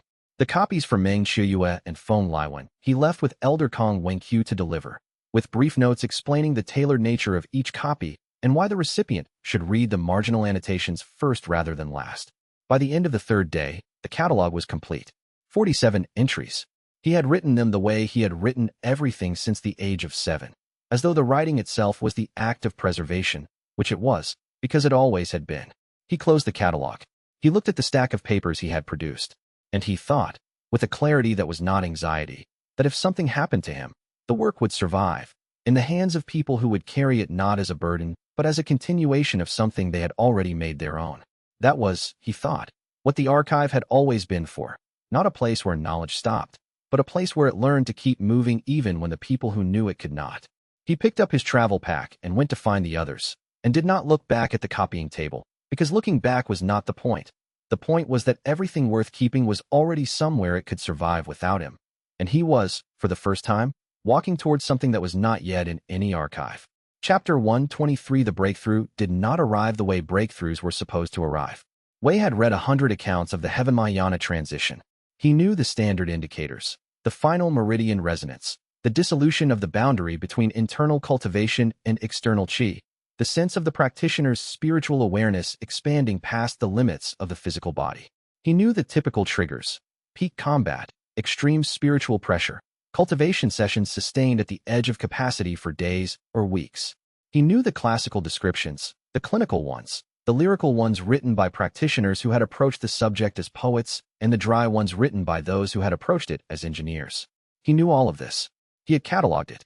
What happened instead was that he sat down at a table in the archives reading room on the morning they were to depart, took out a clean sheet of paper, and began to write something he had never written before.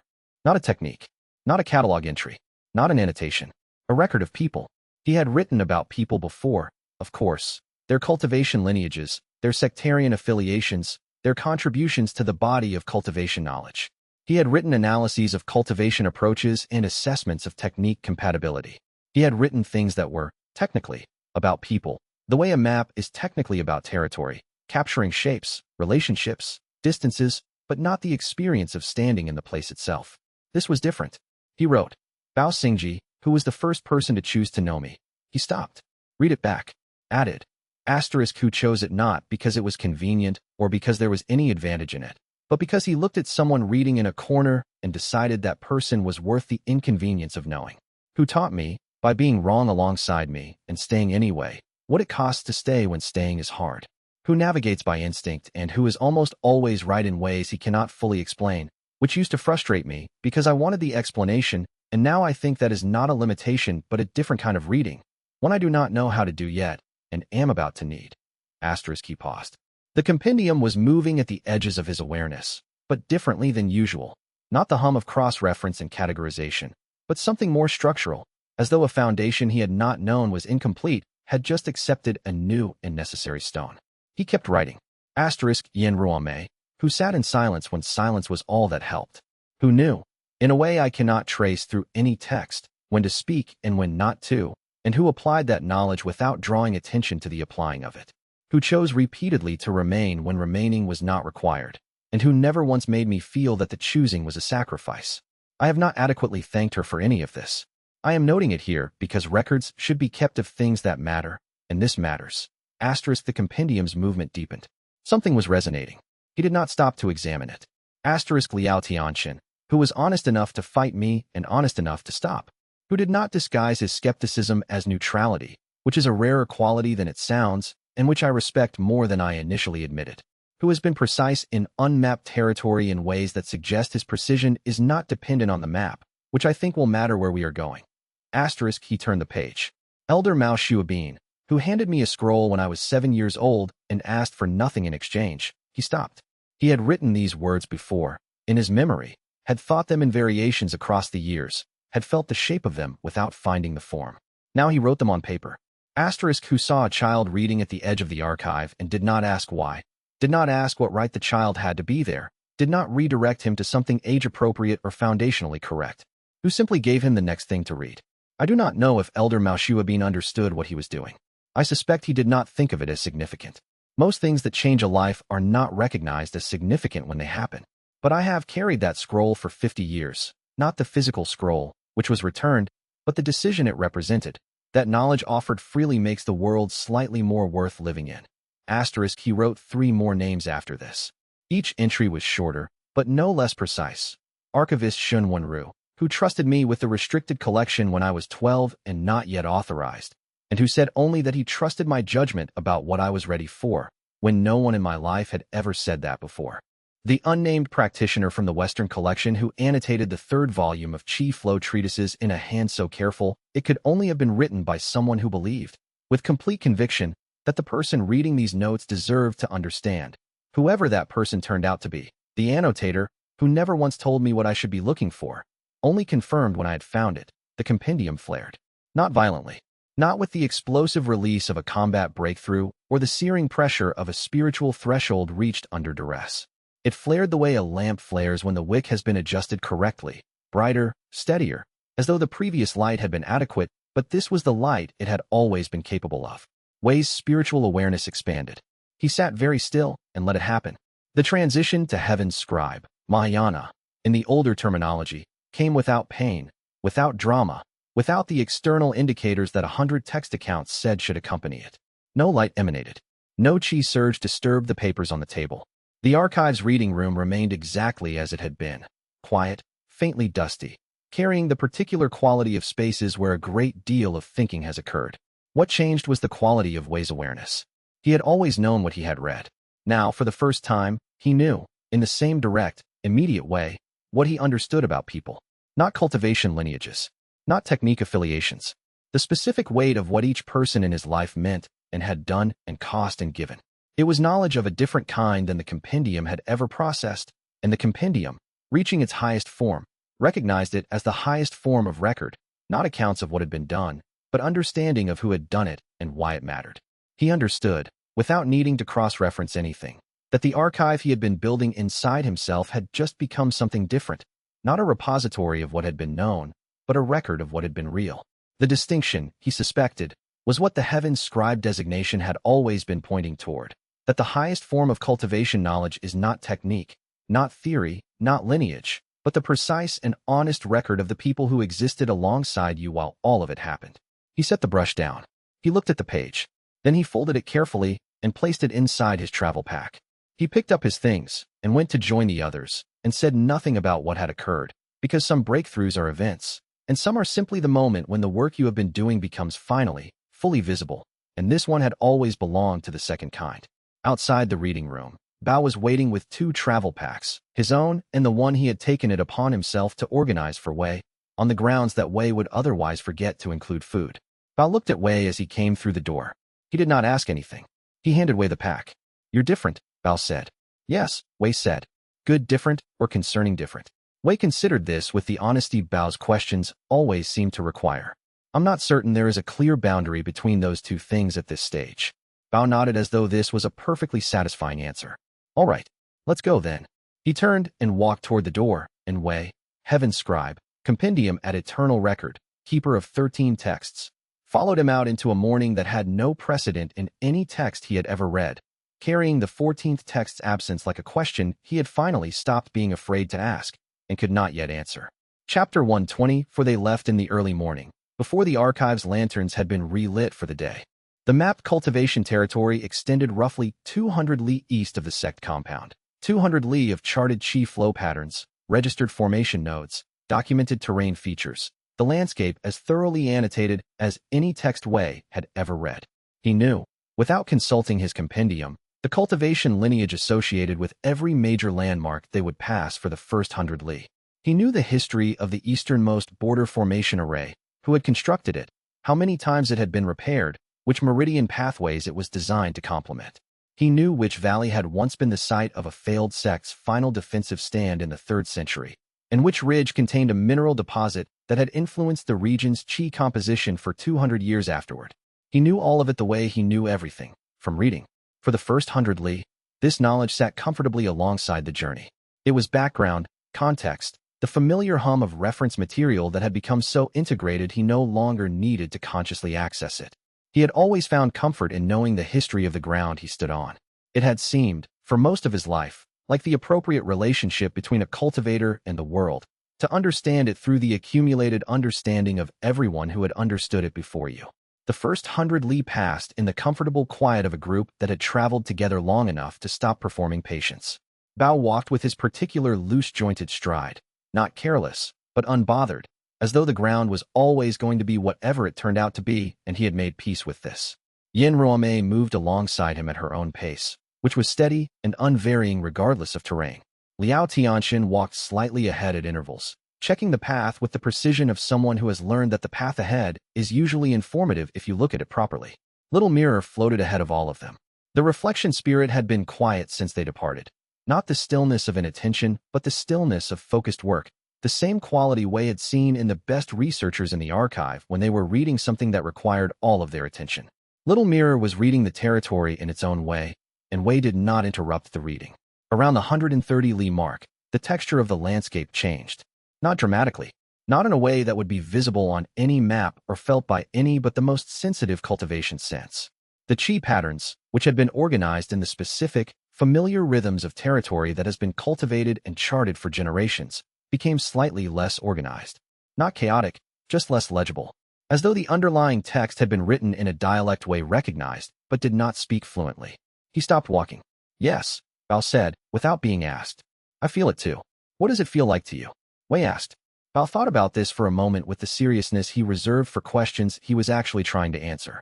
It feels like a path that hasn't been walked on recently. The path is still there, but it hasn't been confirmed by use. Does that make sense? More sense than I expected, Wei said. He took out his notebook and wrote. Asterisk first change in chi legibility at approximately 130 li from compound. Bao describes it as a path not confirmed by use. This is more precise than most of the theoretical accounts I have read, which tend toward increasing chaos, which is inaccurate. This is not chaos. This is the absence of accumulated annotation. The territory has not been miswritten. It simply has not been written yet. Asterisk he put the notebook away and they kept moving. At the 160 li mark, his compendium produced a reference. This was the normal function of the system. When he encountered something, it searched its contents for parallels, providing context and comparison. But the reference it produced was incomplete. A partial account from a 6th century cultivation journal. Its author unnamed, his sect untraceable, recording the same textural shift before the entries became progressively shorter and then stopped. The journal had been recovered and archived without the later sections. Wei noted this without anxiety. A text with missing sections was still a text. The missing sections said something. That someone had been here, that the journey had been possible, that the absence of the account's continuation did not mean the continuation had not occurred. He came back, Bao said, reading Wei's expression with the ease of someone who had spent considerable time watching it. Whoever kept that journal? He just stopped writing it down. You don't know that. I know people stop writing things down for many more reasons than dying. Bao's voice was practical. You stopped writing down everything you thought about cultivation for the first 2 years of your advanced studies, and you came back from that. Wei looked at him. That is not the same thing. I know, but the point is similar. Yin Ruame, who had been listening without comment, said, What happened in the journal? Before it stopped. The practitioner described the same chi shift we're feeling, Wei said. Then he described a landscape where the usual cultivation reference points became unreliable. His entries grew shorter not from exhaustion, I think, but because there was less to cross-reference, less to annotate. He was describing something that had no precedence. He paused. The last complete entry says, I do not know the name for what I am seeing. Tomorrow I will try to look more carefully. After that, 3 partial entries, then nothing. What's in the partial entries? Questions, Wei said. 3 questions he did not know how to finish. Bao thought about this. That seems hopeful, actually. Someone who kept asking questions until the end. That is one way to read it. Wei agreed, and took out the notebook again. They made camp at the 180 li mark, at the edge of a clearing where the chi patterns had become genuinely unfamiliar, not hostile, but requiring active attention to parse, the way reading in poor light requires effort that reading in good light does not. Wei sat at the edge of the camp and opened his notebook. He wrote, Asterisk the margin of a text, where the annotations end and the blank page begins, is not the end of the text. It is the place where the text acknowledges that it does not know what comes next. Every text has this margin. Most readers find it distressing. I used to find it distressing. Standing here tonight, at the edge of everything anyone has written about this territory, I notice that I am not distressed. I am attentive, in a way that is different from the attentiveness of reading. When I read, I am following. When I stand here, I am not following. There is no path to follow yet. That is, I find, not the absence of possibility but the condition of it. Asterisk he closed the notebook. Around him, the camp settled into its evening rhythms. Yin Roame had produced tea from somewhere, distributed it in the unhurried way she had of making provisioning feel like generosity rather than logistics. Liao Tianxun was doing his evening cultivation practice with the focused, unhurried precision he brought to all such things, his chi circulation audible to the senses even at a distance, clean, regular, the product of years spent making the fundamentals impeccable precisely, because impeccable fundamentals did not require recalculation under pressure. Bao was lying on his back looking at the sky with the comfortable attention of someone who finds the sky genuinely interesting and does not see the need to say anything about it. Little Mirror drifted close to Wei and rested at eye level, its surface calm and still and present. What do you sense? Wei asked. The surface shifted. Words formed. Things with no names yet. Wei exhaled slowly. Good, he said. That is exactly what we came for. He looked up at the same sky Bao was watching. He had read texts that described this region's astronomical characteristics, the particular angle of the stars at this latitude, the cultivation schools that had used star mapping as a supplement to meridian theory. He put those texts aside, deliberately, and looked at the sky without them. It was, he found, very large, and tomorrow they would walk further into the part of it that had no name yet, following a mirror that could feel what had not been written, into territory that would require him to trust everything the texts had never taught him. Chapter 125. The formation arrays began dissolving on the second morning. Not the camp's own arrays, those held. The ones dissolved were the ones they encountered as they moved deeper into unmapped territory. Ancient boundary arrays, the edges of forgotten sect territories, the layered chi structures that previous generations had built to organize cultivation practice in the regions they had occupied. These formations had survived for centuries, in some cases, maintained by ambient chi flow and structural inertia rather than active cultivation.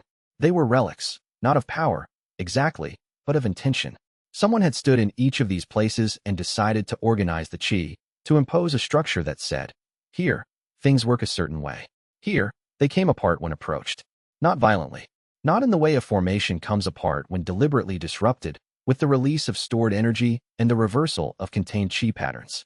They simply unraveled, the way a sentence unravels when the syntax becomes unfamiliar, each component remaining intact but the relationship between the components losing its coherence. The individual chi threads persisted. The framework that had given them meaning did not. Liao Tianxian stopped before the third formation he saw dissolve, crouched, and examined the remaining chi traces with the careful attention of someone performing a detailed analysis. He did not speak for a while. When he did, his voice had the particular flatness of someone setting aside their first several interpretations and saying only what they could actually confirm. The underlying patterns do not conform to any formation theory I know. The individual chi threads are standard. The principles connecting them are not. The principles assume a certain background chi structure, Wei said. He was looking at his compendium's response to the formation, which was thorough and entirely unhelpful. References to 17 distinct formation traditions, none of which explained what he was seeing. The background chi structure here is different. The formation was built for a world it is no longer sitting in. Can you read it? Wei turned the question over. No, he said at last. I can read each component. I cannot read what the components are saying. It was a strange admission. He made it without particular difficulty. It was accurate, which was the criterion, and he had grown accustomed over the past 2 days to finding the borders of his own comprehension and noting them without distress. They were, he had decided, simply information. Here is where reading ends. Here is where something else begins.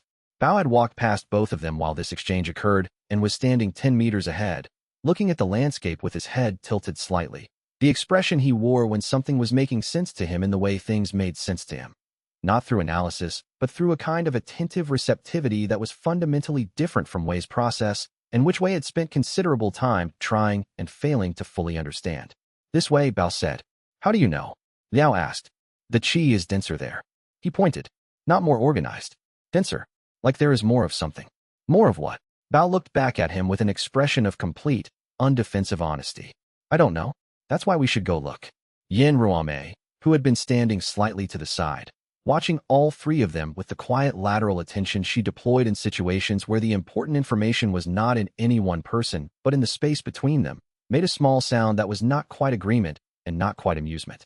She fell into step behind Bao. Wei's compendium produced nothing useful on the topic of chi density in unmapped territory. The references it did produce were theoretical frameworks for understanding chi variance in standard cultivation zones, which was not what was happening here. The frameworks assumed a world they were no longer standing in. He put the compendium aside, not dismissing it, but setting it down the way one sets down a tool that is not the right tool for the current task, and followed Bao. This was new.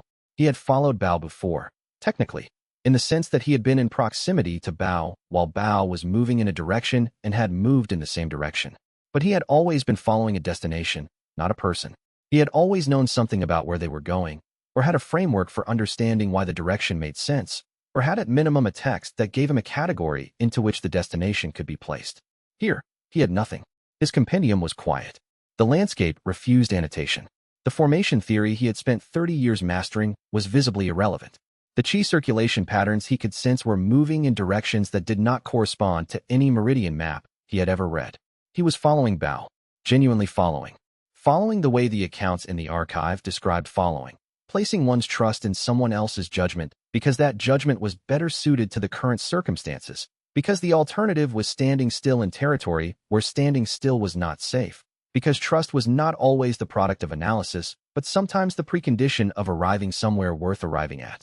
He had read 100 texts about what it meant to trust someone.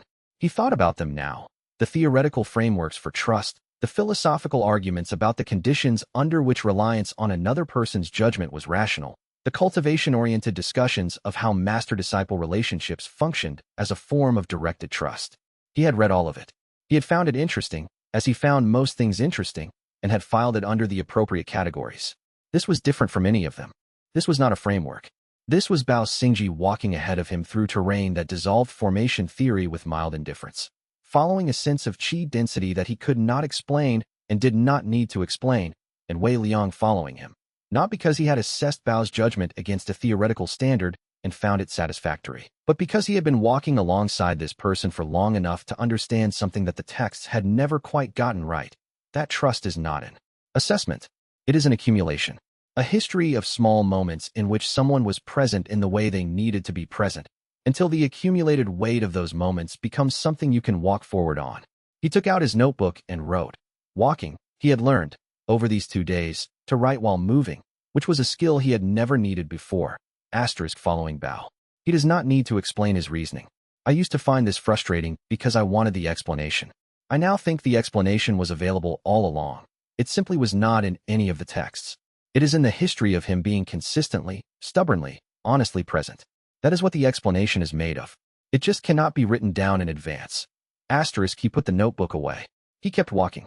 Ahead of him, the terrain was becoming something that would have been impossible to describe to anyone who had not stood in it.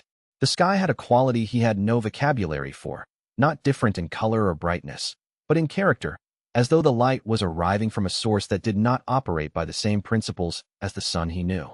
The ground under his feet returned a different resonance to his qi sense than it should have, a vibration that suggested something vast and entirely indifferent to the cultivation theories that had been built on top of it. And then Bao stopped.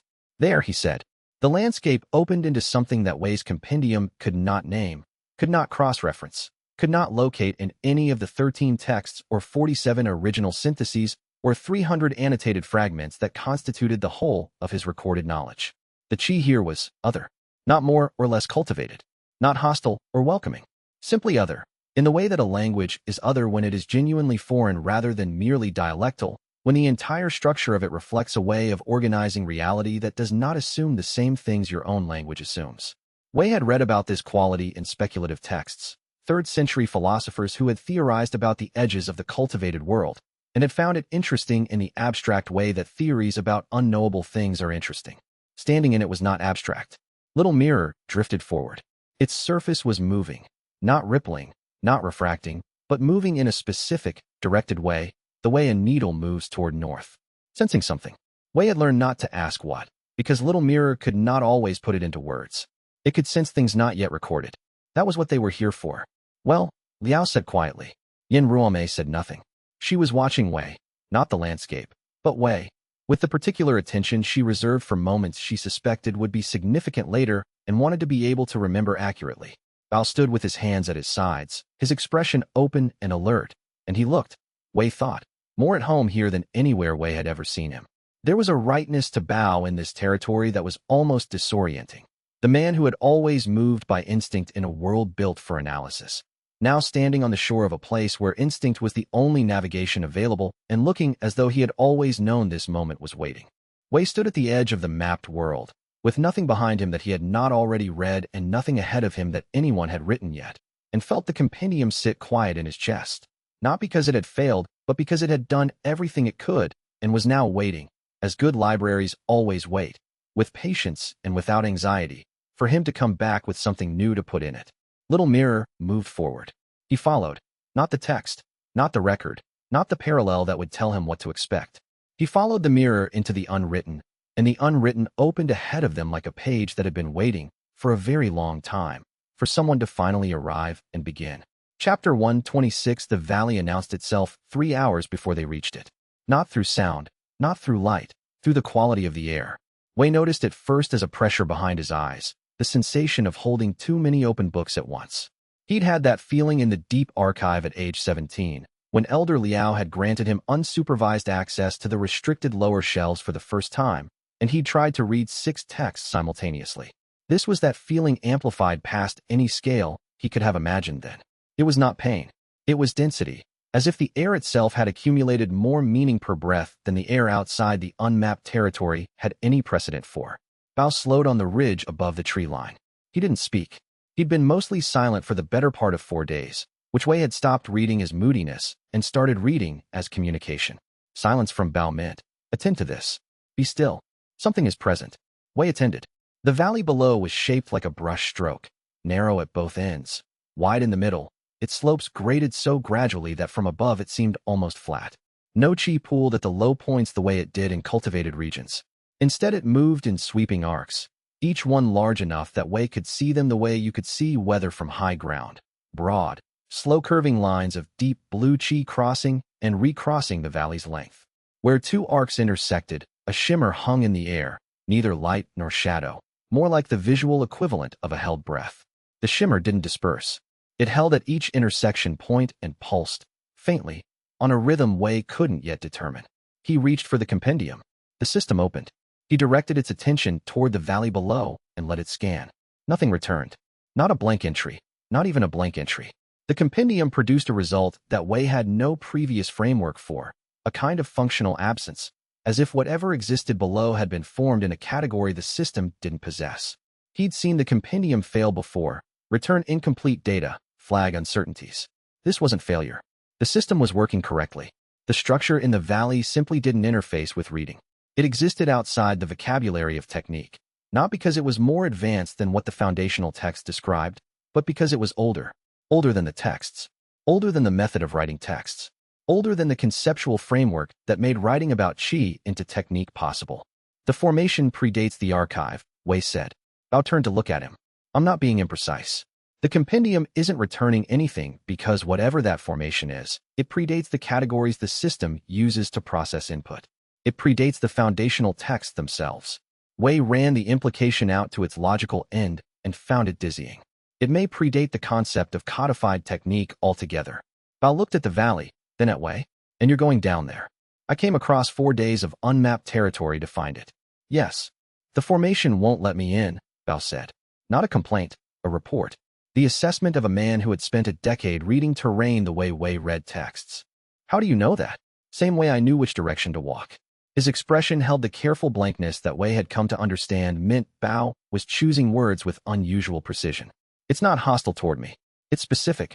You are what it wants. Formations don't want. You haven't spent enough time with old things. Wei descended alone. The path into the valley chose him rather than the other way around. Each step found footing before he consciously placed weight, as if the terrain was extending toward him, reaching up to meet him rather than merely accepting his passage. The trees thinned and then stopped entirely at a line so precise it looked deliberate. The grass changed, shorter, a blue-silver color that Wei had no entry for, growing in patterns that tracked the arcing chi flows above it like iron filings following a magnetic field, bending in rows that corresponded to each arc's passage through the valley floor.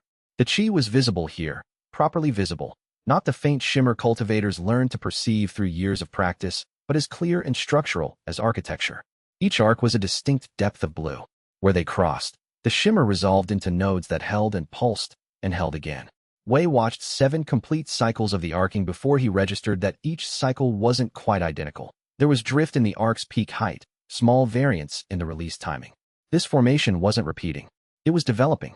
It had been developing for longer than Wei could estimate, and was still in the process of becoming something.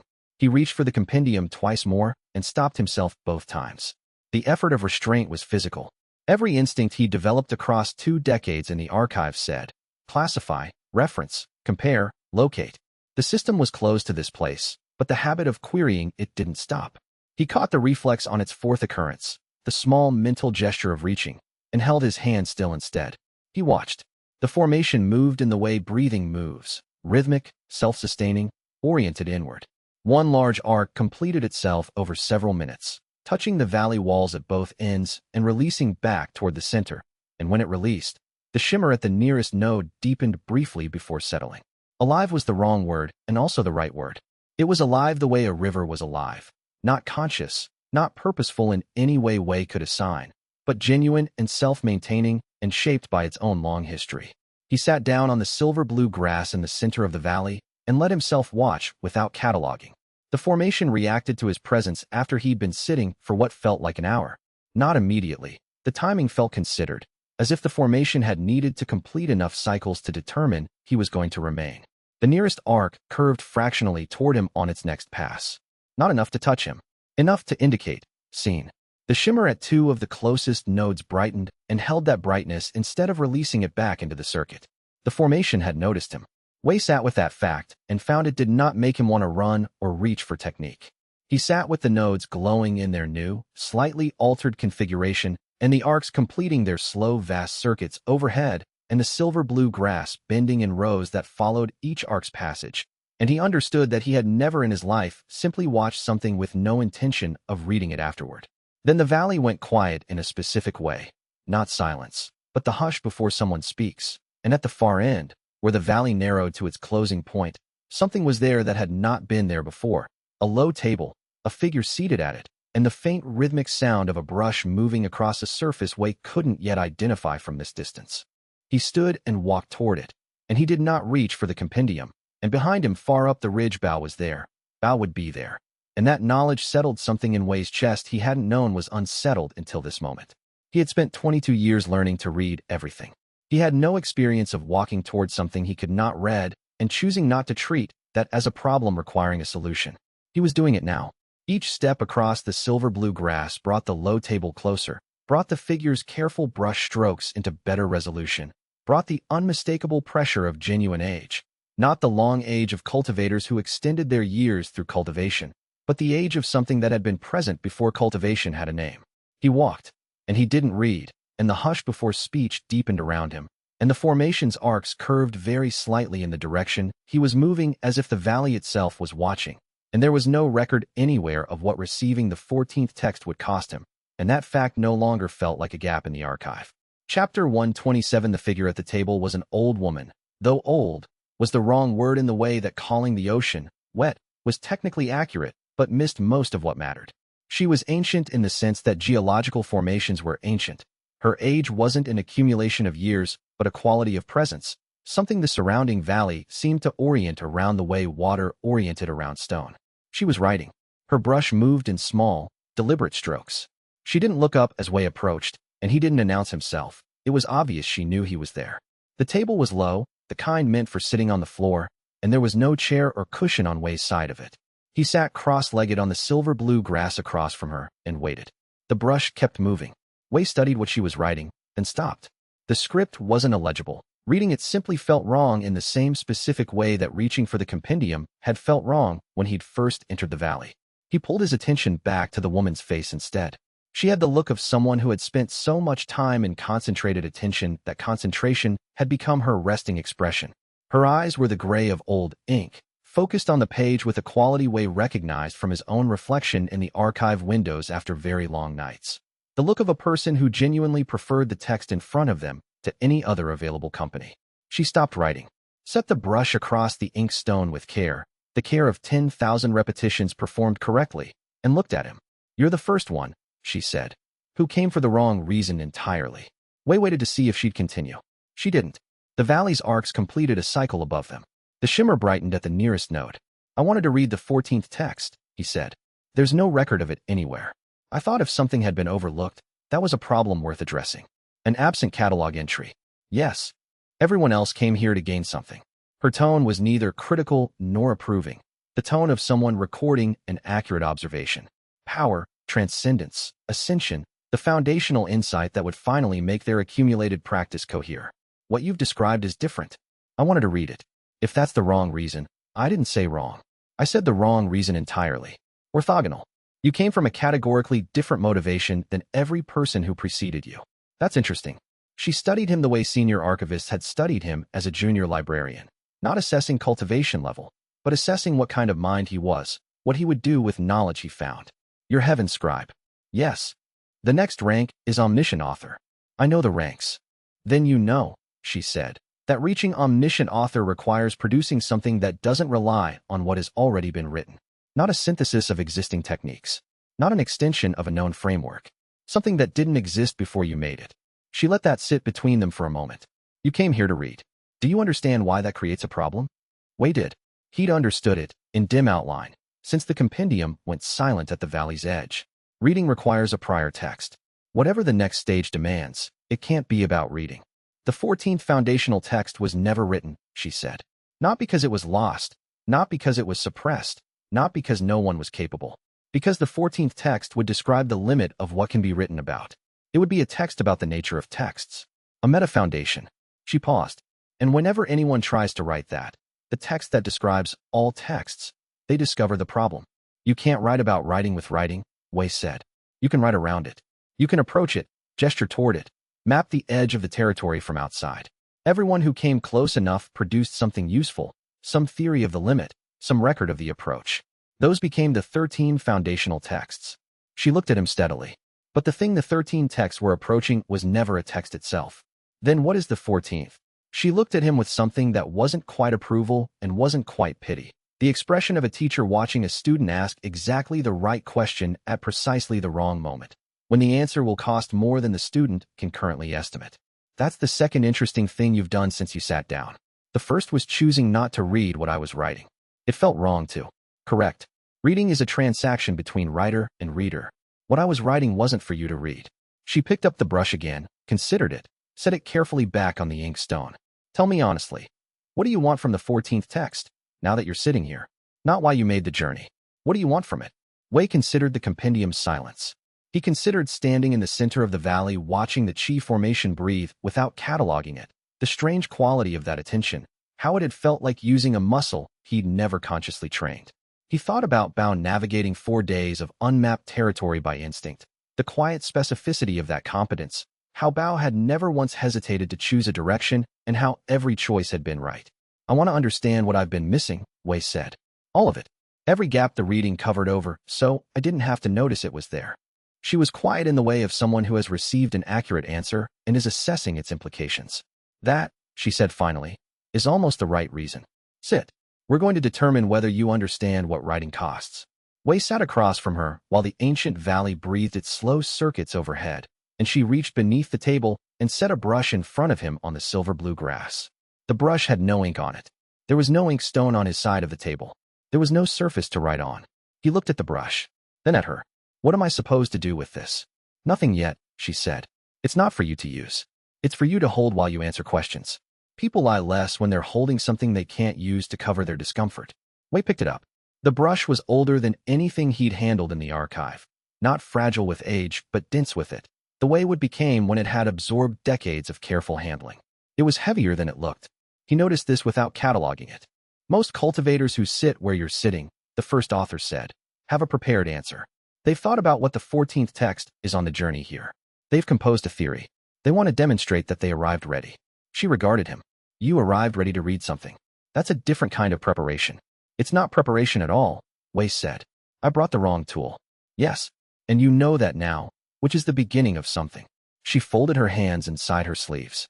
Before I can give you what you came for, I need to understand what kind of writer you are, not what kind of reader.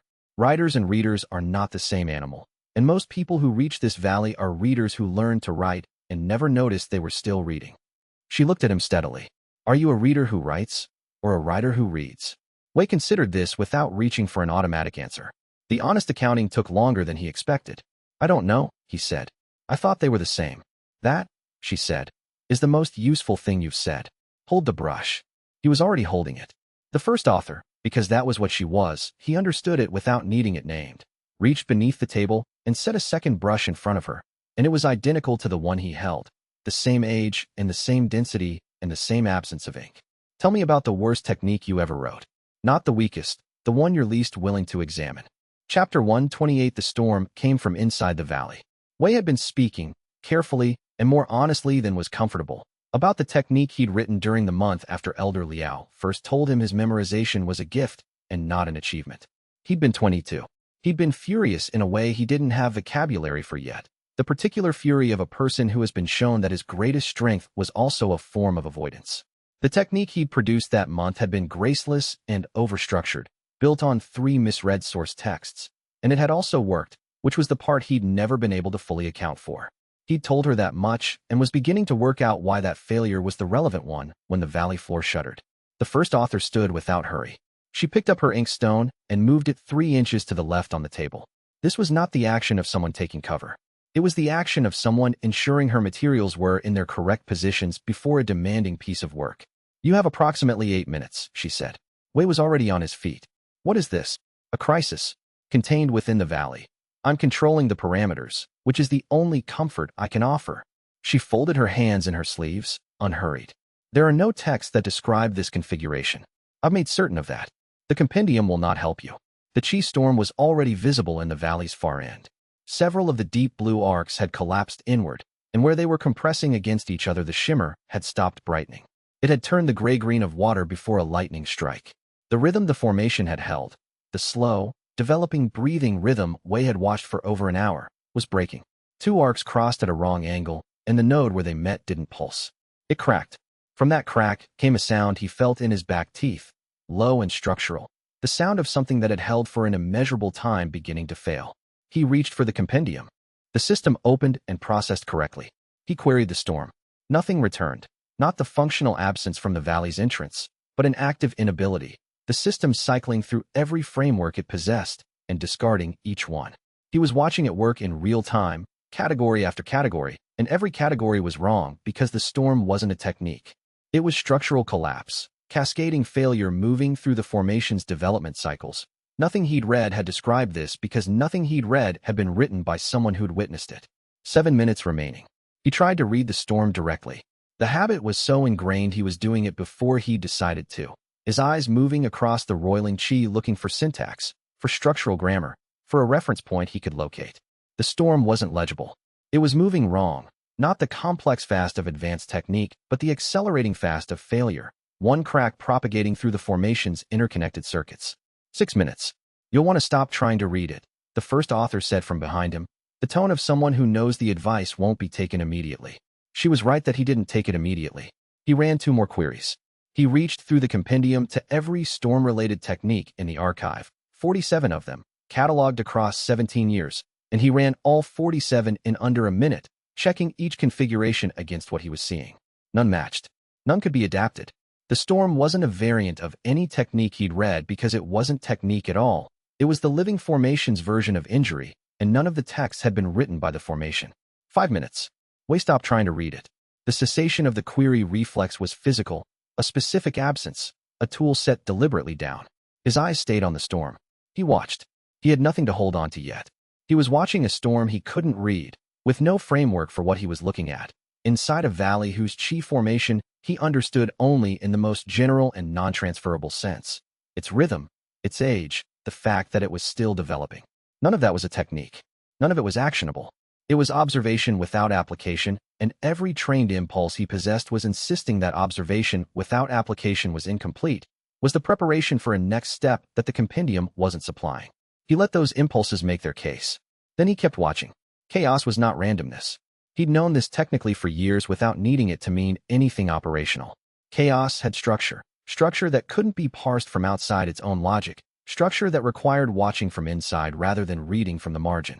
He wasn't inside the storm, but he could look for the places where the storm was internally inconsistent, where its own logic failed to account for some element of itself. He looked for something inside the storm that wasn't moving the way everything else was moving, some element that hadn't yet been caught in the inward collapse, something he could stand on. For minutes. There, in the lower left quadrant of the storm, a single arc of chi running counter to the inward churn, not resisting it, just late. It was completing a prior circuit, still carrying outward momentum, and the collapse hadn't reached it yet. It was running outward while everything around it ran inward, and it would maintain that counter direction for, he estimated, body first, without language, 90 seconds before the collapse caught it too. I have 1 thread in 90 seconds, Wei said. That's more than most found, said the first author, and said nothing else. She was watching him with the same attention she'd given the page when writing, not anxious, not invested in a particular outcome, simply present and observant.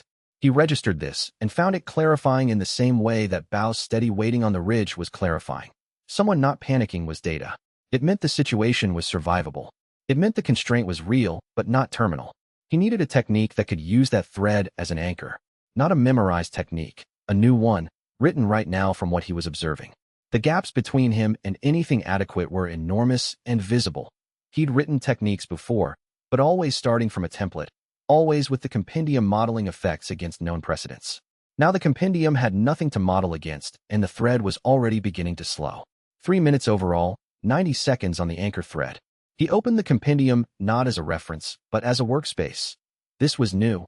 He noted it distantly. The interface had changed into something it hadn't been before, and he began forming a technique around the thread's outward direction. Pull from the thread's momentum rather than against it.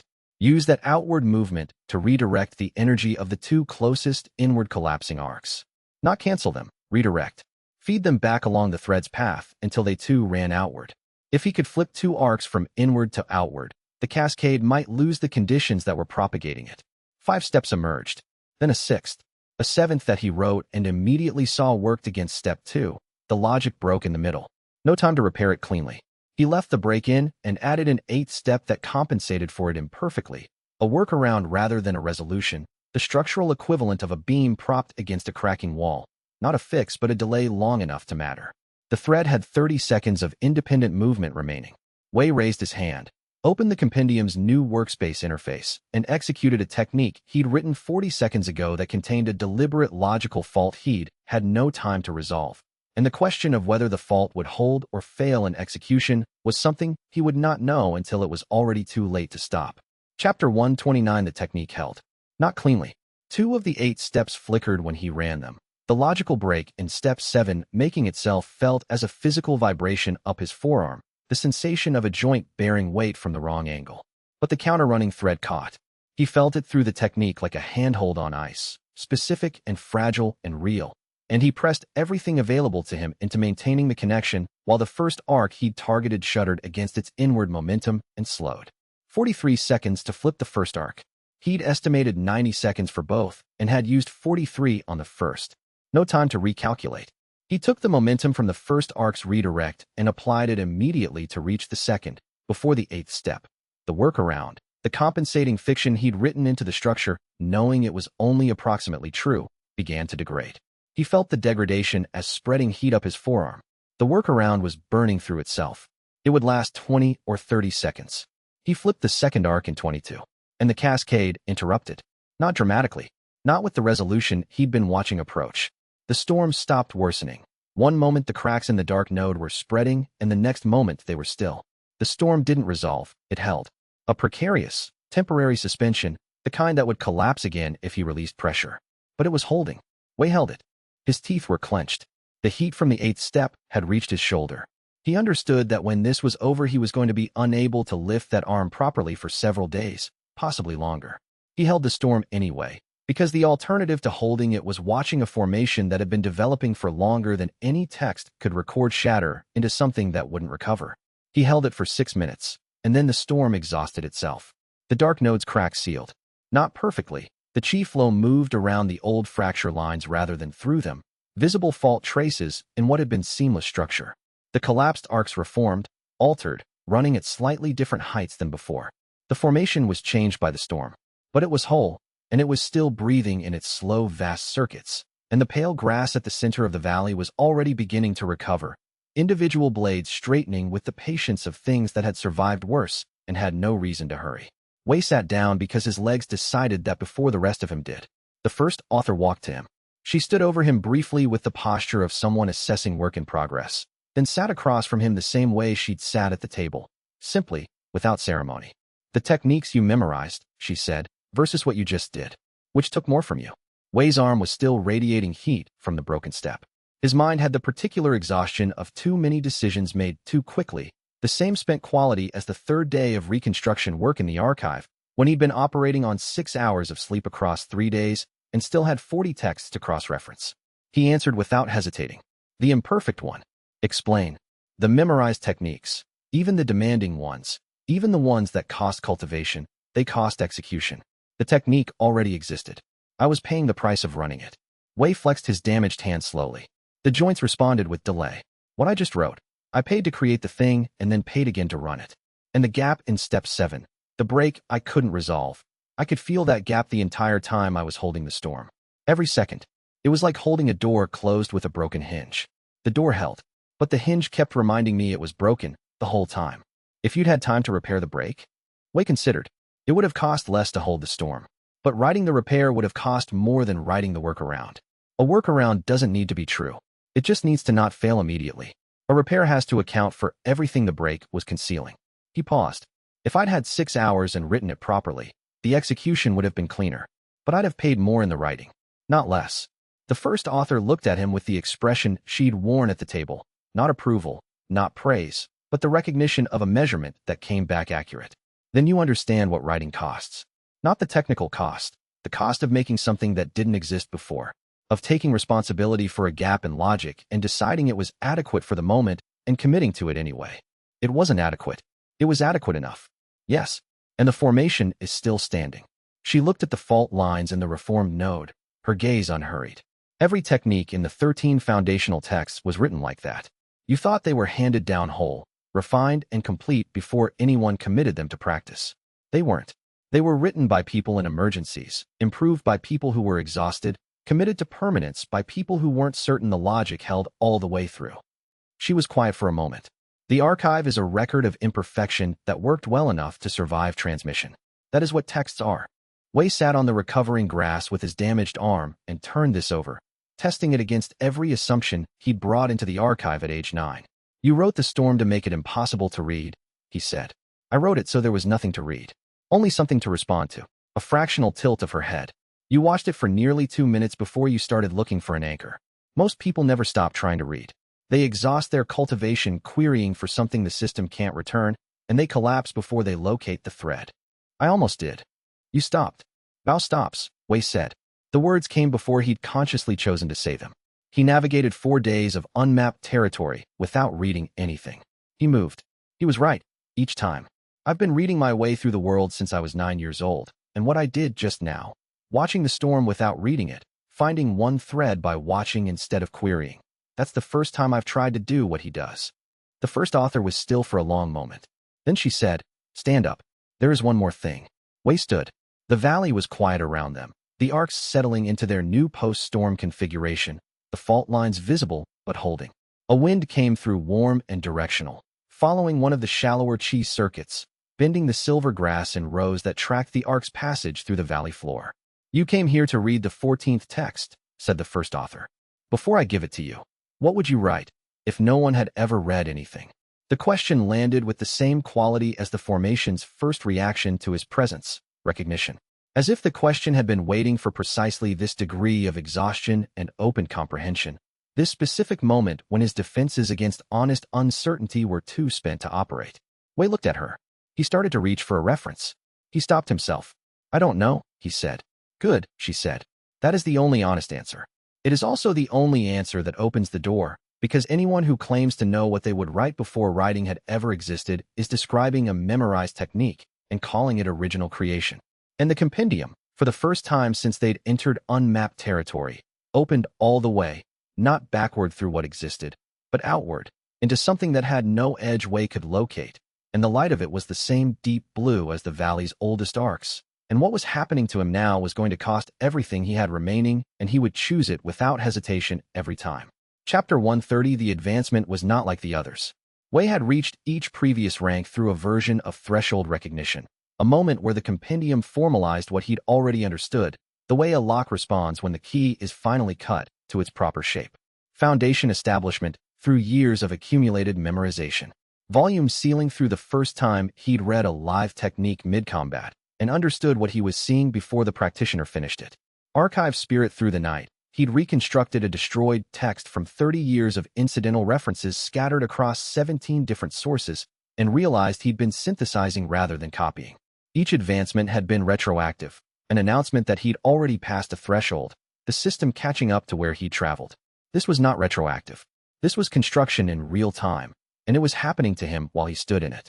The compendium's interface changed not gradually but in stages, like a room being rebuilt around someone who hasn't moved.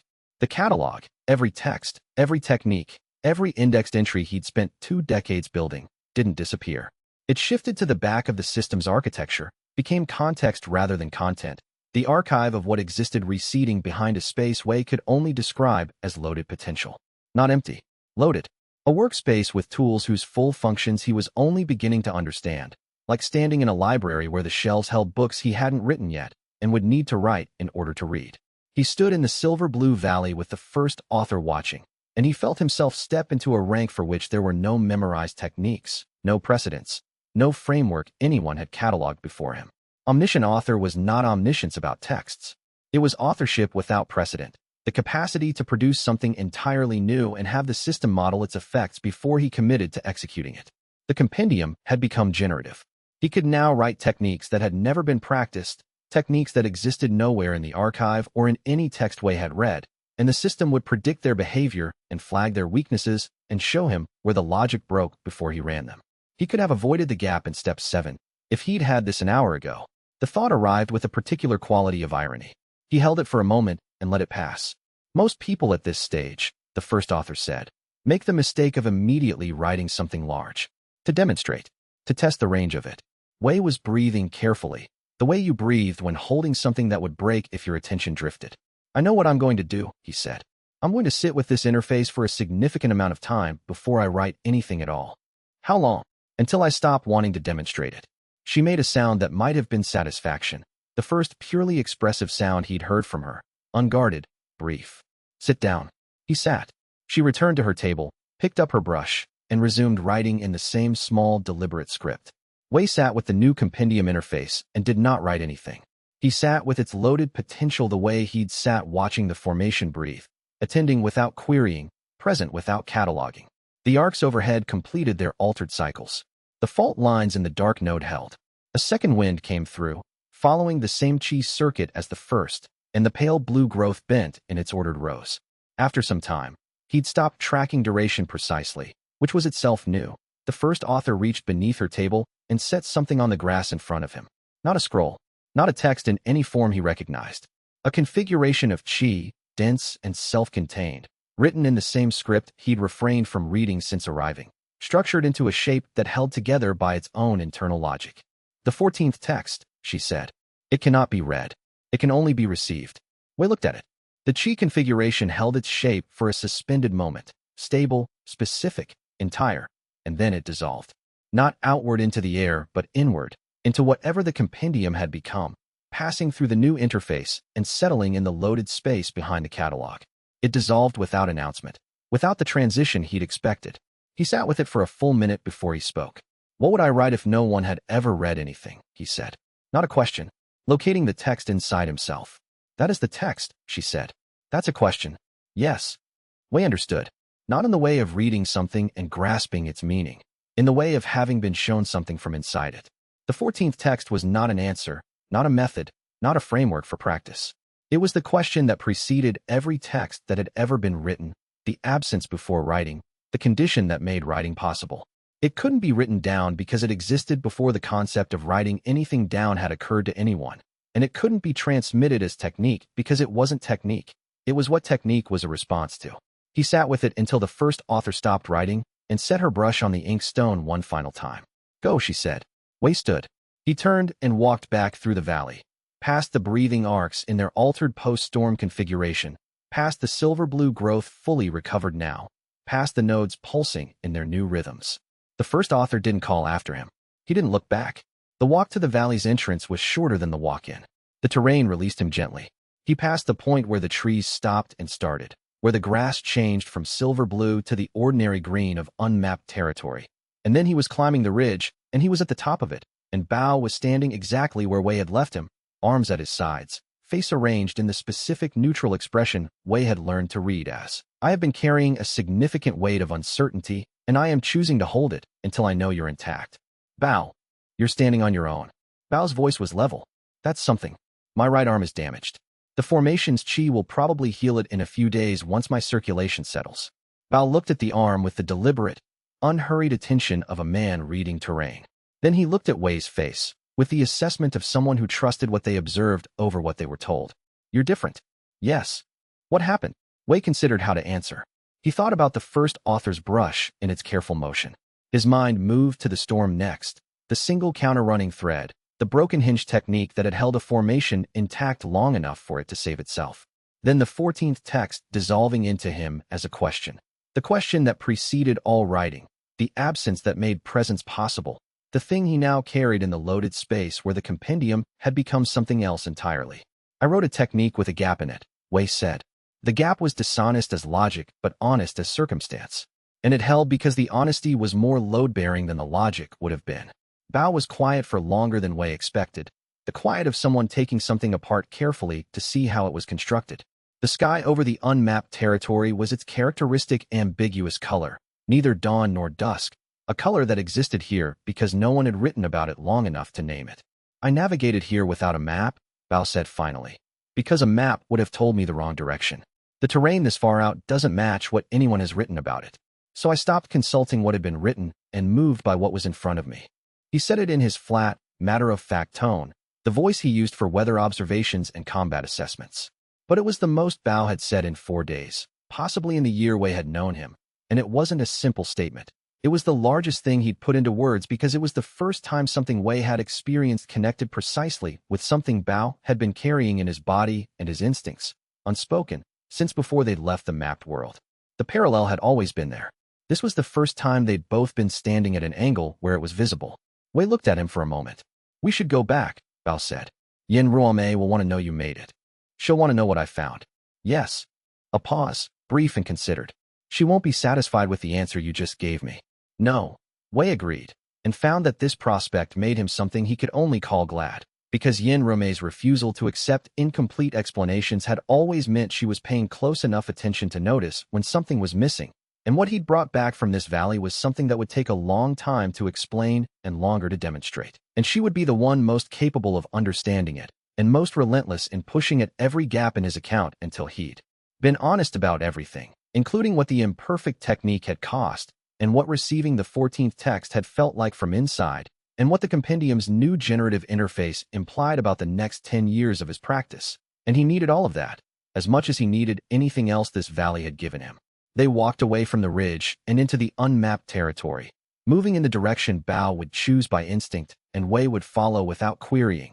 And the question the first author had dissolved into him moved in the loaded space behind the catalog.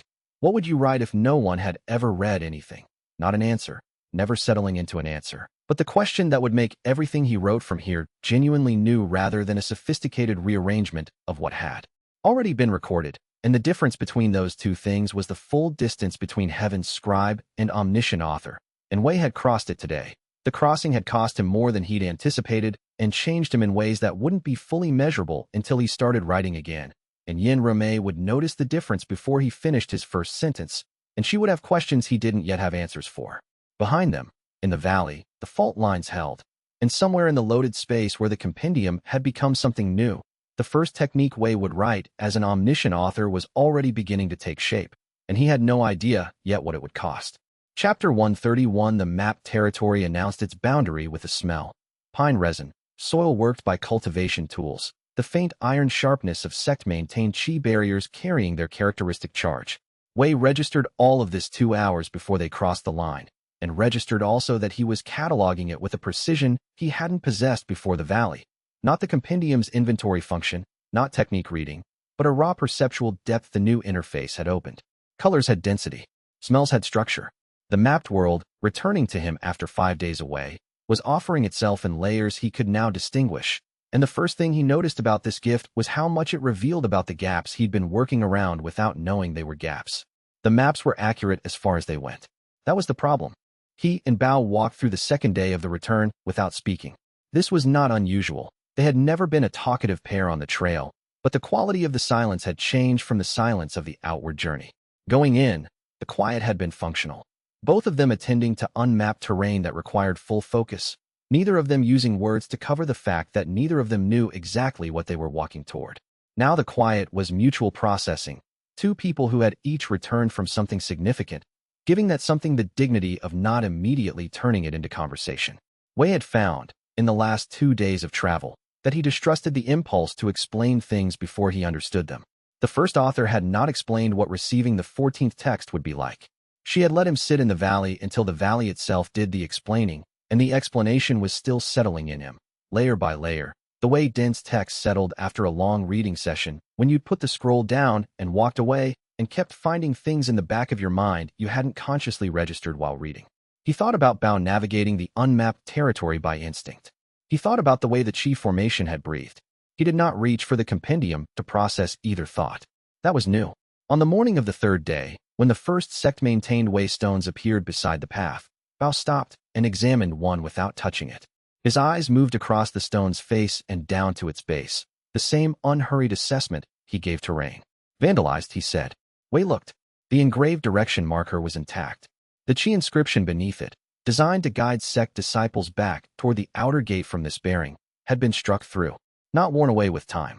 Struck, deliberately, with enough focused force to shatter the inscription structure without damaging the stone surface above it.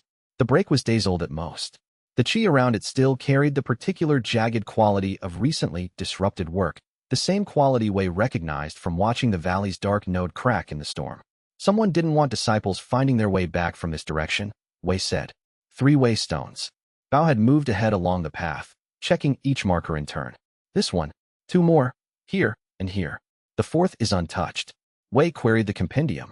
The catalog had nothing on this specific configuration, but the new interface offered something the old system wouldn't have provided, a modeling function that worked from observation data forward rather than backward from existing entries. He gave it the parameters: 3 broken inscriptions, 1 intact, spaced at the intervals of standard outer boundary Wei stones, the break pattern consistent with a single practitioner working fast, and asked it to generate the most coherent interpretation. The system ran for 7 seconds. The most consistent result: the intact stone had been left intact because someone needed to use it. Someone who knew this path, who moved through this region with enough familiarity to know which stone was which, who had struck the other 3 specifically to disrupt routing for anyone coming from the direction Wei and Bao had just come from. Not a defensive action after the fact, an anticipatory one. Someone had expected Wei to return this way and had prepared the terrain for his return, either to slow him or to channel him toward a specific approach vector, or to prevent rescued disciples from finding their way back to report before the erasure school was ready for them to report. None of these interpretations were comfortable. Bao came back to stand beside him, looking at the intact 4th stone with the attention he'd given terrain throughout the unmapped territory, present without conclusion, waiting for the evidence to complete its sentence. Then he said, "How long ago?" 3 days. Maybe 4. Wei ran one finger near the edge of the break without touching it, reading the Qi dissipation pattern the way he read a damaged text's ink degradation. Time was visible in both, if you knew what to measure. Someone planned this before we left. They estimated our travel time. That means they know the territory, or they know us well enough to estimate it from context. Wei straightened. Either way, they expected us to come back from this direction, and they wanted us slower or less informed or both. Bao considered this. They didn't block all 4. No. 1 intact, the one that routes fastest to the outer gate from this approach. They left it because someone needed to use it after the disruption was set. Someone from the erasure school used it, walking in. That person is still inside the perimeter? Wei hadn't run that inference yet. He ran it now. Possibly. Or they've been extracted by another route. He looked at the intact stone for a moment. We should assume possibly, and prepare accordingly, Bao said. Yes. Wei looked at him. Same as always. Bao nodded, the nod that meant, logged, carrying it forward. He looked at Wei. Then, without preamble, "Are you different?" Wei understood the question wasn't about whether the valley had changed him. They'd established that on the ridge. It was a more operational question. My right arm is still recovering from the storm. My perceptual depth is significantly extended. I can read things I couldn't before: distance, composition, structural stress patterns, and Qi work. A pause. The compendium's generative now. I can model techniques before running them and write things that have never existed before. I don't know yet where the limits are. In a confrontation? Unknown. The valley was the only test, and the first author controlled the parameters. Wei considered. I'm faster at inference. I'm better at reading situations from incomplete data. Whether that translates to a combat advantage depends on whether the combat gives me enough time to write. And if it doesn't, then I use what I already have and hope it's sufficient. Wei looked at him. Same as always in that case. Bao accepted this without comment. It was not reassurance, and he hadn't asked for reassurance. He'd asked for an honest operational assessment, and he'd received one. He sent a message. The compendium's new projection function was untested at distance. Wei shaped the query into Qi-encoded text the way he'd done in practice during his months of Heaven scribe work. But now with the generative interface behind it, the encoding had more precision. The text would carry not just content but structure. The way well-bound scrolls conveyed not just words but the intent of careful assembly. He addressed it to Elder Liao's private archive sigil, which Liao checked twice daily, and shaped the message carefully. 3 words as signal, then the actual inquiry, then a notation requesting a response of whatever length Liao thought necessary, with no need to edit for Wei's convenience. He sent it. The compendium registered delivery to the sigil. Then he and Bao kept walking. The response came 6 hours later, near dusk, when they were within a half-day of the outer gate. The text arrived in the loaded space behind the catalog like water finding a prepared vessel, structured, controlled, carrying the tightness of words chosen by someone with very little time and very specific things to communicate. Liao's reply was short, shorter than Wei had ever received from him on any matter of substance. In 17 years of correspondence, Liao wrote long when the situation permitted. He had not permitted himself length here. Wei read it twice. Then he stopped walking. Bao waited. He was good at waiting, not the patience of someone suppressing impatience, but the physical stillness of a man who understood that certain moments required one person to process and another to hold the space around that processing. The evening birds moved through the trees in their ordinary patterns. A qi current from the distant outer barrier drifted past, carrying its familiar iron charge, and Wei noticed, newly, that the charge had a particular anxious quality beneath its familiarity. Not the regulated hum of a maintained barrier operating within normal parameters, but the rapid cycling pulse of a barrier under sustained test. He could read that now with the depth the valley had given him, read it the way he read the valley formation's rhythm from a distance. And what he was reading in the barrier's pulse was 3 days of continuous pressure, applied and released, and applied again with the methodical regularity of someone who knew exactly how much to press without triggering a response. They moved against the sect while we were gone, Wei said. Bao absorbed this without expression change. Not the absence of reaction that indicated suppressed feeling, but genuine stillness, the measured quality of one who does not panic because panic had never once helped him read a situation correctly. How bad? Wei looked at Liao's reply again. The words were few and specific. The erasure school had arrived 2 days after Wei and Bao had left mapped territory. The outer perimeter was holding. The archive had not been breached. 3 disciples were missing from their assigned positions as of the morning Liao had written, and Liao had not included a word of explanation for what missing meant, had not said captured, had not said harmed, had left the omission sitting there precisely, because he knew Wei would read the omission as clearly as he read the words around it. 3 disciples are unaccounted for, Wei said. Liao doesn't say captured. He doesn't say lost. He says unaccounted for, and he left it exactly there because he knew I would understand what he wasn't saying. Bao nodded once, the nod that meant, I have my assessment, it matches yours, next action. We move through the night, Wei said. Bao didn't object. He regarded the darkening path and said, What do you know about this Hu Wen Tao? Name. The title, Grand Censor. The erasure school's actions over 20 years, the specific categories of knowledge they've targeted each time. Wei started walking. Not enough. I'll know more by the time we arrive. From the archive? From what the archive holds and what it doesn't. Both are information. His gaze fell on the path ahead, the last light going behind the tree line. The shape of an absence tells you something about what filled it. That's what reconstruction is, reading what isn't there. You couldn't do that before the valley. Not at this resolution. No. Bao absorbed this without comment. He'd always been good at registering the significant things and not inflating them with words they didn't require. They moved through the night, and the barrier's anxious pulse grew stronger with every hour closer. And behind the catalog, the generative interface had begun its first unsolicited modeling. The outline of a technique Wei hadn't consciously decided to write forming itself from the observation data the system was gathering as they walked. The shape of what Wei would need building itself from available inputs before he had consciously committed to needing it, and the question of whether it would be enough was one he could not answer yet. Only approach, only prepare for with what he carried, and what he could write before the situation required him to stop preparing and act. Chapter 132. They came through the outer gate an hour before dawn and found Yin Rome at the inner perimeter. She was standing at the junction of the 3rd and 4th defensive lines, the boundary where the outer wall's chi coverage began to overlap with the archive zone barrier, the precise point where any breach would have to be contested, with the specific posture of a person who had held a position so long they'd stopped thinking of it as temporary. Not exhausted posture, resolved posture.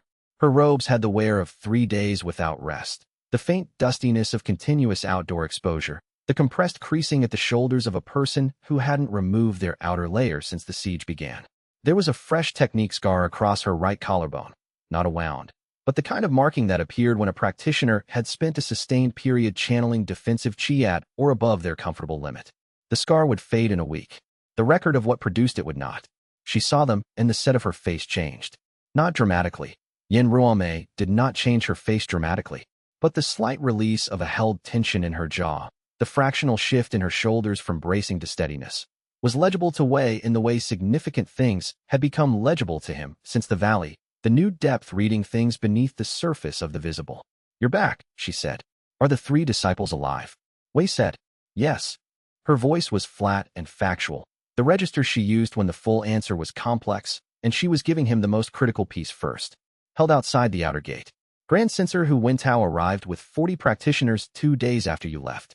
He set up a containment formation around the outer perimeter, not an assault. A siege. He's been applying pressure without engaging, probing the barrier at consistent intervals. 3 of our second ring disciples were outside the perimeter on a supply run when the containment formation went active, and he held them. Elder Mao. Defending the archive directly. He hasn't left the inner chamber in 3 days. A brief pause. He's intact.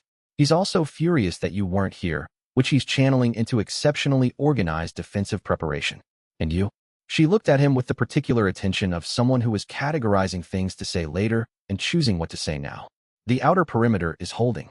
Barely, but holding. She glanced at Bao briefly, reading him the way Wei read text, getting the essential information in one look, and then back to Wei. Hu Wintao made a demand this morning at sunrise. Surrender the archive index, the full catalog, every entry, every restricted annotation, or the 3 disciples won't see the next sunrise.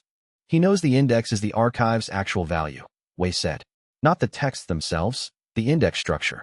The knowledge of what exists, where it is, how it's organized. That's what enables large-scale erasure. Yes, Yin Ruomei said. Which means he's thought carefully about what he wants. Which means this isn't impulsive. Nothing about the last 3 days has been impulsive. Wei checked the sky. The east was beginning to gray at the edge. How many hours remain? 11. Approximately. The outer barrier pulsed with its anxious rhythm, closer now, strong enough to feel through his feet against the flagstones. Wei could read it the way he read the valley formation's breathing, not as background noise, but as information, the barrier's irregular cycling reporting 3 days of sustained external pressure without adequate rest periods between tests. The containment formation outside was old work, built methodically over time. Not someone improvising a siege response, but someone who had planned this sequence, who had known the outer perimeter's load capacity and structured the pressure campaign to stay inside the range that wouldn't trigger an escalating response. It was patient work. It was the work of a practitioner who'd done this before and understood that patience was a weapon when the other side had less of it. Hu Wintao had done this before. The Wei stones had been vandalized before Wei and Bao arrived. The demand had been issued the morning they were due to return, calculated to maximize the time pressure. He'd prepared for Wei's absence and prepared for Wei's return, and both preparations had been made by someone who understood how Wei would think.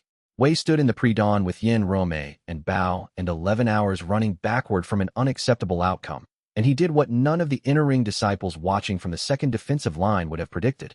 What Yin Ruomei recognized immediately by the way her face went still. What Bao understood on a different register. The register of a person who had watched Wei find one counter-running thread in a chi storm rather than query the compendium until he collapsed.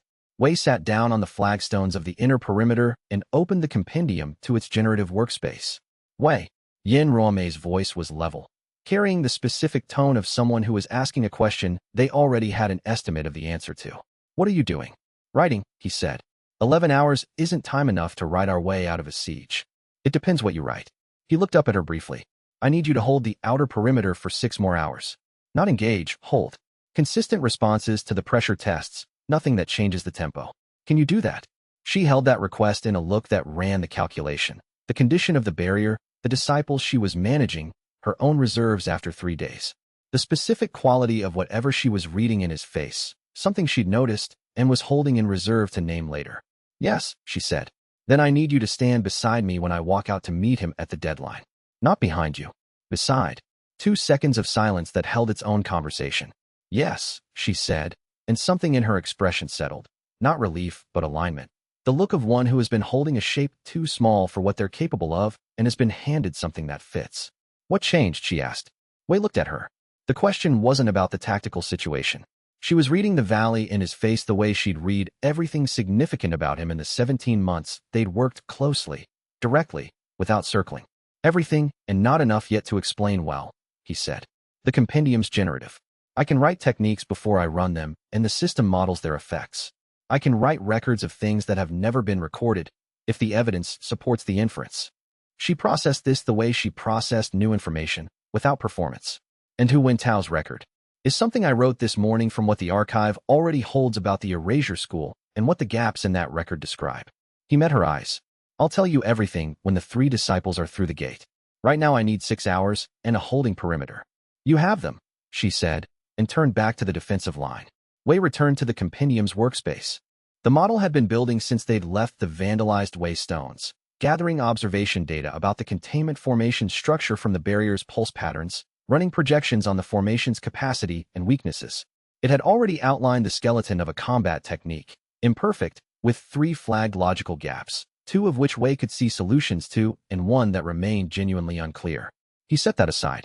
The technique was not what he was writing first. He opened a new catalog entry, designation pending, and began writing what he knew about a man named Hu Wintao, Grand Censor of the Erasure School. He worked the way he'd learned to reconstruct damaged texts, begin with what was confirmed in existing archive records, then extend by coherent inference, then mark every inferred section clearly and specifically so no reader who came after would mistake construction for testimony. This was the part no one watching him from the second defensive line could have read in his stillness. This work was not archive habit. Archive habit reached backward into confirmed sources. What he was doing now reached sideways into the space of implication, into what the confirmed data described when you looked at it not as a record but as a pattern, the way the valley formation structure described its own history without needing to be told.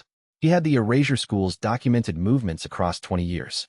He had the dates, the targets, the methods, the specific categories of knowledge each attack had destroyed. And he had the pattern those choices made when you assembled them and asked, what would a person be afraid of, specifically, to make exactly these choices and not the adjacent ones? The pattern gave him a person. The person gave him a probable history. The probable history, when he began to write it, started producing its own coherent implications faster than he'd anticipated. The way a cracked text sometimes opened once you found the right margin note, the whole structure becoming visible through one small accurate entry point. He wrote for 6 hours on the flagstones of the inner perimeter.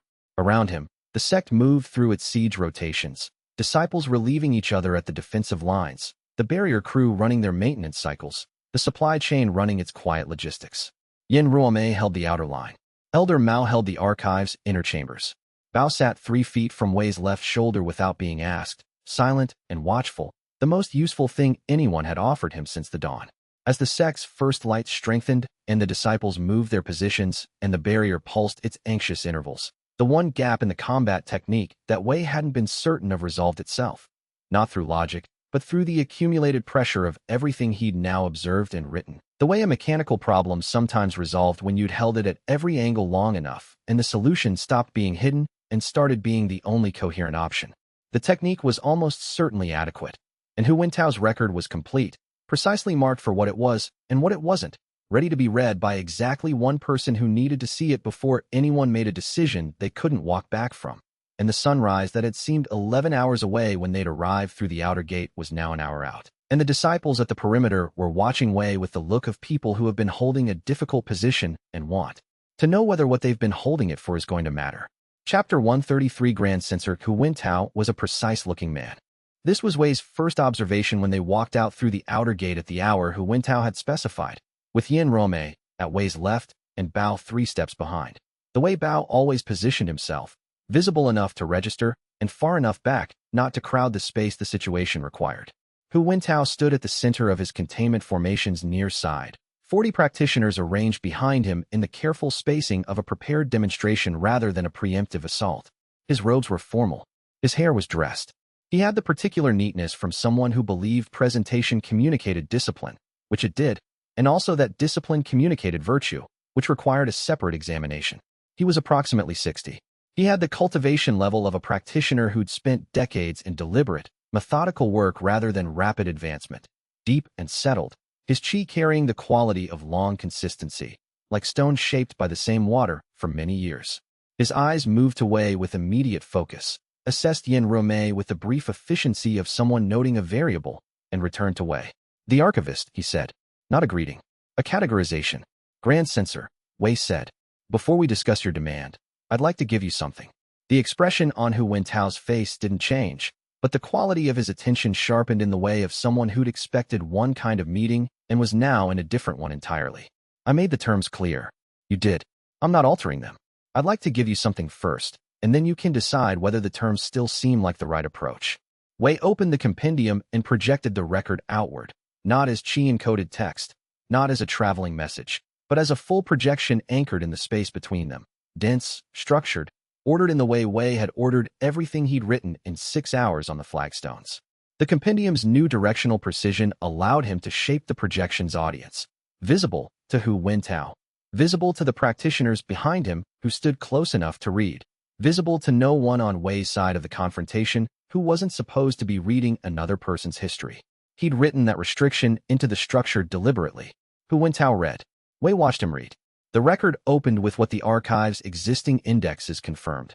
The Erasure School's founding documents, its stated doctrine, the 17 public confrontations with libraries and archive halls across the eastern cultivation territories over the past 2 decades. This was sourced and annotated, the kind of information any competent senior archivist would possess.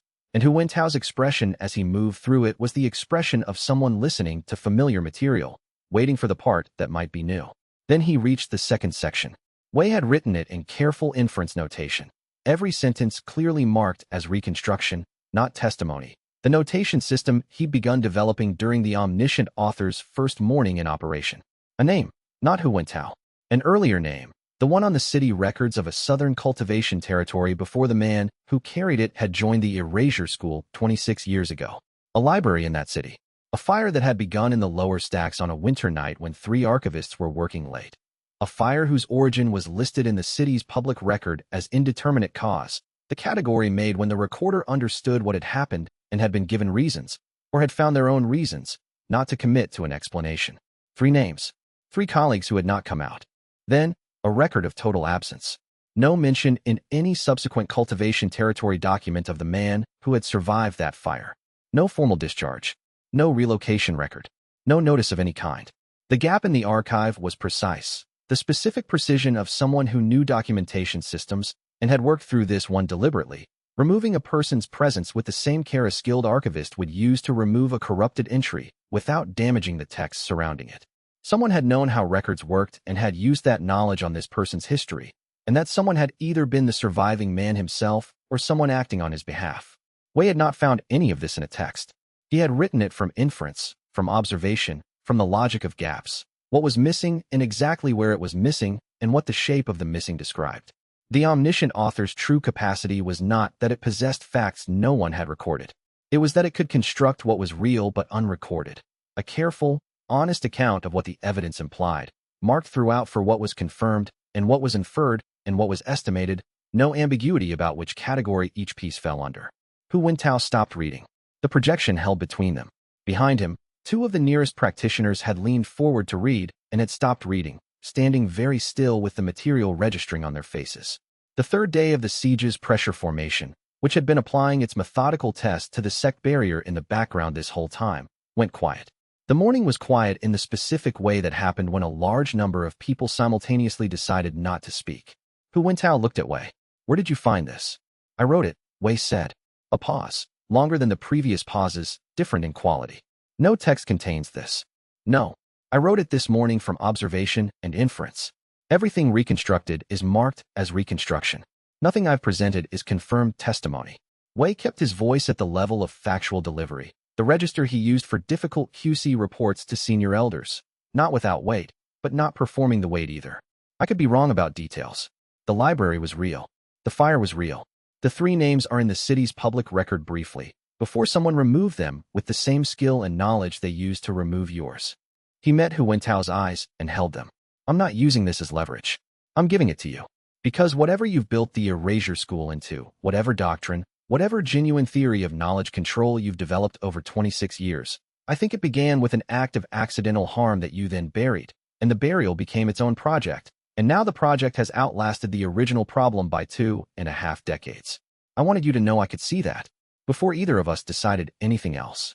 Hu Wentao was very still. Yin Rumei beside Wei was breathing at a controlled, steady rhythm. The deliberate pacing of someone already at full readiness, balanced at the precise edge between waiting and action, dangerous in the specific, quiet way she was always dangerous when the situation was genuinely serious. The Grand Censor looked at the record floating between them. His name, his actual name, the one he'd stopped using before anyone now standing in the eastern cultivation territories had begun their practice, rendered in Wei's careful notation, marked honestly for what it was. Release the disciples, Wei said. Then we can talk about what you actually want from the archive, which I don't think is the catalog index. Hu Wentao's hands were very still at his sides. Something moved across his face, not the cracking of his composure, but a fracture in the argument he'd been making to himself for 26 years, the moment when the argument stopped being proof and became only habit. You can't know that, he said. What you wrote. I know it's a reconstruction, Wei said. It's marked as a reconstruction. Every inference is labeled. I could be wrong about details. He held Hu Wentao's gaze. Am I wrong about the fire? Silence. Release the disciples, Wei said, or I'll need to do something to your containment formation that neither of us will find clean, and what I write in the next 3 seconds won't be as carefully considered as what I wrote this morning. The morning held exactly as long as it needed to, and then Hu Wentao turned to his left and made a 2-finger gesture, and from the edge of the formation the 3 disciples were released, walking toward the outer gate unsteadily but intact, and Hu Wentao turned back to Wei with the expression of a man standing without precedent in the ruins of a thing he had built over a truth that had just been named aloud. Chapter 134. The strike came without warning, which meant it had been prepared days ago and was not subject to warning. Wei saw Hu Wentao's right hand move, a small movement, the compact activation gesture that triggered a prepared working rather than generated one, the specific motion of a practitioner releasing something already in place rather than building something new. He had time to read the activation and understand its nature and understand what it was connected to, and that was almost enough time. The prepared technique had been set into the containment formation structure over 3 days, woven into the formation's foundational layer the way load-bearing elements were woven into architectural constructions, not visible at the surface, not accessible to surface-level reading. It was designed to convert the entire formation's accumulated pressure into a single directed discharge, not aimed at Wei, aimed at the archive. Yin, Wei said. She was already moving. Yin Rumei crossed 15 feet in a time the compendium's new depth couldn't track linearly. It registered her movement as a blur of purpose, technically extraordinary and practically the most important thing happening in the space between the discharge and the archive wall. She met the strike with her own defensive barrier raised at an angle, not absorbing it and not dispersing it, but redirecting it along the surface of her barrier, taking the impact's primary vector and turning it off-axis from the archive's outer structure. The sound was structural rather than percussive, a deep resonant crack, the sound of force meeting force without either yielding cleanly, followed by a compression wave Wei felt in his back teeth. She'd redirected most of it, not all of it. The remainder continued toward the archive. Wei was already writing. This was not 6 hours on the flagstones with the outline half-built and the morning to work in. This was 10 seconds at most. The compendium's generative interface was open and he was writing into it at a speed he'd never attempted before, a counter-technique constructed from what he was observing as it happened, cross-referenced against the observation data in real time. The new depth reading the discharge's chi composition and direction as he built the response structure to match it. The technique was wrong in 3 places before it was half-finished, and he knew it was wrong, and he had no time to make it right. 3 steps that held together cleanly. A 4th that would work at approximately 60% of theoretical efficiency, which he knew and wrote down anyway, because 60% now was better than perfect in 11 seconds when the archive was already within the discharge's range. A 5th step that compensated for the 4th's coming degradation with a redirect, the same workaround logic from the Valley Storm. Not a solution, a purchase of time. He wrote 2 more steps in the space the redirect bought him. 7 steps. 3 sound, 2 approximate. 2 that would fail within seconds of execution, but not before they'd done the specific work he needed them to do. He executed. The counter technique met the discharge inside the outer perimeter, in the 20-foot gap between the outer wall and the archive's first interior barrier, the gap that existed specifically for interception, the architectural decision some prior elder had made that Wei had never fully appreciated until this moment. Wei felt the contact through the compendium's interface like a collision transmitted through a long rope held taut, the impact arriving as vibration, heavy and specific, and then the degrading steps beginning to fail in the sequence he'd predicted. The fourth step lost coherence first, its efficiency dropping from approximate to marginal, the redirect trying to compensate and partially compensating. The fifth held for 6 seconds. 7, 8, 10 seconds total before both failed. The discharge's force scattered rather than resolved, cracked and fractured by 10 seconds of sustained interference, redirected laterally rather than forward, slamming into the outer wall's secondary reinforcement instead of the archive's interior. Stone cracked in a 14-foot section.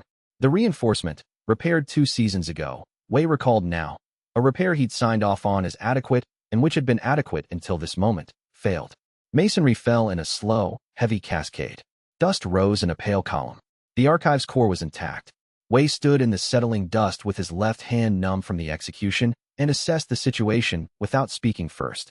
Hu Wentao was spent.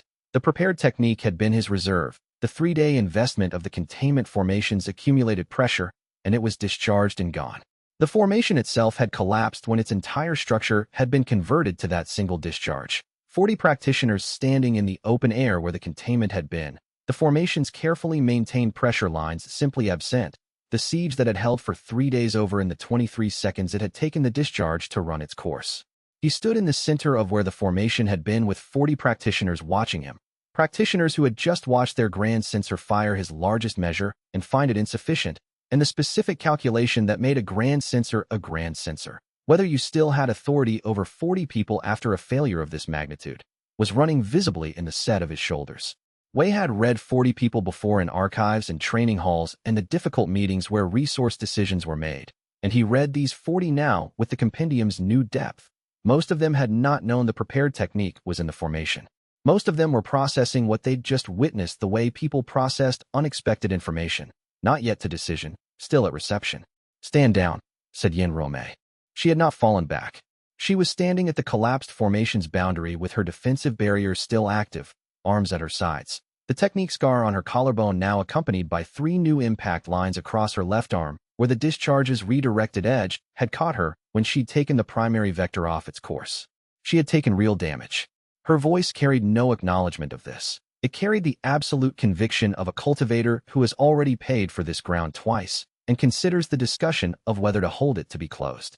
The 40 practitioners looked at her, and then at the space where the containment formation had been, and they stood down. Wei walked to Hu Wentao. The grand censor had not moved. He was standing in the dust with the posture of a practitioner who has exhausted their last prepared resource and is now in the unfamiliar position of having nothing left to fall back on. Not defeated in the way of someone who'd been overpowered.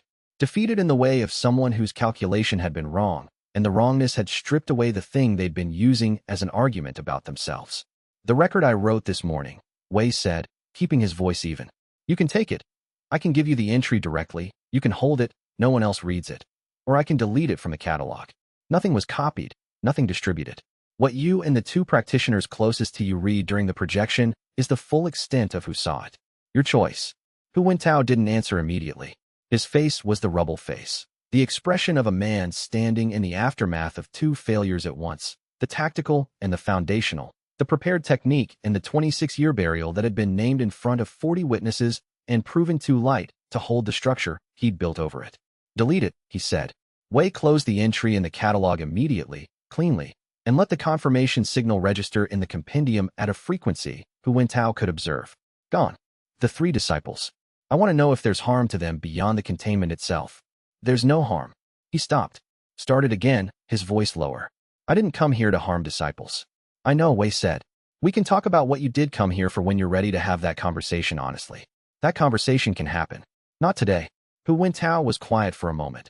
Not the quiet of someone without words, but the quiet of someone assessing whether the words they had were adequate to what they meant. "You deleted it," he said. "You didn't have to. I told you I would. You could have kept a copy. The archive's catalog functions. I've studied how archivists work. You could have maintained a secondary record I wouldn't see." Wei turned to him. "I could have," he said. "That's not how the catalog works. The catalog is honest about what it holds, or it's not trustworthy as a catalog. If I kept a secret record after telling you it was gone, the catalog would be neither." He kept his voice at the level he'd used through the whole morning. Not cold, not warm. the register of a librarian explaining something precise. The deletion is real. You have no further exposure from what I wrote. Hu Wentao absorbed this. His practitioners were still behind him, and Wei could see in the peripheral reading the compendium's depth gave him that the 40 people were now fully at rest. No technique readiness, no formation shaping. The posture of people who have understood that the confrontation is over and are now waiting for direction. Hu Wentao had lost the formation, the prepared technique, the leverage of the disciples, and the record. He had nothing left as tools. But he was still standing here rather than leaving, and that meant something. The doctrine, Hu Wentao said, slowly. 26 years of it. The other practitioners, they believed in it. They still can, Wei said. The question of who controls knowledge is a real question. Whether burning libraries is the correct answer to it. That's a different conversation, and you can have it honestly, without a buried record underneath it. He paused. When you're ready. He turned and walked back through the outer gate. Yin Ruomei fell into step at his left. Bao held his position 3 steps back through all of it, and moved now without being told. When they were through the gate, and the outer wing's masonry gave one final low settling shift behind them, Yin Ruomei said, without looking at him. The counter technique. Imperfect. You had 10 seconds. 9 approximately. 3 steps that worked cleanly. 2 that were approximate. 2 that would fail immediately, but not before they'd redirected enough of the force. He looked at his left hand, still only partially responsive, the numbness concentrated at the base of the palm. The outer wing took what I couldn't redirect. The outer wing is standing, she said. Damaged, but standing. The scrolls in that section aren't. She walked in silence for a few steps, processing this the way she processed costs, accurately, without minimizing. 300 approximately. I was counting the stacks when the formation went up. Then, your hand. We'll recover. A few days. She looked at it once, with the efficiency of someone making an assessment rather than expressing concern. When we're inside, let one of the disciples wrap it. Her tone made it not a question. Yes, he said, and meant it. The counter technique, did it hold because the logic was sound, or because you executed it with enough force? He considered this honestly. It was the kind of question she asked, not to be difficult, but because she understood the difference between those two categories mattered enormously for whether the technique was reproducible. Held because the 3 sound steps were genuinely sound, and because I caught the timing on the anchor redirect before the approximate steps failed. If I'd been a second slower, the 4th step would have degraded before it did enough work. So it worked once. So far, he said. They walked through the inner perimeter into the archive, and the damaged masonry was behind them, and the archive's core was standing, and Yin Ruomei's left arm needed to be assessed properly before Wei let himself think about anything else. Chapter 135. The outer wing was still giving off the particular dusty warmth of recently disrupted stone when Wei sat down beside Yin Ruomei in the archive's first interior chamber. She was on the low bench Elder Liao used for long catalog sessions, the kind positioned for hours of sustained work, not brief rest. Her left arm had been wrapped with a field brace by one of the younger disciples who'd clearly trained for this, the wrap applied with the competent speed of someone working from practiced knowledge rather than emergency improvisation. 3 impact lines crossed the arm in parallel, each one approximately 2 inches wide. The parallel spacing that came from catching a redirected discharge across a defensive barrier's edge rather than its face. Wei had seen worse injuries from lesser confrontations.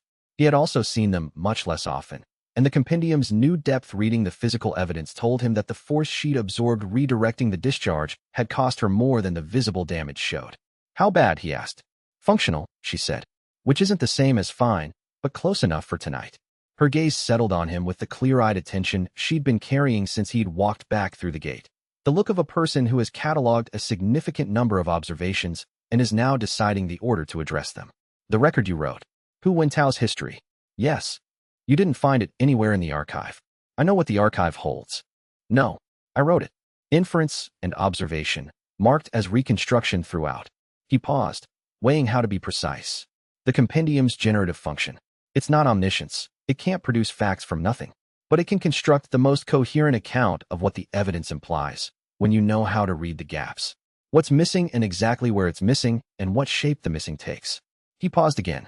This morning was the first time I used it for something that mattered.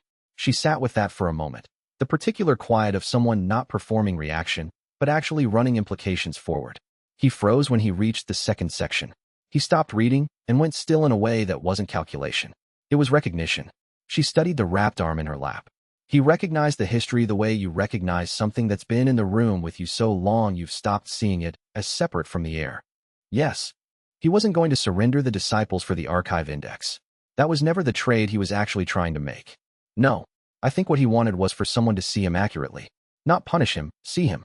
He'd spent 26 years constructing a doctrine over an act of accidental harm, and doctrine requires an audience. And eventually the audience becomes inadequate because none of them know what the doctrine is actually built on. Wei ran his hand along the bench's worn edge, the wood polished smooth by decades of elders sitting exactly here. The strike was reaction. The doctrine had failed to produce what he needed, and the prepared technique was the only remaining tool. And Yin Rome was in the way, she said. Her tone was precisely flat. Yes, you were in the way. He met her eyes and did not look away. I'm glad you were. She held his gaze for 2 seconds with the expression he'd learned to read as, that cost you something to say, and I noticed it, and I am choosing not to make it easy for you by saying something gracious in return. Then she turned to look at the inner archway where Elder Liao had just appeared, moving at the rapid stride of one who has spent 3 hours organizing a report and has finally arrived at the point of delivery. Liao sat down across from them without framing. He had a read-paper list. He put it on the bench and looked at it the way he looked at damage assessments, clinically, without editorializing, because editorializing didn't help you understand what needed doing. Outer wing. 14-foot structural collapse with stress fractures in 3 adjacent sections. The secondary reinforcement failed at the 2-season repair. The bonding wasn't adequate for lateral impact at that force. He looked up briefly. Not your assessment at the time. The repair was done correctly for the standard load. The load that hit it wasn't standard. What survived? Wei asked. The core stacks. Everything behind the second interior barrier is intact. Liao looked at the list again. The outer stacks cataloged in the collapsed section, 312 scrolls total. 47 are damaged, but potentially recoverable with careful work. The remaining 265, he paused for a word that was accurate without being insufficient, are gone. I can reconstruct them, Wei said. Liao looked at him. Not doubt. Liao had moved past practically doubting Wei's capabilities as a matter of long habit. The look was assessment. What does this claim mean in its specific current form? From memory of the index entries? Partly. I cataloged the entries, subject, source tradition, period, cross-references, but not the full text content for most of them. What I can write are reconstructed versions. Wei was careful here, the same care he'd used writing Hu Wentao's record, marked clearly as reconstructions throughout. Explicit notation of every gap and every inference. No reader who comes to the catalog after this will mistake a reconstruction for a primary source. He turned to the archway toward the damaged outer wing, the settling dust still faintly visible through the chamber's high windows in the lamplight. An imperfect record that is honest about its imperfections is more useful to the catalog than the gap the loss leaves. The compendium can model what these texts likely contained, given what I know about their source traditions and the period they were produced in. The reconstructions won't be guesses. They'll be the most coherent account I can build of what was probably there, clearly marked for what they are. Liao looked at the list for a long moment. Then at Wei, that's new, he said. Yes. We'll need a classification notation at the catalog level. Something that makes the distinction between primary sources and reconstructed texts immediately legible at any point of entry, not just at the entry header. He picked up the read paper list. I'll want to discuss the notation system in the morning when we've both slept. He stood, the movement of one who has finished what needed saying and has more to organize. Mao is still going. He'll be at it until he's satisfied the inner chambers are secure. I've told him that's acceptable and also that he should eat something, which he heard and chose to interpret as encouragement to keep working. He walked back through the archway, and his voice resumed on the other side. The steady, specific cadence of someone organizing a long night of careful work without drama, which was how Liao had moved through every crisis Wei had witnessed in 17 years of working alongside him. The archive quieted around them as the disciples settled into their assigned tasks. Wei sat beside Yin Rome in the lamplight and looked at the inner archway, the darkness beyond it, the core collection standing whole and intact, 700 years of accumulated text, the primary indexes, the restricted lower shelves, the materials that represented everything the Sect's archive had been built to protect against exactly the kind of attack that had just been made and had not quite succeeded. The outer wing was damaged. The outer wing had always been the most recent accumulation, the newest materials, the texts closest to living practice. What had survived was everything the archive had been built to protect. He heard Mao's voice from somewhere deeper in the chambers, still issuing directions. He heard the outer gate open and close as the last of Hu Wentao's practitioners dispersed, 40 people dissolving back toward wherever they'd come from.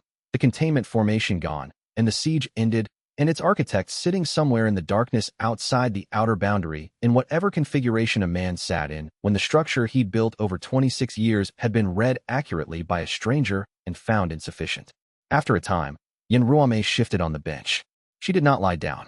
She allowed herself to sit less squarely, a small and deliberate concession to the damage in her arm, and the 3 days without sleep and the fact that the crisis had resolved and the 3 disciples were through the gate and the archive was standing. These were the conditions under which Yin Ruomei permitted herself to be slightly less than entirely prepared for the next thing. Wei, she said. The thing you found in the valley. She was looking at the archway to the core collection, not at him. You're going to need a long time to understand its full implications. Yes. And you're going to want to spend most of that time in here. Probably. Good. A measured beat. The beat of one who carries more to say and is choosing where to enter it. Because while you were gone, I was reading. There are 2 traditions in the restricted lower collection. Elder Liao gave me access after the second Erasure School incursion last year. That described the omniscient author rank without using that name. Neither text was written by someone who reached it. Both were written by practitioners who observed someone who had.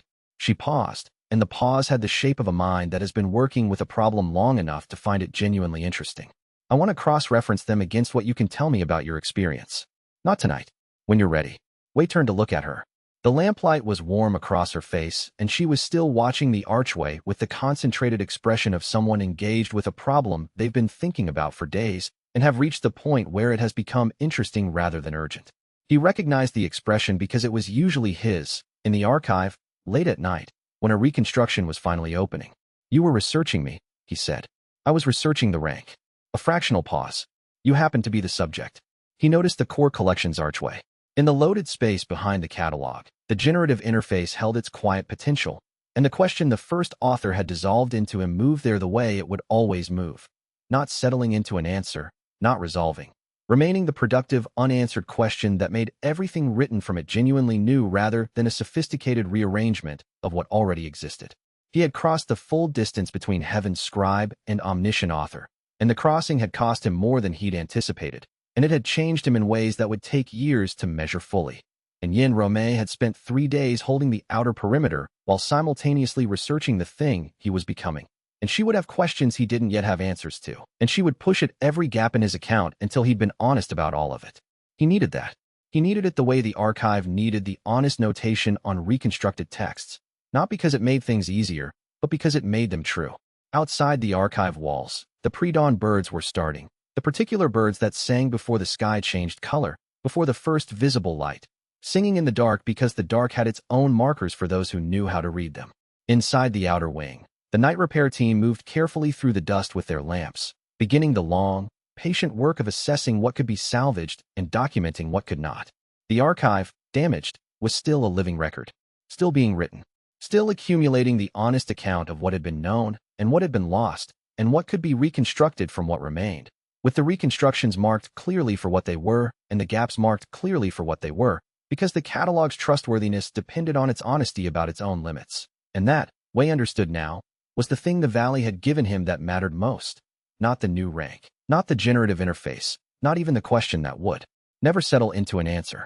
The understanding that a record was not made trustworthy by being complete. It was made trustworthy by being honest about where it was not. Sleep first, Yin Ruomei said, her voice dropping into the register of someone who is 2 minutes from taking her own advice. And then tell me what the Valley was like. All of it. Not the summary, the parts you don't know how to explain yet. Wei considered the question that lived in the loaded space behind the catalog, the question that would never become an answer but would make everything he wrote genuinely new. And he thought about telling her about the Valley. The formation's breathing, the imperfect technique in the storm, the gap that had burned through his arm, and what the burning had felt like while he held the storm intact. The 14th text dissolving into him as a question he would carry for the rest of his practice. She would not be satisfied by any of it as a final account. She would push at every place he was uncertain. She would find the gaps. Good. Sleep, he said. We have time.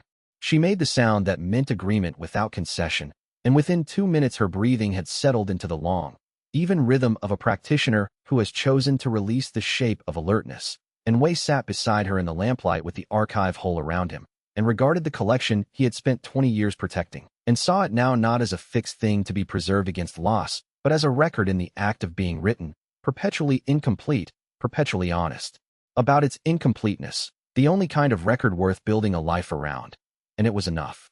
Chapter 136. 3 weeks after the siege, the outer wing smelled of sawdust and fresh plaster. The repair crew had worked through the first week with the quiet efficiency of people who understand that careful documentation is as important as the labor itself. Every salvaged fragment cataloged before it was moved, every structural decision recorded before it was made. Elder Liao had organized this with his usual thoroughness, and the result was a repair process that was also, in its own way, a form of scholarship, an honest account of the damage sustained and how, what decisions had been made and why, so that anyone working on the archive structure 100 years from now would understand what they were looking at and where the seams were. Wei had completed 73 of the 265 reconstructions in those 3 weeks. Each one was marked at the header and at the footer and at every inferential passage within. Reconstructed. Inference from catalog records and source tradition analysis. Gaps noted. The marking system he and Liao had worked out that first morning, before either of them had slept, was specific enough that a reader could understand the reconstruction's confidence level for any given passage without needing to read the full entry header every time. Wei had found, in the work itself, that the discipline of marking every gap was also the discipline of seeing clearly where he'd guessed and where he'd known. A discipline the Valley had made sharper, but that the archive work had always demanded in principle. He was working on the 74th reconstruction when Elder Liao came to the door of the study alcove with the expression that meant company was expected and worth interrupting for. Sect Master Fong Dehui, Liao said. Iron Pivot Sect. He's been at the outer gate since morning. He says the matter isn't urgent, but I've been watching him stand at the gate for 4 hours, and men who stand that long are being patient about something they've decided matters considerably. Wei set down the brush. Show him in. Fong Dehui was older than Wei had expected. Not elderly, but with the particular quality of age that comes from decades of careful practice rather than years. A precision in his movements, a contained energy that suggested everything expressed was chosen. He sat down across from Wei without waiting to be offered the seat, which was not rudeness but the economy of one who considered formality a cost worth paying exactly once and then setting aside. He examined the scroll on Wei's desk. At the reconstructed notation. At Wei, what is the archive exactly, he said. It was a question that would have had a shorter answer a year ago. Wei would have said, a collection of cultivation texts, restricted by lineage and sect affiliation, maintained by the sect of the Hidden Compass as a repository of knowledge that might otherwise be lost. He would have said it with confidence, because it was accurate, and he would not have noticed what the accuracy was missing. He considered the reconstruction on his desk, and then at Fong Dehui, and he gave the answer he'd reached in the Valley's formation and consolidated in 3 weeks of marking his own gaps explicitly. A record of what has been known, Wei said, and an honest account of where that knowledge is incomplete. The two things together, what exists and where it doesn't, that's the archive. Not just the scrolls. The catalog that shows you where the scrolls run out, and the reconstruction system that shows you the shape of what's missing. A library that only shows you what it has is useful. A library that also shows you the edges of what it has, and marks them clearly, is something more. Fong Dehui sat with this for a moment. His eyes moved to the 73 completed reconstructions stacked at the corner of the desk, each one with its marking visible at the header, and then back to Wei. Word has traveled, the Sect Master said. Not just the siege. That would have been sufficient for most delegations. What traveled was something more specific. The way you confronted the Grand Censor. He paused. You wrote a record of a man's buried history from inference alone. You deployed it in a confrontation, then deleted it at his request, cleanly, without keeping copies, and walked away. The 40 practitioners who witnessed this have told the account to their home sects, and the accounts agree in every detail, which suggests the witnessing was clear. He regarded Wei with the attention of one who has been turning a question over for several weeks, and has finally placed themselves where they can ask it. How does a man develop the judgment to write a record for the purpose of confrontation, and then delete it when the confrontation is over, without any sense that he's surrendered something important? Wei thought about the first author's question, dissolving into him in the Valley's calm, becoming the productive, unanswered thing that would make everything written from it genuinely new. He thought about Hu Wentao standing in the dust with the rubble face of someone whose foundational structure had been accurately named. The record was never about keeping, Wei said. It was about seeing. He needed to be seen accurately. The whole of his history, the buried part, and the constructed part, and the cost of building one over the other. Once the record had done that, it had done what records do. Keeping it after that would have been, he searched for the word, accumulation without purpose. The archive isn't a ledger of grievances. It records what has happened so that what has happened can be understood, and then it continues recording, not storing up. Fang Dehui sat with that in the particular silence of someone arriving at a question they had carried a long distance. Then, my sect has 1,700 texts we haven't shared because we've classified them as tactical information pertaining only to our lineage. We've been maintaining this classification for 60 years, and we have not revisited it. 3 of my senior elders have questioned the classification in the last decade. I've delayed the review because, he stopped, restarted with more precision. Because the honest answer is that I'm not certain what we would be if we shared them. The 1,700 texts represent a significant part of our archive's identity. What would you be if you burned them? Wei asked. Fang Dehui looked at him. I'm not suggesting you burn them, Wei said. I'm asking the question because the answer tells you something about what they actually are versus what you've classified them as. If burning them would feel like a loss of the same kind as sharing them, the identity question is about the knowledge, not the restriction. If burning them would feel worse, then the restriction is the point, not the texts. He folded his hands over the reconstruction on the desk.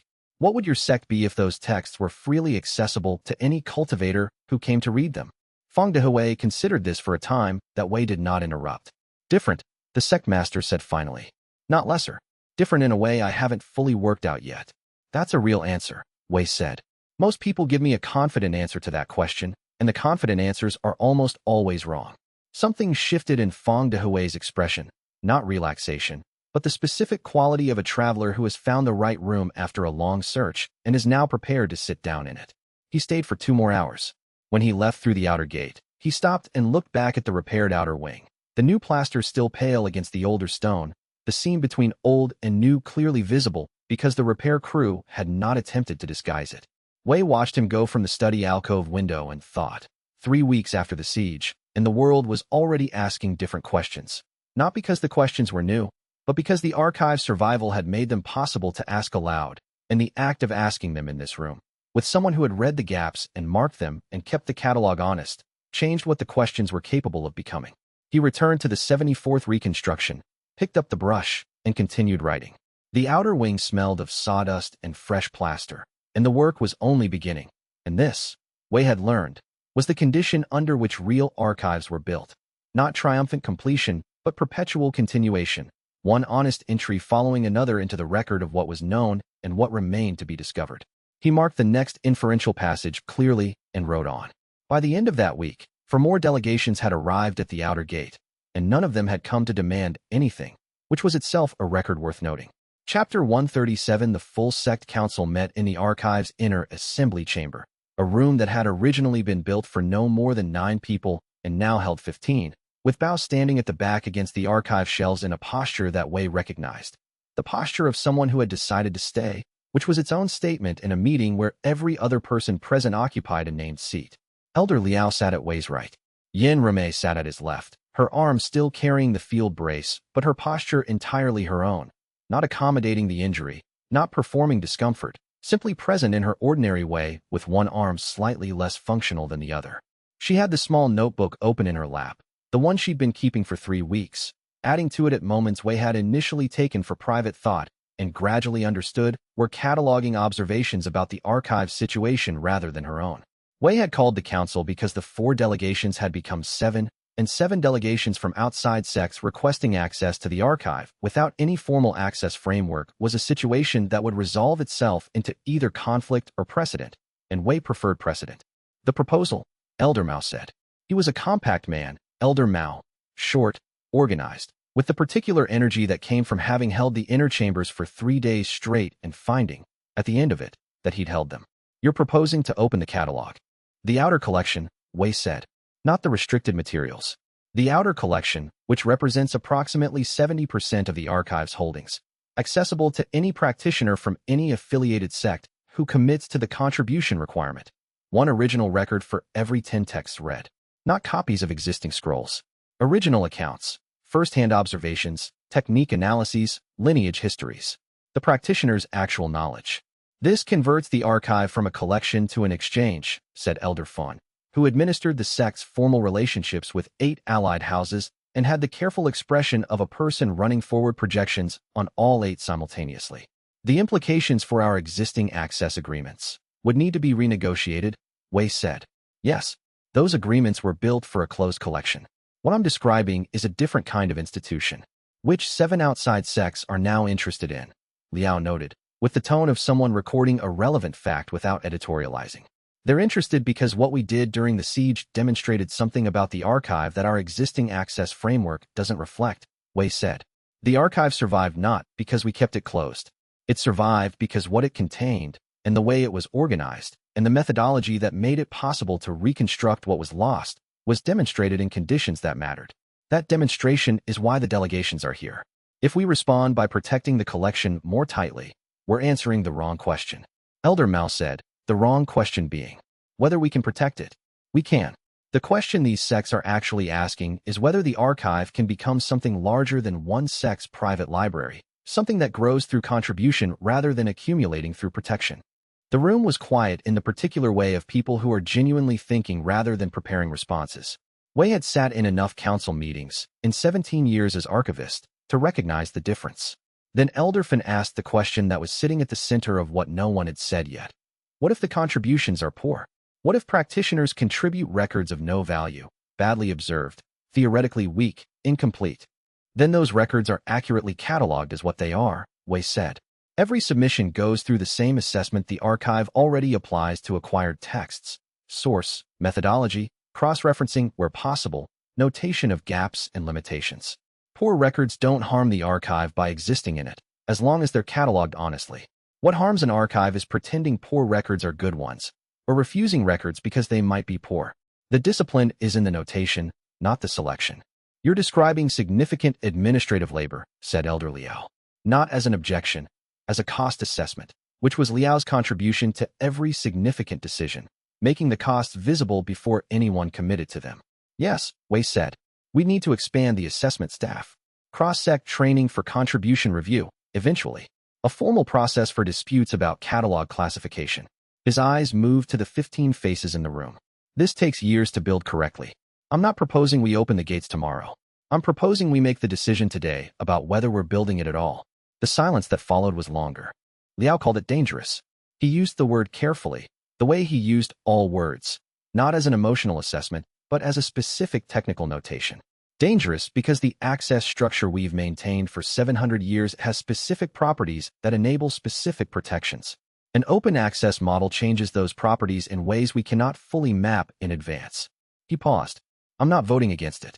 I'm recording that this is the honest cost of it. Bao, at the back of the room, said nothing. He remained standing against the shelves in a posture Wei recognized from the unmapped territory. The stillness of one who has made his assessment, has found it adequate, and sees no purpose served by speaking it aloud. He was in the room throughout the entire discussion. He had come to the door before anyone else, and he had not sat down, and he had not left. Bao stayed in rooms where he thought what was being discussed mattered. He left rooms where he thought it didn't. He was still here. Yin Ruomei, who had listened to the full discussion without speaking, waited until the silence after Liao's cost assessment had settled fully. Then she put the small notebook down on the council table, open to a page that carried 3 weeks of observations about the 7 delegations. What each sect had asked for, in what order, with what framing, and what that sequence described about what they were actually looking for as opposed to what they'd said they wanted. 7 sects, she said, from 3 separate cultivation lineages, representing different practice traditions and different relationships to knowledge management. And every delegation asked a version of the same question. Not, will you let us in? They asked, can this become something we can be part of? That's a different question. People ask to be let in when they expect a door. They ask to be part of something when they've recognized what the something is and want to contribute to its continuation. She observed the council. The archive survived the siege. But the siege also changed what the archive is visible as, to the people outside it. If we don't respond to that visibility with something that matches what we've already demonstrated, we will have defended the archive against the erasure school and then diminished it ourselves by keeping it smaller than what the survival made it possible to be. The vote, when it came, was 12-3, with Liao abstaining rather than opposing, which was his method of recording a cost without blocking what he understood was necessary. After the meeting, Wei found Bao at the outer gate, standing as he had stood at the council session, steady, watching the path that led to the main road that led to the other sect's home territories, from which the 7 delegations had come and through which the first cross-sect contributors would eventually arrive. You stayed the whole time, Wei said. Bao looked at him. Yes. You didn't say anything. Nothing needed saying that wasn't already being said. He turned back to the path. The woman makes a good argument. Yin Ruome. Yes. A pause. You should tell her that. Wei looked at the path. The sky was the clear late afternoon blue of a day settling toward evening, the light going gold at the edges of the tree line. Somewhere in the outer wing, the repair crew was making the last adjustments to the new plaster, and the archive's east wall was whole again, restored since the siege, and 12 elders had just voted to make it the foundation of something that had never existed in its current form before. It was, as decisions went, irreversible. And the irreversibility was not a problem, but a commitment, the kind of commitment that told you something true about whether what you decided was real or provisional. The first contributions will tell us whether the assessment system holds, Wei said. If the quality is too low to be useful, we'll need to rebuild the evaluation criteria before the access framework expands further. That could take a year. And if the quality is adequate? Wei looked at the gate, the path, the tree line at the edge of the settled territory. Then we start building the thing Yin Ruome described, and we find out what it becomes from the inside of it, which is the only place from which you can actually see it clearly. Bao nodded once, the nod that meant, I have registered this and find it coherent, and we can proceed. The first practitioner will come through that gate, Wei said, with a record of something no one else has written down, and we won't know in advance whether what they've written is good or poor or somewhere between, and we'll have to assess it carefully and honestly and catalog it exactly for what it is. Same as always, Bao said. Same as always, Wei agreed. They stood at the gate in the late afternoon light until the gold at the tree line deepened toward orange, and neither of them needed to say anything else. And the decision that had just been made was already becoming the beginning of the thing it would eventually be, which was the only way anything real ever started. Not with fanfare, but with the ordinary work of preparing for the first arrival. The 7 delegations would return to their home sects with the council's answer, and within 6 months the outer reading hall would not be large enough for what was being asked of it. And no one at the council meeting had predicted this with any precision, because the future of a living archive, like the future of any record still being written, was knowable only by staying present for it. Chapter 138. A year after the council vote, Wei stood in the new outer reading hall and read. Not with the compendium, with his eyes. The hall had been rebuilt and expanded in the 8 months following the siege, not all at once, but in stages, each stage designed to accommodate a use pattern the previous stage had failed to anticipate. The first expansion had been necessary 6 weeks after the access framework opened, when the initial wave of cross-sect contributors exceeded every projection Elder Liao had committed to paper. The second expansion had come 4 months later, when 3 allied sects pooled resources to fund a third wing specifically for comparative lineage study, a category of scholarship that the archive had not previously organized as a distinct collection because no one had previously been contributing from enough different lineages simultaneously to require one. The third wing still smelled faintly of new wood, the way fresh lumber held its own identity for a season before the accumulated presence of readers and texts began to replace it with the specific warmth of a working library. Wei walked through it slowly, reading titles on the shelves, not querying the catalog but using his eyes, the way he'd read when he was a junior disciple, first assigned to the outer collections inventory, and the catalog had been a paper record housed in a cabinet near the east window rather than a living system interfaced directly with his cultivated perception. He had not done this in years. Read with just his eyes, without the compendium's layered depth beneath every line, without the generative interface modeling the implications of what he was reading forward into context. He had not needed to. The compendium was better at retrieving text, faster at cross-referencing, more precise at identifying gaps and noting inferences. His eyes were slower. They missed things. They also found things the compendium's retrieval didn't retrieve, because the compendium moved from query to result without the sideways drift of attention that happened when a reader moved through unfamiliar shelves and something caught their notice not because they were looking for it, but because it was there and they happened to pass it. The scroll was on the 3rd shelf from the bottom in the new wing's eastern stack, in the section designated for first-hand accounts from practitioners outside the 12 established cultivation lineages, a section that had not existed in the original catalog schema and had been added 4 months ago when it became clear that a significant portion of what cross-sect contributors were bringing in came from independent practitioners or minor sects who had been generating knowledge without formal lineage classification and therefore had no natural home in the existing organization. Wei pulled the scroll and unrolled it on the reading stand. The handwriting was careful but not trained. The characters formed with deliberate precision rather than the unconscious ease of a practitioner drilled in calligraphy since childhood. The ink was the standard dark brown of sect issue writing material, but the brush pressure varied, the strokes slightly uneven in the way of someone writing on a surface less stable than a desk. Field notes, not archive composition. Wei read the header notation, contributed by disciple Xuan Mingling, Crane Basin Minor Sect, Eastern Wilderness posting, 3rd month of the current year. Then he read the account. She had encountered a formation in the Eastern Wilderness while on a 4-month patrol assignment.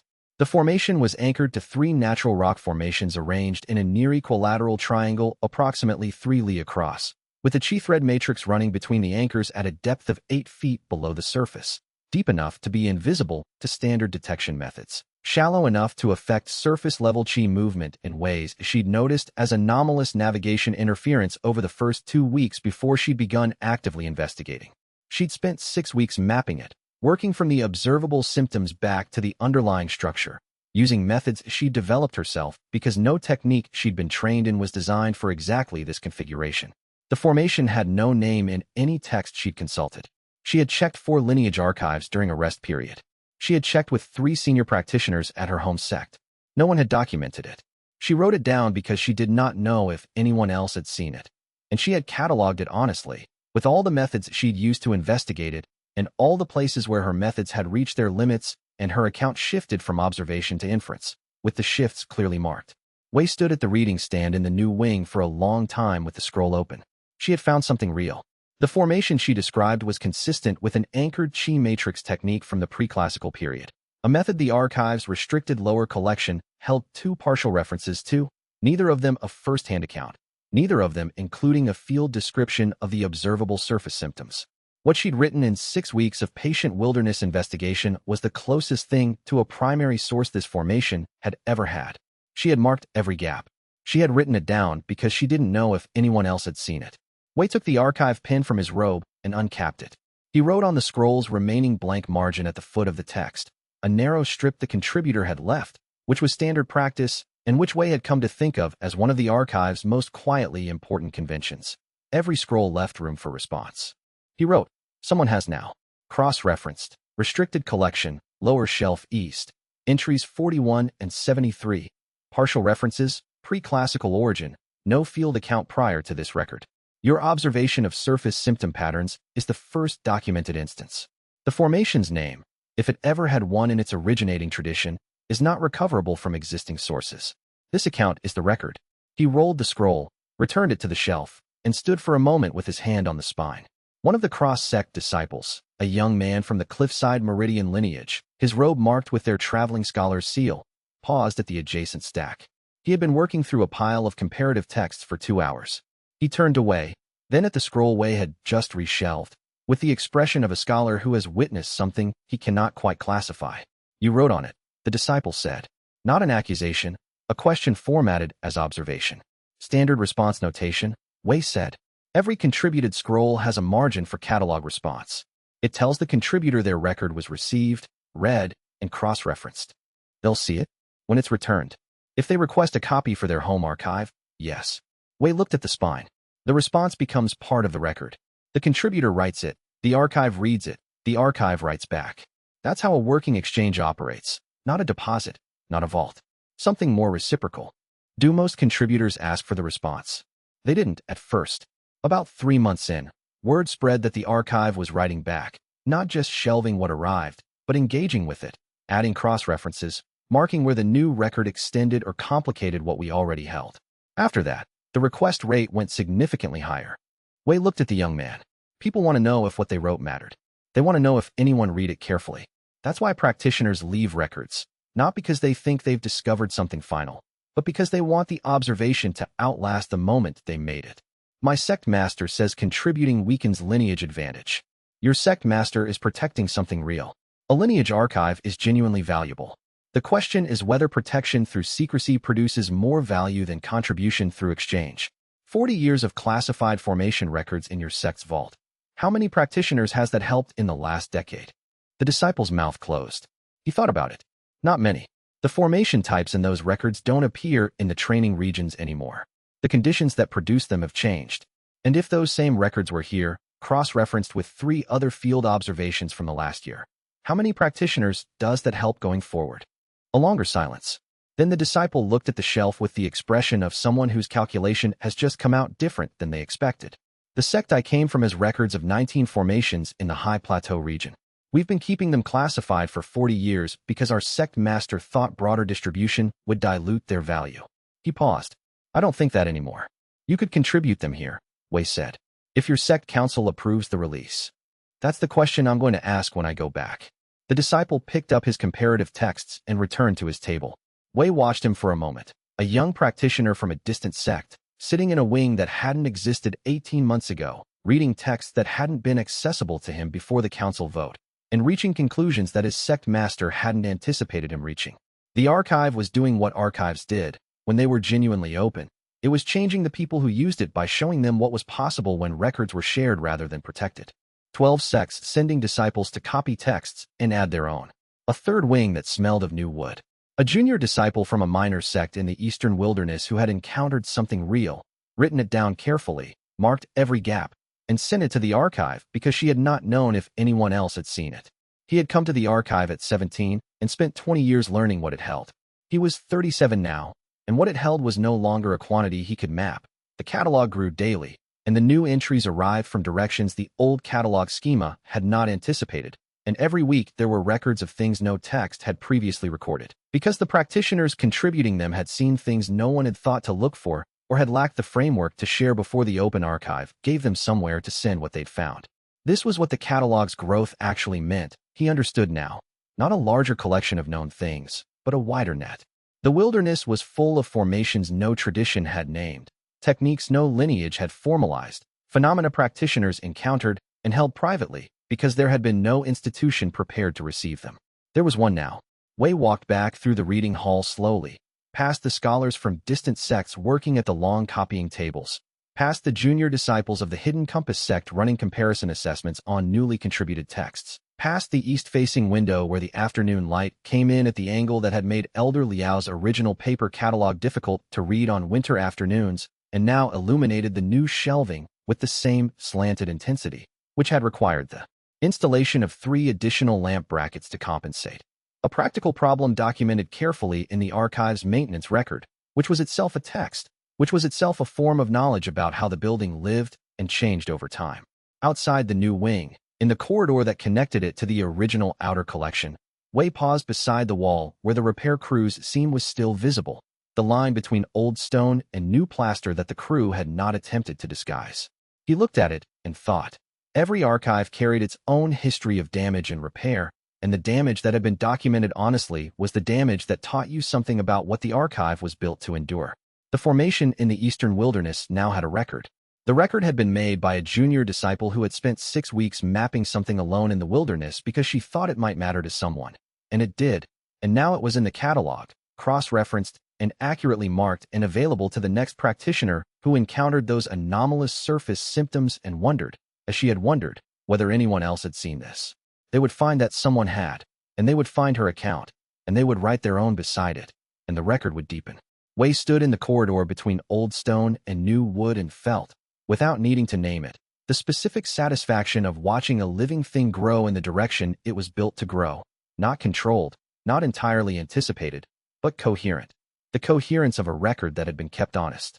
Elder Liao was at the desk at the corridor's end, the one nearest the primary index, working through a stack of classification queries with the methodical speed of one who had been doing this work for decades and no longer needed to think through each step, only attend to the exceptions. He looked up when Wei came through the corridor. The formation account, Liao said. Shui Minglings. You added a response notation, cross-referenced to entries 41 and 73 in the restricted lower collection. First-hand field account, the only one we have for that formation class. I'll flag it for the primary index cross-reference. Liao picked up the next query sheet. The cliffside disciple was asking about contribution procedures for a high plateau formation dataset. 40 years of classified records. He's taking the question back to his sect council. Liao's pen moved across the query sheet. If they release it, we'll need a new subclassification for high-altitude chi matrix phenomena. The current schema isn't granular enough. I know. I've been working on a proposal for the schema revision. Wei paused beside the desk. It'll be ready before the next council meeting. Liao looked up with the expression he used for assessments rather than reactions, taking the information in, filing it, moving forward. Good, he said. He set down the query sheet. How many contributed accounts came in this week? 17 in the queue. 3 of them are first-hand material, genuinely new observation records, not copies or lineage summaries. 3 out of 17. Liao picked up the query sheet again. That ratio is improving. 3 months ago, it was 1 in 20. He was quiet for exactly the time required to note the fact accurately. It's working then. Yes, Wei said. It's working. Better than the projections. Liao returned to the query stack. Wei went back to his desk and opened the catalog to the new entries queue and began the afternoon's assessment work, and the queue was 17 scrolls long, which was 3 longer than yesterday, and the seam in the wall was visible through the corridor window, and outside the eastern wilderness held formations no one had named yet. And somewhere a junior disciple was writing something down because she didn't know if anyone else had seen it, and the archive was waiting. Chapter 139. The dusk came late at this time of year, drawing the light out slowly across the archive's east-facing roof until the stones held the gold for longer than the sky deserved. Wei had noticed this every evening for 20 years and had never entirely tired of it. Some things bore repeating. He was sitting on the outer steps when Bao and Yin Rome came out. Not by arrangement, the way none of the 3 of them had ever arranged these moments, but by the natural convergence of people who had spent long enough in proximity that their rhythms had learned to find each other without requiring coordination. Yin Rome had her small notebook, but was not writing in it. Bao stood at the bottom step and turned to the eastern tree line with the attention he gave to rain. Present, patient, waiting for the landscape to complete its sentence. No crisis. Nothing requiring resolution. The archive was standing. The evening assessment was done. The catalog had been updated, and the 17 scrolls from the morning queue were now entered and cross-referenced and shelved in their correct sections with their honest notations. A day that had been productive in the ordinary way of productive days, valuable precisely because nothing about it required description. They had not had many days like this. They were still learning to inhabit them correctly. I've been thinking, Bao said, in the tone he used when he'd been thinking for some time and had reached the point where the thought was finished enough to say. Wei and Yin Rome waited. Bao did not speak before he was ready, and hurrying him produced nothing but a shorter version of what he was going to say anyway. The unmapped territory, Bao said. He was still looking at the tree line, not avoiding their attention, just orienting toward the direction the memory lived in. I've been in unmapped territory before. 6 times, different conditions. You learn to read it differently than mapped ground. The landmarks aren't fixed. The routes have to be built from what you observe rather than what you remember. He paused. You have to be comfortable being wrong about where you are for long periods, because the wrong position is the one from which you eventually find the right one. Yes, Wei said. With you it was different. Bao turned then and looked at Wei with the specific attention he'd given to Rain throughout that journey. Unhurried, reading from observation rather than expectation. You kept reaching for the compendium. Every few hours, I watched your hand move toward the catalog position, the way your arm shifted when you were about to query, and then you'd pull back. Wei sat in silence for a moment. Every time, Bao said. For 5 days. You'd reach for it, and then stop. I didn't realize you were watching that specifically. I watch everything. You know that. I know that. Wei looked at the tree line, the same direction Bao had been looking. I was terrified the entire time. Not the terror of immediate danger. The sustained, lower terror of navigating without the system I'd built my practice around. Every gap in the terrain, I wanted to query it. Every unfamiliar formation, I wanted to run it through the catalog. And every time I reached for it, I stopped because I'd understood, by the 2nd day, that the valley's purpose was the reaching and stopping, that the first author wasn't withholding the compendium to punish me. She was letting me discover what it felt like to observe something without immediately retrieving context for it. And, Yin Ruome said, she was not looking at her notebook, and it was slower, and less precise, and I missed things I would have caught with the system. He paused, and I also found things I wouldn't have found with it, because the catalog retrieval goes directly from query to result, and the sideways drift of attention that happens without a query, the way your eyes catch something you weren't looking for, doesn't happen in a catalog query. He looked at his hands. Both things were true. The system is better for what it's better at. My eyes are better for what they're better at. The valley was teaching me to distinguish which was which. You looked, Bao said, like a man crossing a bridge he wasn't certain would hold. That's what it felt like. The bridge held. The bridge held. Bao nodded. He returned to looking at the tree line. The gold at the stone's edge was going slowly toward copper, and the first evening birds were beginning. Not the pre-dawn singers, but the dusk variety, marking the boundary between day and something else. In the valley, Wei said, the thing that frightened me most wasn't failing to write the counter technique. It was the 3 days before the storm, walking without the catalog, not knowing what the formations were doing or what the chi patterns meant, feeling them only. He paused. I'd spent 20 years learning to read everything. And for 3 days I was back to being someone who could only observe, not interpret. It felt like going back. It wasn't, Yin Rome said. I know that now. It didn't feel like that at the time. What did it feel like? Wei thought about this honestly. Like being a very young disciple entering the archive's outer collection on the first occasion, looking at 700 years of accumulated text, and understanding that there were things in those shelves I would never fully reach. Not because I wasn't capable of growth, but because the record was larger than any single person's capacity, and that was not a problem with either party. That was just the nature of the thing. He regarded the archive's roofline, the stones still holding their warmth. The valley had that quality. Something too large to fully read. I kept thinking that was a failure of my perception, and it wasn't. It was accurate perception of a genuinely large thing. They sat with that for a time, the three of them, in the dusk that was taking its time, the birds doing their boundary marking in the tree line's edge. Then Yin Ruome opened her notebook. Not to add to it, to show them what was there. She held it out, and Wei leaned over to see. And then Bao came up the steps, the first he'd done so, and looked too. The notebook was a catalog. She had been keeping it for a year, since before the siege, Wei realized. Looking at the earliest entries and finding dates he recognized as the months when he'd been deep in the Heaven's Scribe consolidation, when she'd been cross-referencing the restricted collection's 2 references to the omniscient author rank.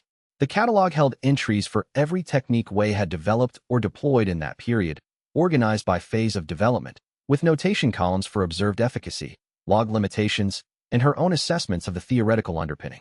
Not copies of his work, her record of it, in her own hand, in her own analytical framework, with her own notation system, which was not the same as the archive's standard notation, but was more specific in certain areas, particularly in the column for logging the gap between a technique's designed function and its actual performance in field conditions.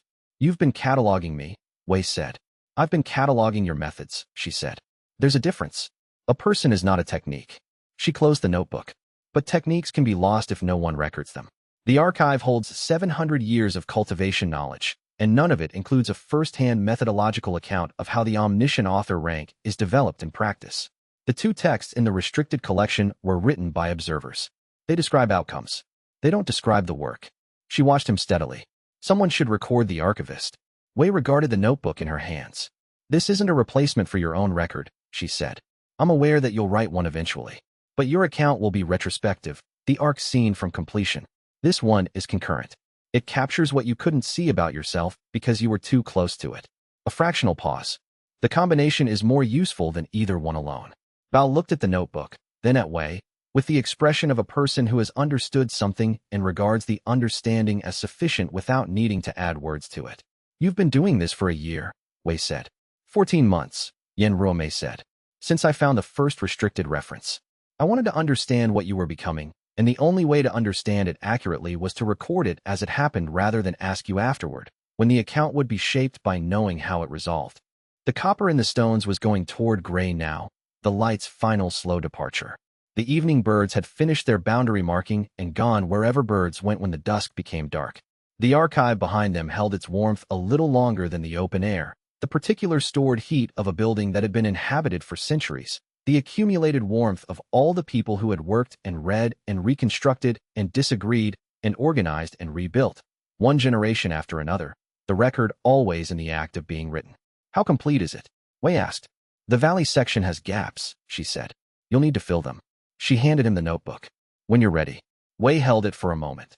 The weight of a year of her careful observation in his hands, and outside the gate the path wound through the tree line, toward the main road, toward the distant sects whose delegations had changed everything. And the archive's east wall carried its seam of old and new stone, and Bao stood at the top step looking at the evening, as if the evening were terrain still yielding its information. I'll need your notation system explained, Wei said. The gap column is more granular than the archive standard. I know, she said. The archive standard isn't designed for longitudinal technique assessment. I modified it. She did not add that this had been deliberate or obvious. She did not need to. Wei held the notebook and studied the tree line where the road disappeared into the distance, toward everything the open archive was still becoming. And behind him the stacks held their accumulated record, and ahead of him the future held its unwritten one, and both directions required him to stay present, and keep working and resist the comfortable error of thinking the story had an ending rather than a next chapter. He would write his own record eventually, he knew. But he was glad, more than he'd anticipated, measuring it now, that hers had been running in parallel all along, seeing what he couldn't see from inside the act of becoming it. That, after all, was what the archive was for, the record you couldn't make of yourself, made by someone close enough to see you clearly and honest enough to mark the gaps. The dusk finished its slow work, and the stars came out over the archive's roof, and none of the three of them moved to go inside yet, because the evening was still sufficient, and there was no reason to end it before it was ready to end, and this too was something they had learned to recognize.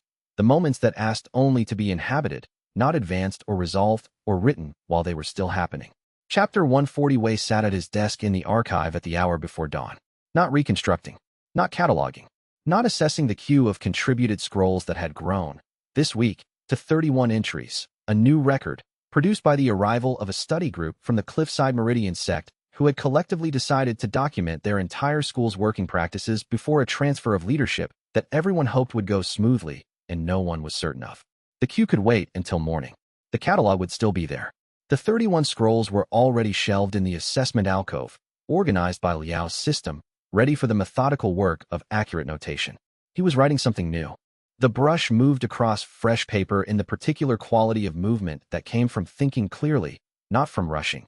The specific flow that happened when a writer had been working with a subject long enough to understand what the subject's honest shape was, when the performance of describing it had been replaced by the actual practice of description. He had begun this record 6 months ago and abandoned it twice. Once because the account was still too close to the events, and he couldn't see the shape for the proximity. Once because he'd reached a section he didn't know how to write yet, and had needed 6 weeks of other work before the correct framing came clear. It was coming clear now. The record was titled, simply, at the header, Notes on the Omniscient Author Cultivation Path, Foundation Establishment Through Transcendence, with honest account of gaps and errors. Compiled by Wei, 3rd archivist of the Sect of the Hidden Compass, Open Archive Founding Period. He wrote for the person he didn't know yet. This was the part he had not anticipated when he'd begun, that the act of writing for an unknown future reader would change what he wrote, would make it more specific in some places and more honest in others, because an unknown reader deserved precision in a way a familiar one sometimes didn't require, couldn't be assumed to fill in the gaps from shared context, needed the full account of what it had cost, and what it had opened, and what had been mistaken, and what had been necessary despite being mistaken.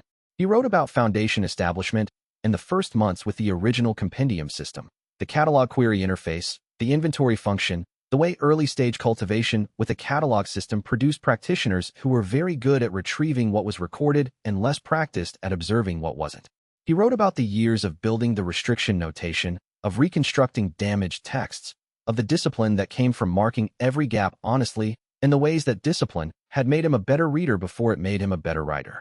He wrote about the heavens scribe transition, the specific moment when the catalog's depth had extended below the surface of the text into the structure beneath it, and what it felt like to read a technique not as a set of recorded instructions, but as a logic with its own internal coherence that could be read for soundness and weakness, the way a well-made argument could be tested for whether its premises actually supported its conclusion.